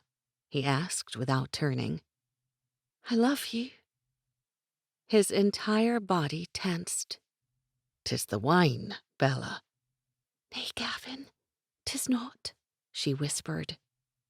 He left without looking back, slamming his fist against the wall outside of Bella's chamber. She was all he ever wanted, and the one thing he could never have. His past would always haunt him, and his secret, if revealed, would destroy everything he'd fought so hard to achieve, the very family he'd give his life for. His mood was no better when he returned to the study. Grayen sat behind his desk, while Gwen read on the settee. He picked up the papers he'd been looking through earlier, then sat across from Grayen so they could discuss the matters which needed immediate attention. It was another hour before they finished. First light, Gavin. We round the herd along the northern border. We're behind schedule, Grayen said quietly. Still out of sorts, Gavin only nodded and dismissed himself as he looked at Gwen, who had fallen asleep. What he wouldn't give to be as such with Isabel. His chest tightened at the thought. The pain was no better back in his chamber. It was an empty bed he sat on as he laid his blade atop the bedside table. He stared at it for hours, wishing instead that the last of his nighttime ritual would end as he pulled the covers aside and gathered Bella in his arms. Sadly, he knew it was a dream he would never have. Chapter 17. Gwen awoke in her husband's arms. She felt better than ever. Grayen was an incredible lover, and contrary to the nasty rumors that circulated through the hospital, she wasn't an ice queen after all. She loved sex. She loved intimacy.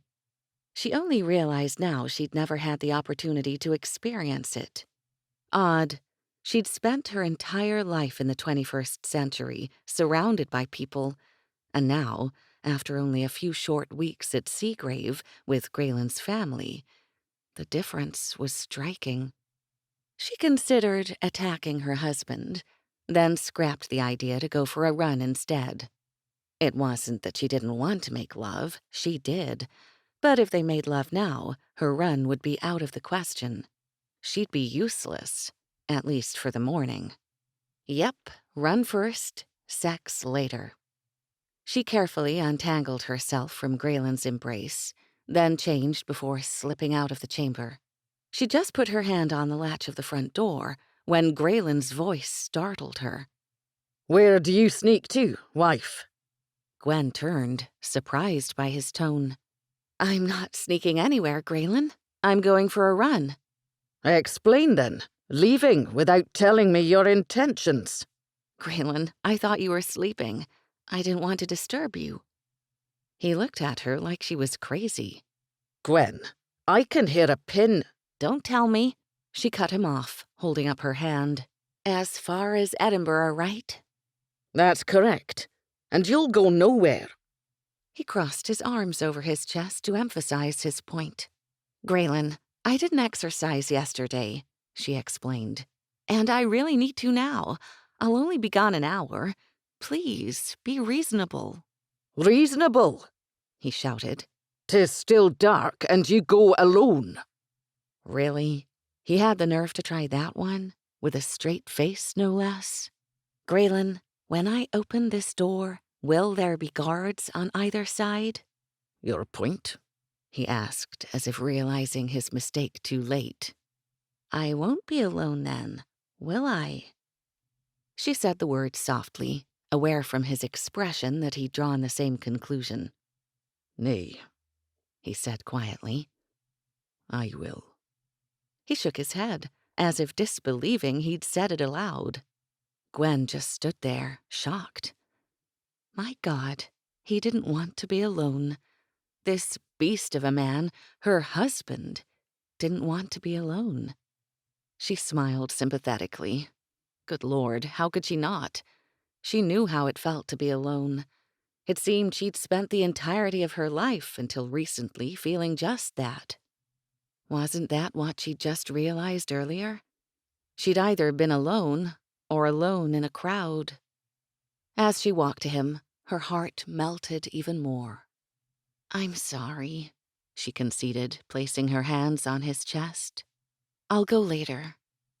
After all, it wasn't like she didn't have time on her hands. Being stuck in the 15th century had its advantages.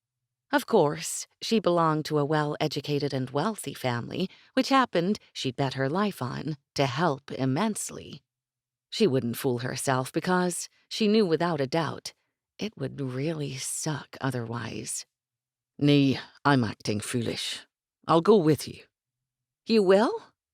A run with Grayen? In all her life, she never really thought she'd find someone to share everything with. She'd imagined it, of course. She'd hoped for it, like deep down in that magical place where fantasy lived. But to actually feel it and live it? Wow. Aye, he confirmed, taking her hands to bring them to his lips so he could kiss the palm of each. Tell me the way of it.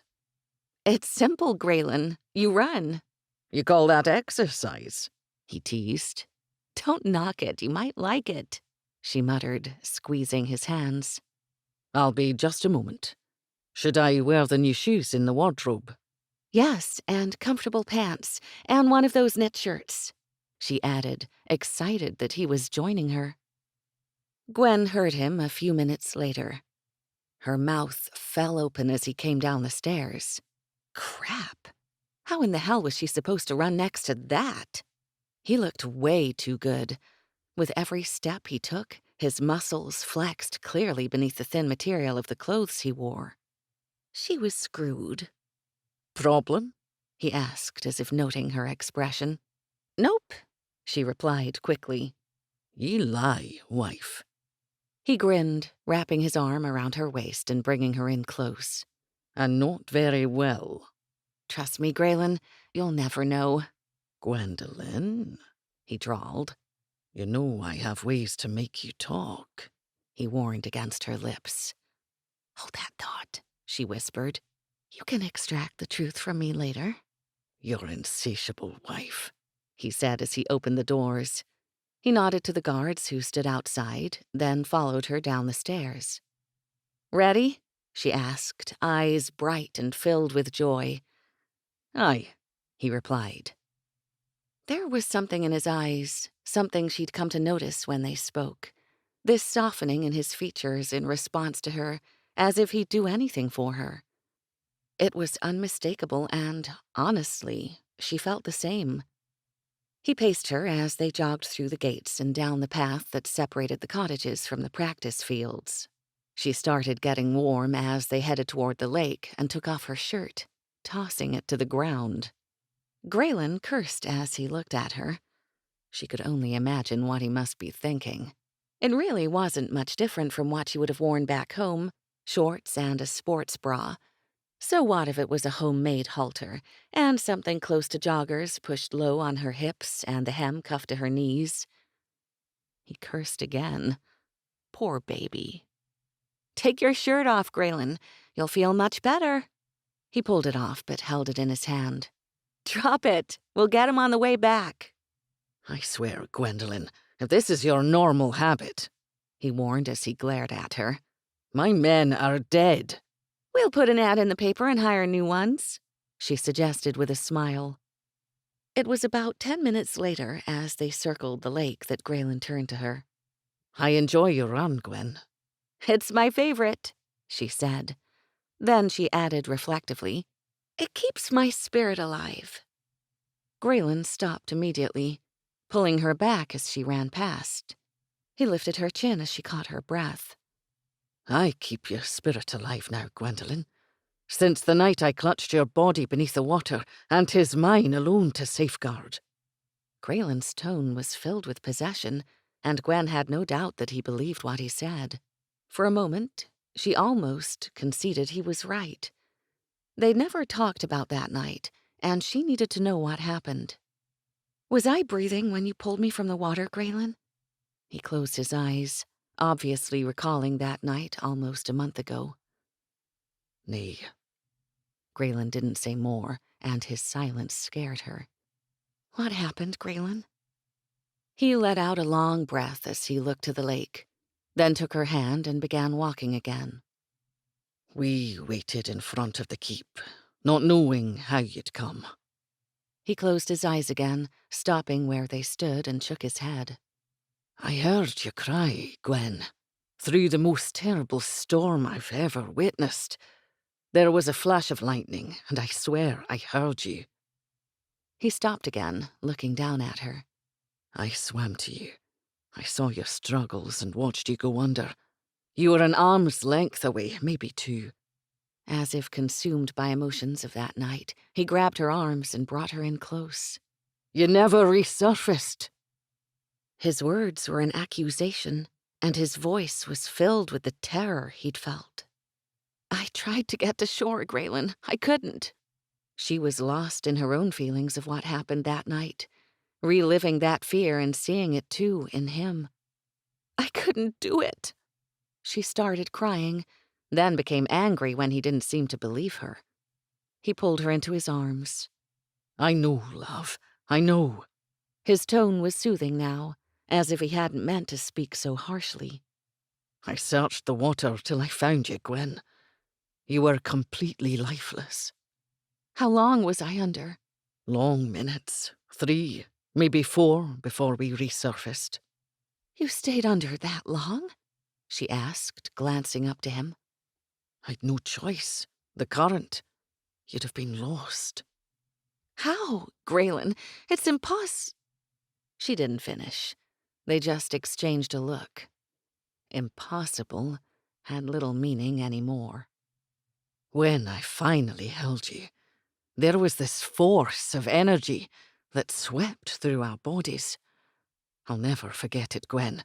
It gave me the strength to endure, and I think it started your heart anew. It couldn't have beaten so long without air, not for the time it took me to find you and reach the shore." "But it was beating?" "Aye, barely." He rubbed his fingers through his hair as if willing the feelings away. "I gave you breath till the water released from your lungs. 'Tis a wonder your ribs didn't break from the pressure I used." "How did you know what to do?"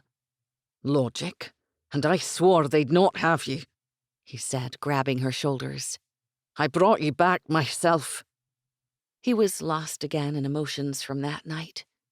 "Your life, your very spirit, I fought for as never before, and 'tis forever mine, Gwendolen."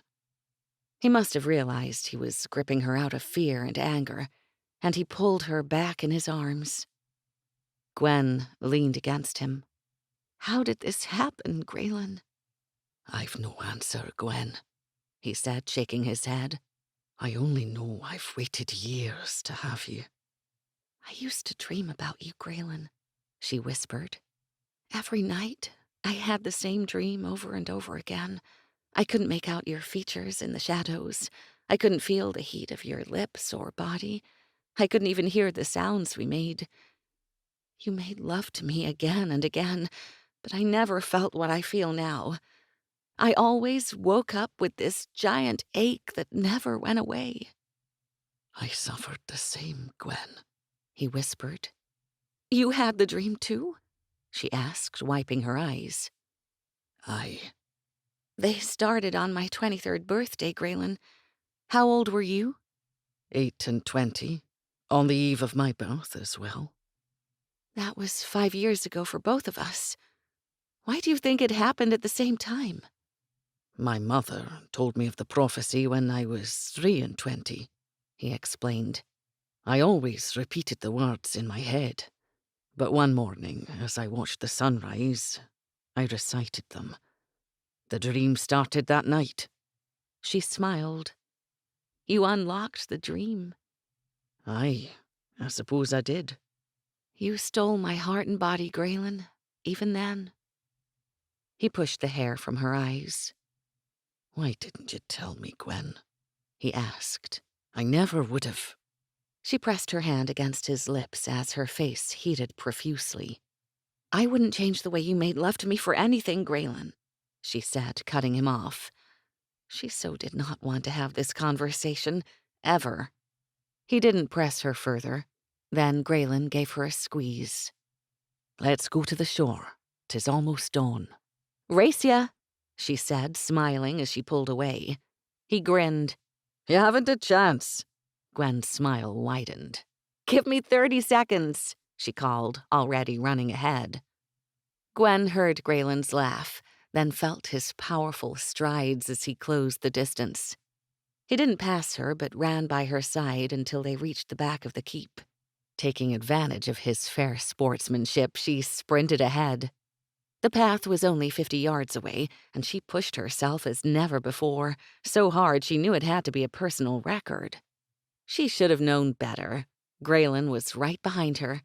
She turned to look at him. Big mistake. His grin was wide, and she shrieked as his hands reached, grabbing her waist. They fell to the ground. Her husband took the brunt of the fall, then rolled her beneath him. He smiled as she laughed and caught her breath. You'll pay for unscrupulous conduct, lady. Promises, promises, husband, she quipped. 'Tis a promise you can be sure of, he vowed, covering her lips. I'll have you again, and you'll not exercise for days when I've finished. He helped her up and then carried her on his back down the narrow path. They left their shoes on the sand, walking hand in hand along the shore's edge as the water rushed over their feet. Come in the water, Gwen. Are you crazy? Nay, I wish to feel you naked. It's freezing. 'Tis the middle of summer, love. The water's not overly cold. Pointing her finger to the sea, Gwen couldn't help but argue. I've been in that water, Grayen. Weeks ago, in the middle of the night, during a storm, he explained, lifting her chin. You doubt me? Oh, fine, she muttered, pulling her face away. She untied her halter and started for her pants, but before she could finish, Grayen hauled her against him. His hands ran down her bare back, cupping her bottom as he kissed her. Grayen, do your men keep watch from above? Nay. He told the lie, looking directly in her eyes. She wasn't stupid. His men always kept his guard, and now they always kept hers. Since Grayen's return, however, they'd been more discreet. She wondered where they stood atop the cliffs, knowing they wouldn't actually watch them, but she had no doubt they would remain there all the same. He took her hand and led her into the water, stopping when it reached his chest and her shoulders. Then, still holding her hand, he slipped beneath the surface. When he came back up, he must have taken note of her look, the one that telegraphed her fear. I'll not let go, he promised and pulled her against him. She placed her hands behind his neck and wrapped her legs around his waist. After a few moments of his physical reassurance, she leaned back, slicking her hair as he supported her from beneath and glided her across the surface. Deleted scene. Later, she would realize that Grayen waited to respond, determined that she understand the significance of his words when he spoke them. Because, when she looked at him again, he made his point clear, very clear. Hear my words, Gwendolen, for I'll not say them again. I always win. There was no boast in his voice, yet the way that he looked at her chilled her to the bone. His whole demeanor spoke of authority and possession. And then he kissed her, a kiss he chose to take rather than give. Under normal circumstances, she would never submit to such tyranny, never. But then, these were not normal circumstances. And besides, her spirit was already his. "I've another long day, Gwen," Grayen told his wife as he began to shave. They were in their bathing chamber, standing in front of the chest. "Will you be back for supper?" Gwen asked, pushing herself up on the chest. "Too early to tell," he replied, watching as she scooted before him and took the brush from his hand. "Is there anything I can do?" she asked, lathering his face. "Such as what?" he returned, his heart all but melting as she picked up the razor and began to shave him. "Help you or your mother somehow?" Gwen asked, tilting his face to the side. "There." She smiled, wiping the remaining soap away with a towel. "Perfect." Grayen leaned down to kiss her. "Thank you." "You're welcome." "Gwen," he began, back to the matter she broached. "you may do anything you choose." "I'm a little limited, Grayen." "You doubt your abilities." "It's not my abilities I doubt, it's how I can be useful." "Being here is useful." "Grayen, you're home now, and we're married." "And I thought you were daft," he teased. "You're quite astute." "Stop it," she laughed. "I'm serious. I need to do something. I can't just sit around all day." "What did you do before?" "Before you came home or before I came here?" "Both." She shook her head. "You wouldn't believe me." "You don't trust me?" he asked. "Yes, I trust." Grayen grabbed her chin. "Why do you answer yes and no to me, yet always aye and nay to my family and men?" She seemed surprised by his question. "I don't know," she answered honestly. "Maybe I'm more comfortable with them. We've had more time together." "Then you found your first task. Find your comfort. Immediately." "You're kidding, right?" "'Tis not something I find humorous, Gwen." Their conversation was interrupted when Anna knocked on the door, informing them a bath had been filled in front of the fire. Grayen lifted Gwen and gently placed her on the floor. "Come, love. I've time for a quick wash." "What are you doing today?" Gwen asked, grabbing her robe and his shaving tools. "We're branding the cattle and horses. After the spring births, 'tis a task we've usually seen to by now." "Why didn't your men take care of it while you were gone?" "'Tis something I enjoy."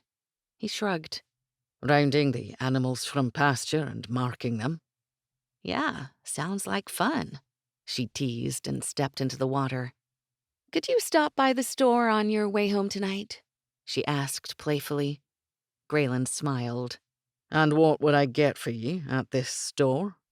"Oh, the list is endless," she laughed. "Tacos, donuts, Diet Coke?" Her eyes got wide. "How about a smart TV and a Netflix account? We could cuddle in bed and eat popcorn and milk duds." He shook his head. "You'll tell me of these." He lost his train of thought as she placed her foot over the rim of the tub and covered her leg with soap from his lathering brush. She reached for the razor, using long, upward strokes. "Have a busy day, Gwendolyn," he yelled. So what in the hell did I do? She yelled back. "You're distracting me," he growled. "I'm shaving, Grayen," she informed him with a smile. "I do this every day, too." He groaned and pulled her on his lap. Then he took the razor from her hand and gently ran the blade from her ankle to her knee. "Now 'tis I who thanks you, husband." She obviously chose her words carefully. Grayen dried her as they stood by the fire. He dressed as Gwen sat on the trunk at the end of their bed. He turned to say good day, images reeling through his mind as he stared at her. Images of the night he'd pulled her from the water, images of locking her satchel inside the very trunk she sat upon. He'd all but forgotten its existence. Now, however, its presence unsettled him. He walked to her as she stood up on the trunk, a tremor causing him to kiss her quickly and take his leave. He was shaking by the time he leaned against the closed door outside of their chamber. From an ominous chill that ran the length of his spine. Gwen had another long day. Big surprise. After breakfast with Lady Madeline and Isabel, she gave serious thought to what she could do. She already helped Lady Madeline when someone was injured or became ill, which, thank God, didn't happen often.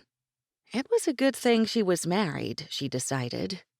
She could only imagine trying to support herself being the village doctor. She'd probably live in a shack filled with animal bladders and other gross things people would try to pay her with. Ugh. "What bothers you, daughter?" Lady Madeline inquired as she embroidered in the library. "I don't know what to do with myself." Gwen shrugged. "'Twill come in time," Lady Madeline said to her, smiling over her work. "I noticed the children watch as their parents tend chores. Do you think I could teach them a game?" Gwen asked. "Of course," Lady Madeline said quickly, "though they do study in the late morning hours." "I know, but maybe they could play in the courtyard after they finish?" "Gwendolen, you needn't ask my permission," Lady Madeline scoffed. "'Tis you who are mistress now." "Lady Madeline, Mother," Gwen corrected, after receiving a disapproving look. "This castle runs itself. I wouldn't know the first thing of doing it, nor would I interfere." "You could show cook how to prepare the meals you and my children enjoy, not to mention Gavin." "You found us out, have you?" Gwen said with a laugh. "Aye, dear," Lady Madeline smiled. "And though I'd never intrude, I've heard you're quite the cook." "Well, I guess I can start there. But would you help me with something else?" "Of course." "Grayen was wearing a pair of calfskin breeches this morning. Do you have more of that material?" "Aye, we've a room full of cloths and supplies." "If I explain what I need, would you make something for me?" Lady Madeline listened to Gwen's instructions and informed her she would be done after their noon meal. Gwen left the library and sought Cook next, delicately broaching the subject of recipes. Thankfully, Cook was more than happy to listen to her suggestions. Finding a new purpose was easier than she thought. Gwen spent the rest of the morning knocking on cottage doors along the path. Connell had her guard today, and he stood quietly as she explained to the mothers what she wished to do. He helped her place flags at either end of the courtyard. What of this, Lady Gwendolen? He asked, holding up the item that Lady Madeline had fashioned. "This is a football, Connell. The children will be placed on teams and they'll throw it to one another while trying to outmaneuver their opposing teammates and bring it through the goals." "Truly?" he asked in surprise. "Do men play as well?" "Aye." Gwen laughed. "Men play this game as well. In fact, they probably enjoy it more." As she waited for the children, Gwen saw riders approach. It was Grayen and his men herding the cattle. They had removed their shirts, and her husband began circling the animals, his voice thundering as he brought them closer to the corral behind the stables. He wore tight caramel-colored pants, rough leather boots, and a white band tied around his forehead. He looked like a cowboy. No, maybe a pirate. Ah, who the hell cares? Either way, he was hot. Once the animals were inside, the men handed their mounts to the boys who came to help. They sat on the fence, allowing the animals a few moments of peace. "What will they do, Connell?" Gwen asked, watching the men drink from canteens, their legs swinging beneath them. "They'll inspect them for disease and injuries, then brand the young calves," he explained. "We see to 50 or so at a time until all of the herds have been checked." "How many do you have?" "You," he corrected, "have over 300 cattle and close to 50 wild horses on the land." "Is that a lot?" she asked. In cattle, our numbers are low, but the horse count is high. Our men take good care of their steeds, and of the 300 currently in use by soldiers, none show any signs of abuse. The children began filling the courtyard. Their mothers sat close to the keep, working on clothing or holding babies on their laps. Gwen explained the game to the boys and girls, while trying to divide them fairly. When she finished, there were 2 teams of 9 and cheering squads for each team. It began as a mess, but as time progressed, the boys and girls took to the game. She told them only a touch from an opposing teammate would stop the play, and she watched carefully that no one became rough. Before long, the game was in full swing, and they learned to pass the ball and run like the dickens for the flags claiming a goal. The mothers and small children cheered for both teams, and Gwen saw that her husband and his men had come to watch as well. She smiled from across the courtyard, waving as Grayen returned her smile. "May we join your game, wife?" He called over the field. Aye, She called back. but as long as the children play, a touch calls the play over. "Very well. Connell, join us." Grayen, Hugh, and Ian joined the team on the left, while Gavin, Duncan, Kevin, and Connell joined the team on the right. Her husband picked up the ball and turned it in his hand. A football, She called. cowhide filled with sand. Do you need me to tell you how to play? "Nay, we've watched long enough." They obviously had, and it was the best game she'd ever watched. The men were fabulous with the children, lifting them as they came close to the goals and then racing them across. When the children began to tire, they sat with their mothers, and now only Grayen and his men remained. Gwen held up her hand and came on the field. Now that it's just the men, she smiled wickedly. Let's change the rules. They beamed and waited impatiently for her to continue. To stop a play, you can tackle the opposing teammate with the ball, she explained. You can also rush the quarterback, the one holding the ball at the beginning of each play. Grayen grinned and moved to stand before her. Her hair was filled with the flowers that the children had picked, and she was wearing a deep blue gown. Judging from his look, her husband approved. "You found good use today," he said, reaching out to stroke her face. Gwen smiled, distracted as Grayen touched her. "We have to toss a coin to see who goes first," she explained, once her brain started functioning again. "I've no coin upon me," Grayen said. "Nay, you don't, but I do." She flicked it in the air and then caught it in her hand. "Call it husband, heads or tails?" "Tails," he drawled. He watched as she flipped the coin on her forearm before taking her hand away. "Shocking, husband." "You win," she said suggestively. "Is it?" he asked, raising a brow. She didn't answer, but reached up and kissed him before she left the field. It was the most violent game of football she had ever seen. They played for at least an hour, and the more forceful they became, the harder the children cheered. She actually breathed a sigh of relief when they finished, and Grayen walked to her as his men went back to the corral. He was covered in dirt and had scratches on his shoulders and cheek. "Boys will be boys," she said, shaking her head as he placed the ball in her hand. "'Tis no boy who'll seek your bed later, lady." "Ah, more promises, husband. What's a woman to do?" He smiled at her taunt. "Begin praying now, love, for mercy." "I want no mercy, Grayen," "Remember your boast later," he warned. Then he turned and followed his men. Chapter 18. Grayen stood atop the battlement, the very place he found himself every afternoon, watching as his wife played games with the children or walked with Isabel. Oftentimes, he'd just stare at her as she sat on the steps, reading a tome she'd found in the library or his study. The past week had been magical. he cursed. Magical? Good God, get a hold of yourself, man. He tried to think of another way, then cursed as he threw his hands in the air. Problem? Gavin, damn. Nay, Grayen answered.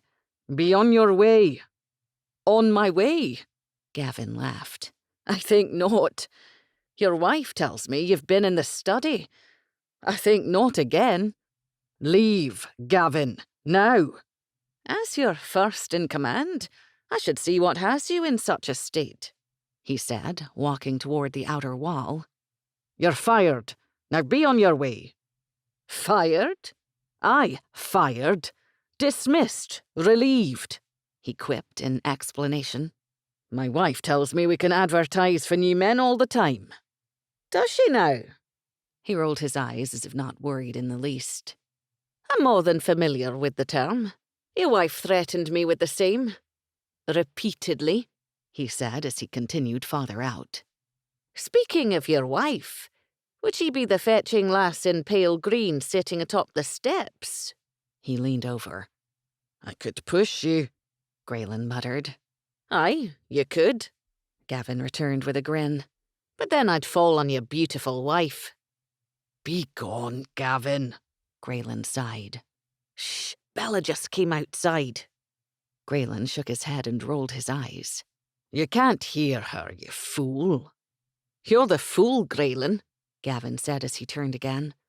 Grayen raised a brow, wondering if Gavin's body would clear his wife's if he pushed him to the left. Mayhap, Gavin guessed his thought. But is it worth the chance? Don't you have something to do? Not more pressing than this. Gavin smiled. Speak, Grayen. What troubles you? I'm not troubled, Gavin. Damn the man. Be gone already. Grayen crossed his arms over his chest and looked down at Gwen. I'm not troubled, he said again, this time under his breath. I'm enamored with my wife, he admitted with a sigh. And I ask you again, what is the problem? Look at me. I'm watching her like a lovesick boy. Grayen threw Gavin to the ground when he started laughing. A week with her in my arms every morn, Gavin. Run with her before watching the sun rise on the beach. Then I think of her the entire day as I tend duties. He rested his face in his hands, then looked to Gavin again.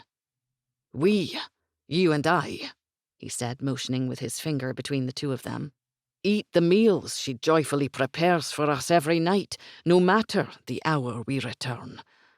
And I watch her as she sits within the study after, sleeping as I work. The blow hit with such force, Grayen stumbled back. I can see how horrid your life's become. Gavin spat. What's wrong with you? Grayen shouted, grabbing his man's shirt. When Gavin remained silent, Grayen narrowed his eyes. You can have the very things I speak of, if you cease being a fool with my sister. I've duties to see to, Gavin said. She loves you, Gavin. You love her. What are you waiting for? Grayen pleaded with his friend. You've no idea what it's like, Grayen whispered. When I carry her from the study at night and she's sleeping in my arms. Good God, Gavin, I feel like I hold all the answers of the world in my hands. I'll see you in the fields, Gavin bit out, shaking off Grayen's hold. Grayen grabbed his shoulder, turning him around. Gavin, I'd not find another with more honour than you. Nor would I be more honoured than to have you as my brother. I'll see you in the fields, Gavin stated again, his face expressionless.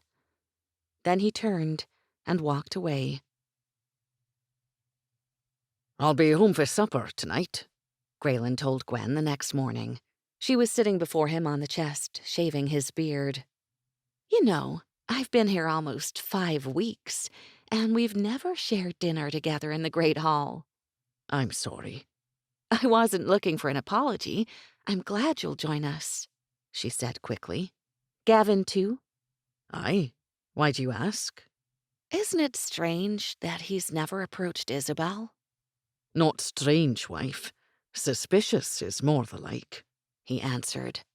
In fact, he had thought of little else since his confrontation with Gavin, and he was sure now that whatever kept Gavin from his sister must be far-reaching indeed. Why hasn't she married, Grayen? She's old enough. She's always refused any suitors, and I'm certain now 'tis Gavin that's kept her from doing so. Besides, my father saw that she has her own wealth. In truth, she needs not to. But she loves Gavin.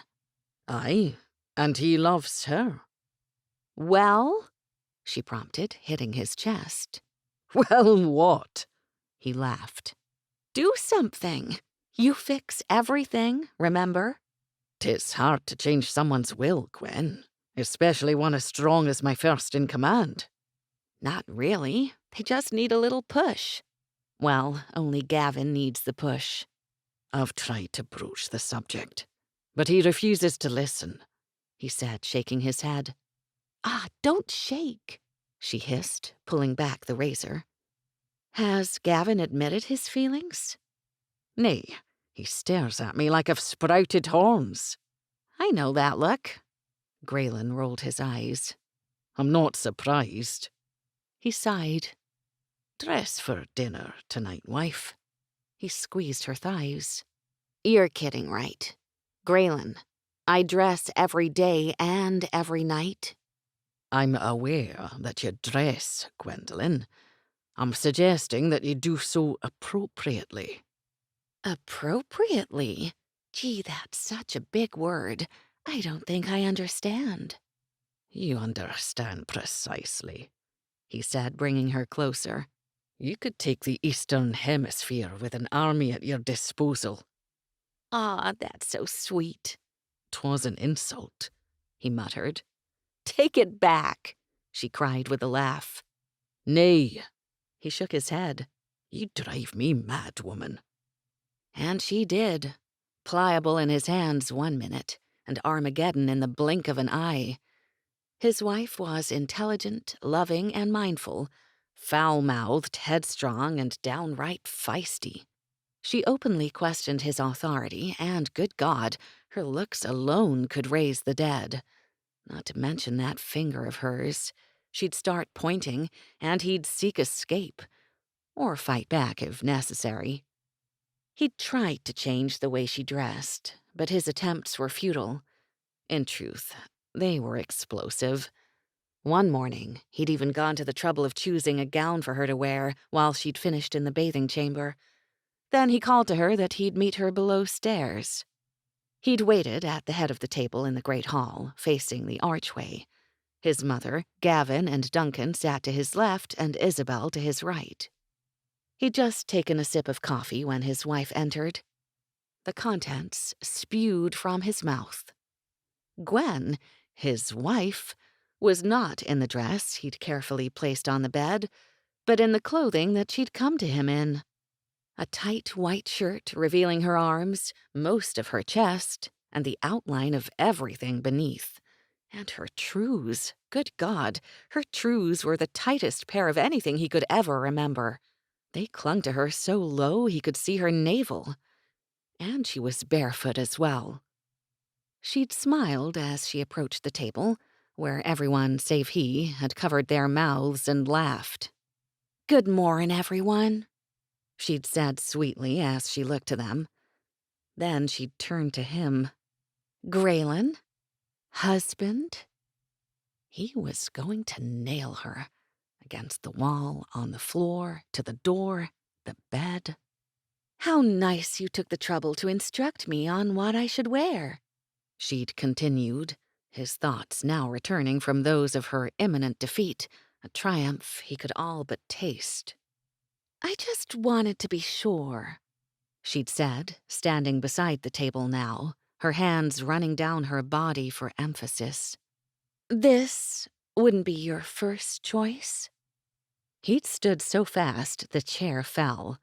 He'd grabbed her, his hand a vice around her arm, as he pulled her from the room. The laughter behind them had been so out of control by that point, they'd beat out their enjoyment upon the tabletop. by the time they'd entered their chamber, he'd been so furious he could barely speak. How dare you, wife? How dare I? How dare I? He backed her to the door, his look causing her retreat with every step he took. I thought to be helpful, He shouted, blocking her escape. You did not. Apologize, now. Never. Deleted scene. The next incident happened 2 days later. He'd been unable to run with her that morning, and when she had approached Hugh, who had her guard, he'd informed her it was forbidden. Grayen couldn't say why he chose that particular word, but he insisted Hugh use it knowing his wife would be furious. She had still been in her robe when she'd stormed the study.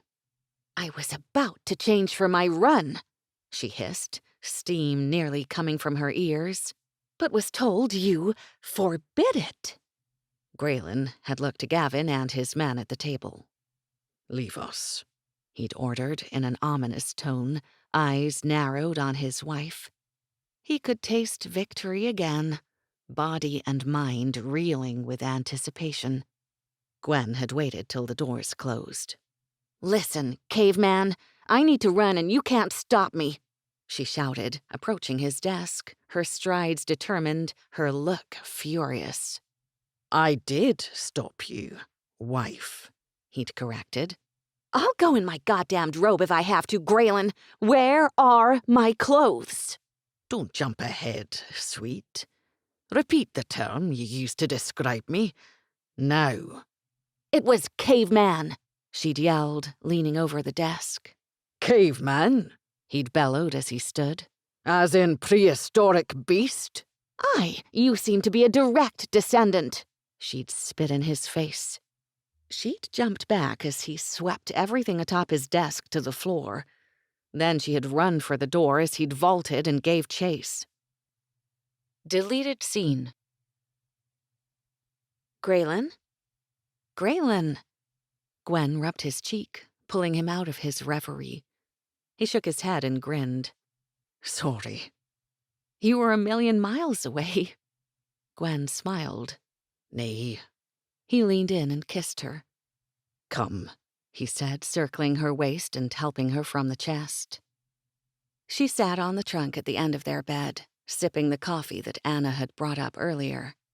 Their servant knew when they left in the morning, and on each occasion a hot bath and coffee awaited their arrival. So, what's on your schedule today? She asked as he dressed. We ride the southern border. MacPhail's been tampering with the posts again, though he's not desecrated anything. Desecrate is a strong word, Grayen. Is he that bad? Aye, he enjoys inflicting pain on people and animals. In that case, I don't want you playing with him, understand? Aye. He laughed. I'll only play with my men and you. He laughed as he left the room, hearing her call out, Good answer! Gwen poured another cup of coffee and went to the landing.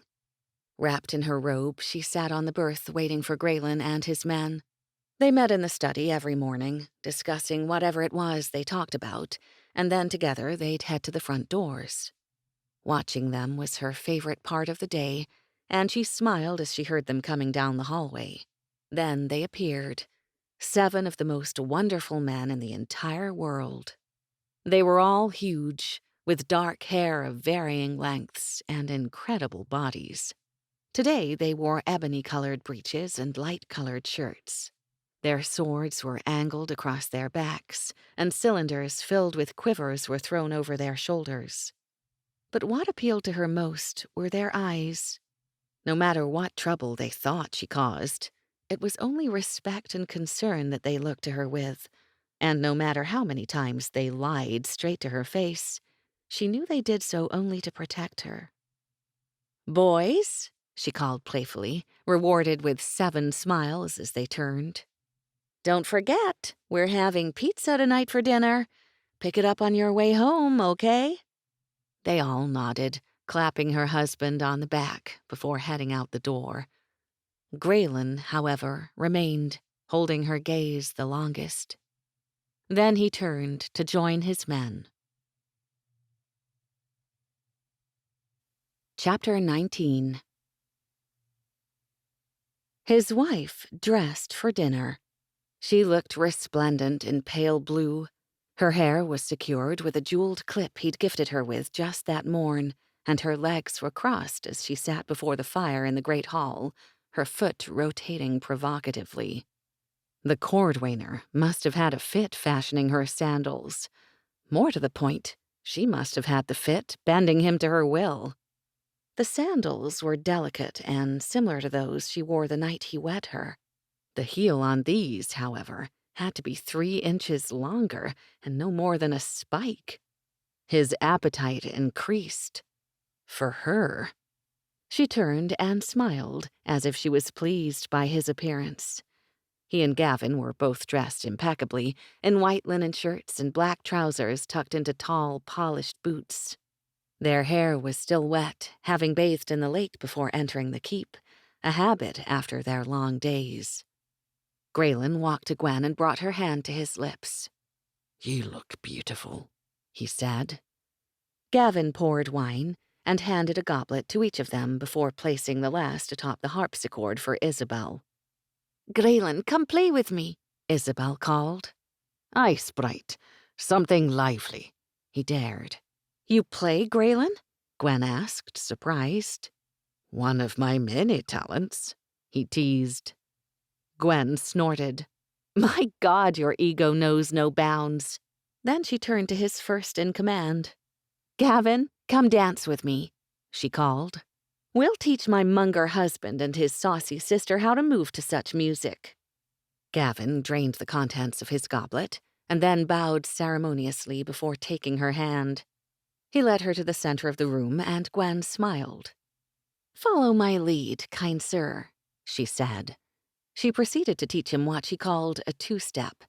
It wasn't long before Gavin was twirling her around the room, and when the music ended, he kissed her hand. My turn, Isabel called, standing. Perfect, Gwen smiled. I'll play while Gavin teaches you the steps. It was rather odd that when Gwen sat next to him, she just stared at the keys with a look upon her face that belied her seconds earlier enthusiasm to play. It was another long moment before she whispered an explanation.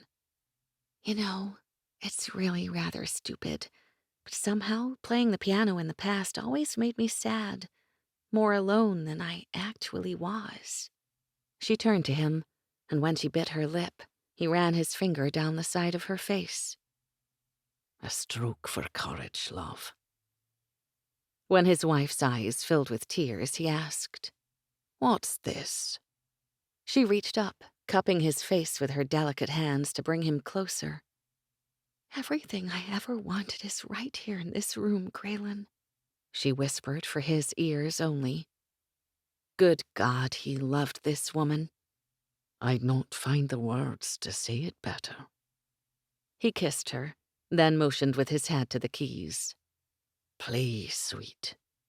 It took but a moment for her to find the right placement, and then she laughed, finding her stride, shocking them all as she played beautifully.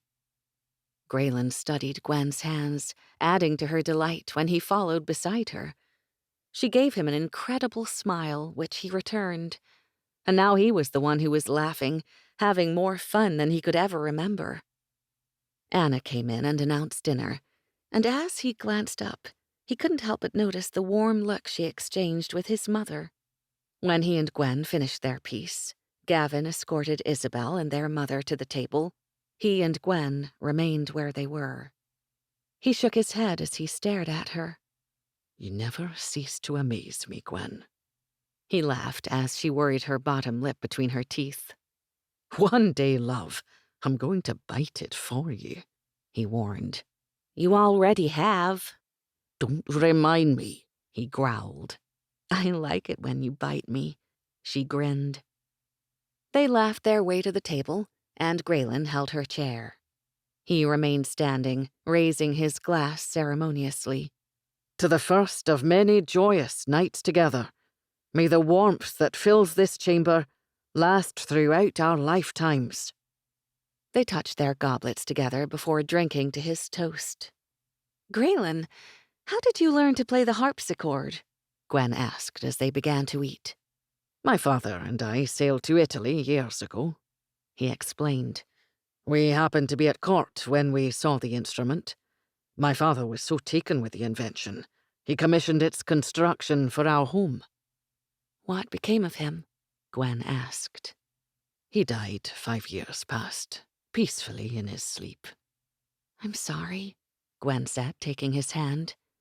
She repeated the sentiment to his mother and Isabel. "We had a good life together, Gwendolen," his mother said quickly. "He loved his children more than anything, and saw that they had all the world could offer." "Tell me more," Gwen prompted softly. "When the children were young, he doted on them constantly. Grayen could always be found beneath his desk in the study, the same that's there today. Even when he was a babe just crawling, Grayen sought his father's presence, and though Isabel came much later, he showed her the same affection. She loved to be bounced on his lap and dance for him before supper." As Grayen recalled the memories, he took note of his wife's look of longing. It was the same look which Gavin wore, a look he'd not taken note of before. He did so now, realizing he must get to the bottom of the puzzle. "As Grayen became older," his mother continued, "Alistair took him everywhere. They sailed the seas together and travelled to council meetings. He wanted his son to be aware of the world around him, human nature as well. And though it pained him to send Grayen abroad to continue his studies, Alistair knew the importance of learning and expanding one's mind." "He must have been a great father," Gwen said wistfully. "He was," Grayen said, squeezing her hand. "What of your parents, Gwen?" "My parents were nothing like yours," she answered. "You were lucky to grow up in a loving home. It was all I ever wanted. My world is so different. People are so different." "Circumstance may change, Gwen, but people and their motivations remain." "Do you always have to be right? It's so annoying." "Annoying you happens to be my favourite pastime." "Really? I could have sworn it was something else." She let the innuendo hang and turned to Gavin. "Gavin, what of your family?" she asked. Grayen knew if Gavin could take Gwen outside and beat her, the time would be now. She'd voiced the question no one had the nerve to ask. Grayen was shocked to hear Gavin answering. "I too dream of family, Gwen, but only in the years since I've held your husband's guard. I was lucky to know a mother's love and, at one time, mayhap a father's." "What became of them?" Gwen prodded. Grayen knew that he wasn't alone in holding his breath. His sister and mother had to be as well, for they'd never heard Gavin speak so freely. "My father still lives, but he's a weak man, and I chose to leave. I studied abroad until I joined my king's ranks in service, and 'twas there I was lucky enough to find a man of honour." "Do you have any other family?" "None I would speak of. I turned my back years ago, and the devil himself couldn't make me look upon them again." He spat the words, his anger barely contained. "I'm sorry, Gavin." "Nay, Gwen." He shook his head. "'Tis I who am sorry, for I left much behind, though I'd not take for granted what I've gained in the years since." The conversation lightened as servants cleared the dishes. And after another hour or so by the fire, Lady Madeline excused herself, kissing each of them before leaving. Grayen stood a short while later and held out his hand to Gwen. They left Gavin and Isabel sitting across from each other in the chairs before the fireplace. Gavin finally looked to Isabel. She leaned against the side of the chair, her feet tucked beneath her. What I wouldn't do for things to be different, Bella, he said, staring into her eyes. Imagine they are, Gavin. Just for a moment, she whispered. What would you do then? You'd be mine already, Bella. My babe would grow fat in your belly, and I'd care for you as I've only dreamed. Isabel left the comforts of the chair, taking those few steps until she stood before him. Dance with me again, Gavin? She asked, reaching out. Please? He stood and pulled her in his arms. Then he moved her about the room, imagining the music they listened to earlier. Imagining the life he feared could never be his. Gwen had opened a myriad of emotions tonight, and he was surprised he answered her questions. But somehow, spoken aloud, the memories seemed to lessen those that forever haunted his mind. Come, I'll walk you to the stairs, he whispered, brushing the hair from her face. Will you kiss me, Gavin? He couldn't seem to stop himself tonight. He reached out and held her face, and then he slowly leaned forward and covered her lips. He remained perfectly still, feeling as close to heaven as he'd ever been. He held her hand as they walked to the stairs. Then, with his foot atop the step and his hand on the banister, he watched as she made her way. She turned at the landing, but just before she reached her door, she leaned against the railing. She mouthed the words, "I love you," and he was lost. His hand covered his heart as he closed his eyes. When he opened them again, he looked at her. He looked at her until he was sure that she understood. First, that he accepted her words, but more importantly, that he would love her until his dying breath. Moments later, he left the keep, damning himself with each step he took, knowing that his freedom to have her would destroy the life he now knew. But what once was enough. His hands reached for the sky as his roar echoed through the night. Chapter 20. For God's sake, Gwen, what are you doing? Grayen asked, shaking his head. He was dressing and she was lying on the floor. Sit-ups, Grayen. Ah, your simple exercises, wife. To run, you simply run, and to do sit-ups, you sit up. Is that the way of it? He teased. Aye, it is. And these sit-ups keep my stomach flat and tight. Something that I can honestly say pleases you, she said, continuing her crunches. He straddled her body. Grinning, he pushed her to the floor. What would please me more is your belly filled with my babe, and an end to your thusly named exertions. Really? Aye, really, he answered. Don't you want children? Of course, we just never talked about it, she stammered. Nay, we only rut like animals 2 or more times a day. He laughed, then kissed her. Oh my God, Grayen, I could be pregnant. Aye, love. We should know in a matter of days. Grayen made love to her again, as if proving his point, before leaving with his men. Gwen still continued to watch them every morning, calling out playfully as they stood in the doorway. Today, however, she realized she forgot to tell Grayen something and ran downstairs. When she'd opened the door, they were exchanging coins. They looked guilty as hell. "What's this?" she asked, hands on her hips. These are called coins, Gwendolyn, Grayen said, holding one up. We use them to purchase things. I know what frigging coins are, you idiot. I meant, what in the hell are you doing with them? She has the foulest mouth, Grayen said to his men, like she wasn't standing right in front of them. Answer me, husband, she hissed.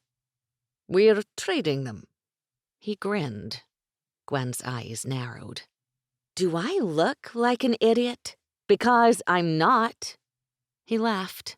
She gasped as it hit her. You're betting on what I ask for in the mornings, aren't you? Ah, Gwen, don't be angry. You'll be happy to know I always win. And you'll be happy to know I'm gonna kick your ass. She came at him, no holds barred, and he wrestled her to the ground seconds later. Give, he said, smiling above her. Like I have a choice? You always have a choice, Gwen. You can either make nice, or I'll make you make nice for all the world to see, he warned suggestively. You'd touch me and make me beg in front of your men? I'll kill them after.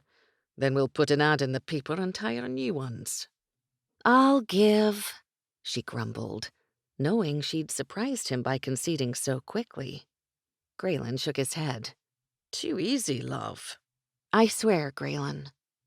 Gwen took great pleasure in lying to his face. I give. Now help me up, you overgrown bear. He stood, taking her with him. Gwen kissed his cheek as if nothing had happened, and then told his man to have a nice day as she walked away. Grayen, can I see you for a moment, please? She called without looking back. She knew he'd feel at least somewhat contrite and would oblige her request. She was already on the steps when he reached her, and she turned so that they almost touched, her face just before his. Deleted scene. He explained the wager he and his men made as they sat in the study, quite pleased with himself that he'd won every morn. Was it worth it, Grayen? She asked him. Every friggin' coin, love, he admitted, kissing her. Another week passed, and as she sat on her perch, she heard Grayen and his men coming down the hallway. Though they still laughed and smiled as they took to the front doors, she knew that troubles were occurring more frequently, and of late, her only request was that they come home safely. It was really all that mattered now. Somehow, the realization changed everything, and she found herself enjoying life as she never had before. She was comfortable with the drastic changes, and confident that she and Grayen would be happy forever. It lasted until dinner. Playing music and sharing a meal with Grayen, Isabel, Lady Madeline, Gavin, and tonight Duncan, she opened the can of worms herself, sipping coffee from an exquisite porcelain cup. Stupid frigging cup. Do you know people pay millions of dollars every year just to have a cup of coffee? She asked. Millions, Gwen, Grayen argued, shaking his head. It cannot be. She rolled her eyes. There are people who are millionaires many times over. In truth, Gwendolen? Isabel asked. In truth, she nodded. And there are stores everywhere that sell anything you can imagine. She decided not to mention the internet or Amazon. Do you miss your home, daughter? Your family? Lady Madeline asked as they stared at her. Honestly, Mother, I don't. I love it here. And my family is gone. My parents and my aunt were all that I had, and they died over 2 years ago. The prophecy spoke of your mourning, Gwen, Gavin said. You'd think. Gwen glared at Grayen. My husband would have told it to me by now. You'd think, Grayen growled, my wife would know her place by now. You've shown me often enough, she muttered back. Please recite it, Grayen, Isabel pleaded, then rolled her eyes for emphasis. Or I may vomit from your love play. Gwen refilled their goblets as Grayen continued to glare. It killed her to pretend indifference, but she'd be damned if she let him see it. Insufferable beast. Grayen watched his wife. The woman was practically bursting at the seams. He finally laughed. Sit, wench. You'll have your words. He waited until she took her seat again. Then he touched their goblets together and began. To the greatest Highland clan he is born. He winked at his mother. From a different time, first she must mourn. He squeezed Gwen's hand, then stood, playing the grand storyteller. 2 souls forever joined, still so far apart.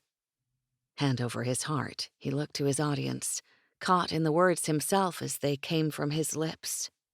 Yet the reason is clear. She mends his broken heart. A great storm will rage the eve of his 33rd year, on her 28th, when the path is then clear. Once they touch, 'tis forever, their bond is the key. Once together, they shall remain for infinity.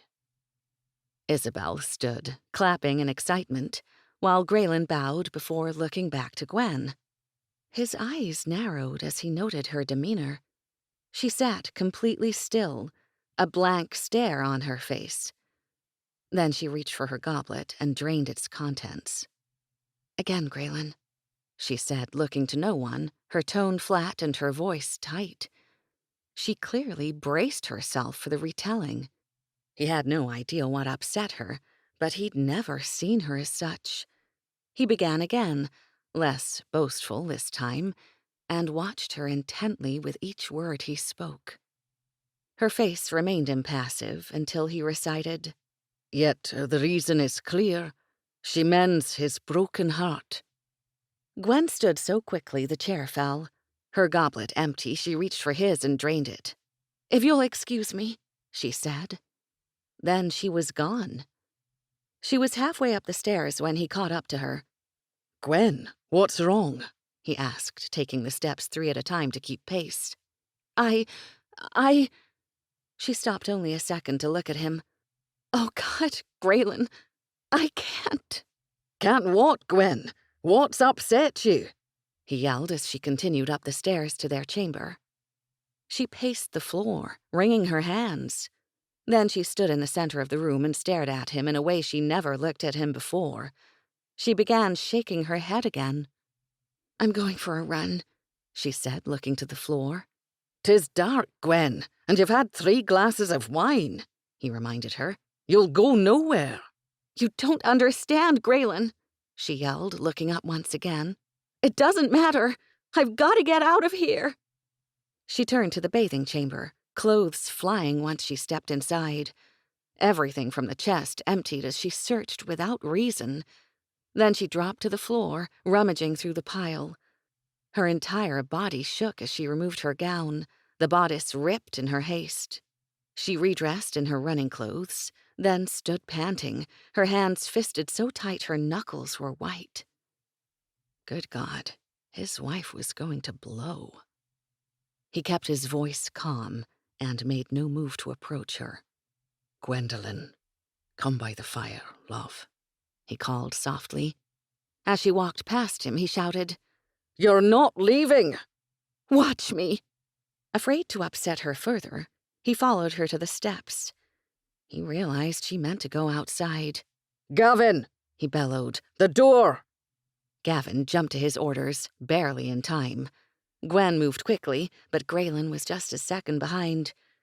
He watched in fascination as Gwen stood before Gavin, fixing him with a stare Grayen had seen before. His. Good God, but if looks could kill. She spoke then, words Grayen knew she meant for him but were thrown in Gavin's face instead. "Fine, I'll use the stairs." Furious, Grayen entered the great hall. "Come, my wife provides entertainment." He clapped. Then he sat in the entryway with his mother and Isabel while Duncan and Gavin stood sentinel at the doors. The entire time, Gwen never looked at him. She raced the stairs at least 20 times, all but trying to kill herself, her pace was so fast. She knelt when she reached the landing that time and banged on the stone with her hands. She came down the stairs again and looked only at Gavin. Breathless, she walked to him and reached for his hand. Then she backed him to the open foyer, begging him with her look. "Gwendolyn, nay." Gavin shook his head at her. "Not now, not here." Gwen shook visibly, her eyes pleading. Grayen watched intently. At least, clear in this, Gavin knew whom not to serve. Confirming his thoughts, Gavin looked at him as if silently beseeching forgiveness. For what? Grayen knew not. Now! Gwen shouted, obviously angered that Gavin wavered. Gavin shook his head, not in refusal, it seemed, mayhap just to rid his confusion. He brought his hands before him, where they remained in wait. Gwen made no move. Then Gavin's eyes narrowed, and he began to circle her. She followed with her head, her hands finally fisting. Grayen's head tilted to the side, his own eyes narrowing as he took in the scene before him. His wife, in a stance clearly meant for battle. His first in command, displaying the actions he himself had begged for on countless occasions. Yet this time, it was his mistress whom he served.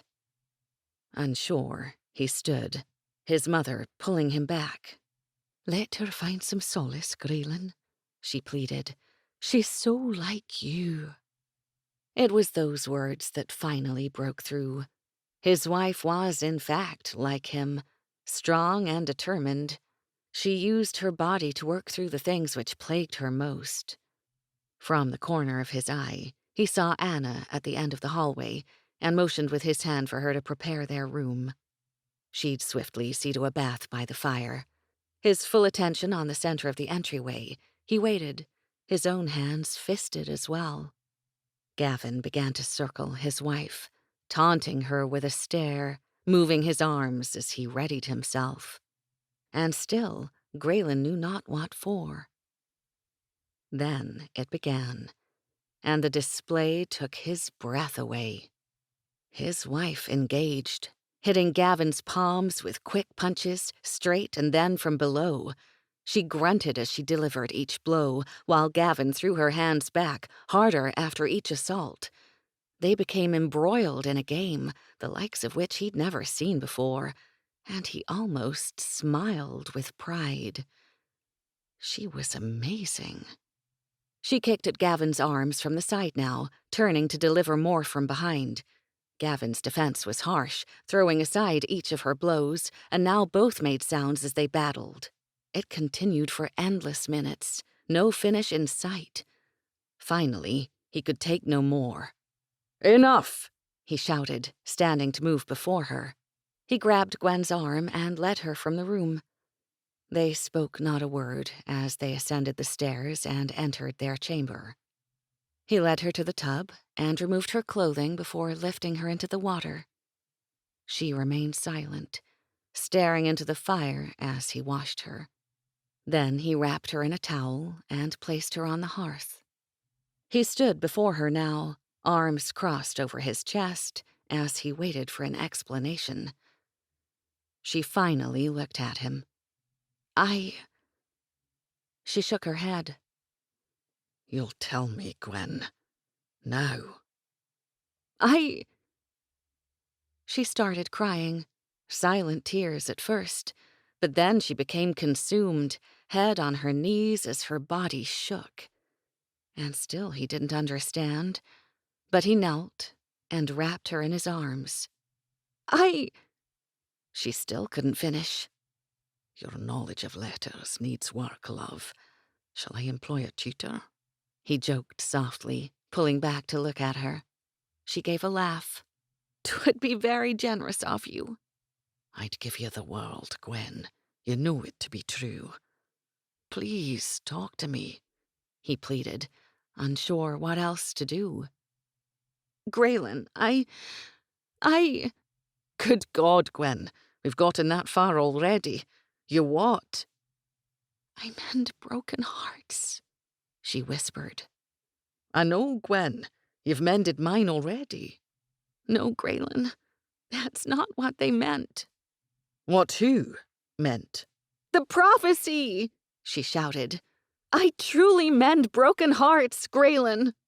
"You're an enchantress?" he accused. "How many hearts have you soothed? And how?" "Grayen, you're not listening. The reason I'm here is to mend your heart, literally." "But you already have, Gwen." "No." She shook her head. "Grayen, I have the knowledge, the ability to fix a heart. From a different time, the reason is clear. She mends his broken heart. Grayen, I was sent here to fix your heart. As if unbidden images reeled through her mind, her fingers tangled harshly in her hair. Her entire body shook as she walked to the window. She stared at the blackened sea as Grayen stood behind her. He divested her of her towel and wrapped her in her robe. "You're shaking," he said softly, pulling her against him. I won't be able to help you, Grayen. She began crying again, and he turned her. "If what you say is true, then—" I have no instruments, Grayen. Even if I had my bag, it wouldn't be... She gasped as he tensed. Where is it, Grayen? She demanded in a shout, hitting his chest with both of her hands. He walked to the trunk at the end of the bed and withdrew a key from his pocket. He removed the lock before lifting the lid. "I feared 'twould change what happened," he offered, raising the bag and holding it out to her. Gwen hesitated. Then she grabbed it. She hugged it to her chest and knelt on the floor, rocking back and forth. He sat before her, then wrapped his legs around her and tilted her chin. "You truly mend broken hearts?" he asked. She nodded cautiously. "Explain," he asked, feeling more ignorant than he ever had. "Please." She released a breath, as if wondering where to begin. I'm a surgeon, Grayen. A doctor who operates on people. She stopped, it seemed, to gauge his reaction, but continued when he remained expressionless. I just completed my residency and signed a contract. She must have realized he didn't understand and explained. To become a doctor, you have to go to medical school. It's a 4-year program after you've completed another 4-year program. Then you work at hospitals under the supervision of other doctors until you complete your residency. Grayen nodded, and she continued. I always knew what I wanted to do, from the time I was just a little girl. She smiled. I was obsessed with being the best at everything. Grayen was so overcome with pride. As he listened to her talk of her past, it was rather difficult not to pull her into his arms. I finished high school early. Usually you're 18, but because of my birthday being early and...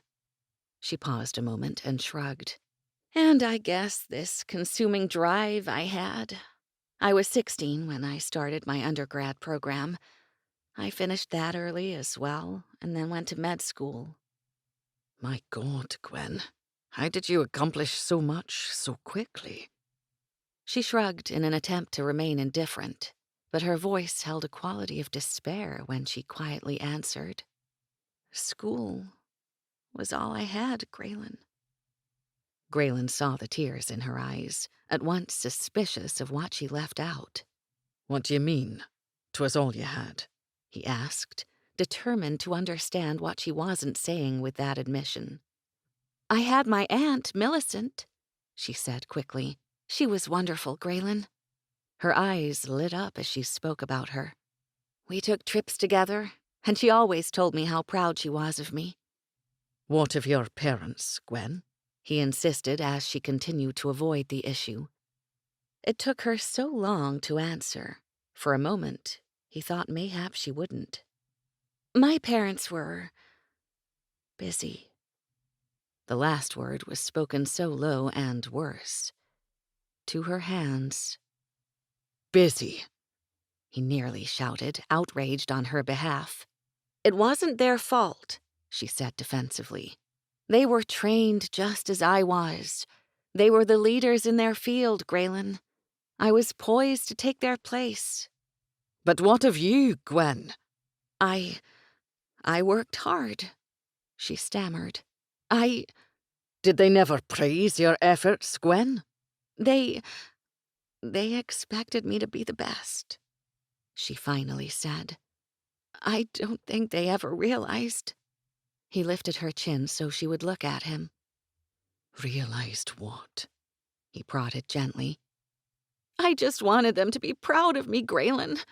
I tried so hard to make them notice." She choked on a sob. I'll never let our children feel so alone and unloved." He cursed, pulling her into his arms. How could she have been treated so badly? She gave of herself so completely. She loved with her entire heart. It was a wonder she'd not been permanently damaged by their neglect. "What's in the satchel?" he asked, hoping the turn in conversation would ease her distress. "Not enough, Grayen." She shook her head. "Shh, no more worries." He soothed her, wiping another tear as it slipped through her lashes. "Come now. I wish to see what my amazing wife has thought to bring with her." She started to scoot from his lap, but he pulled her back, lifting her chin again. "I am proud of you, Gwen, for all that you have accomplished, and I would have told you so often. I would have." He would have given her everything she needed, love and affection, things that she obviously lacked from her parents. He understood her vulnerability now, why she hid behind her bluster. "I am sorry you were alone while I was not." Gwen lost it then. She threw herself against Grayen, sobbing openly as he whispered soothing words in her ear. She'd kept it in for so long, and sharing her feelings with him, and that he understood, seemed to make everything better. Grayen loved her, and he made her feel safe. She finally stopped making a complete idiot of herself and left the comfort of his lap. She reached for the plaid at the end of their bed and, with shaky hands, opened the Gore-Tex bag. She was terrified that if water had somehow seeped inside, her instruments could be ruined. Her fears, however, were unfounded. She ran her fingers over everything and could only imagine what her collection of essentials looked like to Grayen. There were shiny instruments in leather cases, glass vials of varying sizes, and an old iPhone and speaker. Something caught her eye and she reached back inside the bag. Stunned, Gwen held up the garment she'd retrieved, staring at it, truly confused. "Trust me," he hissed. "You couldn't be more bothered than I." "These are my marathon shorts, Grayen. I don't remember packing them." She couldn't imagine how they got inside, but there they were, folded neatly at the bottom. "Tell me 'tis an undergarment." "Sorry," she said, scrunching her face. He seemed angry she'd ever worn them. "I wear them when I run a race. They bring me luck," she added in justification. "You run races in those, with others present?" She barely looked up. "I'm sorry, Grayen, but they were made from my favorite pair of jeans, and I've worn them every time I've needed to feel alive again." "We'll discuss this later," he bit out in an angry tone. "What of the other things?" Gwen knew her husband was trying to control his rage, but he was failing miserably. "They're instruments my aunt gave me when I started med school. She called it the Quick Fix Kit." Gwen smiled as she ran her fingers over all of the items again. "I can numb your pain, stitch you up, and I can even listen to your heart. But that's about all," she said, shaking her head. "This is my old iPhone," she explained, holding it up along with her mini speaker. "I kept it just so I could use it for the music. These are extra battery packs since I always seem to have a problem with charging cords. And this, Grayen," she said, holding up a mini bottle and removing the top, "is vodka. Sweet, blessed vodka." Grayen stopped her before she could drink. "What is it, Gwendolyn?" he demanded. "It's a strong liquor, and the ones I have happen to be top of the line. You've never tasted anything like it." He watched as she drained half the mini bottle and then closed her eyes. "Much better," she sighed, holding it out to him. "Try it." Grayen took it from her hand, smelling the drink before taking a sip. I've tasted it before, but not so refined. Well, we have 12 more, she counted. Oh, God, I packed 13. She groaned, reaching for another bottle before crawling into his lap. Grayen held her, rubbing her back. Do you feel better? No. Do you? Nay. She reached up to brush the hair from his face. Well, she said and then sighed. I'm getting drunk. Drunk? As in sorted? He asked. You can't be serious. Oh, but I am, she said, finishing the bottle. Join me, Grayen. It'll be our last party before whatever. Grayen must have sensed she was trying to stop the endless, horrid possibilities running through her mind. His large hands engulfed her frame, bringing her close enough to rub his lips against her. He sighed and said, Give me a bottle. How about some music? She asked. You wish to go below stairs now? I have another surprise, Grayen. I've truly had enough already, Gwen. He shook his head. Gwen could feel for him, she really could. Here he was, once again confronted with things he couldn't quite understand, or things that should be beyond his comprehension, and the man stood firm. Actually, he stood proud and tall, and she found herself ridiculously lucky to be married to him. She picked out a playlist, said a quick prayer, and waited. He was smart, that husband of hers. He grabbed the phone out of her hand first and then the speaker, somehow knowing they were connected. Never leave home without it, Gwen laughed as she watched him turn both in his hands. How does this operate? He asked. I don't have a clue. She shrugged. It would take me days to even try. Gwen took back her iPhone and the speaker, then stood and held out her hand. Come by the fire, Grayen. He picked up the remaining bottles and followed her to the sitting area. Gwen placed the speaker on the hearth, while Grayen sat on the floor, leaning against one of the chairs. She could tell he enjoyed the music she chose. She watched as he listened to the lyrics, obviously hearing tones and sounds he'd never been exposed to before. They had 8 bottles of vodka left, and Gwen finished the last in her hand. Come on, catch up, she prodded. In fact, you're bigger than me. Drink 2. Her pout must have been infectious because he smiled before draining the one in his hand and then another. She sat in his lap, holding his free hand. I'm scared, Grayen, she whispered. I've told you, Gwen. I'll always keep you safe. But I need to keep you safe, too. He didn't seem to have a ready answer, other than to hold her. And strangely, the night turned pleasant.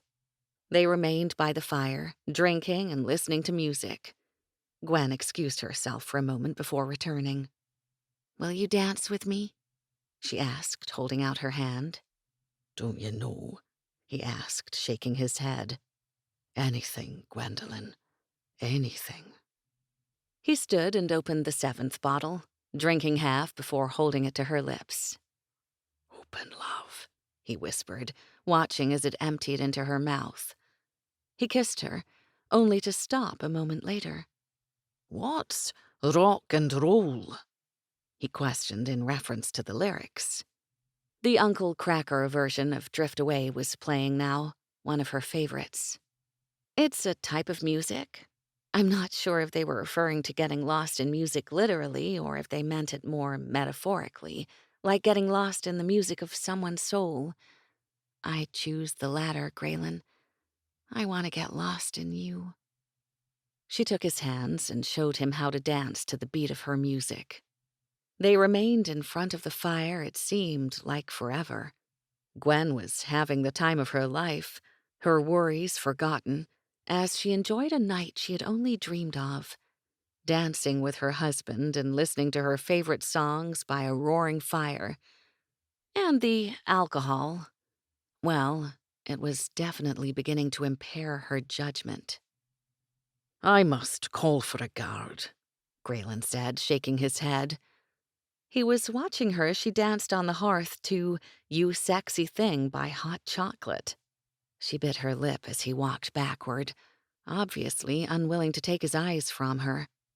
Opening the door, he bellowed in demand. Guards! Not happy with the response, he called again. Guards! Deleted scene. Chapter 21. Play nice, boys, Gwen teased from her perch a few days later as Grayen and his men headed outside. Grayen stopped when he reached the doors. Turning, he called back to her. Don't cook tonight, love. I'll pick up Chinese on the way home. She smiled as he winked at her, then left to join his men. Gwen stayed on the steps long after Grayen left.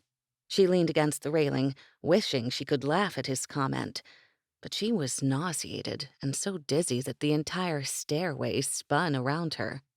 She suspected she was pregnant. Oh, you're brilliant, genius. Of course she was pregnant. She was late and had the worst case of morning sickness ever. She couldn't believe she had the energy to run with Grayen that morning, but she had. Now, however, all she wanted to do was go back to bed, and she did. Anna checked on her throughout the day, bringing her tea infusions every couple of hours. Gwen started using the new brew the morning of her hangover. She'd found the mixture in one of the gift baskets from their wedding. Cook kept the canister next to the coffee beans on the island, ensuring no one else touched it. It was hers alone. Lady Madeline came in at some point, too, looking into her eyes and inspecting the color of her skin. "How many days have you missed your flow, Gwendolen?" she asked, seeming confounded by the intensity of her sickness. 5, maybe 6, Gwen answered with a smile. "It seems appropriate," she said. "Your color, however, concerns me." "I'll be fine, don't worry," Gwen said, reaching for her hand. "Please don't tell Grayen. I'd like to tell him myself tonight." "Gwendolen, if Grayen comes home before supper and you're still abed, you'd best tell him quickly. He'll have a fright otherwise." Luckily, Grayen didn't return early, and Gwen was able to rest for the entire day. She dressed for dinner with Anna's help and waited for Grayen in the great hall. They enjoyed a wonderful meal, but at her incessant yawning, Grayen took her upstairs. "Gwen, are you ill, love? You barely touched your dinner," he asked. She smiled, then blurted out, "I'm pregnant, Grayen." "With child?" "No, with a horse, you fool," she replied, rolling her eyes. Grayen threw his head back in laughter. He picked her up and spun her around. He must have felt her tense and quickly set her down. "I'm sorry, I'm—" "Ha, who's the stammering idiot now?" "Shut up, Gwendolen. Your husband's going to kiss you. Quite senseless, I fear." She rewarded him by batting her lashes and smiling, and he did kiss her senseless, slowly, sweetly, senseless, until she swayed. "You're not well, are you?" he asked. "I'm so happy, Grayen, but I feel horrible." She tried to make light of her symptoms. Grayen, however, took them very seriously. He helped her undress, then carried her to bed. It was the first night they didn't make love, but he covered her stomach protectively with his hand, and she fell asleep in seconds. When Gwen awoke, he was already gone, but he'd left a note upon the table. It simply said, "I love you." She tried to get up but couldn't move. Anna found her in bed when she came to tidy their chamber and cared for her throughout the day again. Anna continued to bring the tea infusions, which seemed to be the only thing that eased her nausea. But as the day turned to night, Gwen started to think that something else was causing her sickness, and knew that she had to talk to Grayen. But she never awoke when Grayen entered the chamber that night, and the next day she actually felt better. She made it to the great hall and had a light meal with Isabel and Lady Madeline, and by the later part of the week her strength began to return, probably because she was eating more and drinking less. On the 7th night, she awoke to pain. Pain like she'd never felt before. Her body was racked with cramps, and she was so weak she could barely cry out. Gwen? Grayen came awake instantly. Gwen, what's wrong? Your mother, please, she somehow managed to say, tears streaming down her face. Grayen pulled back the covers to do as she asked, his expression masked, but a second after he took in the sight of his wife's body atop a small but growing pool of blood. He hadn't noticed how much weight she'd lost, nor had he suspected anything amiss. Until now. I need to lift you, love. I know you're in pain, he said softly. He'd not leave her, not even for the seconds it would take to fetch his mother. He cradled her shaking body and carried her to his mother's chamber. He stood by his mother's bedside, calling to her in the calmest voice he could muster, and considering the rage and terror he felt, it took everything he had. Lady Madeline came awake, her hands covering her mouth. "Lay her on the bed, Grayen," she ordered as she stood. "Fetch Anna, tell her to bring my bag, and have the servants prepare a bath. Quickly, Grayen." She needn't have said quickly. He was already halfway down the hall as she yelled the last of it. Anna almost screamed when she came awake. Honestly, he couldn't blame her. His light-colored breeches were soiled with blood, and the look on his face was obviously one she had never seen before. "Dear God, Grayen, what's happened?" "Gwen's in Mother's chamber," he told her. "I think she's dying, Anna." Wanting Anna to help his mother as soon as possible, Grayen saw to the servants himself. Then he called for his men. He placed his personal guards by the entrance doors, Kevin and Hugh outside and Duncan within. Ian and Connell stood just beyond his mother's chamber, and Gavin all but tore his mother's door from the frame as he stormed inside. Grayen was only a step behind him as they entered. Their first sight was his mother and Anna forcing a liquid down Gwen's throat. In her current state, she could barely push them away. Gavin went right to the bed, taking in the color of Gwen's skin, and opened each of her lids as he inspected her eyes. Grayen glanced up to Gavin, who then shook his head and said in a whisper, "She's wasted away before our eyes, and we've not been the wiser." "Grayen, carry her to the tub," his mother ordered, not commenting on Gavin's admission. Grayen did more than carry his wife. He climbed in with her, holding her as Anna and his mother gently scrubbed the blood from her body. Tears leaked from his eyes as he held her, knowing if she died from his negligence, he'd beg Gavin for his death. He heard sheets being torn from the bed and looked over. Gavin was ripping the soiled coverings and wadding them before throwing them to the floor. He left the room, and Grayen had no doubt where it was that he went. Gavin's anger and fear was as close to his own. They would both carry the blame. When Gwen was washed, Grayen lifted her from the tub while the women swaddled her in a towel. "Her bleeding should stop for now, Grayen. The babe was so new." "I care not about the babe, Mother. 'Tis my wife for whom I fear." "I gave her a strong dose of elixir. With luck, it should reverse the damage of what she's been ingesting." She pulled the covers around Gwendolen after he laid her in bed. Then he sat next to her, stroking her forehead. "How long, Mother?" he asked, looking only at his wife. 7 days, mayhap longer, she said and shook her head. "I'll return as soon as possible. Call for me if she awakens." Just as he'd suspected, he found Gavin within his chamber, tearing the sheets from their bed. "'Tis poison!" Gavin spat, anger causing his entire body to shake. "I know," Grayen answered. "Tighten our patrols and account for each of our men's actions over the past 2 weeks." As they headed for the door, Gavin said, "I won't be far behind." "Where?" "The well," Grayen called, taking the stairs.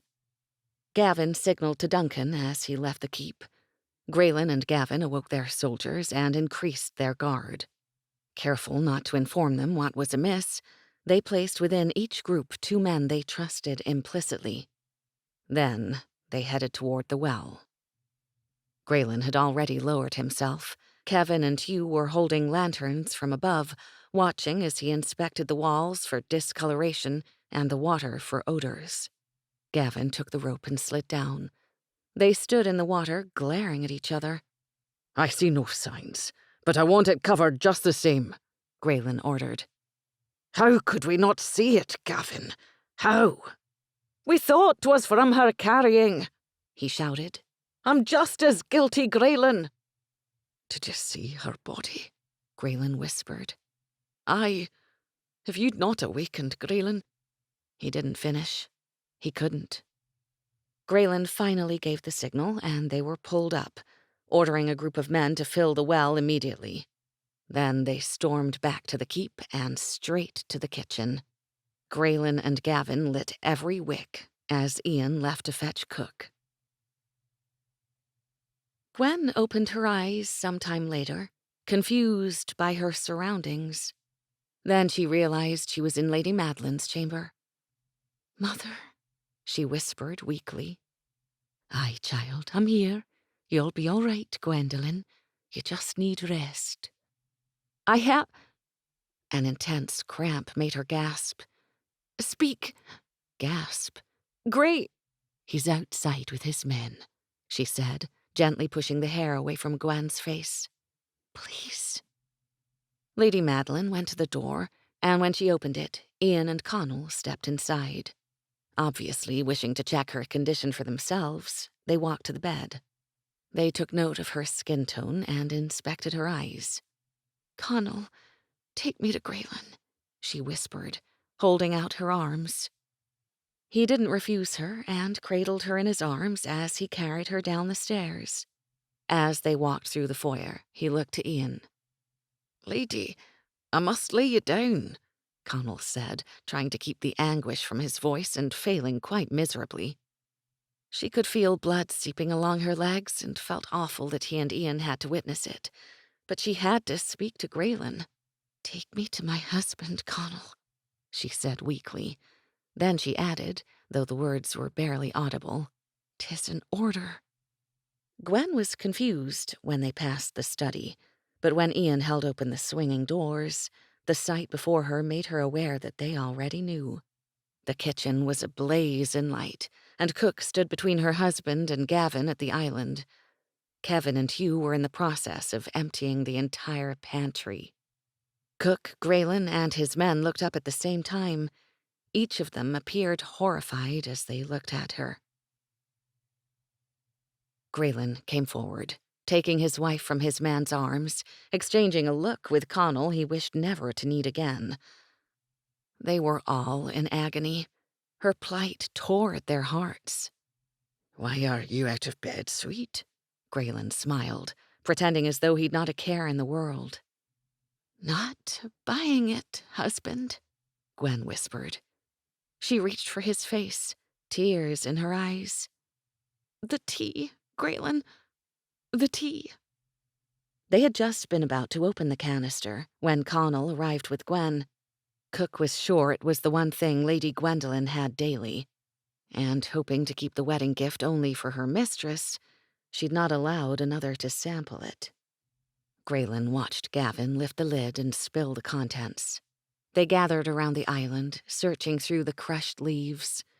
The sight and smell confirmed it was a mixture of herbs used as an abortifacient.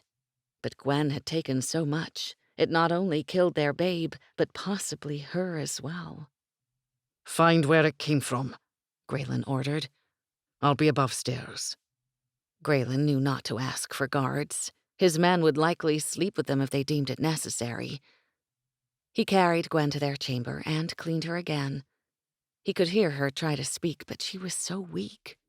"Shh, don't talk, love. Save your strength." He wrapped her in his arms, her face pressed to his chest. He heard her whisper, and it all but killed him.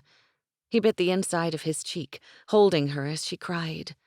He cried too, his tears falling silently to the pillow.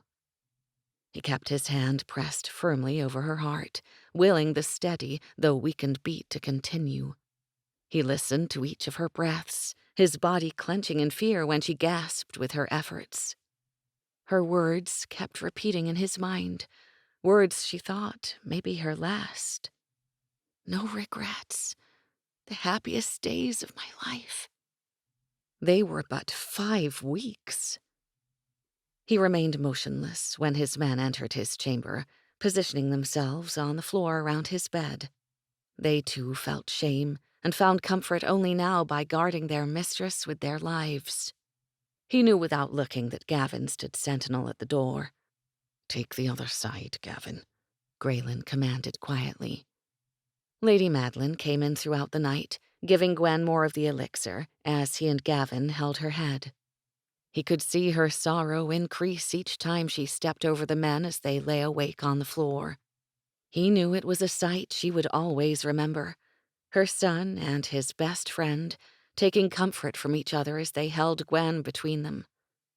And their men who sought comfort too, guarding their mistress's soul with the silent prayers that moved from their lips. He imagined she too prayed that night, with Anna, in the privacy of her chamber. Chapter 22. The morning hours passed in a blur. Gwen remembered waking in Grayen's arms and felt the warmth of another behind her. "I'm gonna be sick," she moaned. "Fetch a basin, Gavin," Grayen said as he sat her up. "Just take me to the bathroom, Grayen, quick." As Grayen carried her, she saw his men on the floor, and also that Gavin had been the warmth behind her in their bed. If she hadn't felt so terrible, she would have told them what their presence meant to her. Grayen held her hair back as she threw up, refusing to get his mother. "You're my wife, Gwen. I'll see to you." Dignity be damned. It was the sweetest care she'd ever received. He tried repeatedly to take her back to bed, but she insisted on resting on the cool stone floor. He sat beside her the entire time, rubbing her back and helping her each time her stomach turned. At some point, she heard a knock on the door. "I've had Anna prepare a bath within. We'll remain in your bedchamber." "Aye, Gavin," her husband replied. When her nausea passed, Grayen took her into the tub. He washed her body and then dressed her as she sat on his lap in the chair. He chose only her most favorite things, a simple band of material that he tied around her chest, a pair of underwear that he'd placed thick cloths in, and one of his shirts. He brushed her hair before tying it back, and finally, he secured his medallion behind her neck. "Thanks," she whispered, leaning against him. "I'm sorry, Gwen." "It's not your fault, Grayen." "Aye, 'tis." They stayed in the chair for quite some time. She dozed on and off as Grayen rubbed her back and kissed the top of her head. Then he carried her back into their chamber. Pallets still remained on the floor, and Gavin sat on their bed, which had been straightened and turned down again. He drank from a cup and ate from a plate of foods that sat atop the table next to her letter box. The rest of the men were gathered around the fire, eating food she was sure Anna brought up while she disgraced herself in front of her husband. Gavin adjusted the towel beneath her as Grayen laid her down. Then he went back to the papers he studied, leaning against the pillows. "My first sleepover with 7 men, and I can't remember a thing," she joked weakly. They all looked at her, cautious smiles mixed with anguish, and her eyes filled with tears. Then she rested between the 2 men she loved more than anything in the world, and they acted like it was an everyday occurrence to sit in bed, looking through papers as she lay between them. When Lady Madeline and Anna came in to check on her, Grayen helped her sit up while Gavin adjusted pillows. She had to drink more of that god-awful elixir, but Anna handed her a mug when she finished. Gavin took it from her hand, smelling and drinking it before allowing her to have any. Anna closed one of her eyes, fixing him with an angry stare, but Gavin only shrugged. "Well, how is it, Gavin?" Gwen asked with a smile. "As sweet as you," he answered, touching her nose with his finger. "If you wish the comfort of my bed, you'll not touch my wife again." I held not only your wife last night, but your sorry hide as well, let's not forget. I've held your sorry hide as well, my friend, on more than one occasion. I almost regret not letting you freeze to death while I had the chance. Good God, stop fighting, Gwen said as she sipped her tea infusion. Wow, that's a great phrase. Good God, good God, good God. She mimicked her husband's brogue. Just then, Isabel walked into the room as everyone stared affectionately at Gwen. Good God, what's happened? Gwen patted the bed beside her. Come, Isabel. We're having a sleepover. Isabel looked around the room. Pallets still lay on the floor, and it was obvious Gavin had slept in their bed. Tell me, what is the meaning of this? Grayen started to tell her, but Gwen interrupted him. A sleepover is a party you invite only your best friends to, and you play games, listen to music, and eat snacks all night long. Grayen and his men would have to take her words to heart, knowing she spoke them for their benefit. How come I wasn't invited? Isabel asked. You must have been sleeping when it started. In fact, I don't remember it either. Well, that hardly seems fair, sister, Isabel said, placing her hands on her hips. You're absolutely right, Isabel. Grayen, I demand a redo. Pardon? He would have no idea what she spoke of. I said I demand a redo. You're not a very good listener, are you? She teased. Explain a redo. It's simple. I want another sleepover. Minus the, well, you know. Grayen shook his head, his smile full of love for his wife. She knew, as well as he, that his men had no intentions of leaving. Their pallets lay on the floor, neatly made, and Gavin had obviously made camp on the other side of the bed. She would have her sleepover, whether she wished for it or not. Anything, Gwendolyn. Anything you so desire. Good answer, she said, snuggling into the pillows and handing her cup to him. She called to Isabel, who remained at the end of the bed. Isabel, fetch some parchment, the thickest you can find, and shears, too. Then change back into your nightgown and come to bed. Isabel climbed onto the bed and kissed Gwen's cheek. She had tears in her eyes, for she obviously knew something terrible had occurred. I love you, Gwen. I love you, too. Now do my bidding, she teased, mimicking her husband's brogue again. Grayen sat next to Gwen, adjusting her so she lay in the crook of his arm. He kept whispering he loved her as he passed papers to Gavin, who shared their written words with the men by the fire.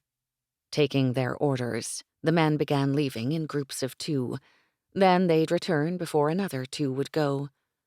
Yet he and Gavin made no attempt to leave, and they'd go nowhere, not until they were sure Gwen was, in fact, making a swift recovery, as the case seemed to be. Isabel returned with the items Gwen had requested. She sat on the bed between her and Gavin, listening as Gwen explained what she wanted her to do. But Gwendolyn, we have cards already. I know, but those decks have 56 cards, and I want these with 52. Isabel made 3 decks of cards, as Gwen requested. Then his sister read while Gwen napped, sitting very close to Gavin, close enough to brush her leg against his. Gavin seemed to pretend not to notice, but when she stopped, Grayen watched as Gavin's leg brushed hers. Gwen felt better by early evening, and was allowed to use the garderobe by herself. Grayen still insisted on carrying her, and waited just outside the door as his mother and Anna saw to her personal care. They dined in their chamber that evening, and she had him turn on some music. She had what she called an extensive collection that she'd downloaded over the years. According to his wife, he and his men liked the acoustical sounds and lyrics of alternative rock. Grayen sat on the bed alone with his wife. He had her wrapped in his arms, his lips against her forehead, as they listened to a song she'd played for him before. 'Tis the music I hear when I watch you in the courtyard, he whispered, squeezing her as she nestled against him. Later, Gwen taught everyone how to play her favorite card games. Grayen and his men were truly grateful for the new games. Within minutes, as was their wont, they became fiercely competitive. Gwendolyn, we've need of coin. Okay, poker it is. She laughed, patting the bed. Come on, I'll teach all of you this game. It's what men gamble over most. They played for over an hour before Grayen insisted it was time for bed. He and Gavin took the outside, while she and Isabel lay between them.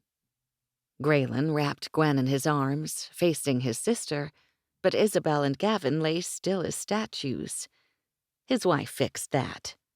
Group hug, everyone, she whispered. They laughed, huddling together, and she and Isabel were within 4 strong arms. Much better, Gwen sighed. His sister chose that precise moment to giggle. What humours, Bella? Gavin whispered. I never thought to share a bed with you and them, she whispered back. Though Grayen was amused by Isabel's comment, he wanted Gwen to get the rest he knew she needed. Go to sleep, Isabel, he whispered over Gwen's head. Good night, Grayen. Good night, Sprite. Good night, Gwen. Good night, Isabel. Good night, Gavin. Good night, Bella. Chapter 23. It was another week before Gwen was allowed out of bed. If it wasn't Grayen staring her down, it was Gavin, and each remained impervious to her repeated insistence that she was better. Lady Madeline and Anna had assured her that the herbs she ingested had been used for centuries. Their purpose, when combined, could prevent a pregnancy, or as in her case, stop one. Thankfully, they told her, it would have no impact on her becoming pregnant again. Gwen chose not to be bitter, and instead did her best to ease the guilt Grayen, Gavin, and their men carried. They blamed themselves for what happened. They never spoke of the poison that caused her miscarriage, or the fact they feared for her life, but she knew that Grayen and his men spent their days interrogating their soldiers and the inhabitants among the holding. Isabel stayed with her during the day, leaving only when Grayen returned late at night. But she had plenty of visitors. Grayen and his men took turns coming above stairs to make sure she was indeed improving. It was on these occasions that she'd try to get through to Grayen and Gavin to assure them that she really was better and staying in bed wasn't helping. They'd look at her with true concern, listen intently to every word she said, and even sit next to her on the bed. Then they'd pat her on the head and leave. Her food and drink continued to be sampled, and the amounts they placed before her were ridiculous. I can't possibly eat this much, Gwen said, shaking her head. You've lost so much weight, Gwen, please, Grayen pleaded, filling a fork and bringing it to her mouth. I can feed myself, Grayen. Very well, he conceded. Are you sure you're up to it? Grayen, it's been a week. I'm not bleeding. I've rested more than I have in my entire life. And I've been forced to eat like a pig. My sweet pig you are, he teased. Please, Grayen. I'm really better. I'm going crazy. Do you promise you'll be careful and let your guard know the minute you need help? He asked. We're back to my guard? Need you ask? I guess not, she said. Do you suspect anyone in particular? Aye, we've narrowed it to 2. Both have ties to MacPhail. What will you do? She asked. When I'm certain who's to blame, kill him. Kill him? Aye. Can you do that? The man came to me under false pretense, Gwen. He killed our babe. I feared you would die as well. You really mean to kill him? Good God, Gwendolyn, aye. I never really thought about what you would do, or that it's you who sees it through. 'Tis who I am, Gwen. 'Tis what I do. I've protected our home, our land, my entire life. Just be careful, Grayen. Whatever you do, please be careful. If only she'd listened to her own worries. If only she had been more careful. She never would have found herself in the situation she was now in. She'd never meant to cause her husband the anger and helplessness she knew that he must have felt. She'd acted only on instinct. She'd been waiting for Grayen to return on the keep steps, having been doing so for the past few nights. And she always had Isabel and her guard with her. Tonight it was Ian. It was a beautiful night. The sky was full of stars, and the moon cast a glow over the entire courtyard. Isabel had just excused herself to get her a shawl, not that she'd asked for it, but Gwen finally stopped arguing and waved Isabel away. Gwen was talking quietly with Ian when they both noticed a form slipping through the gates and creeping along the outer wall toward the stables. Ian placed a hand on her knee, squeezing it to indicate that she remained still and silent. From where they sat between the balustrades, they must have been concealed within the shadows. And Isabel's departure into the keep had mistakenly led the man to believe no one was about. As the man opened the doors to the stables, Ian stood to follow. "Go inside, now," he whispered. Gwen watched Ian walk to the stables and reach for the latch to go inside. But for some reason, she didn't go inside. She couldn't. Instead, she crept down the stairs, crouching next to the balustrade as she waited for Ian to come out. Long minutes passed before she saw smoke coming from the stables and the man who entered first leave by himself. Her only thoughts were of helping Ian. She ran. Once inside the doors, she started crawling on her hands and knees, calling Ian's name. She saw him farther within, lifting latches to set the horses free. He turned upon hearing her, a flash of incredulity as his eyes went wide and mouth fell agape. He was covered with blood, most likely from fighting with the man who fled. He cursed aloud and ran to her, wrapping his arm around her shoulders to protect her as he herded her out of the doors. When they came through the cloud of smoke, Grayen and his men were running toward them from the bailey. As they cleared the stable's entrance and reached the spot where Grayen and his men now stood, Ian pushed her away and knelt before her husband, meeting Grayen's murderous stare. But it was not he whom Grayen directed his anger to. It was her. Gwen stood before her husband, never more fearful in her life. Grayen's look was like none she had ever seen. His body shook so tightly, it was a wonder he didn't explode. She remained silent and motionless as he grabbed her shoulders. "What were you thinking?" he demanded. "Did you think at all?" He pushed her away, a roar ripping from his throat. When he finally looked down at her again, his eyes were filled with betrayal. Hers. "Remove her! Now!" His shout was filled with venom. The words seemed to be spat in disgust. If Duncan and Connell hadn't grabbed her arms, she would have run herself. They all but threw her through the doors, and she ran to Lady Madeline's room. Grayen's mother had her arms opened wide when she came through the doors. Gwen ran straight to them, crying until there was nothing left. She knew Lady Madeline had seen what occurred, but she said nothing. She just held her as she cried, and then they walked silently to the window seat, where they watched the men release the animals and douse the fire. It took hours before they were through, and they were covered in soot and sweat. Grayen and his men had just retrieved their horses and strapped their scabbards back in place when one of their rank leaders, Alex, approached them. Their horses were led away again, and Grayen and his 6 men-at-arms stood together in a solid line as Alex brought a man before them. Alex pushed the man to the ground, making him kneel before his laird. They formed a tight circle around the man, and Grayen nodded to Alex, who was enjoined to stay.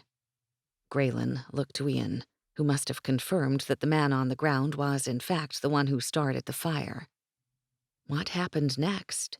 was a sight Gwen would remember for her entire life, one that made her realize Grayen's absolute authority. Grayen took a step forward, yet all of his men took several back. He spoke words to the man whom he must have commanded to stand.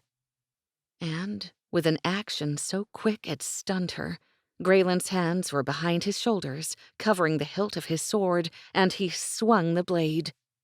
His powerful sweep rent clear through the man's neck. It was the most gruesome display she'd ever seen. Grayen turned, looking to the window where she stood. His features were hidden in the shadows, but his message was clear. This is who I am, a leader, a warrior, an executioner. He was covered in blood and let forth another roar as he embedded his sword in the dirt. He turned toward the lake. He never looked back. Gwen paced the floor in her chamber for hours, her stomach churning in knots. She finally heard them enter the keep and ran to the railing. Grayen never looked at her. His men remained in front of the doors, and her husband walked down the hallway, his study door slamming with force. She went back to her chamber, pacing again. She couldn't take it anymore. Intent to go to him, she opened the doors. Kevin and Hugh waited just outside. They shook their heads, beseeching her to stay. "I'll not be scared," she said, straightening to her full, measly height. They followed her down the stairs, but stayed by the entrance where the other men stood silent. She looked at no one as she continued down the hallway. Her hands shook so badly it took 3 attempts to press the latch. She'd lied before. She'd never been more scared in her life. Grayen was in front of the window, his arms across his chest and his legs braced apart. Water dripped from the back of his head, and his sword, now clean, leaned against the wall. He made no move to turn. He made no move at all. Grayen knew it was his wife who stood in the doorway, for no one else would dare disturb him in his current state. Watching earlier, as she ran to the stables, all but stopped his heart. It was too much. He'd almost lost her only 2 short weeks ago, and that she'd endanger her life? Good God, it created a madness in him he'd never felt. Now he felt something else. Her arms around his waist, and her body pressed to his back. Aye, she was brave.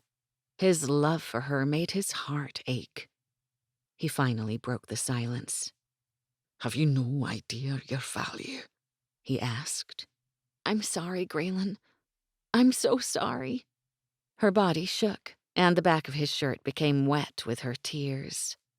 He closed his eyes, willing his mind to let go of his anger. He pulled her around, resting his cheek atop her head as she clung to him. He finally pushed her away. "Don't ever risk your life again, for anyone.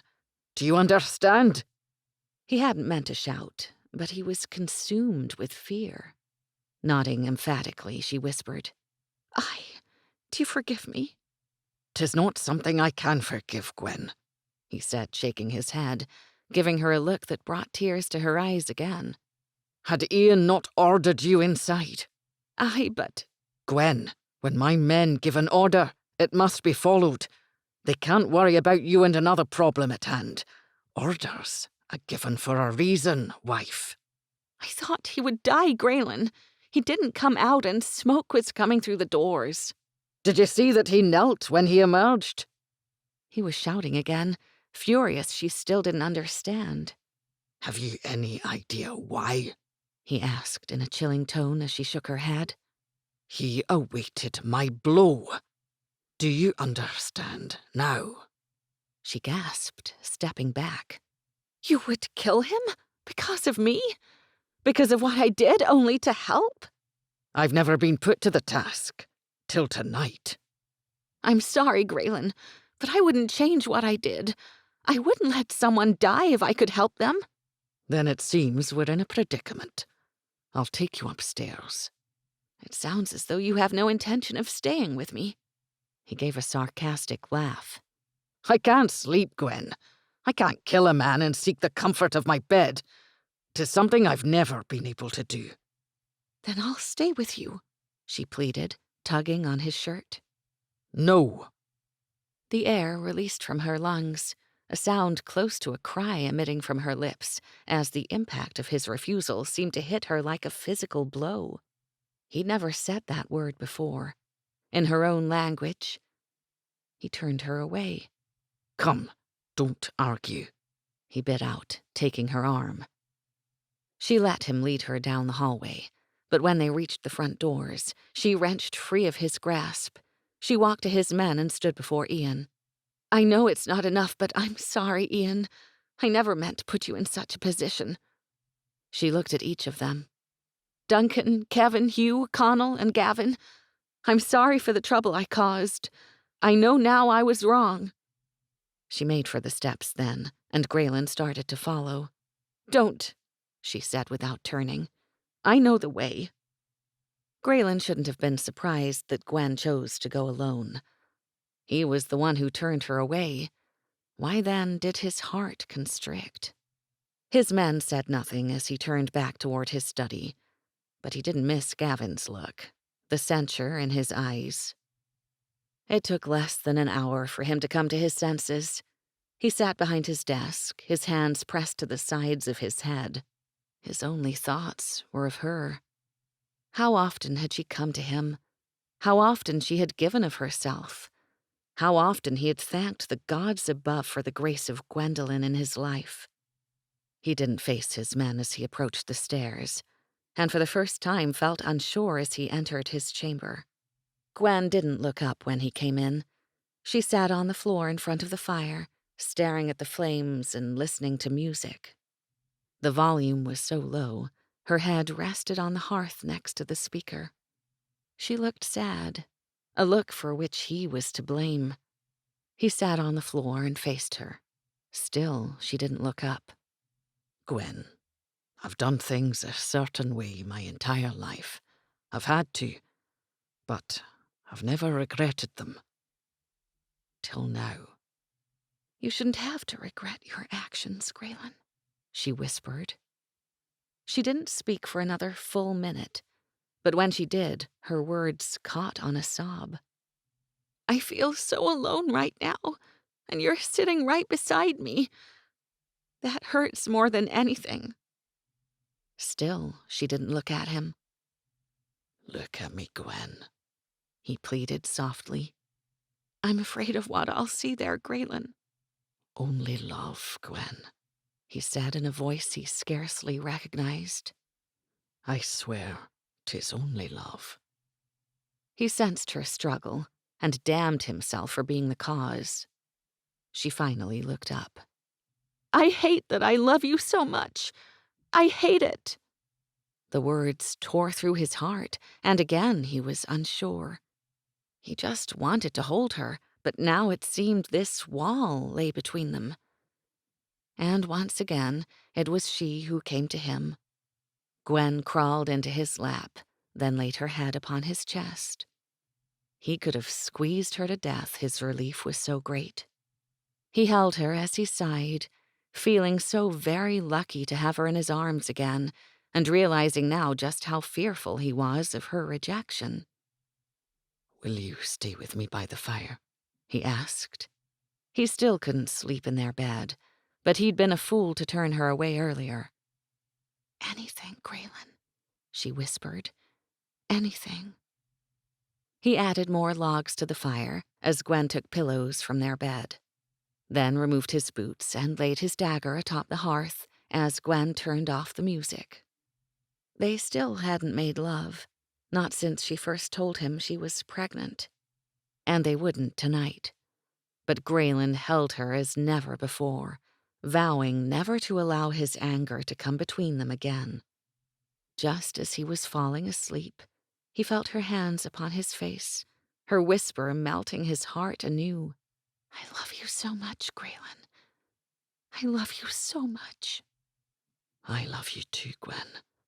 I love you so much too. Chapter 24. Grayen woke Gwen as she lay in his arms. They were still in front of the fire, and he held her so tightly she couldn't move.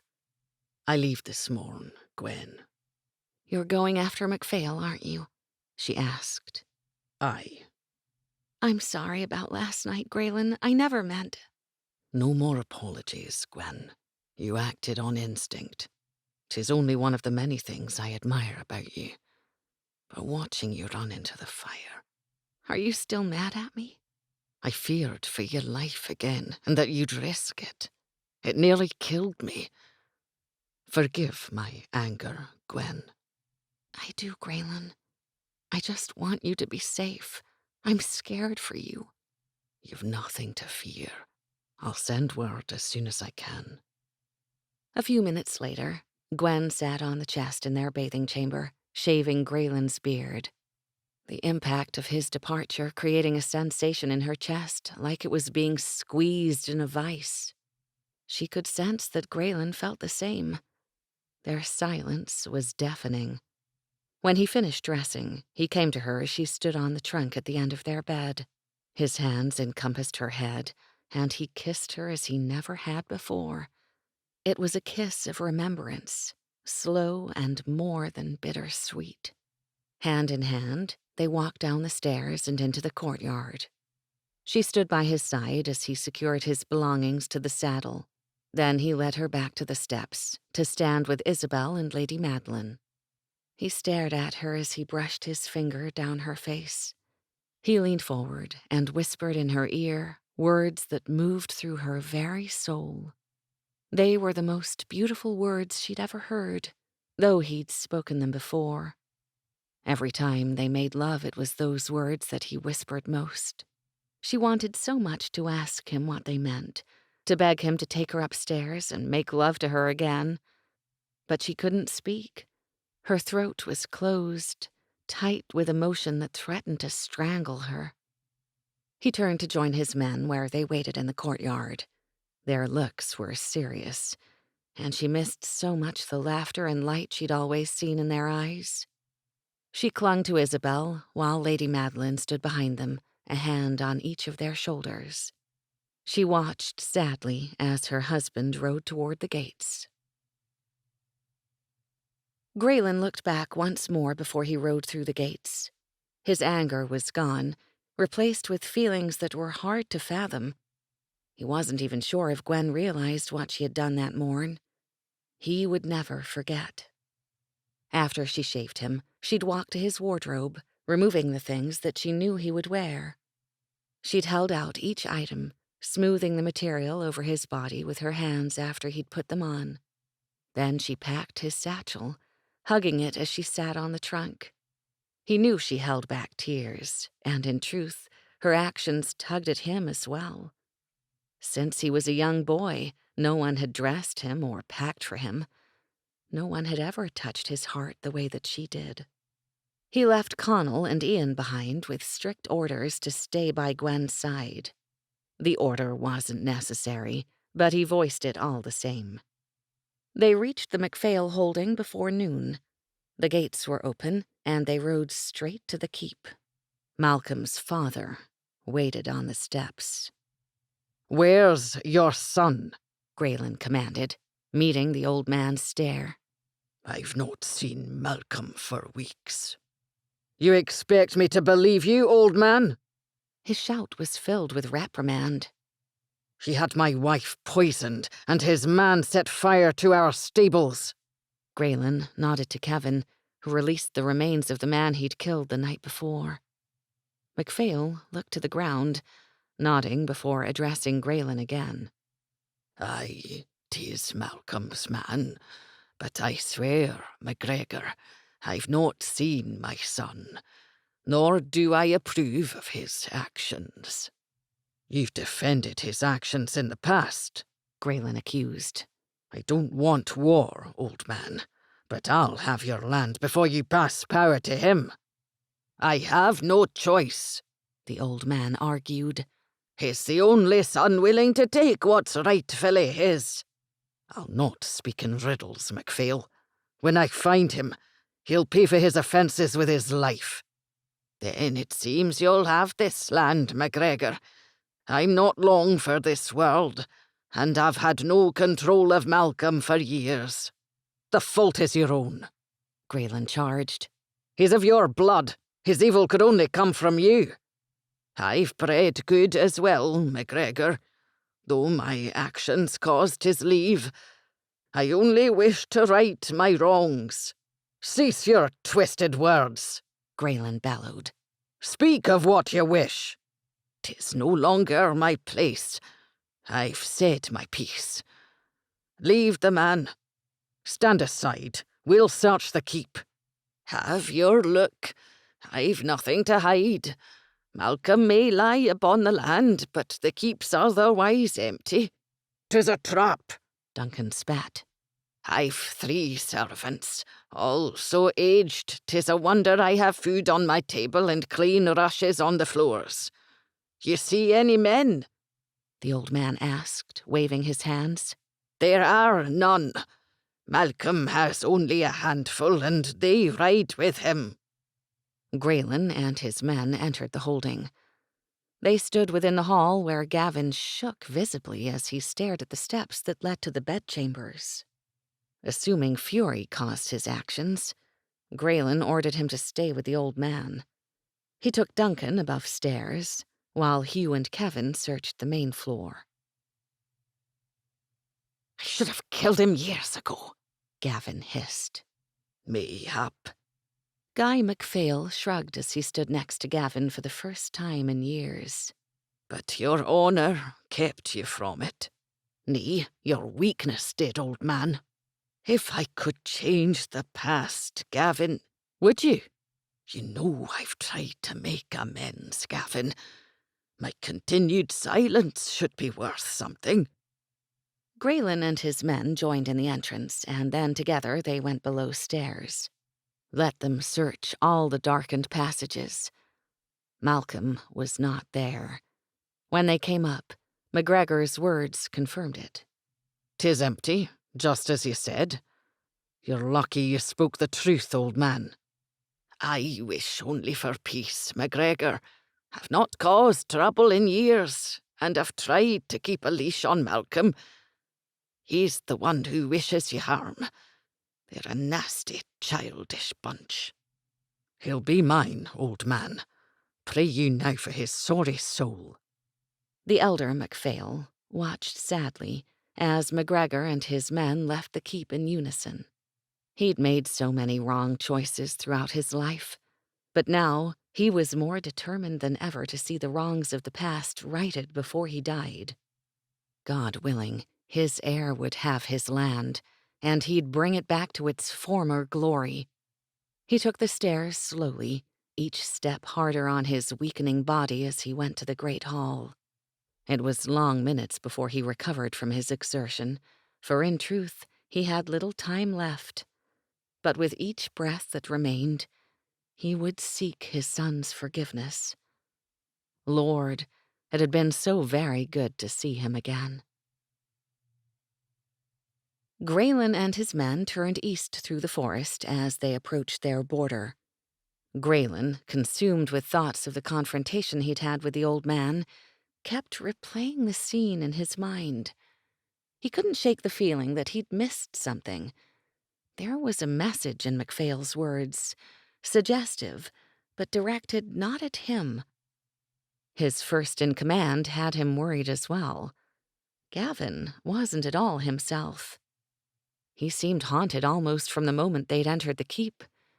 In truth, that concerned him more than not finding Malcolm. They were so silent and so deep in thought, they heard the sounds of arrows being rent as soon as they were released. Gavin brought his horse to Grayen's, protecting his back as the attack began. The men formed a tight circle around their laird while returning fire of their own. 2 men fell from the trees, but at least 4 more remained. Kevin took an arrow in the leg, ripping it out as their horses danced in fright. Fight like men, you cowards! Grayen bellowed as their attackers remained silent above. I've waited years for this, MacGregor, to see the look upon your face when you crumble. Then come, MacPhail. See the look upon my face now. Grayelen's voice was chilling, contained fury simmering through his entire body as he taunted Malcolm to confront him. Grayen felt Gavin tense at his words, but didn't have time to glance at his first-in-command to understand his apprehension. They'd never shied from a fight. Gavin had never shown anything other than dauntless strength during battle. But then they'd never confronted MacPhail before. Malcolm was never called on by their king, nor had he ever been present at their council meetings. Only the elder had attended. Grayen hadn't seen Malcolm since they were boys, and he didn't like him even then. Malcolm was always jealous of Grayelen's skills, and rather than work to achieve the same, he became spiteful instead. It was hard to admit, even to himself, but Grayen took pleasure in humiliating him time and time again at swordplay and fisticuffs. And ever since, Malcolm's father kept him far away, paying for his transgressions with coin and promises to leash his son's behavior. "I've arrows aimed upon your back, McGregor, but I'd not miss this for anything," Malcolm taunted as he came down from his perch. Grayelen's men awaited his command as they watched the form approach. Gavin remained to Grayelen's right, Kevin and Hugh behind them, and Duncan to Grayelen's left. "If you move, they'll release their weapons," Malcolm told them. But what he didn't know was that they weren't in the least threatened by another attack. With one word from Grayen, they would all be dead, and though they might suffer a wound or two, such was the price of fighting. But Malcolm had obviously piqued Grayelen's curiosity. It was the only reason he still lived. "I wish only to give you a glimpse of what you've been too blind to see," Malcolm continued, not realizing his precarious circumstance. "What say ye, Gavin the Brave?" he hissed as he stepped from the shadows but feet away. "Your downfall shall be even more rewarding." At that moment, it all became so clear, the old man's words and Gavin's behavior. Grayen looked upon Malcolm for the first time in years, really looked upon him. He shook his head in disbelief, for the similarities were so close, and the eyes, good God, the eyes were identical. Grayen turned to Gavin, his look so bleak, so barren, and filled with despair. The betrayal was nothing short of crushing. His sworn enemy, the man who almost killed his wife and brought destruction to his land, was the brother of his first-in-command, his friend, the brother of his soul for years. Grayelen's judgment flashed through his mind as he held Gavin's stare, his choice made in mere seconds. It was the only choice he could make, but just as Grayen was about to speak, Malcolm gave his ominous order. "Now!" Taken by surprise again, though this time by the shock of what they witnessed, the sound of arrows rent the air as Malcolm released his dagger. Gavin jumped from his horse, placing his body between Grayen and the dagger meant for his heart. It embedded in Gavin's shoulder, but as if unfazed in his state of fury, Gavin ran for Malcolm. Compelled by an internal sense of dread, Gavin turned as his commander fell to the ground. "No! Your own betrayal killed your laird, brother," Malcolm boasted. He turned to flee, then with a sickening chuckle added, "Your look is almost as priceless as when I murdered our mother." Gavin ran to Grayen as Duncan gave chase to Malcolm and his men. He lifted Grayelen's head to his lap, a blow to the back of his head leaving him unconscious. Blood seeped from the jagged wound, and 2 arrows had found their marks, one in his thigh and another in his back. Kevin and Hugh began to circle him, their swords still drawn. "I'm still your first-in-command," Gavin hissed. "Kill me if you must, but get him home." It was a call they could not make. Gavin was in agony, and they knew he only meant to protect Grayen. Duncan was back only minutes later, sure that Malcolm and his men were gone, and he knelt beside Gavin to help tend Grayelen's wounds. Gavin had already sliced through the arrow's shafts, cutting them close to the point of entrance. He ripped his shirt, tying the material around Grayelen's leg. The arrow that pierced his back had somehow deflected, and its tip rested just beneath the surface of his shoulder. Though it bled profusely, it was the blow to his thigh that worried him most. The blood pulsed from it, and Gavin tied it again before gaining his saddle. He pulled up Grayelen's body in front of him as his men lifted him from below. They left the forest quickly, silent the entire way back, all of them with pained expressions, yet none as fierce as Gavin's.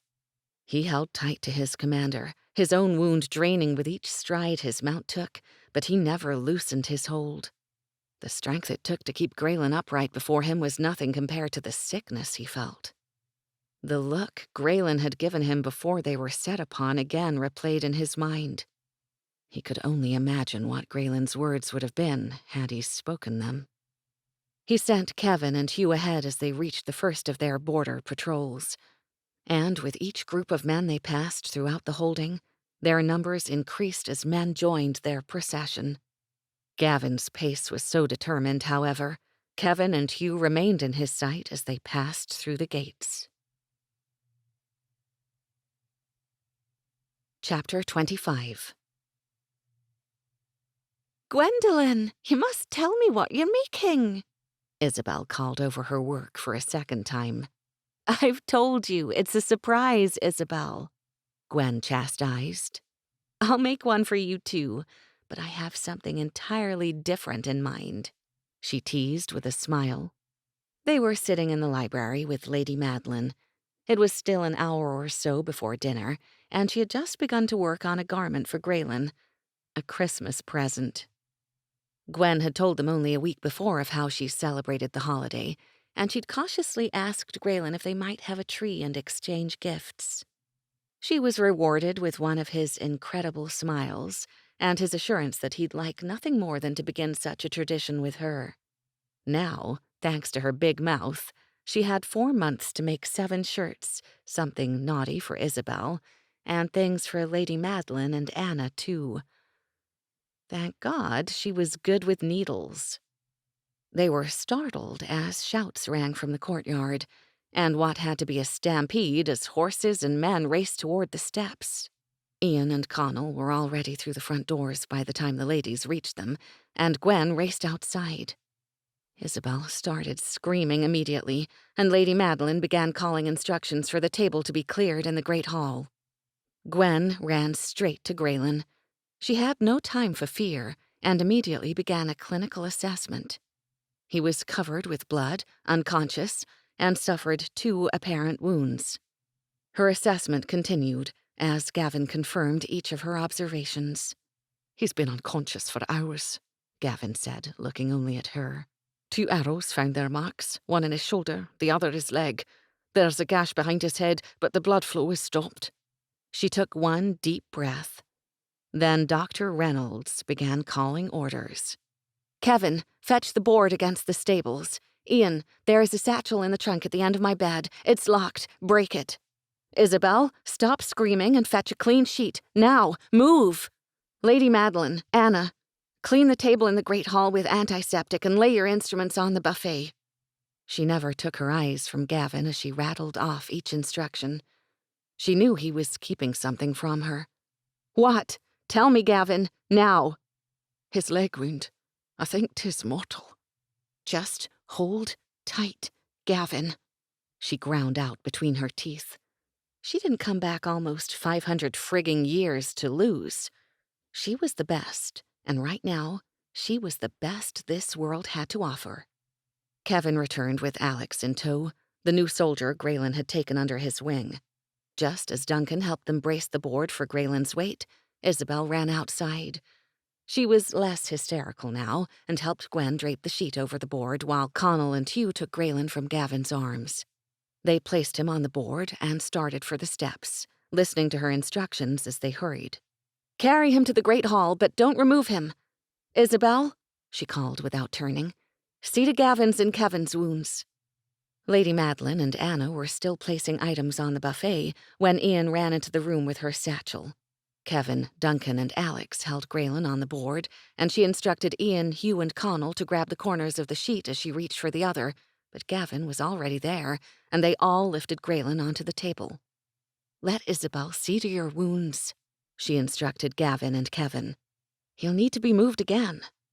Gwen started washing her hands, shouting for everyone to do the same. She grabbed her instruments. She started with the wound on his thigh, knowing if she didn't stop the bleeding, Gavin would be right with his prediction. "Mother, take my stethoscope and check his heartbeat. Anna, thread the needle, the one on the left side, and hand it to me when I ask." She began probing the gash in Grayen's thigh, what was left of his blood, which couldn't be much, barely pulsing from the wound when she removed the bindings. The arrowhead was embedded close to the bone, and her fingers kept slipping. She forgot to breathe. "Focus, Gwen." She felt a strong hand on her shoulder, Gavin squeezing it reassuringly. "Gavin, stand at the head of the table. Keep his neck straight so the passage stays clear to his lungs, and make sure you can feel his breath." Gwen finally felt metal and carefully removed the arrowhead. "Anna, douse it with antiseptic, then hand me the needle. You have to keep the wound open so I can repair it inside. Now, Anna." Anna used the liquid that Lady Madeline assured her prevented infection, and then held the wound open as instructed. Her hands were shaking so badly they continued to slip. Duncan pushed her out of the way and used 2 linen strips to keep his fingers firmly in place. Gwen began the first layers of sutures, working from the inside out. Her hair began falling, covering her eyes. "Anna, for God's sake, tie her hair back!"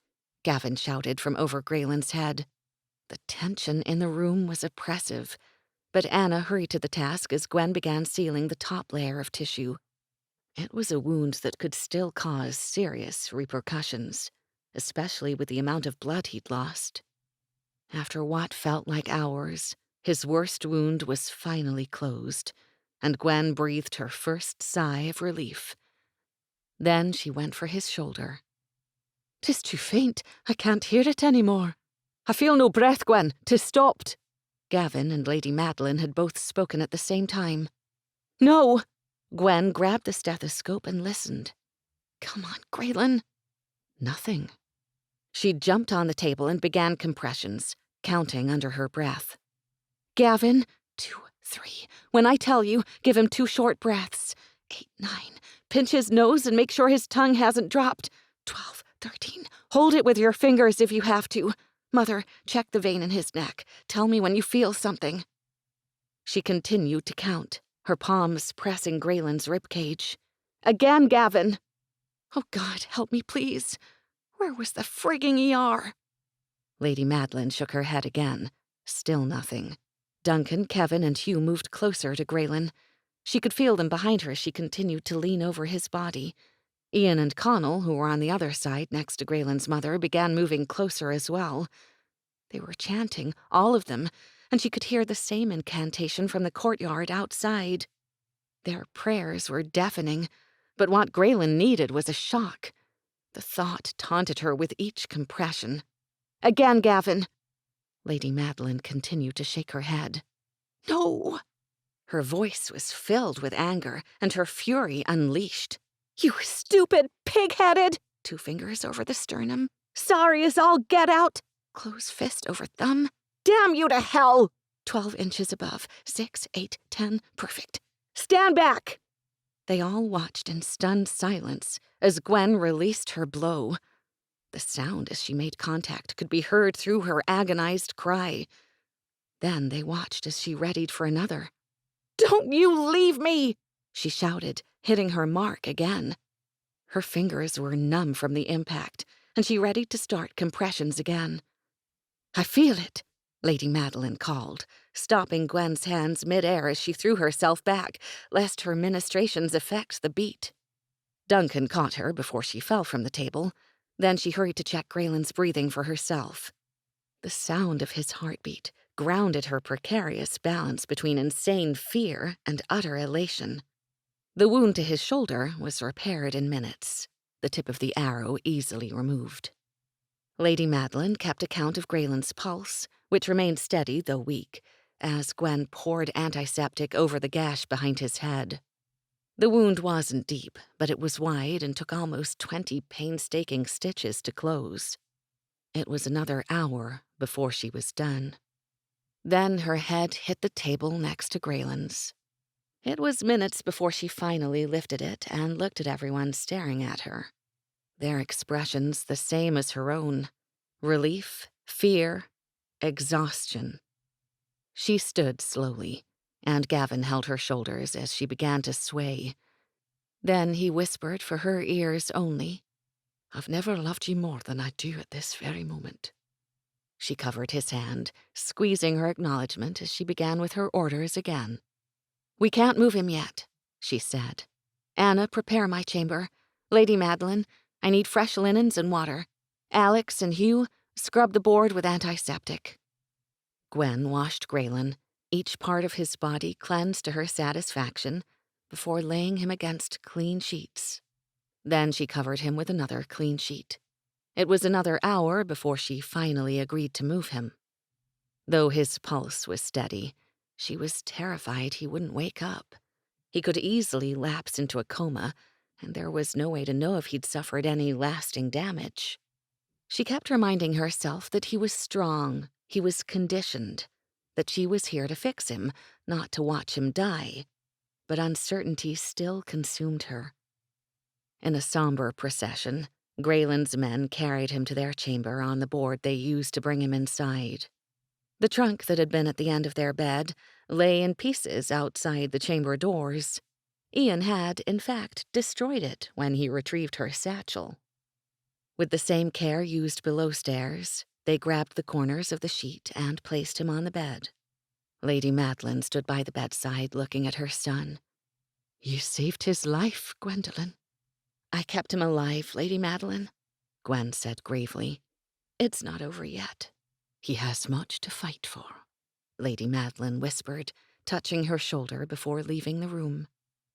Gwen was left to care for her husband and sat in the chair Ian placed next to their bed. Duncan and Connell stood just outside her chamber doors, while Gavin, Kevin, Ian, and Hugh called their men to arms. They would search for Malcolm. It was well past midnight when Gavin found Isabel in the chapel. She sat in front of the altar, tears streaming from her eyes.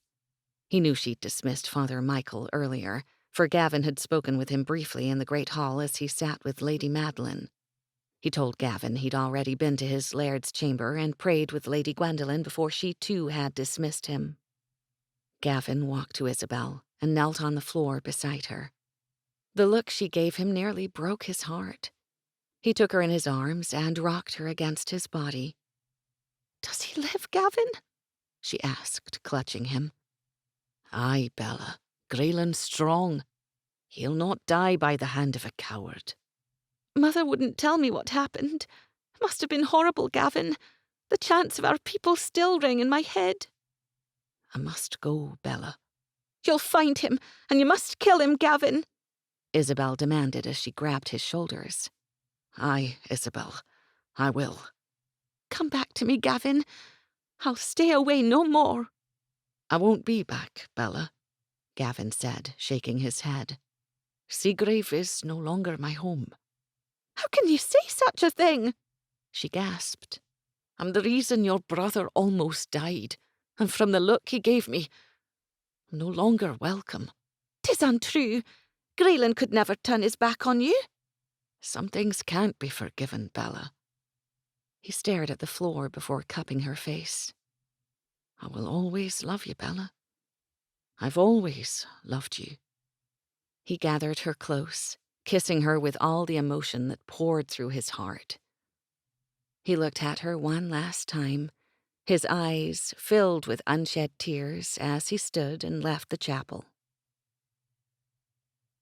Gwen heard her chamber door open and looked up as Gavin stepped inside. He closed it behind him and walked slowly to the bed. She'd been told of the attack, and, more importantly, of the shock it revealed. She watched Gavin look at her husband and bent to place his lips to his forehead. "I'm so sorry, my friend," Gavin whispered. His shoulders were shaking, and when he turned to her, she threw herself in his arms. She couldn't contain her sobs any longer, and they were violent in their release. She held Gavin tight, and he held her back with the same intensity. "You saved his life, Gwen. I can't thank you enough." "If you hadn't gotten him home, Gavin, you saved his life as well." "I only broke his heart." "He loves you, Gavin, and until he tells you differently, I won't believe anything else." "I can't change who I am." "Oh, Gavin," she cried, shaking him in despair and trying to get him to listen. "You're the most honorable person I've ever known." "I'll miss you, Gwen. I'll miss you all so very much." "Don't go," she pleaded. "Not until you've talked to Grayen." "I can't wait. I have to find Malcolm before he gets too far. If Grayen wishes to see me." Gavin didn't finish, as if he believed Grayen would never wish to see him. "I've never felt this pain before, Gavin. I can't lose you now." Gavin gathered her in his arms again. "You've more strength than any woman I've ever known, Gwendolen McGregor. I've a feeling you'll be fine." "Oh, Gavin, I love you. I love you so much." "I love you too, Gwen." He wiped at her tears as his ran freely, pulling her into his arms to hold her tight. He held her a moment longer, then pressed his lips to her forehead. Then he left her chamber, and the life only she could understand how much he loved. Chapter 26. The next 12 days were the longest of Gwen's life. Grayen lay trapped in unconsciousness, first with fever and then with a stillness that terrified her. His vitals were stronger, but his mind remained quiet. She soaked linens with a mixture of salt and sugar, slowly squeezing the liquid in his mouth, then carefully coaxing it down his throat. She talked to him endlessly, and when she became too tired, his men or Lady Madeline and Isabel took over. She lost her appetite, and now only pretended to eat as Grayen's men watched. They didn't argue with her, but assured her that Grayen would be furious when he awoke. She prayed they were right. But as the days stretched by, her hope began to fade. It was on the 12th night that she finally allowed herself to crawl into bed. His wounds were healing, and she was sure that if she stayed on the other side of the bed, she wouldn't disturb him. She laid her head on the pillow, her tears falling down the side of her face as she looked at Grayen. She couldn't imagine what she'd do without him. In only a few short months, he'd become everything to her. Her life would be meaningless without him. Sleep came easily, her strength nearly gone as she refused to eat. Her wedding band slipped from her finger 2 days ago, and now hung from the cord that held Grayen's medallion. Secretly, she wished to join him, to find that oblivion he rested in. She had the most wonderful dreams that night. Grayen was well again, and they made love on the beach as they watched the sunrise. She could feel the sun's warmth on her cheek, and fought to stay in the dream's embrace rather than the nightmare she'd wake to. When she opened her eyes, it was to see a pair of solid black ones looking back. "Haven't I told you there are no sides to this bed?" She couldn't answer. Silent tears came freely as she stared back at him. She covered his hand when it caressed her cheek, knowing it was the warmth she'd felt on her face. Grayen could do little more than stare at his wife. She looked terribly pale, and deep shadows lay beneath her eyes. "I'll drag you if I have to, Gwen," he said weakly. "But you've no idea how long it took to just reach out to you," he admitted truthfully. It had taken forever. He'd never been so weak, but he needed to touch her, and now he only wanted to see her smile. Gwen did smile at his words and obeyed him instantly, carefully pressing her body against his side. Then she cried before pulling back to look at him.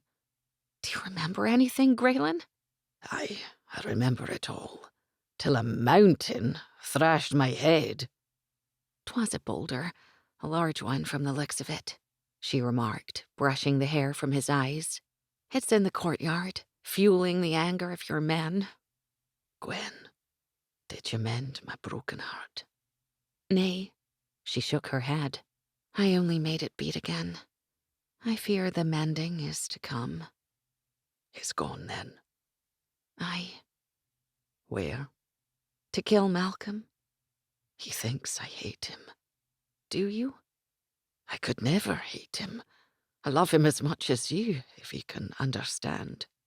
I understand. I feel the same. I know that too. News of Grayen's well-being spread quickly throughout the holding. Well-wishers left flowers and baked goods on the steps, and a steady stream of visitors crowded their room.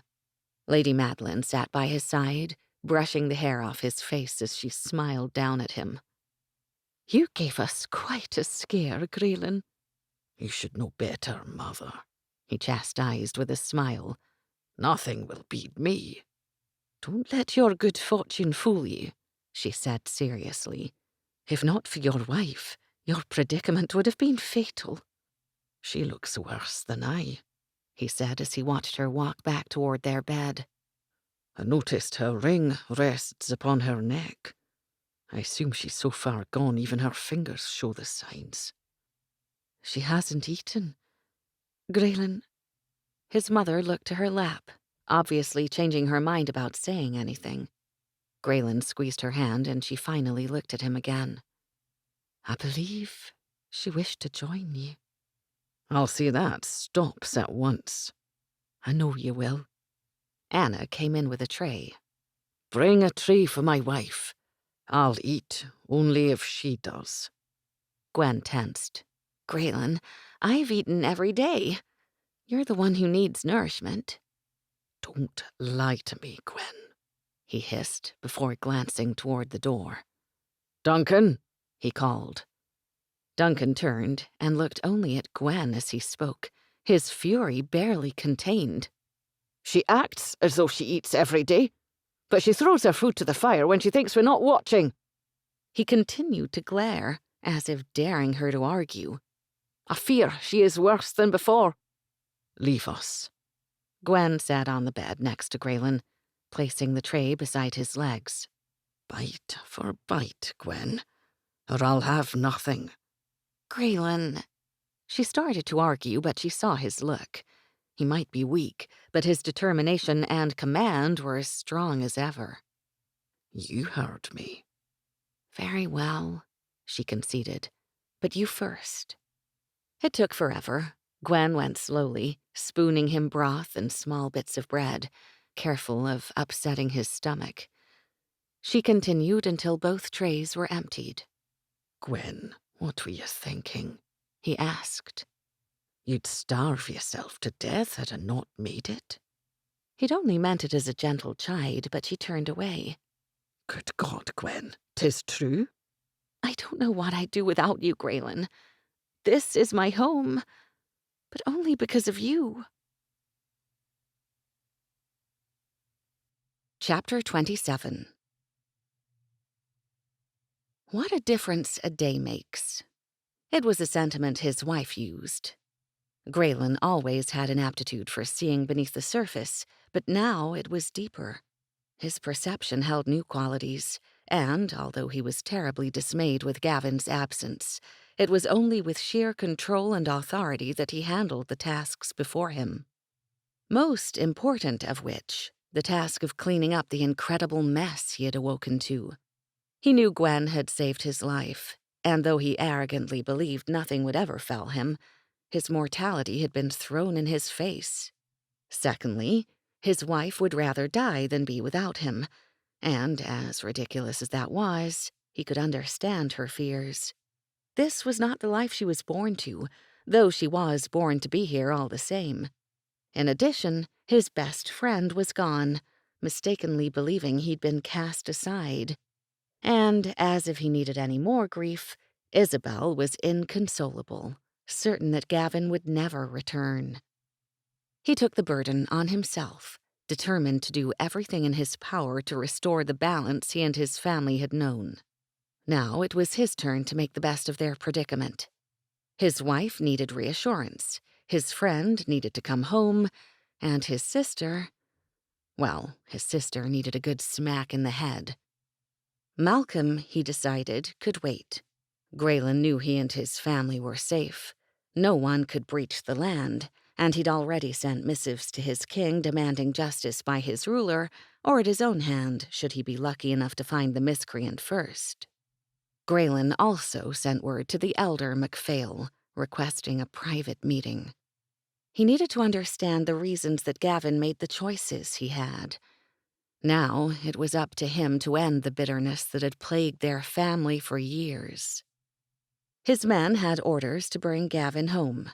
The message passed to each laird throughout the land, as well as a personal word to their ruler should Gavin be at court.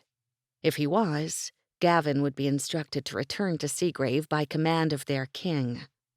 Gwen insisted that he recuperate fully before he took action, and though he knew she meant well, she didn't understand his strength. Or maybe she did. Whatever the case, he'd heed her words. He needed more than anything to return her vitality to her. For someone with so much courage, his wife had a fragility that truly scared him. He had no desire to be apart from her anyway, and in fact, didn't let her from his sight. The time they had now, he'd take and cherish as never before. Life could indeed be too short, and he'd live in the moments, not for them. Compounding everything, his head still throbbed, his leg pained him, and he was weaker than ever before. But he was doing everything in his power to return to his usual physical self, and he knew that began with the right mental outlook. The tasks he set before himself, however, left him exhausted just thinking of them. He ordered the table from his study to be brought to his chamber. It was placed to the left of the doors, across from the sitting area by the window. He'd confer with his men there, not from his bed. His wife had smiled at his determination and made a few changes of her own. She had a table brought up as well, one she placed in front of the window where they would take their meals. She also had weights fashioned, as she called them, so he could exercise his arms, and crutches to support himself until his leg healed. He gave her no arguments, nor did she argue with his demand to resume his rule. Their chamber became a central meeting place for his men, their family meals, and what would be some of the most incredible days he and Gwen would have together. From the morning after he awoke from his battle with death, he moved as much as possible. At first, it was only to the bathing chamber, Gwen taking as much care with him as he had with her when she'd been the one recovering. The crutches were his savior, and it eased his mind that he didn't have to lean on his men or his wife. He relished her care, though. She helped him bathe, shaved his beard, and assisted him with his dress before his men gathered in the mornings. They spent their afternoons alone, everyone dismissed after discussions around his table and a late morning meal with his mother and Isabel. They sat by the fire, playing games of cards and talking quietly. Gwen insisted that he rest before supper and would lie beside him as they napped together. After supper, they were alone again, sharing their evenings and nights with just each other. He used the weights as she'd shown him, and continued to walk on his own, now using a cane to lean on. No word had been heard from Gavin, and the elder MacPhail sent word he'd not seen him either. The old man did agree, however, to meet with him and would come the following week. Grayen had just awoken from one of his lazy naps as his wife approached him, stethoscope in hand. "Gwendolen, if you check on my heart one more time, I swear I'll beat you," She smiled. "I just want to be sure." "What good is it? You know I'm well. 'Tis you who still needs to mend." "Grayen, I'm almost back to where I was." "You've the body of a gangly boy, wife," he teased. Her eyes widened as she tried to control a smile from forming on her face. "I can't believe you said that." "'Tis true, you bag of bones." He smiled and pushed her to prove his point. She fell by the bed and laughed. He came before her where she lay on the floor, resting on her elbows. You must pinch yourself daily to find you're married to a man such as me. His words made her laugh even harder. God, how I love your laughter, Gwen. We need to find Gavin, husband. Your teasing has reached a new level. What we need is to make love. 'Tis been too long, Gwen. Deleted scene. They remained undisturbed that night, their passion obviously heard by the guards beyond their doors. Anna knocked at some point, though, informing them she'd brought trays with dinner. Gwen wrapped herself in a sheet before she retrieved them, her embarrassment deepening as she looked to Ian and Connell, who smiled knowingly in return. They ate by the window, the moon bright in the darkened sky above. Grayen held her on his lap as they sat in one of the chairs by the fire, kissing for hours and rediscovering each other's bodies. They slept soundly, exhausted emotionally from what the night represented.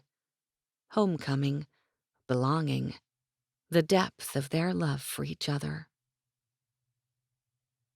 "Hold still, Grayen!" Gwen laughed, swatting his hands away. They were sitting in front of the window, and Gwen was trying to remove his stitches, though her husband kept grabbing her and kissing each part of her body he brought to his lips. You're mine to do with as I please, he teased. Don't remind me, you brute. Gwendolen, you know I'll remind you every day for the rest of your life, and quite gladly, I might add. God help me, she pleaded to the ceiling. I'm stuck with an egomaniac. Grayen laughed at his wife's display. You're the most pleasing wench, wife. She poked his chest. Gangly boy, bag of bones, and wench? Why I find your charm so irresistible, I'll never know. Fine, he relented, releasing her hands. Have your way. You always do. Ha! My way? I never get my way. I'd beg to differ, love. However, you do hold the shears. Gwen removed his stitches, pleased with the results after inspecting her work. Come on, she said, pulling him up from the chair. I promised you could leave our chamber when they were removed, so let's go outside. I'll take you for a walk, he said. We've had little time for such pleasures. Hand in hand, they walked to the door where Grayen paused before reaching for the latch. He turned, his expression serious. Although these few weeks were spent here because of my recovery, there are times I'd trade for nothing. I love you more than anything, Gwen. You know that, don't you? Oh, God, you think I'm suicidal again? Nay, he began, tilting her face. I only wish for you to know what I feel. Your lapse in judgment will never happen again, he ordered, squeezing her chin. I'll always keep you safe, Gwen. I'll always be there for you. You must always believe it. Chapter 28. Grayen sat within his study, waiting for the elder MacPhail. The man's ailing health had kept him from their original meeting, but now, 6 weeks later, Grayen would at last have some answers. Gwen had been terrified he would go to the MacPhail holding himself, and rather than cause her any more stress, he agreed to remain here until the man could take the journey. Finally, hearing riders approach, Grayen went to the front doors. His men had provided escort, and he took the steps, greeting the old man as he began ascending the stairs. The man looked up in surprise as Grayen took his elbow and helped him. Until we've spoken, I'll not pass judgment, Grayen stated respectfully. You're a good man, MacGregor. I see why Gavin aligned himself with you. Lady Madeline stood to the side as they passed through the entrance. Guy, welcome to our home. Madeline, you look well. 'Tis been too many years since we've last seen each other. Grayen's mother said no more, but followed them into the study. She sat on the settee while Grayen and MacPhail took their seats. Grayen behind his desk and the elder MacPhail in front. I have many questions, and my hope is that you'll shed some light on Gavin's actions. I'll answer your questions, the man replied quickly. I want nothing more than my son's happiness. Lady Madeline made a sound of disgust. Grayen raised a brow at her interruption. He had never seen his mother angry before, truly angry, yet the look on her face was revealing. Speak, mother. It was obvious she needed no further prodding. I've sat back far too long, Guy, she said with barely contained fury. You cast him aside, and your wife as well. How could you do such a thing? She accused. I tried to make amends, he pleaded. I was foolish, blinded. Had I known the evil in Malcolm, I would have prevented his actions. They were merely boys, Madeline. How could I know? She tried to tell you. Alison pleaded with you, yet all you could see was her defiance. You had your heir, and you cast her aside. Grayen remained quiet, learning far more from their exchange than he'd ever hoped. What would you have me do? I can't change my actions. She was so much younger than I. 'Twas easier to turn her away than accept what she offered. She offered you love. She offered you peace. And in return, you betrayed her and let her leave. You should have never begged her to come back. I realised my mistakes, Madeline. I wanted my wife back. I wanted to get to know my son. I needed help with Malcolm. I warned her never to return. She knew there was something wrong with him. I thank God she and Gavin had 10 peaceful years away from you. May I interrupt? Grayen asked his mother, and Gavin's father stared in silence. Aye. It was a shout from them both. Mother, I never knew you were friendly with the MacPhails, he remarked. I was a friend only to Alison. Your father and Guy never got along. You must have realised that from the few occasions he'd taken you there, Grayen. But Alison and I shared a friendship. We met along the border each week, and as young boys you and Gavin played together. Grayen's shock quickly turned to anger. You've known all along who he was? He accused. Where he came from? Good God, he wanted to throttle her. He left when he was 5, Grayen, she justified quickly. You were both too young to remember each other when you met again. Almost 15 years had passed. She paused for a moment before looking at him again. I'll never forget that day you brought him home, she said, shaking her head. I was speechless, Grayen. Seeing the two of you together, 'twas as though you'd never been apart. Why did you not say anything? There was a quality of incredulousness in his voice. In truth, he felt like a boy begging answers.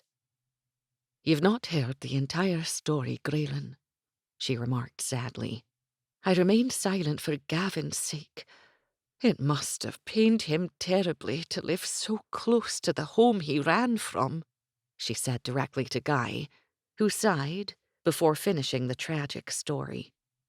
Alison left me when the boys were 5, he began. She would have taken them both, but I insisted that Malcolm stay with me. Gavin was far too quiet for my liking. The boy's eyes left me unsettled. I should have known the depth of his perception then, his controlled contempt. 'Twas that with which he looked to me, condemning my actions even at such a young age. You see, I treated his mother unfairly, though Malcolm caused only trouble. I saw it as strength instead, he said regretfully. Alison tried to give Malcolm love, but he hated her.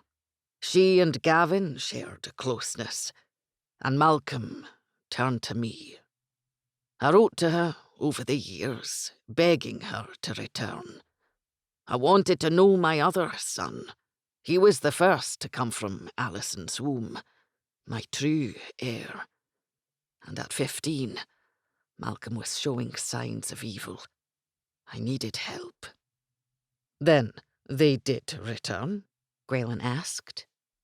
Aye, MacPhail stated, looking to Grayen, his eyes filled with pain. Grayen stood and poured a brandy, handing the snifter to the man who clearly needed a drink. MacPhail drained the contents and met Grayen's stare as he finished. They came home for 10 days. 10 days of hell for both of them. Malcolm acted ever the gentleman, but I saw the looks he exchanged with Gavin. I saw the hate he cast to his mother, but I never imagined the extent of it. I'd been in my study, stirred by a cry of alarm from the hall. When I reached Gavin, he was cradling his mother's head in his lap, tears running from his eyes. He said she'd been pushed from above, knowing 'twas Malcolm who did so, but he'd only seen a shadow. I couldn't believe Malcolm had done such a thing. I didn't want to believe he'd done such a thing. I told Gavin he was wrong, that he had no proof. Then I watched Alison use her remaining strength to stroke her son's cheek and whisper her love to him. Gavin, my boy of only 15, carried his mother from the keep, swearing never to return.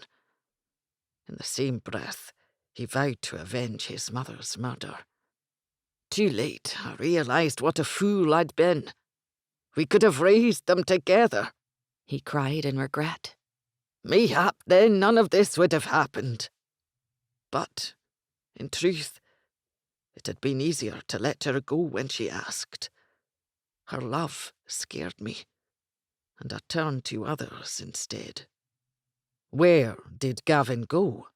Grayen asked. To his mother's family. 'Tis where they lived for years. Lincolnshire, England.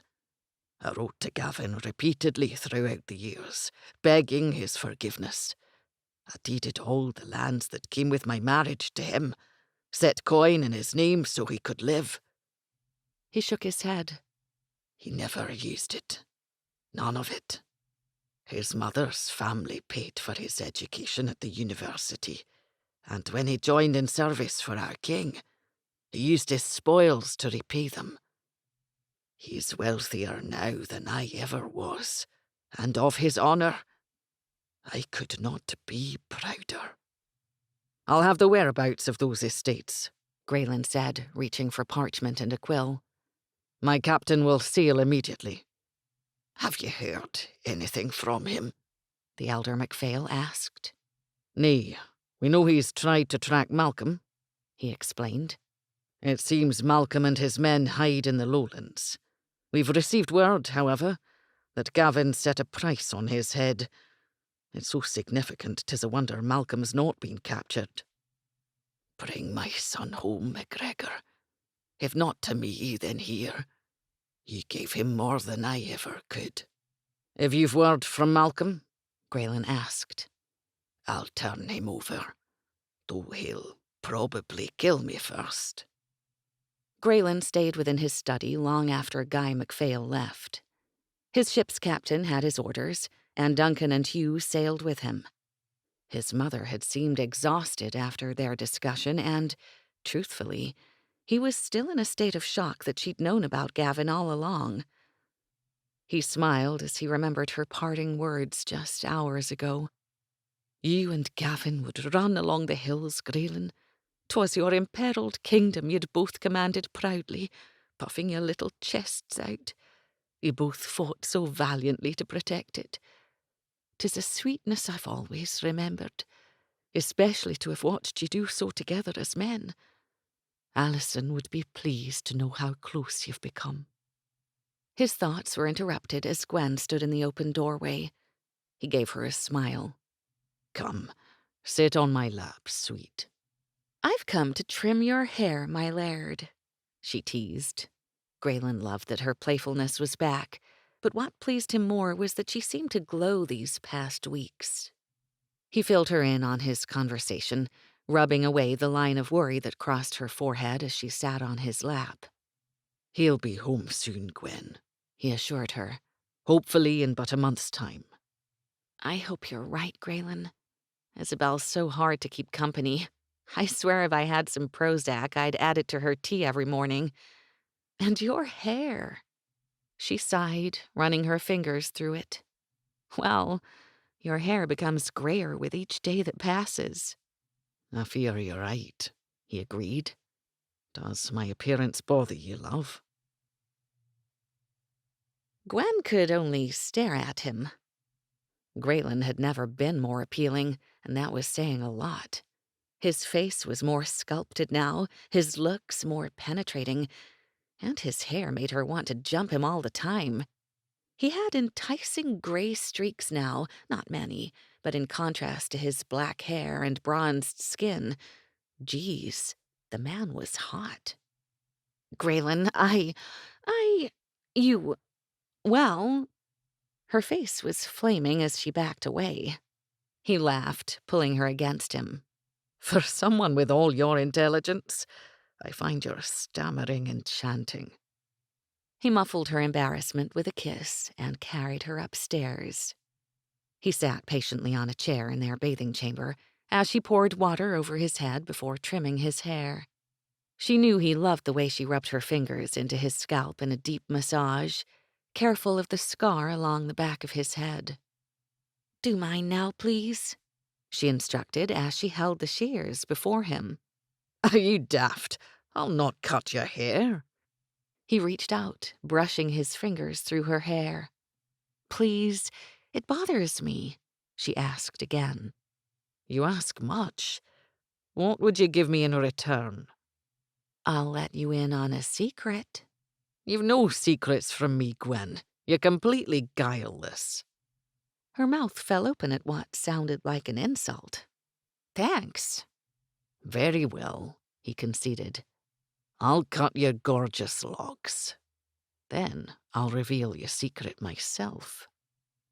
Grayen carefully trimmed the ends of her hair, then finally relented and cut it to rest between her shoulder blades as she'd asked. "Well, great master, in your most arrogant, pig-headed overlord way, tell me, what's my secret?" If you insist on playing games, you'll lose, he said, pulling her against him. "Oh, I'll not lose, husband," she assured him. I can taste your defeat, he growled, fisting her hair in his hand and bringing her face close to his. Tell me again the names you carelessly flaunt, he demanded. "Master?" She breathed against his lips. "Arrogant." She breathed again, this time rewarded with a slow, sensual kiss he ended with a gentle scrape. You've not finished, love, he prompted, tightening his grip enough to make her gasp. "I said you were pig-headed." She whimpered in anticipation, her own hands bringing him closer. You've cried off the most important wife, he accused, lowering her to the floor.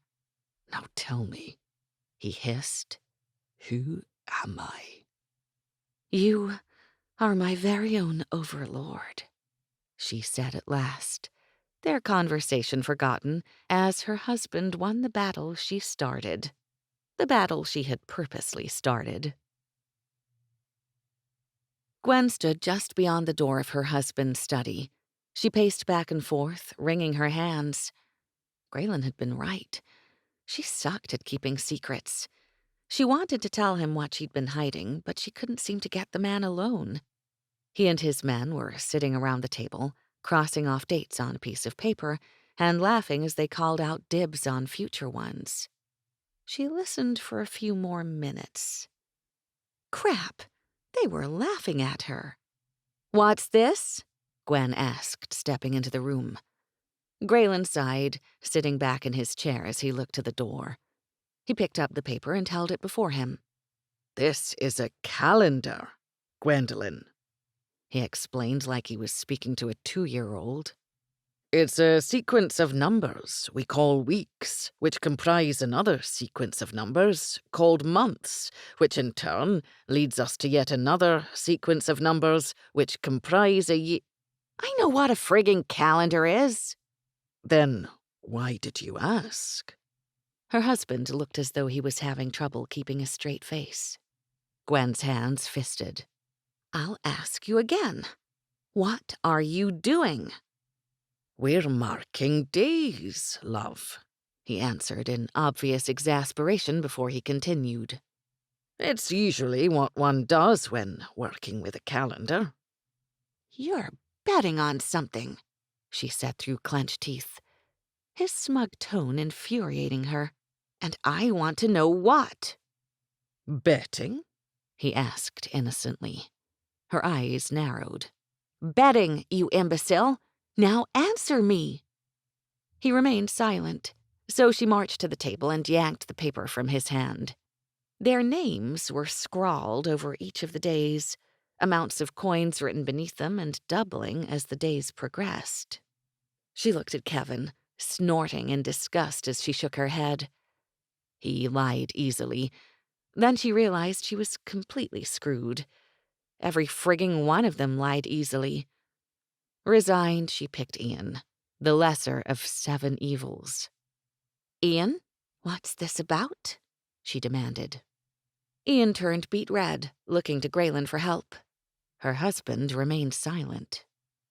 "They're days we've chosen, lady." "Thank you, Ian," she ground out through her teeth. "I never would have guessed. What does it mean?" "Gwen, come now, love." "Don't Gwen come now love me," she snapped. Grayen scoffed, waving his hand over the paper. "'Tis just a simple wager." "A simple wager on what?" she asked again. Grayen held her stare, then finally grumbled under his breath. "On when you would tell us you're with child." "Ah!" Her mouth dropped open. She could tell they were holding laughter back, and it took her a good full minute before she regained her control. "Grayen, can I speak with you for a moment?" she asked sweetly. He rolled his eyes. "Like I'd fall for that again." "But it's important," she pressed. "It's about the baby?" "I've a busy day," he stated emphatically. "I've not time for games, wife." "Oh, very well." She sighed, then she left the room. "You, my friend, are in trouble," Duncan said, clasping Grayen's shoulders as he stood behind him. "Nay, she left easily enough," Grayen reasoned, then realized she left too easily. He kept waiting for her to come back, but when she didn't, he assumed he escaped her wrath, for now. He couldn't hide his thoughts from his men. "She'll seek her revenge, but later." Later, however, wasn't long. They were still in the study when Isabel came in and handed Grayen a missive. "One of the border patrols just delivered this, Grayen," she said, handing it to him. "He said 'twas important." Grayen took the missive and opened it immediately, hoping it was information on Gavin.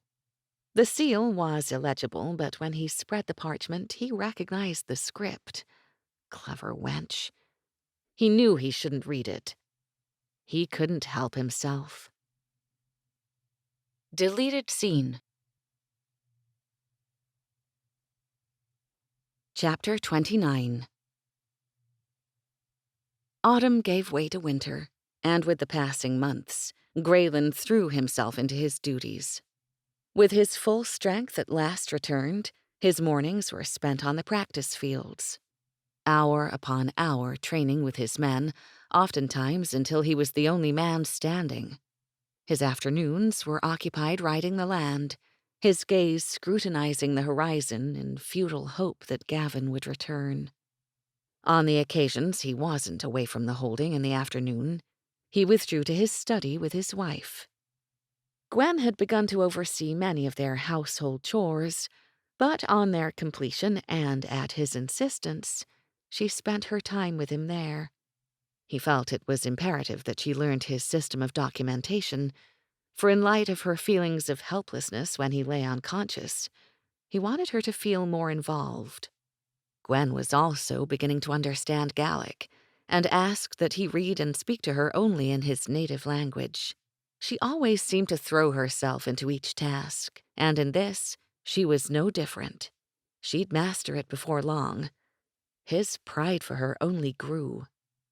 On days when the time allowed, he would take her to their chamber before supper.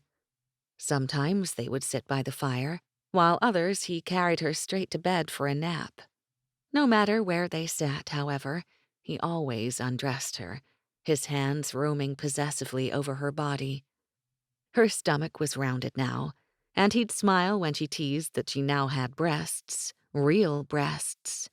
She was so sensitive, though, he could do little more than brush his knuckles against their fullness.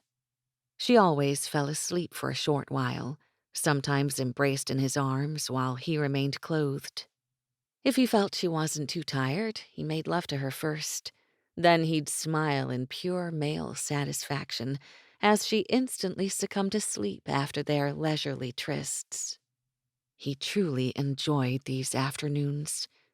In truth, the pain of Gavin's absence was only tolerable with his wife in his arms. Life seemed only tolerable with Gwen. He wasn't sure now how he'd lived without her before. She still awoke early, and every morning they walked together before he joined his men. Anna had fashioned a lightweight cloak for her with wide sleeves, as it had already snowed several times. The garment, made to his specifications, allowed her to warm her hands against the cool morning air. And no matter how often he argued that she not go, her answer was always the same. She'd given up running during her pregnancy, but she'd be damned if she didn't walk. Hard. At first, he refused her any form of exercise, but her explanation stopped those arguments cold. Gwen told him that being in better physical shape would help with her labor, thus making her birthing easier. Of course, his fear of something happening to her in childbirth was so terrifying that he made sure she hadn't missed a single day. On the occasions she was too tired to walk in the morning, he took her after supper. Their afternoons, however, were never played with. Rather, they were never played with until at last, one cold November afternoon, their prayers were finally answered. Gwen had just entered his study when shouts were called from the courtyard. Gwen followed him as he walked to the front doors, and as he opened them, Duncan raced up the steps.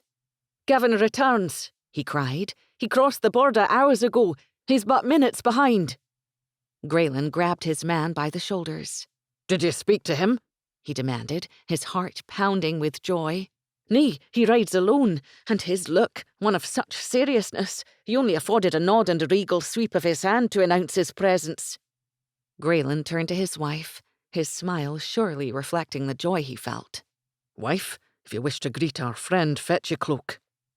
She was gone before he finished, but back within minutes and standing by his side. He pulled her against him, knowing it was he who took comfort from her. Good God, his knees were weak. He squeezed her as his man rode between the gates. His heart pounded as Gavin stopped before nudging his mount forward again. Gavin Montgomery of Lincolnshire brought his mount to a halt within the gates of Seagrave. It seemed forever had passed since he'd left this land, the land and family that meant more to him than life itself. Each day he was gone, he prayed for Graelin's life. His relief at hearing that Grayen had indeed recovered was so great he stopped at the first church that he came across. He lit a candle and sat alone in one of the pews where he silently wept. During the first 2 months of his banishment, he'd tracked Malcolm. However, he lost his trail as his brother hid within the forest and later, somehow, secured passage to parts unknown. He couldn't return to Seagrave, and instead went to England, where he stayed with his mother's family. As wonderful as his homecoming had been, it was not the home he wanted. Holding on to some ill-begotten hope that one day he would return to Scotland, and refusing to do so as a MacPhail, he petitioned his king to recognize his name as Montgomery, the name of his mother. Upon receiving written word of his ruler's acceptance, he found a sliver of peace. He was no longer tainted with a name that held only bitterness and sorrow. That same missive, however, also commanded he return to Seagrave. Gavin took the order seriously, knowing he'd face his death at the hand of the one person he wished more than anything had been his true brother. But he'd meet his fate nobly and with no regret. Grayen had given him years that he had only dreamed of, and, in light of his imminent demise, he decided to pass his lands and monies to Isabel. Had things been different, they would have been hers anyway. He spent the following 3 weeks documenting the passing of his worldly possessions to Isabel, securing passage aboard a ship, and the long ride home. Somewhere along the journey, his hope began to build. He heard during his journey MacGregor ships had been sent to his estates, men in search of the first in command of a mighty Highland laird.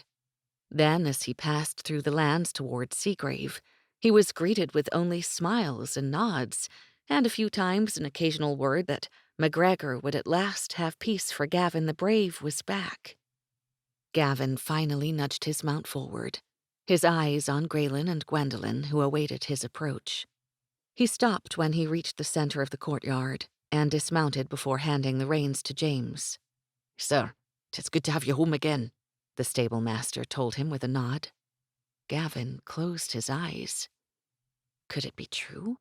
Could he possibly be welcomed? He looked to Grayen as he began walking.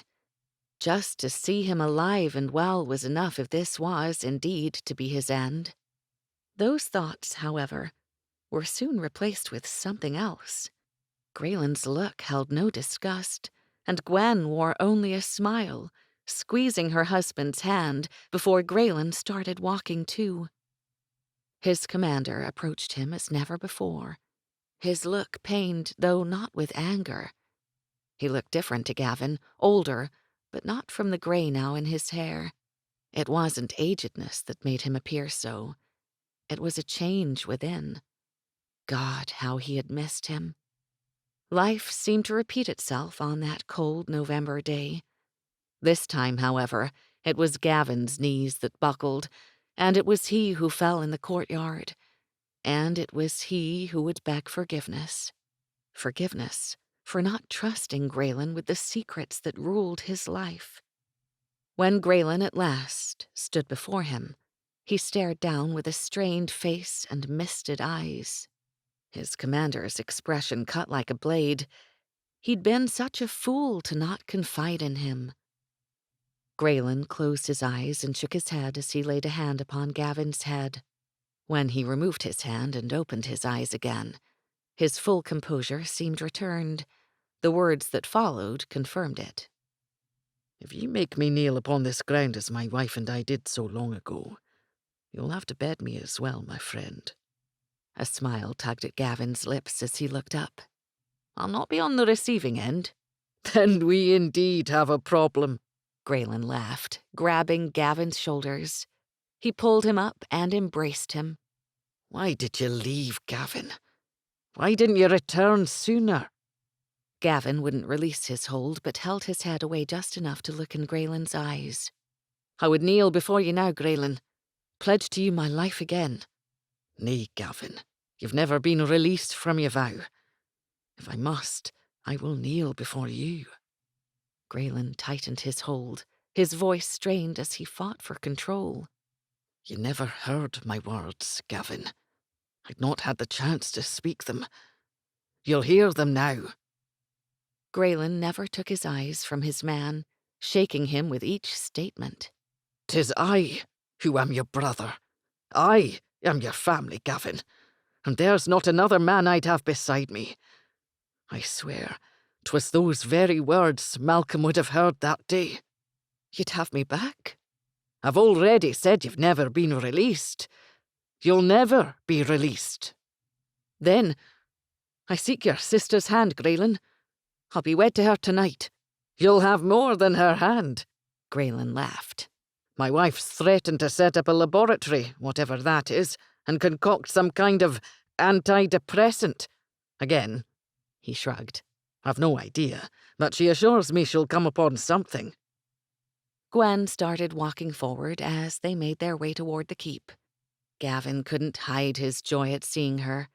Her hair blew softly in the breeze, and her cloak opened to the wind as she approached. "You should have seen her that day, Grayen," Gavin said, staring at Gwen. "She was amazing." "Aye, Gavin, she is amazing," Grayen said proudly. Gwen threw her arms around his first-in-command, crying unabashedly as she pulled away. Gavin smiled as he held her face and covered her lips. "Remove your lips from my wife's face." "Nay, I'll kiss her again." And he did, laughing as he pushed Grayen back. "Ah, Gwen, I missed you." "I missed you too, Gavin." "Enough of your love play with my wife," Grayen demanded. "And you, Gwendolen, for God's sake, hold yourself back." "You're well, Gwen?" Gavin asked her as he held her slightly away. His eyes widened when he noticed her expanding belly, and he reached out to cover her stomach. "When?" he asked. "Late spring," she answered with a smile. "You'll be our child's godfather, won't you?" "I'd be honoured." "You fondled my wife long enough. Now go find Isabel. She's most likely crying on a bench behind the keep." Gavin pulled Gwen into another embrace before doing the same to Grayen. Then he ran toward the side of the keep. His breath caught when at last he saw Isabel. She sat on a bench, her back to him as she looked to the sea. She wore a cloak similar to Gwen's, the hood about her neck, and her blonde hair a mass of disarray from the incoming winds. He stood behind her and called her name. She must not have believed it was him, for she placed her face in her hands and wept. He sat on the bench, his legs bent over the opposite side of hers. "Isabel," he said again, placing his hand on her shoulder. She slowly lifted her head, reaching out so cautiously as if she feared her touch would make him disappear. "Gavin! Oh, Gavin!" she cried. Her hands wrapped around his neck as he held her wind-burned cheeks. Then he kissed her. She robbed him of his senses, and it was long minutes before he pulled away. He wiped at her tears, having to kiss her again before he could speak. "We'll marry tonight, Isabel. Say you'll have me, Bella." "I am only yours, Gavin. I'd have no other." Gavin and Isabel were married that evening, surrounded by family, Anna, and Grayen's inner circle of men. Since they only had hours to prepare, Gwen asked Isabel if she'd like to borrow her wedding gown. Isabel happily accepted, and Anna worked for the rest of the afternoon, letting out the seams to accommodate Isabel's slender but more curvaceous form. Gwen chose a burgundy velvet dress. It fit snugly, revealing the outline of her expanding belly and a fair amount of cleavage. Pregnancy, of course, had its perks. The men dressed the same as they had for Grayen and Gwen's wedding: beige shirts, black breeches, and tall, polished black boots. Gavin's shirt was white this time, just as Grayen had worn. Grayen gave his sister away in the ceremony performed by Father Michael. Having waited so long to finally be together, Isabel and Gavin were very serious as they exchanged vows. Cook outdid herself for their evening meal, and everyone dined together in the great hall, sitting around the table and toasting to the happy couple. Hours later, Grayen's men excused themselves, followed by Lady Madeline and then Anna. Grayen looked to Gwen, and after noting the shadows beneath her eyes and saying good night, carried her to their chamber. Left alone, Gavin and Isabel remained by the fire, where they kissed. It seemed forever, but when the keep was at last quiet and kisses were no longer enough, Gavin cradled his wife in his arms and carried her up the stairs. He was so gentle as he made love to her for the first time. He held her afterward, loving her tender ministrations as she traced her fingers upon his chest before succumbing to sleep. He held tight to his sleeping wife for the rest of the night. He looked to his dagger atop the bedstand, the blade reflecting the fire's soft glow. Gavin the Brave was home at last. Chapter 30.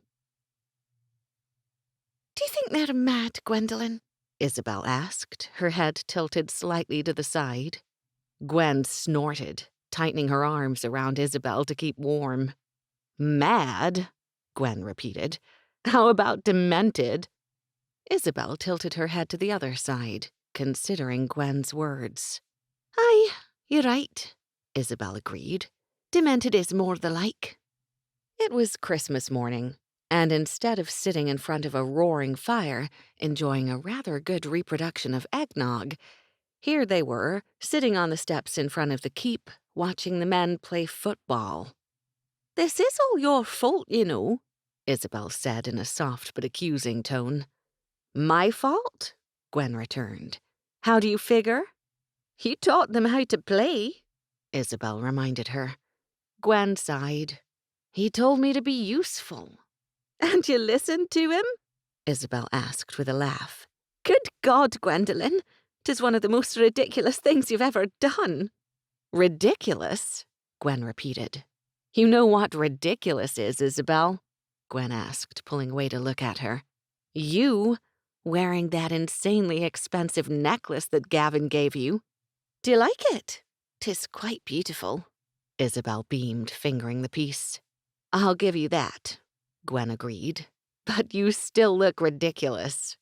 You look rather ridiculous yourself, Isabel snorted. You have 2 medallions around your neck and the scarf you made for Mother. So what? She argued defensively, clutching the medallion Grayen had made her. It was identical to the one she always wore, the one she was still wearing, but this one had a dragon on the front, clasping the torso of his lady as he pulled her from the water. On the back was the same inscription that was inside her wedding band. She had started to ask Grayen what it meant, but the baby chose that exact moment to kick for the first time. She spent the next 10 minutes covered by anxious hands as everyone took a turn feeling him move.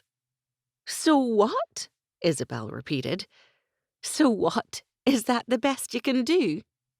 Gwen reached inside Isabel's sleeves, pressing her freezing hands against the skin on the backs of her arms. Isabel shrieked, fighting back as she did the same. Soon they were throwing silly insults at each other, and snow too, as they tried to shove it down each other's backs.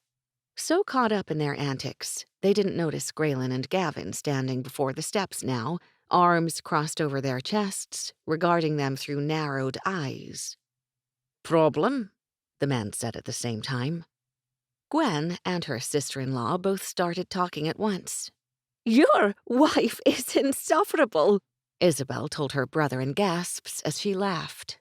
And your sister is a big baby, Gwen blurted out as she laughed too. Grayen and Gavin rolled their eyes, obviously listening with little interest as she and Isabel ranted.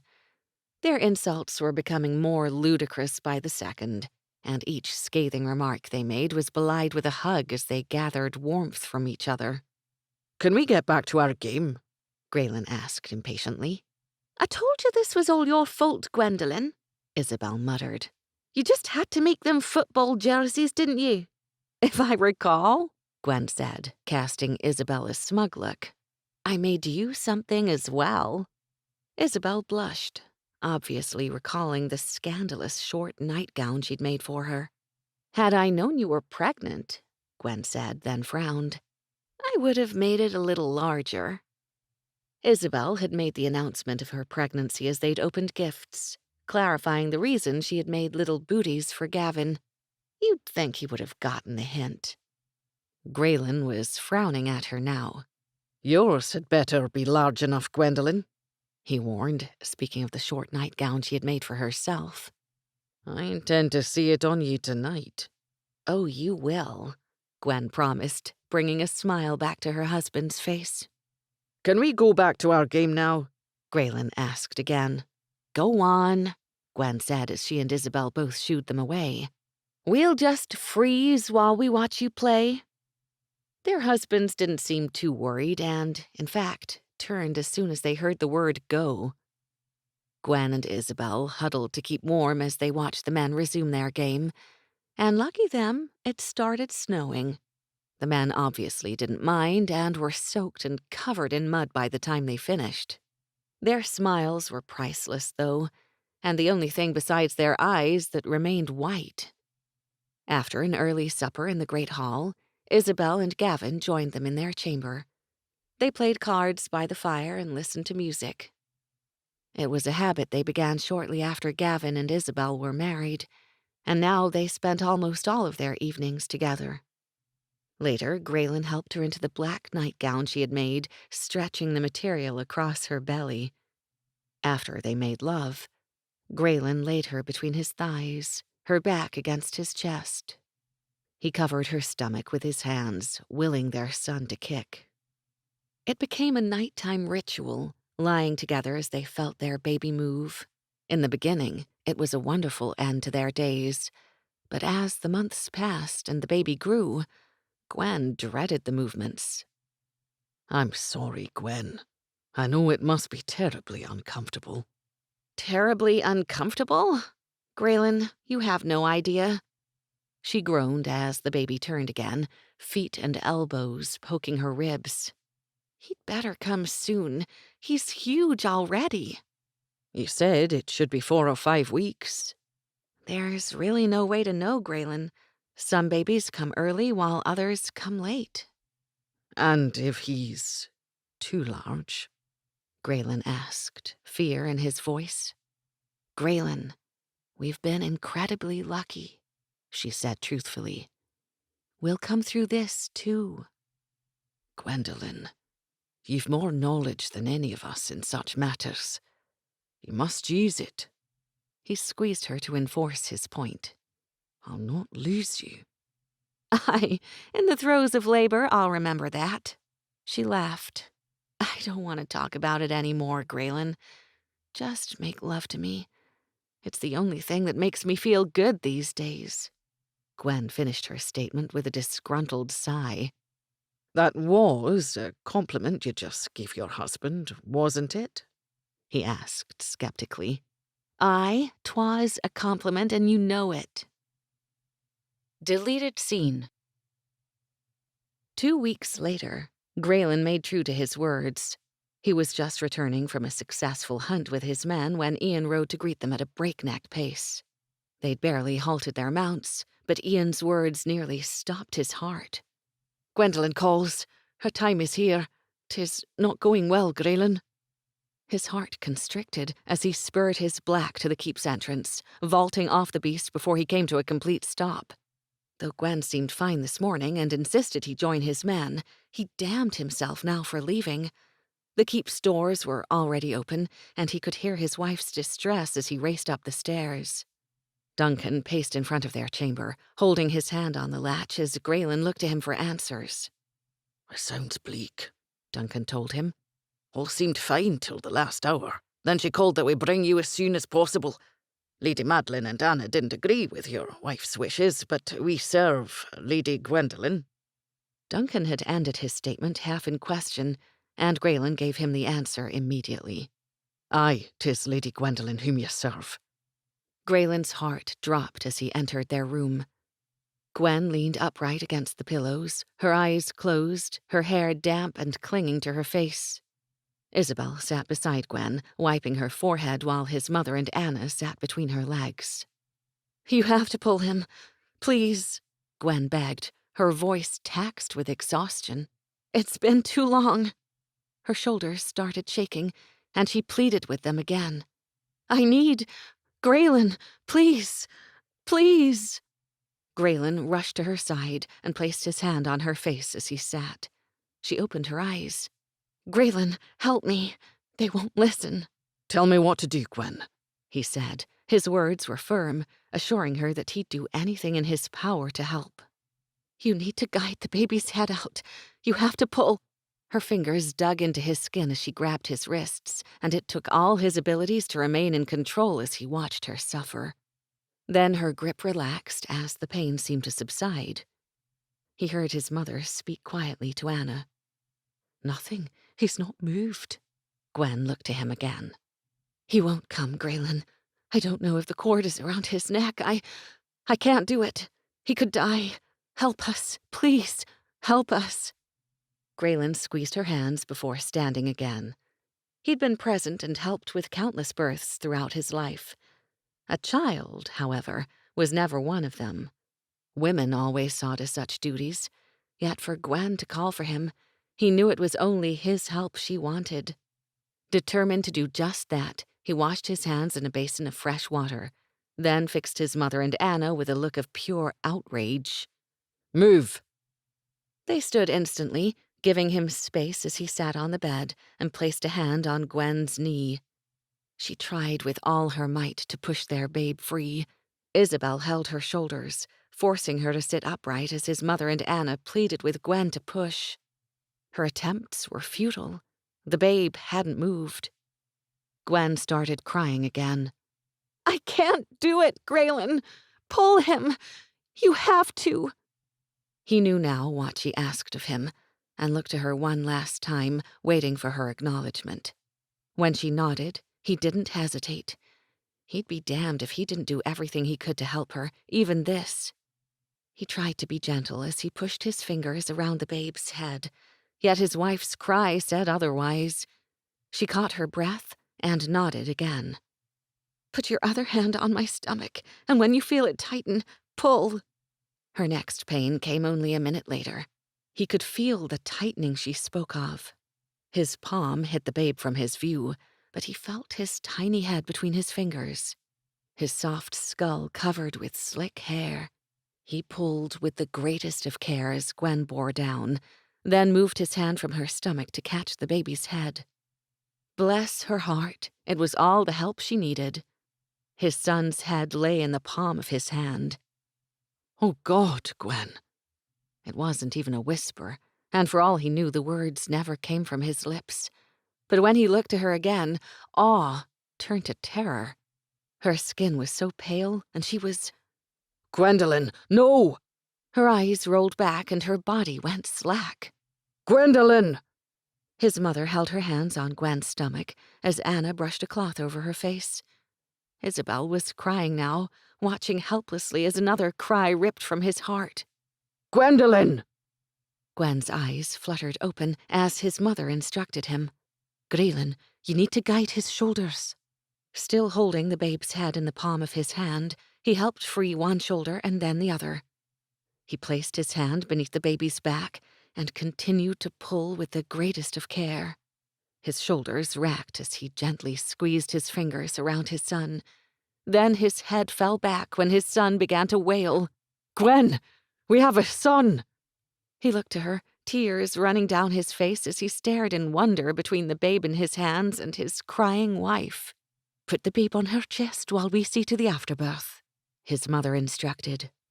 He shot her a look, holding the baby closer. "Why didn't you help her?" "Grayen, we were just about to, I swear to you. We only wished to avoid causing her more pain." Grayen said nothing, still angered that Gwen might have suffered more than necessary, or worse, that she could have died had he not gotten there in time. He carefully moved his son, noticing that Gwen was reaching out to hold him. He placed him in her hands and covered them with his own. He didn't let go until their babe rested on Gwen's chest. He sat beside her and pushed the hair off her face, then bent to kiss her. They both cried again, tears of joy and relief. "Thank you, Grayen," she whispered as he rested his forehead against hers. "Don't ever scare me like that again." His voice shook, belying the angry undertone of his words. "I love you too," she said. "I'm so glad you came, Grayen. I don't know what I would have done without you." Tears still ran down her face, and he brushed them away. "I'll always be there, Gwen. Always. I thought I'd lost you." "I'm sorry, Grayen.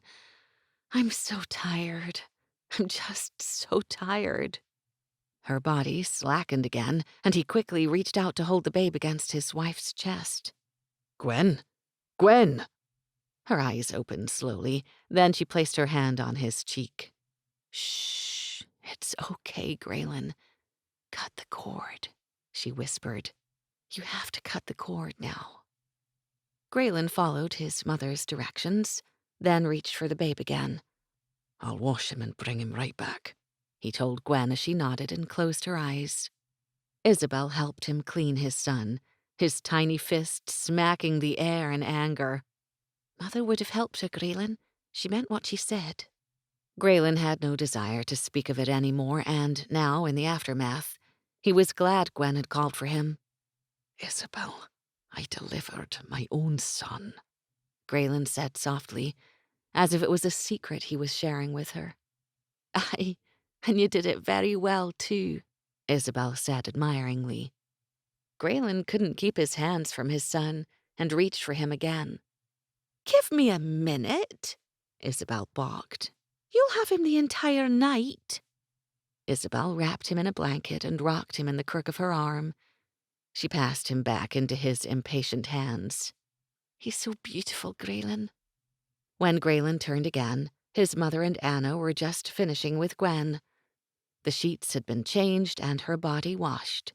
She looked exhausted as she faced him, but she motioned with her hands for him to come back. He placed the babe upon her chest again and called for a much-needed bath. "Let me take a quick wash, then I'll come stay with you." She nodded and held her hands around their son's back. He smiled before leaving her, hearing the soft mewing sounds his son made in his sleep. Grayen sat in the tub within the bathing chamber, his head against the rim. He'd been so consumed with helping Gwen and listening to instructions, he'd merely followed orders. No questions, no hesitation. Now, however, the results of his actions were astounding. Not only was he present for the birth of his first child, he'd been the one to deliver him. He delivered his own son. He started laughing as the words repeated in his head. He'd delivered his own son. He grabbed his robe, anxious to join his family on their bed. His family. Gwendolyn and their babe. He wanted to shout from the top of a mountain, his joy was so great. He finally lay next to them, grateful to see the color back in Gwen's face. "Are you comfortable, love?" he asked. "Nay," she laughed as she brushed one of her hands over Grayen's face. "Hold the baby while I sit up. He needs to be fed." Grayen helped her sit instead, letting her hold the babe while he adjusted her. He took the babe and laid him between his legs. "Open the blanket, Grayen. I want to see him again." "'Tis what I'm doing," he said with a grin. "You've not had a chance to really look at him." They stroked his little body, counting his fingers and toes. They laughed as the baby latched onto Grayen's finger. They finally wrapped him again, and Grayen watched in awe as Gwen nursed him for the first time. Then he helped her change and swaddle him again. He lost track of how many times they kissed him, of how many times they kissed each other as the babe lay between them. A cradle sat beside their bed, but they'd not place him in it. Anna now slept in the chamber next to theirs, a complete nursery. Their babe wouldn't see it for days, mayhap even weeks. "Gwen, "Aye, Grayen?" you wish to name him Tristan, don't you?" "We can name him whatever you want, Grayen. He wouldn't be here without you." "'Tis Tristan, then. Tristan Alistair McGregor." "Tristan Alistair McGregor," she said, looking down at their son. "This is your daddy." Then she looked back to Grayen, taking his face in her hand. "My hero." Chapter 31. Tristan Alistair McGregor was christened on a warm summer day. Gwen basked in the joy she felt from Grayen, who stood proudly by her side, Gavin and Isabel next to them as they held their godson. The weeks that followed Tristan's birth created a bond between Gwen and Grayen that astounded them both. From that first night Tristan lay between them in the aftermath of his birth and everything that had happened throughout the previous year, they now had a child they created together. Their love could not have been stronger. Tristan stayed in their chamber every night, in the cradle beside their bed. Grayen would always pick him up and hold him before handing him off so she could nurse him. He was a very large boy, and it was no wonder she'd had such a hard time delivering him. Her husband told her he considered having no more for fear that she'd not make it through another, but Gwen only laughed, assuring him that the next would most likely fall out. He seemed appalled at her words, but finally laughed with her. He wasn't fooling her, though. She sensed he secretly considered leaving Tristan an only child rather than watch her suffer again. Gwen wasn't scared at all of having more children, and in fact, her strength returned quickly. Lady Madeline took over her duties of seeing to the keep, and, other than nursing their son, Gwen really didn't have any responsibilities. Anna always kept her chamber in impeccable order, and there were so many helping hands she was actually quite rested, despite waking every 2 hours to feed her demanding son. 3 nights after Tristan's birth, she awoke alone. She looked through the room cast in a glow of firelight, but Grayen and Tristan were nowhere to be seen. She wasn't sure why she got out of bed and walked to the window, but something compelled her. The full moon shone brightly that night, and she saw him immediately, her husband standing on the cliff's edge. His dark hair blew in the breeze, his arms stretched toward the sky, their son in the palms of his hands, as if showing him to the gods. It was a sight she would always remember. She stepped back as he turned, leaving this moment just for him. He returned a short time later and placed Tristan back in his cradle before joining her. Then he pulled her in his arms as she pretended to sleep. She listened to his Gallic whispers, understanding everything he said. He thanked the gods for her and his son, and he vowed to love and protect them for all eternity. As the days passed, she began taking short walks and joining the family for meals in the great hall. In the afternoons, she stayed in the library, or if Grayen was working in his study, she sat there with him. It was on one of those afternoons, as she sat on the window seat, that his men presented him with a gift.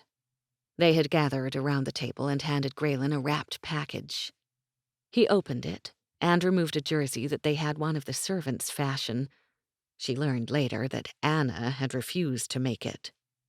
It was a jersey, identical to the one she had made for him, but when he turned it to look at the back, he fixed them with a furious stare.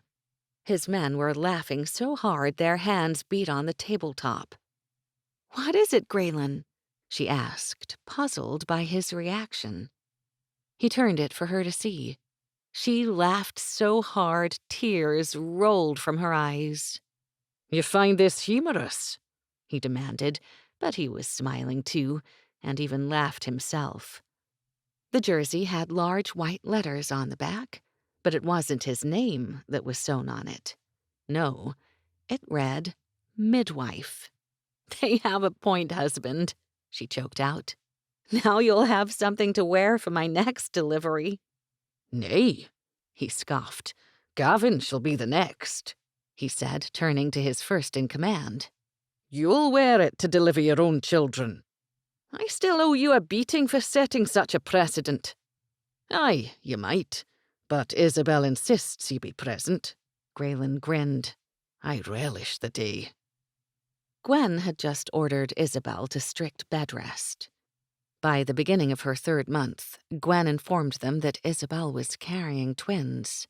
It was easy to tell, even without her stethoscope, which confirmed the 2 heartbeats. Isabel had been so overcome with nausea and fatigue, and she started to show very quickly. Isabel was terrified after Gwen's delivery, but Gwen assured her that she'd be fine. Gwen also offered Gavin's assistance. He had no choice but to agree. Things became somewhat normal again. Grayen and his men saw to their summertime duties with enthusiasm, and Gwen began to exercise again.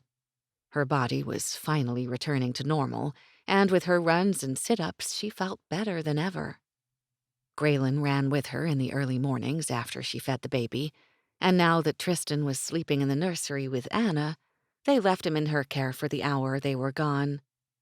They were so consumed with a new baby that their birthdays and anniversary had passed with little fanfare. But Grayen did commemorate both occasions, the first being their birthdays, the night he'd pulled her from the water 1 year ago.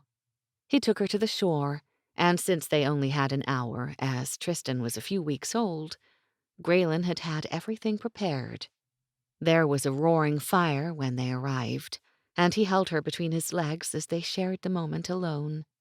Then he surprised her again, removing her iPhone and speaker he secretly tucked in a satchel.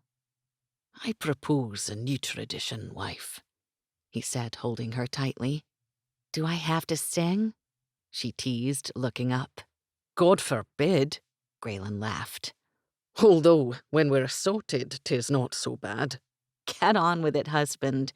What's this new tradition?"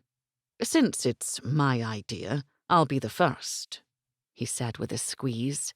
"But I thought that every year we could each choose a song to dance to." "I'm impressed," Gwen exclaimed. "Shut up, Gwendolyn," he laughed. "Join your husband." He stood, leaving her for only a minute as he pressed buttons. Then he held her in his arms, moving her around the fire as he whispered the words of I'll Be by Edwin McCain. For their anniversary, he surprised her with a special dinner in the Great Hall. His family and men were present, and Tristan joined them, passed between everyone as they took pleasure in the entire evening together. Gwen even enjoyed a small amount of wine for the first time in months, but she became so tipsy Grayen had to carry her upstairs, teasing her as she giggled in his arms. They made love that night for the first time since Tristan's birth. It couldn't have been a more appropriate way to celebrate their anniversary. Deleted scene. Isabel gave birth to 2 healthy babies before summer's end. Her delivery was long, but she came through it easily. Gavin was, indeed, present, and Grayen insisted that he wear the jersey. He did begrudgingly, though Gwen was the one to deliver Gavin's sons. Gavin sat by Isabel, helping her through her labor, clearly wishing to be anywhere but at his wife's side. Her pain was just too much, it seemed, for him to bear. Grayen knew exactly how he felt. Gwen had demanded that Gavin hold the first baby when he was born, and he did, watching in pure awe as the second was born. He cut their cords, as Gwen instructed, crying like a babe as Grayen taunted.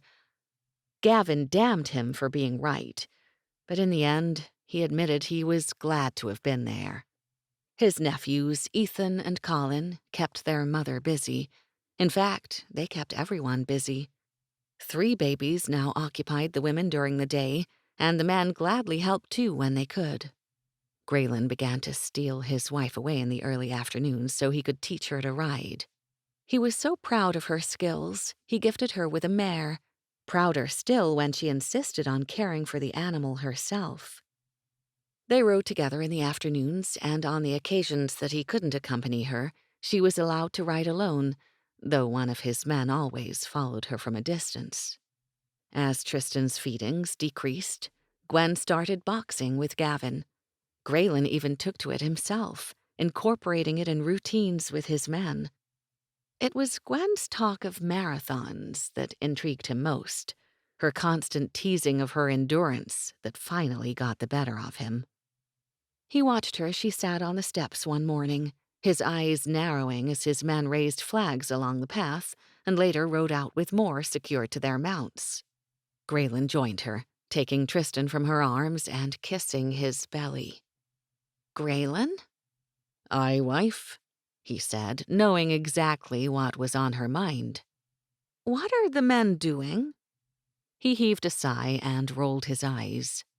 "They're raising flags, love," he replied, like she'd not understand his statement. "I know they're raising flags," she hissed. "Why?" "I've proposed a race." He grinned, throwing Tristan in the air. "I've just fed him," she cried. "He'll spit up all over the place." "Nay, he'll be fine." Gwen sighed. She obviously knew Tristan loved to be jostled by him. Tell me of this race, husband. 'Tis nothing, really, he teased. You lie, she laughed, swatting his arm. Very well, if you must know. He purposely didn't finish. Tell me! He threw his head back and laughed. Tristan laughed with him. I thought to run one of your marathons, he explained. If you're a good wife, and I use that term very loosely, I may let you join us. You may let me join you? She said, standing, hands upon her hips now. I'll be joining your damn race. Wild horses couldn't stop me. Tristan, your mamma's gifted us with yet another phrase from her sorry past. That happens to be a great phrase. Store it in your sorry memory bank. Their banter was interrupted as riders approached. Grayen handed Tristan to Gwen and walked to the courtyard to greet them. They'd been escorted by Duncan and Ian. Grayen took a missive from one of the men's outstretched hands and read it. Then exchanged words with the men as Gavin rode into the courtyard. Gavin dismounted, and Grayen filled him in as they headed back toward Gwen. "What is it, Grayen?" Gwen asked as he stood before her. Malcolm's been captured. Our king awaits my presence to see justice done. At first, she seemed relieved that he'd been caught. Then she must have realized what he'd also said. She looked terrified. I must go, Gwen. I'll sail on the morrow. It should only be days, he assured her, taking her hand. A week at most. His wife nodded but held Tristan more closely. He pulled them both into his arms. Gavin and I have things to see to, he told her. Would you like me to take you upstairs? Nay, she whispered. I'll see if Cook needs help before supper. He and his men made their way to his study. There was much to see to before he left. As was their habit, they surrounded the table, standing as each took their orders. Grayen walked back and forth between the table and maps that covered the wall, marking the placement of his ships with colorful pins. The ones currently in their port, and tagging the position of the others from the latest word they'd received. Grayen knew Gwen kept busy in the kitchen that afternoon.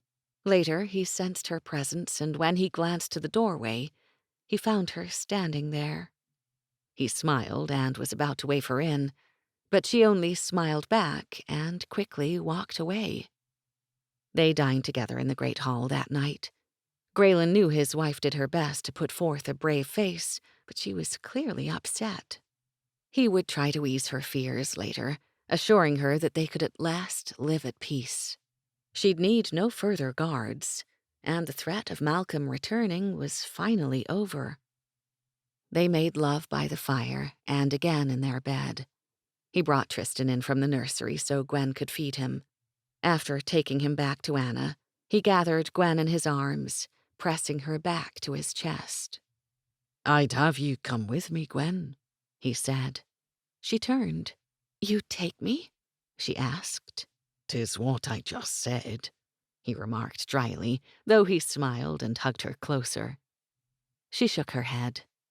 Nay, just knowing you take me makes me feel better. Why's that, love? If you feel that I'd be safe, then I know you'll be safe too. How is it, wife, that 'tis I whom you always worry over? I know you'll keep me safe, Grayen. You always have. You've never let me down, not once. It's only natural that I feel the same. Her thoughts were so sweet that he dared not laugh at her, but she had indeed saved his life before, and he'd not belittle her offer of protection. Gwen, you may move more freely now, but you must always let one of my men know where you're going. Do you understand? Aye, husband, I understand. I can still run longer distances, though, can't I? You still intend to hold the race? Aye, 4 weeks from today. We've already done 2 of the long runs you've talked of.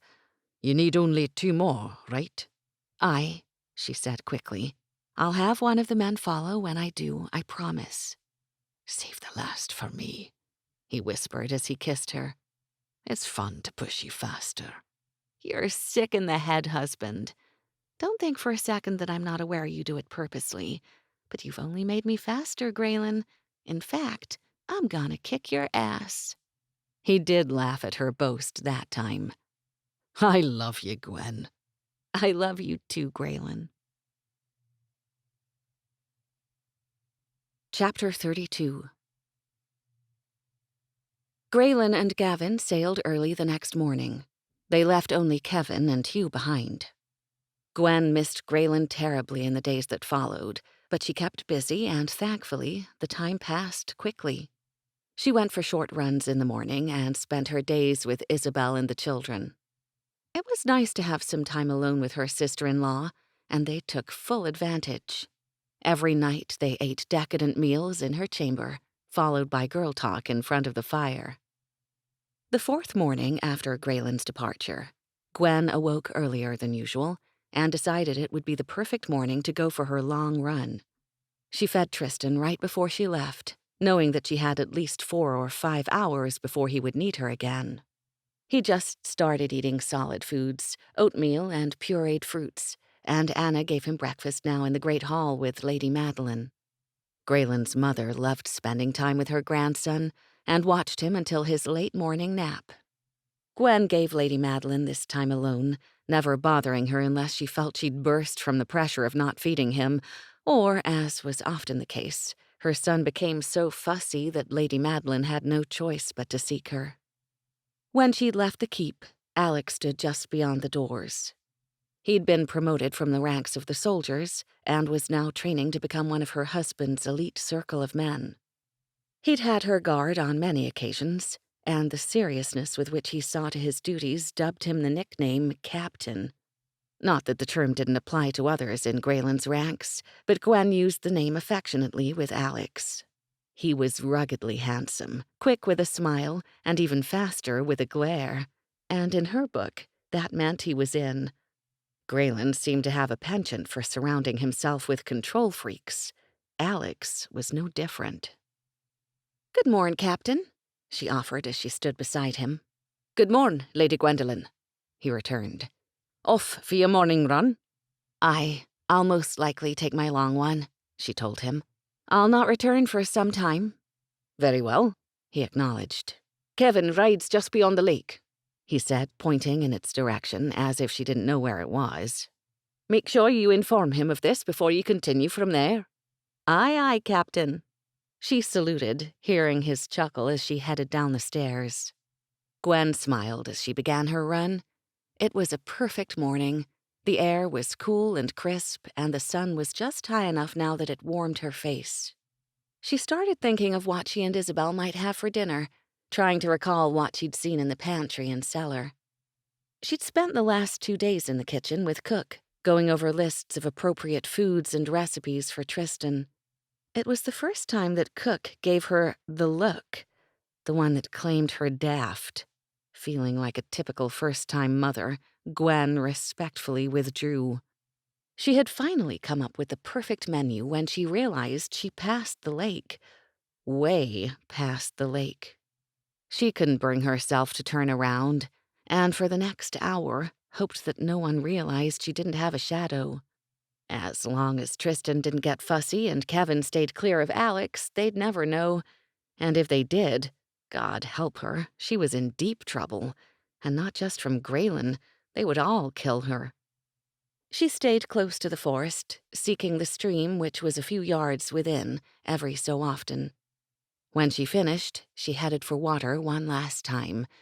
She felt beyond good. There was nothing better than a runner's high. Her cheeks were hot, her legs felt like rubber, and she had to put her hands on her head to catch her breath. She was still kneeling over the stream when riders approached.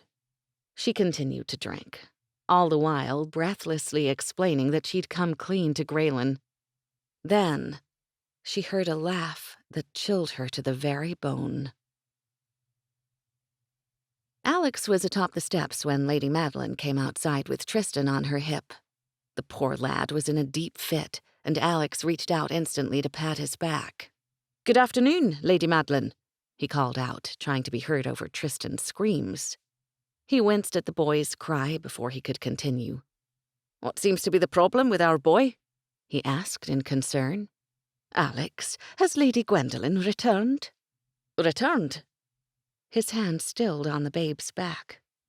She's not come back with Kevin? Nee, Kevin's in...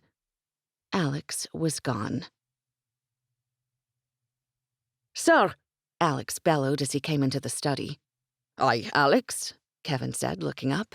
What troubles you? I had the morning guard outside the doors. I was replaced for an hour to oversee the training with Hugh and return just now. Your point? Kevin asked. Lady Gwendolen left early this morn. She was given my instruction to inform you of her desire to run the distance before leaving the area of the lake. I never spoke to her, Kevin yelled, coming out of his chair. Are you sure she's not returned? Tristan should have been fed an hour ago, Kevin, Lady Madeline explained, having come in behind Alex. Alex, round the men, Kevin barked. We'll find her, Lady Madeline, he assured, coming to her side. She's probably just become lost or suffered a minor injury. Both men knew she would have made it back in either case. Find my daughter, Kevin, she ordered. Bring her home. Aye, lady. Alex ran from the keep, alerting James to ready the horses. Then he took off for the practice fields to find Hugh. He felt personally responsible as he was the last to speak with Lady Gwendolen, her smile and salute replaying in his mind as she assured him that she would indeed speak to Kevin. 15 search parties of 10 set off in different directions, and 50 men stayed behind. 40 stood outside the keep's closed gates, while 10 remained within. Kevin, Hugh, and Alex rode alone, taking the path they were sure their mistress ran that morning. Mother, what on earth's wrong?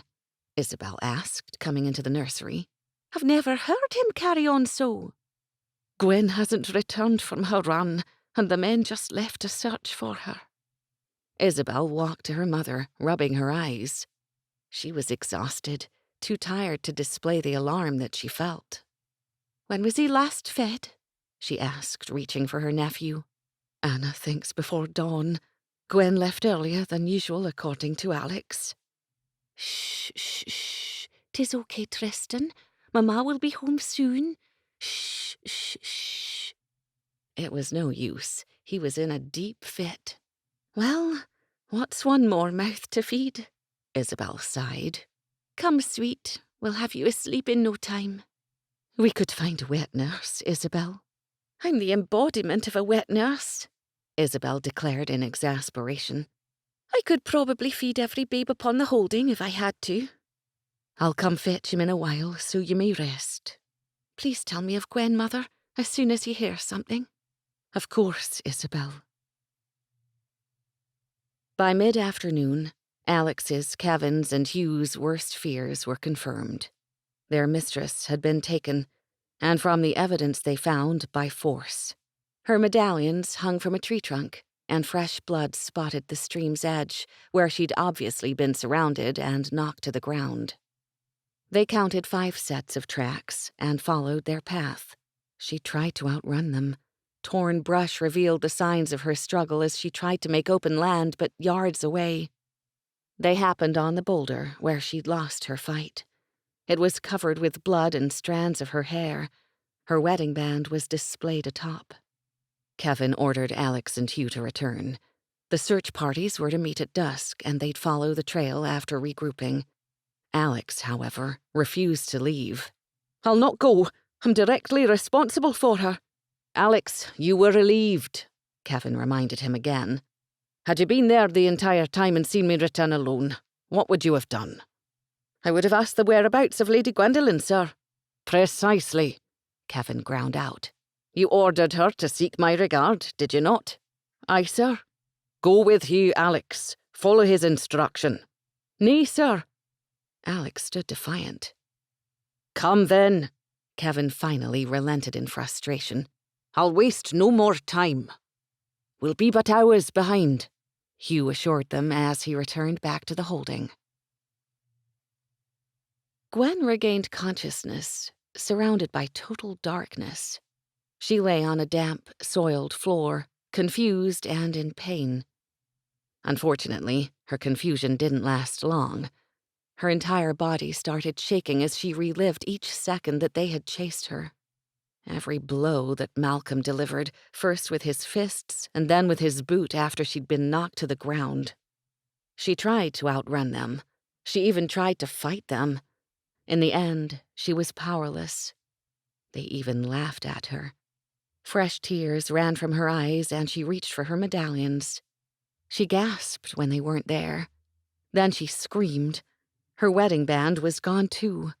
She shuddered as she remembered Malcolm's taunts. She had no doubt that he'd see them through. They were going to kill her, and when Grayen came to collect what was left of her, they would kill him as well. If that wasn't enough to make her want to die right then and there, she had to live with the knowledge of why, live with that, for whatever time she had left. It was entirely her fault. She had let them take her, and now she had placed her men in danger. All because she wanted to run. All because she didn't seek her guard. How could she have been so stupid? Orders are given for a reason, wife. Why hadn't she listened? If only she had turned around. Her despair lasted for hours. Then she felt her dagger against her hip, and with it, the tiniest spark of hope. She knew what she had to do, and resolved that she would. She wiped away her tears and crawled along the damp surface. She had to be in the dungeons below Malcolm's keep, in a cell no more than 10 feet wide and 10 feet deep. Thick wooden posts barred the opening, secured with a heavy metal lock. A strange calmness overcame her, the same that she had felt when she realized she had a weapon. It wasn't enough to gain her freedom, but that wasn't important anymore. She began humming as she pulled away the hair matted against the side of her face. She had a deep gash high on her forehead and a cut across her cheek, a gift from Malcolm's ring as it ripped through the skin when he backhanded her. She didn't have any broken bones, but her body was swollen and bruised from his kicks. After her clinical assessment, she hugged the material of Grayen's shirt, the one that he'd worn to dinner the night before he left. His scent gave her courage. And she waited. To kill Malcolm herself. Chapter 33. Grayen and Gavin were granted immediate entrance to Stirling Castle. They rode to the inner bailey, where they dismounted and were promptly relieved of their mounts. It took some time before they reached the steps, greeted by men they'd not seen for months, and in the case of some, even years. Once inside, they were ushered to a private chamber where they awaited their king. He entered a short time later, flanked by guards, and they were heartily embraced by the man whom they'd served valiantly over the years. They enjoyed brandy and discussed personal matters first, Grayen's marriage and the birth of his son, and Gavin's marriage and sons as well. The king's joy for them couldn't have been more apparent, and he congratulated them and gave his blessings. He did inform them that he'd already known, for news of the 2 most sought-after bachelors taking brides had quickly swept the land. Turning to his guards, he called for the prisoner. It took only minutes, as they knew Laird MacGregor's reason for being present and, in fact, had already sent for him. Grayen and Gavin stood as the door opened. They turned in unison to condemn Malcolm and seek a quick end to his life. He was held by the shoulders, his head cast down. He was filthy, and the clothes he wore were torn. His hair was just as dirty, and blood clung in patches where he'd been beaten. Grayen walked to him, lifting his head by the chin. He stared into the distorted features, so similar to Gavin and Malcolm, but the eyes that pleaded mercy held no malice. Worse, they were brown. Who are you? Grayen demanded. James McIntyre, sir, the man said weakly. How did you come to be here, James? Grayen asked. I was overtaken by a group of men. Later found myself in a cell, accused of crimes which I'd not committed. These men who overtook you, What know you of them? 'Twas a group of 5, and they remarked on my resemblance to their leader. They spoke of their plan as they began beating me. 'Twas the last thing I remember. Their king spoke quickly, coming out of his chair to stand next to Grayen. He was brought here by 4 men last week. They stated 'twas Malcolm, and I believed them, Grayen, he said emphatically. He does, in fact, resemble your man, he added in justification, looking to Gavin. What were they told of the bounty on his head? Grayen asked, hoping that their plan was to await him and Gavin. I informed them you'd be notified, their sovereign said quickly. And when they arrived, they could collect their coin. James, Grayen demanded again. What of their plan? Have you any recall? Bits and pieces, the man replied, shaking his head. But they made no sense. Speak them, no matter how insignificant.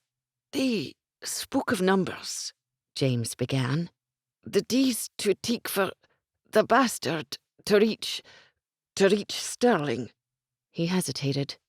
Then they spoke of a woman. What woman? Grayen shouted, taking the man by the shoulders, shaking him as his face contorted in rage. James hesitated no more. I mean no disrespect, sir. His exact words were, McGregor's bit. Grayen and Gavin were gone before he finished. They raced from the castle and straight to the stables. Their mounts gained quickly, their breakneck pace taking them with record speed to the pier. Most of the ship's crew had been given the day to explore the port and spend their coins, and there they would remain. Grayen and Gavin ran up the plank, each shouting orders to their captain and the few men still aboard. Duncan and Connell went for the anchor, their hands working in perfect symmetry as they pulled the length. Grayen and Gavin took to the mainmast, climbing high into the air to untie the sail. They grabbed the ropes and jumped at the same time, the white sail dancing to life as they descended to the deck below. Grayen assumed command of his vessel, calling orders as he navigated their way to open waters. He was their captain now. He would take them home. Though the wind was in their favor, they had such a diminished crew that they worked endlessly for the 2 days it took to reach Seagrave. The entire time, barely a word was exchanged by any of them. There was nothing to say. Their only need now was to arrive before Malcolm carried through with his plan. Grayen and Gavin stood at the bow, their legs braced apart, their arms crossed over their bare chests as they entered the cove at Seagrave. Their swords rested within their scabbards, and they stood ready, but they knew not for what. They are but 5, Grayen, Gavin said as if trying to offer a modicum of comfort. Aye, Grayen replied, turning to look at Gavin. And she is but 1. She knows to have her guard, Gavin assured him. I relaxed her watch, Gavin. She had need only to inform them of her movements. Gavin said nothing else. Only one man would follow his wife. Against 5, if they'd somehow breached the land, they'd have little chance. Their worst fears were confirmed as they dropped anchor. Their men were already moving for the narrow paths, riderless mounts behind them. Malcolm was back. Not wasting time to lower the dory, Grayen and Gavin removed their boots and climbed the railing. Daggers in hand, swords across their backs, they jumped to the water below. Ian, Connell, and Duncan followed but seconds behind. They reached the shore minutes later, where Hugh waited just beyond the water's edge. Grayen stood before his man, fixing him a stare that demanded answers. Hugh began immediately. Her medallions were found affixed to a tree by a dagger. 'Twas a struggle, Grayen. We found blood and strands of her hair, her wedding band as well, he reported, holding out the items. Grayen grasped his wife's possessions, his heart plummeting as he waited for Hugh to continue. Kevin and Alex followed the track south. Had just returned to gather the men when I saw the ship. The men wait in the bailey. Who had her watch? Grayen demanded through clenched teeth. She informed Alex that she would run the distance and was instructed to seek Kevin before leaving the area of the lake. Hugh paused. He never saw her, Grayen. Alex was relieved for a time, unaware she'd not returned until Lady Madeline sought her to feed Tristan. When did she leave? Shortly after dawn. How long, Hugh? Grayen asked, enunciating each word through his teeth. 7 hours, Grayen. They've had her at least 7 hours. Disband the men. We ride alone. Grayen stormed through his chamber doors, allowing but a second of scrutiny as he took in its emptiness. He grabbed his boots, quickly pulling them in place before slipping his dagger inside. He reached within his wardrobe and removed a sealed jar atop the shelf. He opened it, spreading the blue paint across his forehead, cheeks, and more across his chest. He left his chamber at the same moment Gavin left his. Gavin's image was an exact reflection, as he too chose war paint. Isabel was holding Tristan and met him on the landing. His son began to cry, reaching out with his arms. Grayen took him immediately, hushing his cry as he hugged him. He brushed some of the paint on his son's forehead and cheeks. You've a wet nurse, Isabel? Grayen asked. No one feeds your son but me, she returned, clearly challenging him to argue. Grayen nodded his acknowledgement as he handed Tristan to her. Then he and Gavin took the stairs. Their men were waiting just below the steps. Within seconds, they were racing through the night. It took 4 hours to reach their border, and 2 more before the MacPhail keep was in sight. Kevin waited just outside the gates, bare-chested, his shirt clutched in his hand. His eyes held a look Grayen had never before seen. Alex has been taken, Kevin said immediately, stopping any questions that Grayen might have had. He offered himself in return for his mistress. I've no idea where he is inside, Kevin reported, shaking his head. I was told if I entered the gates before you arrived, they would kill her. For the first time since he began stating the facts as he knew them, Kevin hesitated. Worse, he looked down before meeting Grayen's stare again. Grayen? She's what, Kevin? Grayen demanded. She's in the courtyard. As if unable to report her condition to his laird, he looked down again, but he handed his shirt to Gavin before he could pass. Grayen walked to the gates with Gavin. They stepped through with unwavering strides. No sound escaped their lips, no emotion showed upon their faces. As the full moon revealed the condition Kevin could not himself divulge. The debasement of his wife. His wife. She'd been tied to a post, secured by ropes at her ankles and her wrists. She'd been stripped as well, and her body was covered with dark patches that he knew, even from such a distance, were bruises. Her face was cut and bleeding, and her body shook visibly. Not from the cool night air. He'd never felt more rage in his entire life. He walked through the courtyard, his eyes only on his wife. He heard his men ride through the gates and saw the doors of the keep open. But he didn't glance their way. Nothing could deter his steps as he made his way to Gwen. He stopped in front of her and removed his dagger as he held her unseeing eyes. One so swollen, it was almost completely closed. She flinched as he reached out to touch her. She didn't realize it was him. He whispered in Gaelic, words she would know could only come from him. He watched as she at last tried to focus her gaze. He took his dagger and moved the blade across his forehead, waiting until blood covered his face. He showed her first that she was no different than he. She seemed to understand, for a tear slid from the eye she could still see from. He stepped closer to her, molding his body to hers. She flinched in pain but made no sound. He knew it had to be excruciating, but didn't stop until his body was pressed completely against her. He reached behind her to cut the ropes that held her hands, as Gavin cut those around her ankles. Her weight fell forward immediately, but his body kept her upright. He would not let her topple before Malcolm. It was the reason he'd stood so before cutting her loose. Grayen pulled her with him as he took a step back. Gavin stood behind her and slipped the shirt over her head. Then Gavin wrapped his arms around her waist, his elbows bracing her hips while his forearms held her torso upright against his chest. This allowed Grayen to give his wife another piece of dignity. He secured her medallions around her neck, then reached for her left hand, gently lifting it to his mouth. He placed her ravaged fingers inside and wet them so he could return her band. She made no move, no sound at all, as he slipped it on her finger. Her silence was more frightening than any hysterical outburst could have been. As God was his witness, he would have welcomed such a display. He pulled her against his side and turned to face MacPhail's keep, as Gavin pushed his body to her other side for support.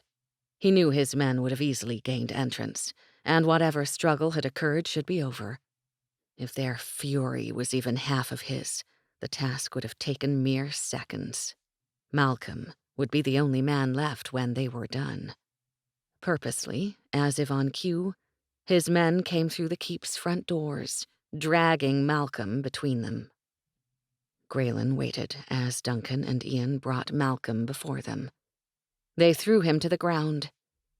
Gwen started shaking uncontrollably as Malcolm fixed her with a sneer.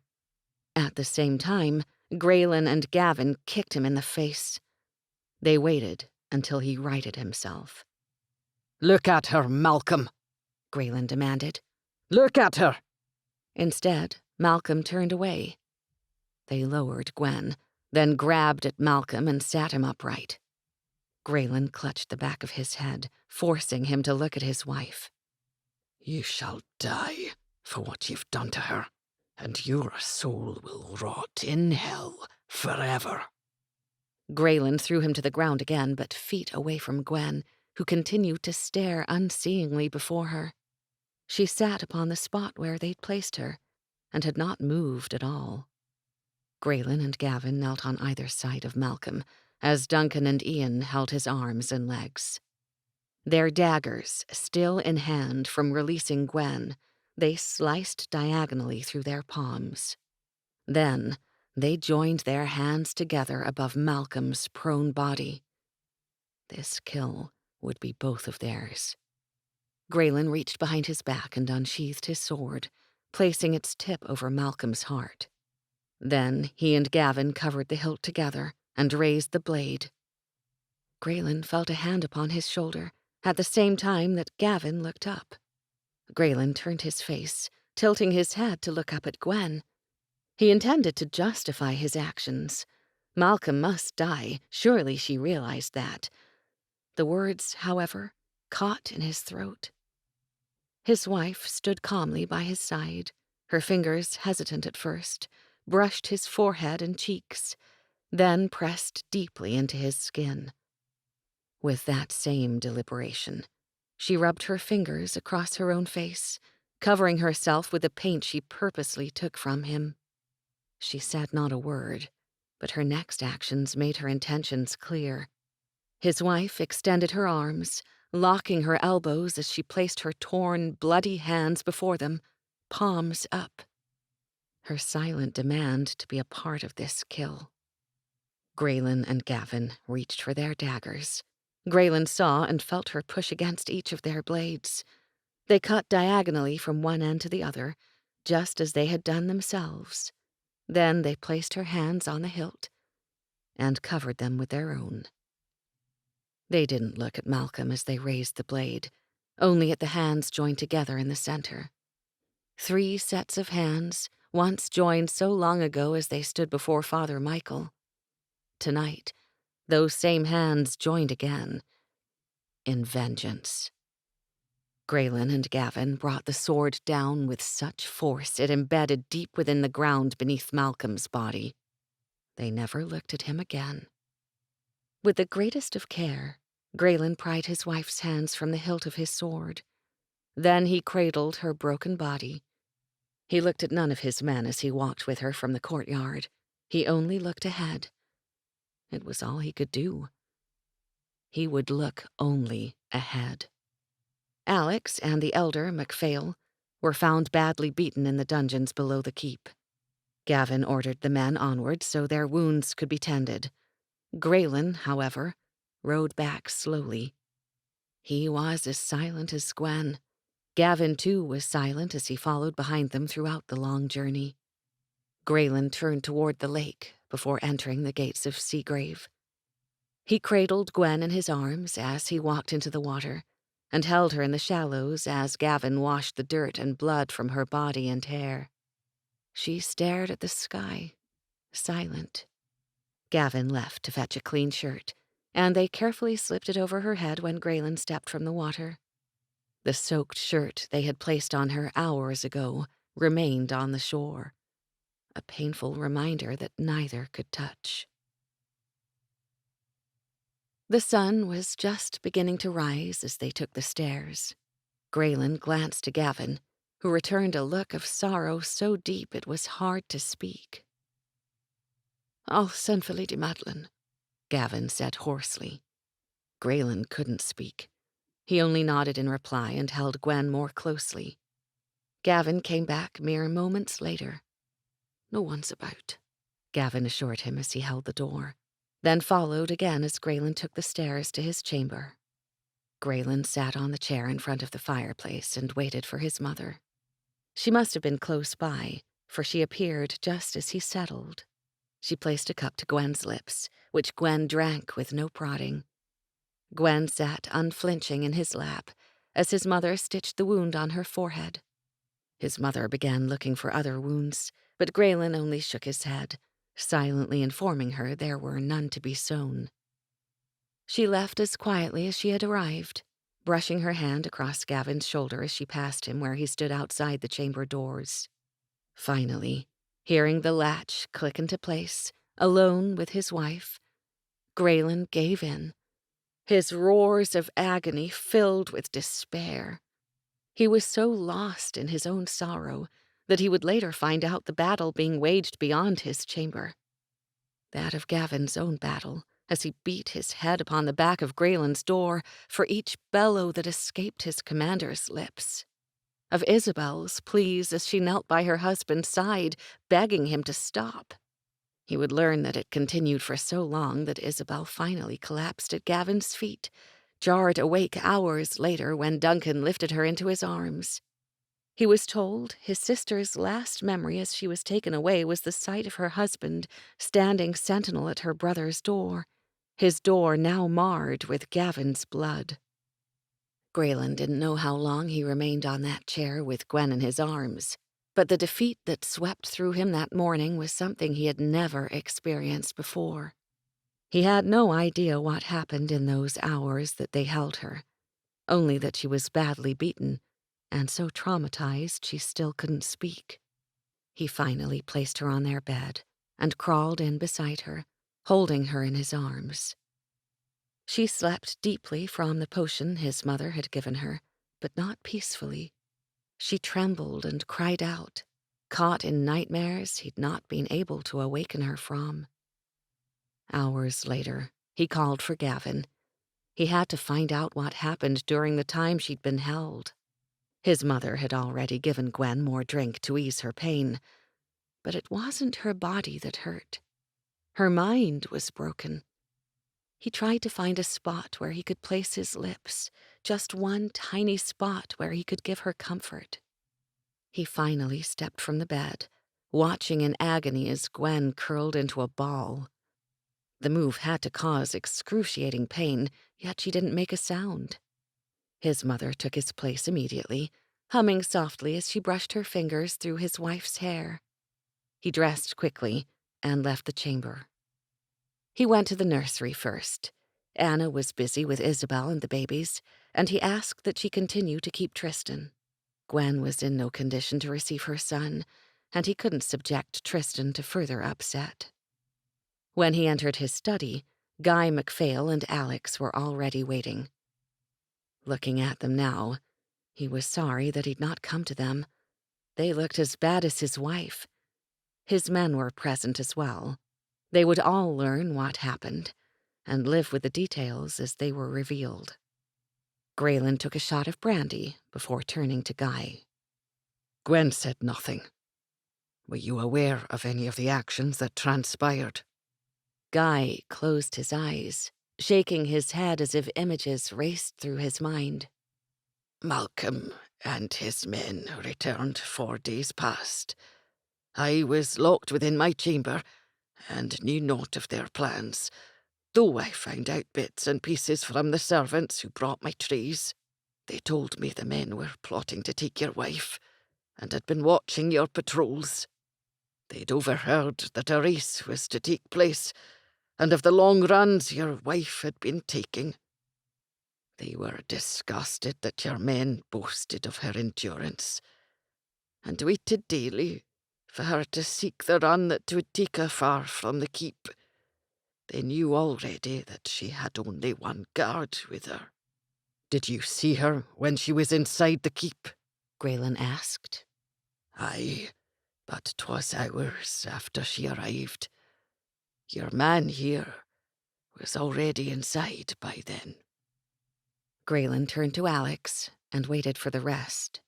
He was covered with short wounds, deep enough that they had all been stitched, and his right hand was covered with bandages so thick it was impossible to discern the damage beneath. Alex looked straight into his eyes and recounted the events as they took place. I rode to the doors alone. Kevin tried to stop me, but I'd been the last to see her, the last to have her guard. You had not her guard, Alex, Grayen corrected. The keep was your duty. Aye, but had I not been relieved, I would have known sooner she was unprotected. Did you tell her to seek a shadow before going the distance? Grayen asked, repeating the same words Alex had, no doubt, been given countless times already. Aye. He remained silent for a moment. Then he smiled softly. She saluted me, sir. Alex looked again to Grayen. Aye, aye, Captain, were her exact words. They all smiled, as if they could picture their mistress doing just so. Alex went on as their smiles faded. I gave Kevin a blow to the back of the head and rode to the doors. What did you think to accomplish alone? Grayen asked, though he knew he would have done the same. If I could get to her and somehow free her, 'twould have been the best of it. Yet to at least be inside, I hoped to protect her and assess the countenance of the men who held her. I offered myself in return, and was quickly disarmed before they led me into the great hall. Malcolm said nothing to me, but he ordered 2 of the men to bring her from below. What was her condition? Grayen asked. She'd been beaten already, though not with the blow that covers her eye, as I've been told. Her hands were covered with dirt and blood, as if she had dug to try to free herself. She stood proudly before them, sir, Alex said. She never took her eyes from Malcolm. Then he proposed a game of sorts, and laughed as he explained the rules. Grayen waited for Alex to continue, his control fading as he watched a tremor run through his man. The game, Alex? I was brought before her, and Malcolm instructed her to watch as they killed me bit by bit. He told her if she wished to show mercy at any time, 'twould stop the game. Mercy meaning she would willingly give herself to him. Knowing what Alex's living form bespoke, Grayen swallowed the bile that crept up his throat. I told her never to give, Alex shouted. I made not one sound as they inflicted each wound, and my eyes, they never wavered from hers. I swear I showed her only strength. Alex came out of his chair, clearly as shaken as he was then. He shook his head, running his fingers harshly through his hair before he finally sat again and continued. Then they began dislocating the fingers in my right hand, one by one. 'Twas the sound of the bones cracking that made her give. She did, though I begged her not to. I didn't see her again. They beat me unconscious as she was led away. He didn't take her, Grayen, Guy said quickly. She fought his attempts as I've never seen before.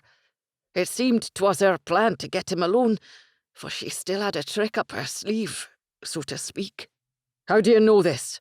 Grayen demanded, looking to him. I escaped my chamber with the help of one of the servants.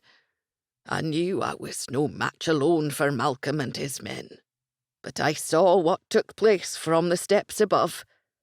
I waited in his chamber after I heard your wife's shout of enough with such force. 'Twas the bravest word I've ever heard spoken. I waited behind the curtains, my own dagger ready to kill him for his atrocities. In my weakened state, though, I had to be sure I chose the right moment. She was in terrible shape, already beaten and filthy from the dank cells below. He taunted her for a time, saying things no one should speak, as he tried to break her with his words and cuts from his knife. There was a struggle, and she began fighting back, but so slight he easily overtook her. I made my move then, and she hers. Guy paused, reaching for water, as he'd barely taken a breath since he began. She had a dagger of her own, and she reached for it. She tried to go for his throat, but he caught her before the blade found its mark. He was so enraged he didn't see me as he dealt the blow that now covers her eye and knocked her out cold. I don't know where I found the strength, but I removed him from your wife. Had I not been there, he'd have taken her even in her unconscious state. I was easily disarmed and, though badly beaten, I had inflicted enough wounds upon him myself that he was in no state to hurt her further. As I was taken from the room, he ordered her stripped and tied to the post outside. Then I found myself in the dungeon next to your man, until your men arrived and freed us. The room became silent with the end of the events as they were told, and Grayen turned his chair to face the wall. Leave me. Grayen waited for the doors to close behind them. As soon as he heard the latch click into place, he spent the next hour destroying everything in his sight. It took half a bottle of brandy before he was calm enough to leave his sanctuary, but he did, and Gavin waited just outside the doors. Is Isabel holding up? Grayen asked as they stood in the hallway. Aye, but she wants to see Gwen. And my wife? Grayen asked. Still in shock. I'm going to sit with her by the fire, Gavin. Wait until we've settled, then remove the mirror from the bathing chamber. Chapter 34. Grayen watched helplessly as his wife lingered in a state of unresponsiveness. She'd not said a word and only continued to stare blankly before her. Though she took the potions his mother placed to her lips, she never left their bed. Worse, she always curled into a ball when he had to leave her. His mother stayed with her the few times that he'd been called away, and also while he spent time in the nursery with Tristan. When he was with his wife, sadly, he found that he was just as silent with her as she was with him. In truth, he didn't know what to say, and offered her comfort the only way that he knew how. He held her in his arms, praying for a sign of life, a reaction of any kind, be it tears or fury. The third morning after he had brought her home, he dressed her when they awoke. Hoping some fresh air might do her good, he took her to watch the sunrise. He held her hand as they walked to the stables, noting oddly that Gwen positioned herself a step behind him, and never directly at his side. She made no sounds as he lifted her atop his mount, nor any during their ride down the narrow path. She sat unmoving between his legs as they looked to the waters. In no hurry to return, he leaned back, taking her with him. She was asleep moments later, tucked safely against his side. He'd slept so fitfully the past nights, listening to her cries, that now, as the sun warmed them, he gave in to his exhaustion. Gavin's shout awoke him, alarm and a sense of dread sweeping through his entire body. Gwen was no longer beside him, and he ran, knowing the only place she could be, the water. She was fighting her way through the oncoming waves. The weight of the dress he had chosen pulled her down as she continued even farther. He called to her over and over again, finally diving beneath the waves and swimming as he had done only once before. She didn't make a sound as he wrapped his arm around her shoulders and offered no fight as he swam with her atop his chest back to the shore. It was as he lay with her in the surf, catching his breath, that she finally looked at him for the first time since he'd brought her home. But her eyes were filled with only emptiness. His anger got the better of him. You would leave me? You would leave your son? She only stared back, her look more confused than he'd ever seen. Why, Gwen? Why? She finally broke then, anger and despair together. I don't know. I don't know. I don't want to feel this pain anymore. She covered her face in her hands and began to cry. He'd not have it, and grabbed at her hands, pulling them away. Talk to me, he demanded. I am here. I have been here, Gwen. 'Tis you who have not. I can't remember, Grayen, she shouted back. I can't remember what he did to me. I didn't seek Kevin. I am to blame for everything that happened. Gwen, there were 5 of them. They would have taken you both and most likely killed Kevin had he been with you. I gave in, Grayen. I couldn't let them torture Alex. Gwen, you've never been put to something such as that. How can you blame yourself for such a sacrifice? How can you ever forgive me for what I've done? She cried. What they've done to me?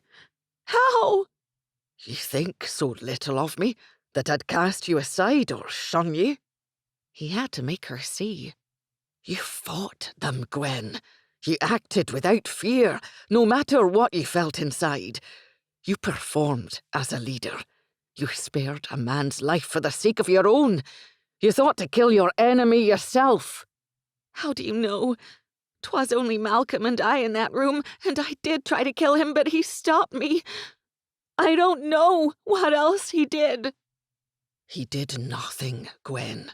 Gavin's father stopped him, and he's the one who told me of your battle with Malcolm. Just as Alex told me of your behaviour as they tortured him before your eyes. She was silent for a moment, before she spoke again, her words only a whisper this time. He didn't? Grayen knew what she asked, and knew she needed to hear it again. Nay, he did not. And had he, 'twould not have mattered to me. You are mine, Gwen. Nothing could shame you to me, especially a circumstance beyond your control. But you've not talked to me. You've not brought my son to me. Not even a whisper as you hold me. Ah, Gwen. He sighed, shaking his head in regret. I knew not what to say. How could I promise to love and protect you in the aftermath of what happened? You suffered for hours without my protection. 'Tis I who have failed you. You never failed me, Grayen. You saved me from them. Is it so bad that you can't live with it? He asked of her walk to the water. It just called to me, Grayen, or maybe I called to it. I don't know. But then you were there. You are always there. He pulled her into his arms, all of the unspoken words at last put to rest. They lay on the beach a long while after, exhausted from their outpouring. Grayen took Gwen back to their chamber, where he left her but for a few minutes to have Anna fetch a tray. When he returned, their room was empty, but the doors of the bathing chamber were open. He hadn't told her of the mirror, and she'd been so drugged and dazed those past few days, she hadn't noticed when he or his mother had taken her inside. She was standing in front of the chest, her hand reaching for the empty wall. He removed his shirt as he moved to her. Then he gathered her in his arms from behind, his bare feet encompassing hers as they stood there. "Is it that bad?" she asked. "You'll heal, love," he whispered in her ear. "No wonder you've not brought Tristan to me." "Ah, Gwen." He shook his head. "You are more beautiful than anyone I have ever known. Even now." "Nay, Grayen," she argued. I am weak. They overpowered me so easily. And I am hideous, just as he said. He could only imagine what Malcolm had said to her. Guy had said that his words were unspeakable, and now she believed them. You are none of those things, Gwen. You have never been weak, and that you could think that you are hideous. 'Tis only words he threw to you. She brought her hands to her face and traced the stitches and swollen skin that still covered her eye. Then she lowered her head in defeat. Grayen turned her around and lifted her chin. You are beautiful, Gwen. Say it. She shook her head and pulled her chin out of his grasp. He lifted her to the chest and stood between her legs, taking her chin once more. You are beautiful, Gwen. Say it. It was barely a whisper, but she at last spoke the words that he had asked. I am beautiful, Grayen. Aye, wife, he whispered back, kissing her gently. I don't feel it, Grayen. They are but empty words, and I am just as empty for needing to hear them, just as shallow. If he could, Grayen would kill Malcolm again for what he had done to her. She was broken and defeated, and though he didn't want to hurt her, he needed to show her how much he loved her. He wrapped Gwen's legs around his waist and carried her to their bed, lowering them both as he continued to hold her. He kissed her the entire time she lay beneath him, kissed every part of her face, covered every scratch and bruise with his lips, and drank each silent tear that escaped from her eyes. It was only after she slept within the circle of his arms that he realized every word they had spoken since he had first heard her voice that morn was spoken only in Gaelic. Even in her anger and despair, she had spoken only his language, and though he should have been pleased, something about this change in her left him unsettled. Tristan was brought into their room that night, happy to be with his mother again. It was a rough few days before Gwen's body could meet his demands, but Grayen knew she was grateful that their son turned only to her now. Gwen stayed mostly within their chamber, and only left when he came and escorted her to meals or to sit with him in the study. The first time she sat with him as he went through his ledgers, he could sense that something bothered her, but she didn't say anything. He had to ask her first before she'd speak of it. Then she quietly explained with downcast eyes that the study seemed different to her, and many of the items that she had always admired were now gone. He explained that he commissioned new furnishings as well as maps that were more current than those he had had. The other ornaments and books which he had quietly remarked were missing, he said he had packed away until their new things arrived.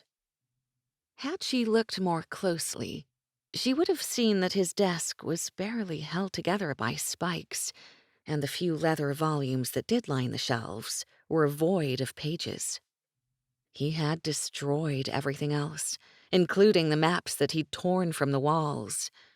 As for the trinkets that had lined the shelves and tables, those he had shattered. But she'd not looked more closely, not at anything. She went only through the motions. Grayen became more and more disturbed with his wife's behavior as the weeks passed. Though she awoke early every day, she made no attempt to resume her exercise routine, and though she took great care of Tristan, it was she who clung to him rather than he to her. Whenever he brought her to the great hall, or anywhere for that matter, he always had to retrieve her once he started to leave. He actually had to approach her and place his hand upon her shoulder, and when she would finally realize that he was there, he would then have to take her hand and lead her from the room. She spoke only Gaelic, and worse, only if she was addressed first. She'd at least stopped jumping at loud sounds, and now was rarely lost to nightmares when they slept. But her submissiveness and her complacency were killing him. It was only at night, when they made love, that he saw glimpses of the Gwen he now missed so much. Only then did she resemble, if but barely, the woman he once knew. He couldn't blame her for her behavior as it now was. She'd been through so much, and not just in the hours that Malcolm and his men had held her. The past year had been filled with countless blessings, as well as horrible tragedies. He had to do something, though, and he knew the answer was there. He just couldn't seem to find what he was searching for. He had just left Gwen with his sister in the library when he called for his mother and Gavin to meet him in the study. The furnishing had finally arrived, and he sat behind his new desk while Gavin and his mother sat in front of him. "I want my wife back," he stated emphatically as he looked to them. Gavin heartily agreed with him that Gwen was not the same, and he missed her too. His mother, however, didn't quite see things the same way. "Grayen," she said quickly, "Gwendolen is fine. Why, she's the perfect embodiment of a wife." "Fine?" he challenged. "You think she is fine?" He was so shocked that she could say such a thing. "I don't want the perfect wife, Mother. 'Tis my wife I want. My Gwendolen." "She is here, Grayen," Lady Madeline soothed. "Think you she is so different?" she asked honestly. Grayen looked at her as if she had just sprouted horns, and he wanted to rip them from her head. How could she not see it? To prove his point, he yelled for his wife. "Gwendolen!" She was there in seconds, Tristan on her hip as she stood in the open doorway. "Wife?" he asked as she looked to the floor. "Aye, husband?" He fisted his hands when she didn't look up to address him. Resolved, he continued. "You seem tired this day. Mayhap you should nap before supper." "Aye, Grayen," she agreed easily and began to turn. He stopped her, further proving his point. "Wife?" "Aye?" "Your clothes, those you're running," he clarified. "I wish for you to relinquish them." "Very well," she said quickly. "I'll have Anna remove them before I retire." Gavin wasn't as shocked as Lady Madeline, who finally came to realize that Gwen was, in fact, further gone than she had thought. Her shame showed on her face. "Grayen?" Gwen asked timidly. "Aye, Gwen." "Look at me, damn it. Tristan isn't ready for his nap yet. Should I leave him with Anna?" She looked to him now for every decision. "Nay, Gwen. Leave him with me." Gwen walked to the settee and grabbed the plaid that was thrown over the side. She placed it beneath Grayen's desk and laid Tristan atop it. It was one of their son's favorite places, and Grayen kept a basket of small toys that he could hold or chew on beside the desk. She placed a few around their son and then walked quietly from the room. Grayen swept his arm across the desk, and each of the new items crashed to the floor. Tristan laughed, loving the loud noises that his father always made, but Gwen came back into the room, staring. "Grayen?" "'Tis only a bug, sweet," Grayen said, shaking his head. "Everything will be put to rights, love, I promise ye. I will put everything to rights." When he was sure she was gone again, Grayen picked up his son. He looked to Gavin and his mother for help. Lady Madeline was quick with an explanation. "She's lost her spirit, son," she stated plainly. Grayen's eyes fixed on her instantly. How had he not thought of it sooner? It was indeed her spirit, the very same he had vowed to safeguard. And now, remembering his wife's words of what had always made her feel alive again, he looked to Gavin. "The race is back on, Gavin. Raise the flags immediately. 1 week from today, we run." "You think she'll go?" Gavin asked. "She's not had a desire since she returned, Grayen." "'Twas her run that left her vulnerable. I'll begin to needle her this eve. Let us pray she takes the bait." It was going better than he imagined. He sat with Gwen atop the steps that night, watching as the flags were put into place again. For the first time, she addressed him without being spoken to first. "I thought you called off the race." "Aye," he replied. "I did. But Alex is healed enough. and as you seem to no longer have the strength or endurance, I find no reason for the delay. The men were disappointed to have it put off, and to be honest, I'd rather you watch and cheer my win as I cross the line, just as my wife should." He squeezed her knee with his explanation, and though she seemed to easily agree, he didn't miss the flicker in her eye.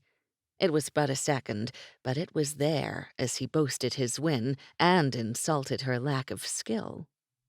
He spied her that very same night, looking at the clothes Anna had yet to remove per his orders.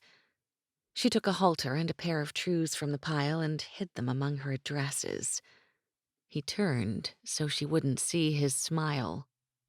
The next day, he watched as she warred with herself. She stared at the clothing she'd hidden, even reached for them several times, but in the end, she always pulled back. It was a start, but with only 6 days left, he needed help to move her along. The next part of his plan began before their midday meal. "Gwendolen," Isabel called as she stepped into the chamber. "Aye, Isabel," Gwen answered. "I'm in the bathing chamber. Come in." Isabel stood in the doorway, watching as Gwen bathed Tristan. She was soaked from his splashing, so Isabel held out a towel, taking her nephew when Gwen handed him to her. "Would you help me with something, Gwen?" Isabel asked as she dried off Tristan. "Isabel, I'll help you with anything," she said quickly. "What is it you need?" Isabel was surprised that her brother had been so right. Gwen had no problem helping a woman. It was men she now feared. Grayen had explained that if his wife could boost her own confidence, gain any modicum of control, it would help her on her way. "Will you teach me how to do sit-ups?"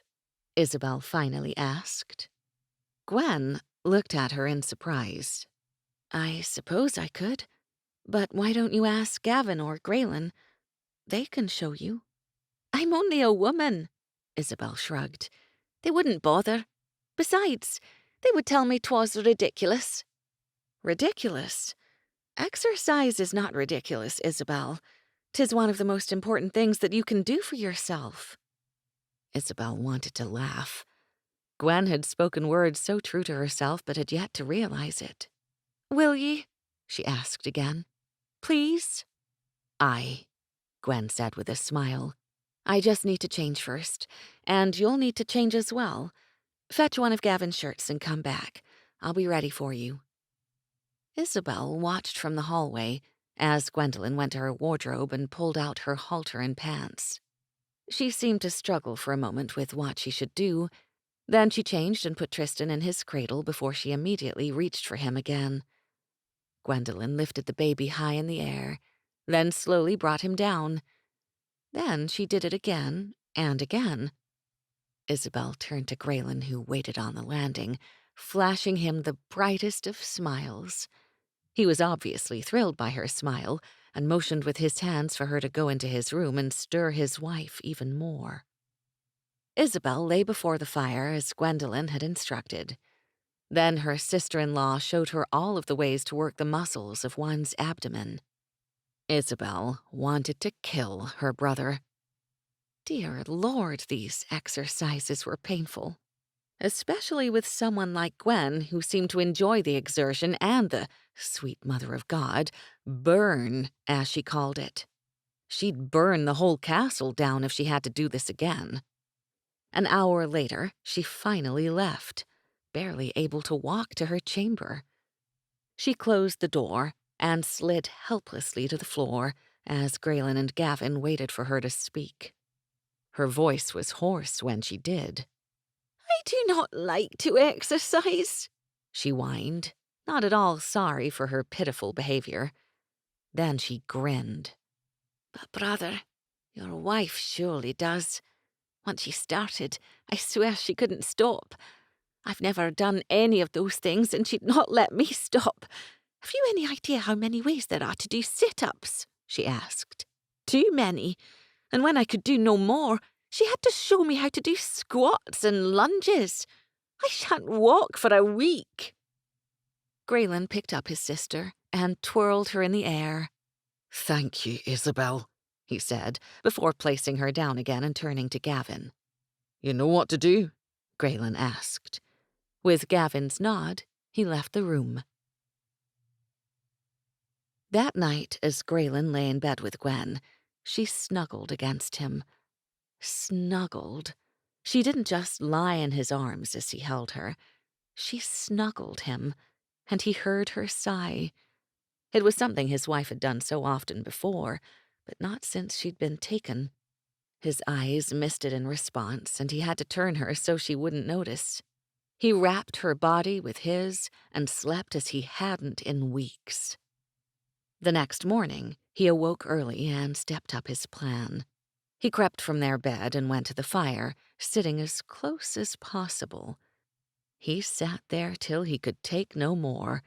He went back to bed and pulled Gwen against him. She stirred from his heat immediately, turning and covering his forehead with her hand as he pretended to sleep.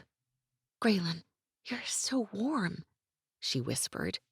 Her hand moved, replaced by her lips before she pressed her cheek to his. She repeated it. Twice. Good God, how many ways would the woman check to determine he was warm? She shot from the bed, returning seconds later. She sat beside him and placed a wet cloth on his forehead. When she ran her fingers through his hair, he slowly opened his eyes.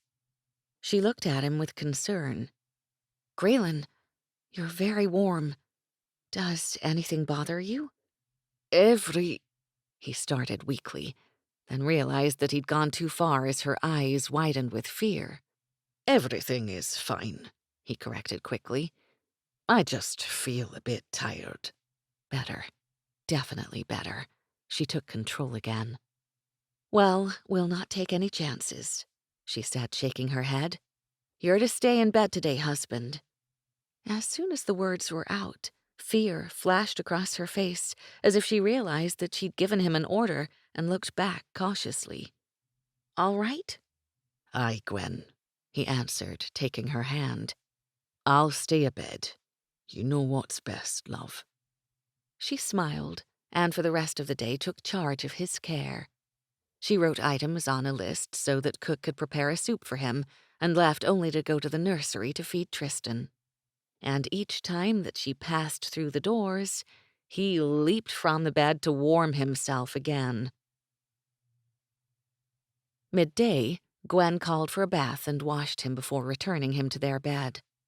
Her orders to the servants, wary at first, came more easily as the hours passed. Finally, Gavin came in the afternoon. "Gwen, I need your assistance," he said, stepping into the room.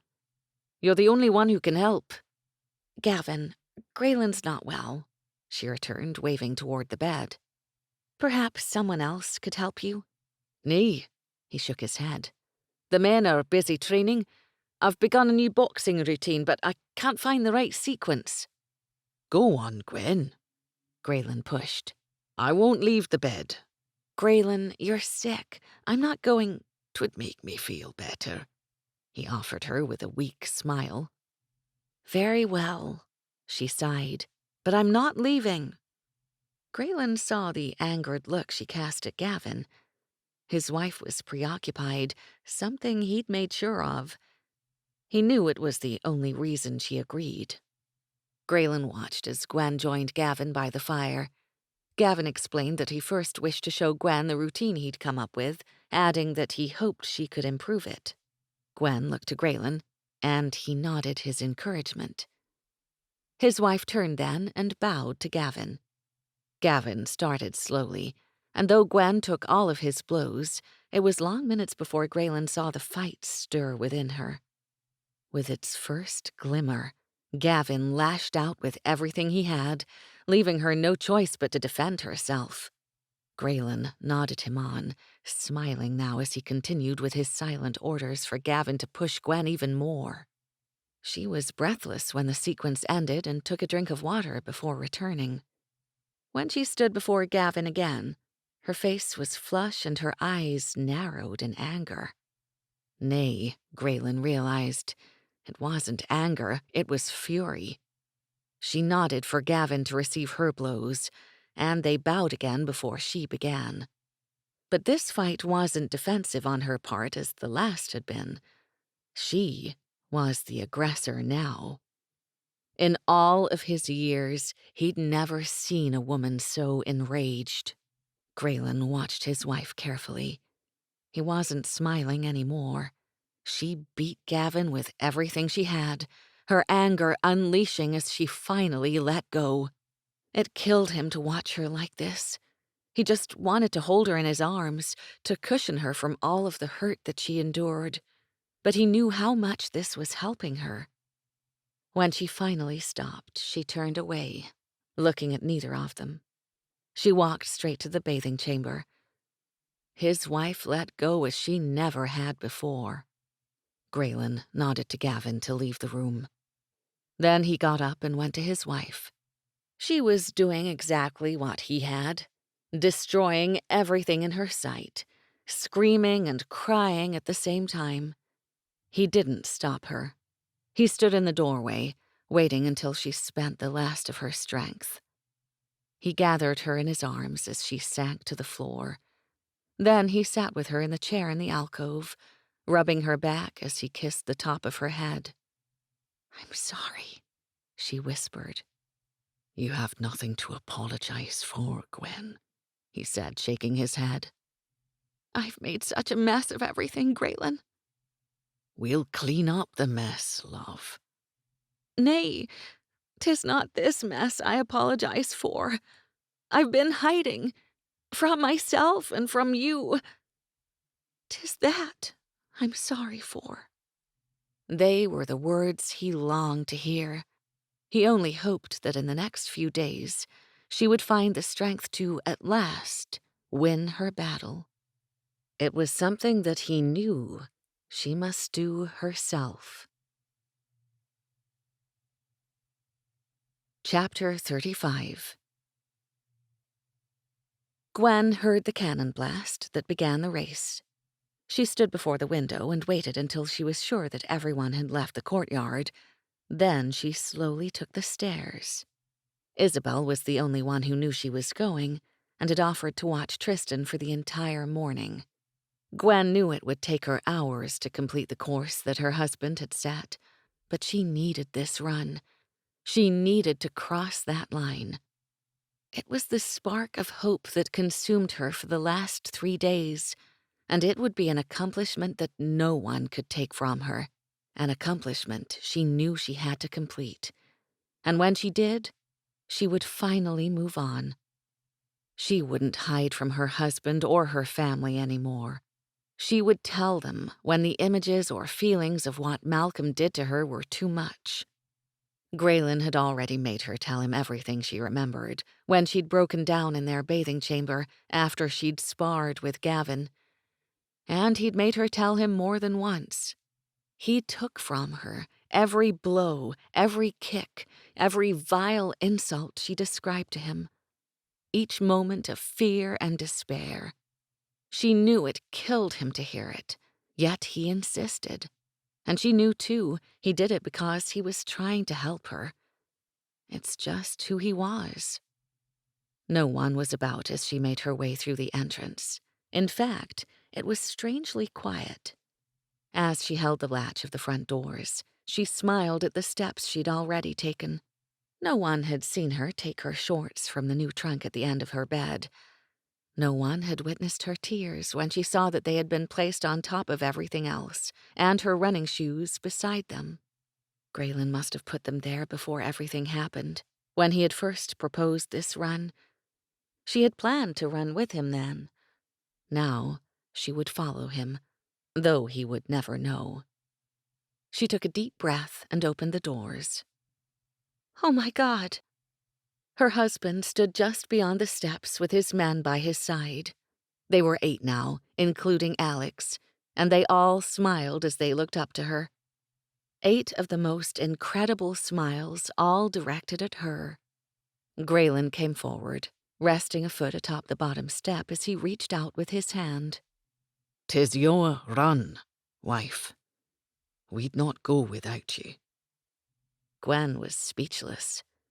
They had known she would come, and they had waited for her.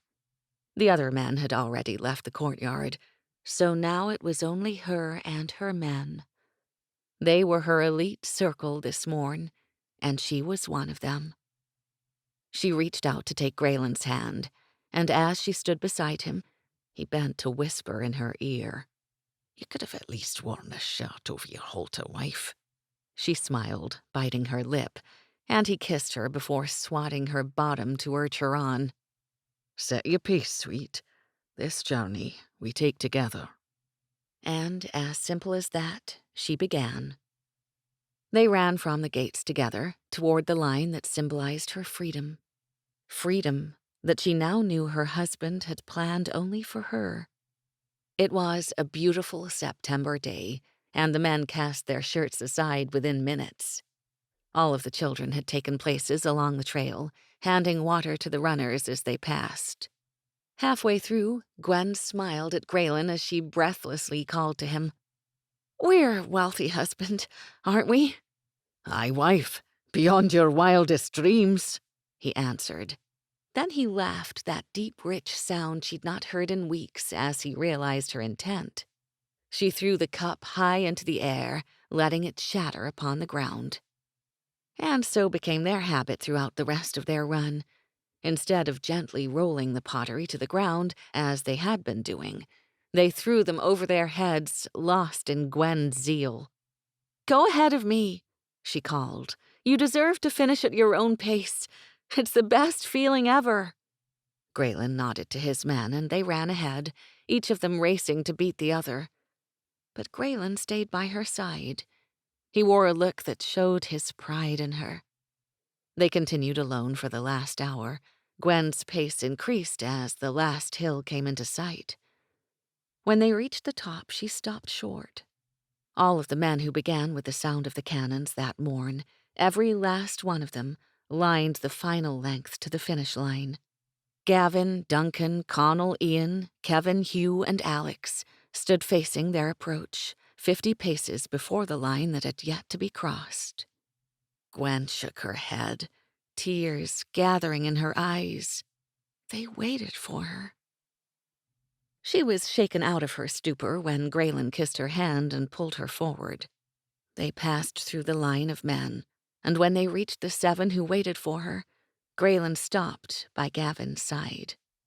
"'Tis yours, wife." He smiled, sweeping his hand in the direction of the ribbon. "Take it." Gwen started forward, but after a few steps she turned back. This would be a win for all of them. It had to be. "I won't go alone," she said. "'Tis a win for us all." "Is that an order, wife?" "Aye, 'tis. Now move!" They all grinned and joined her, making sure that her body broke the ribbon first. Grayen picked her up when they crossed the line, holding her high in the air as his men cheered her victory.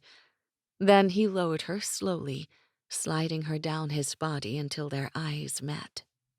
She held his face, smiling through tears. "I won, Grayen! I won!" "We're McGregors, Gwen. We always win." Epilogue. Grayen sat atop a cluster of natural rock as he looked upon the festivities.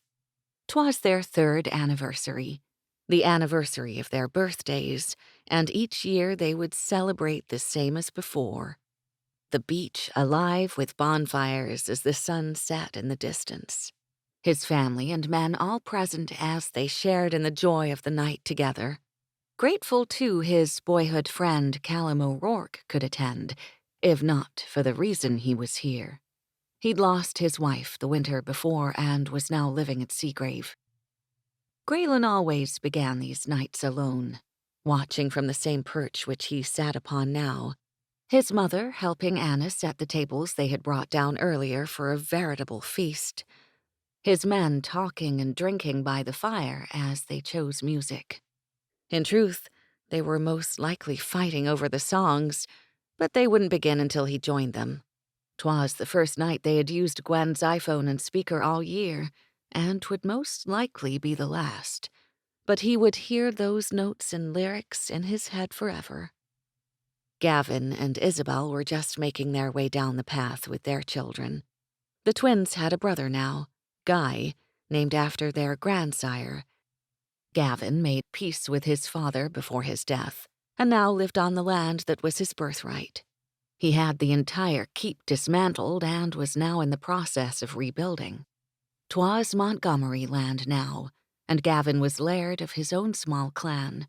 He and Isabel came to Seagrave every few weeks and would stay for days. Their children would play together and then sleep in the nursery with Anna, while the 4 adults resumed their practice of late-night suppers in the kitchens, or if his wife preferred, they dined formally in the great hall. Gwen always referred to those evenings together as date nights, and they enjoyed them immensely. They would play card games or chess, and if the women weren't with child or nursing, sometimes they just got plain drunk. They would sing songs as they danced and listened to music, laughing so hard at their own antics, Anna had no choice but to come downstairs and quiet them. Then they'd only laugh harder. And then there was Gwen, his wife. He was always so taken with her beauty and her mind. The life they created together. She had changed so much over the years, and yet she had not changed at all. Her spirit was more alive than ever, and he enjoyed the challenge and banter that was an intrinsic part of their days. But she had adapted to his ways as well.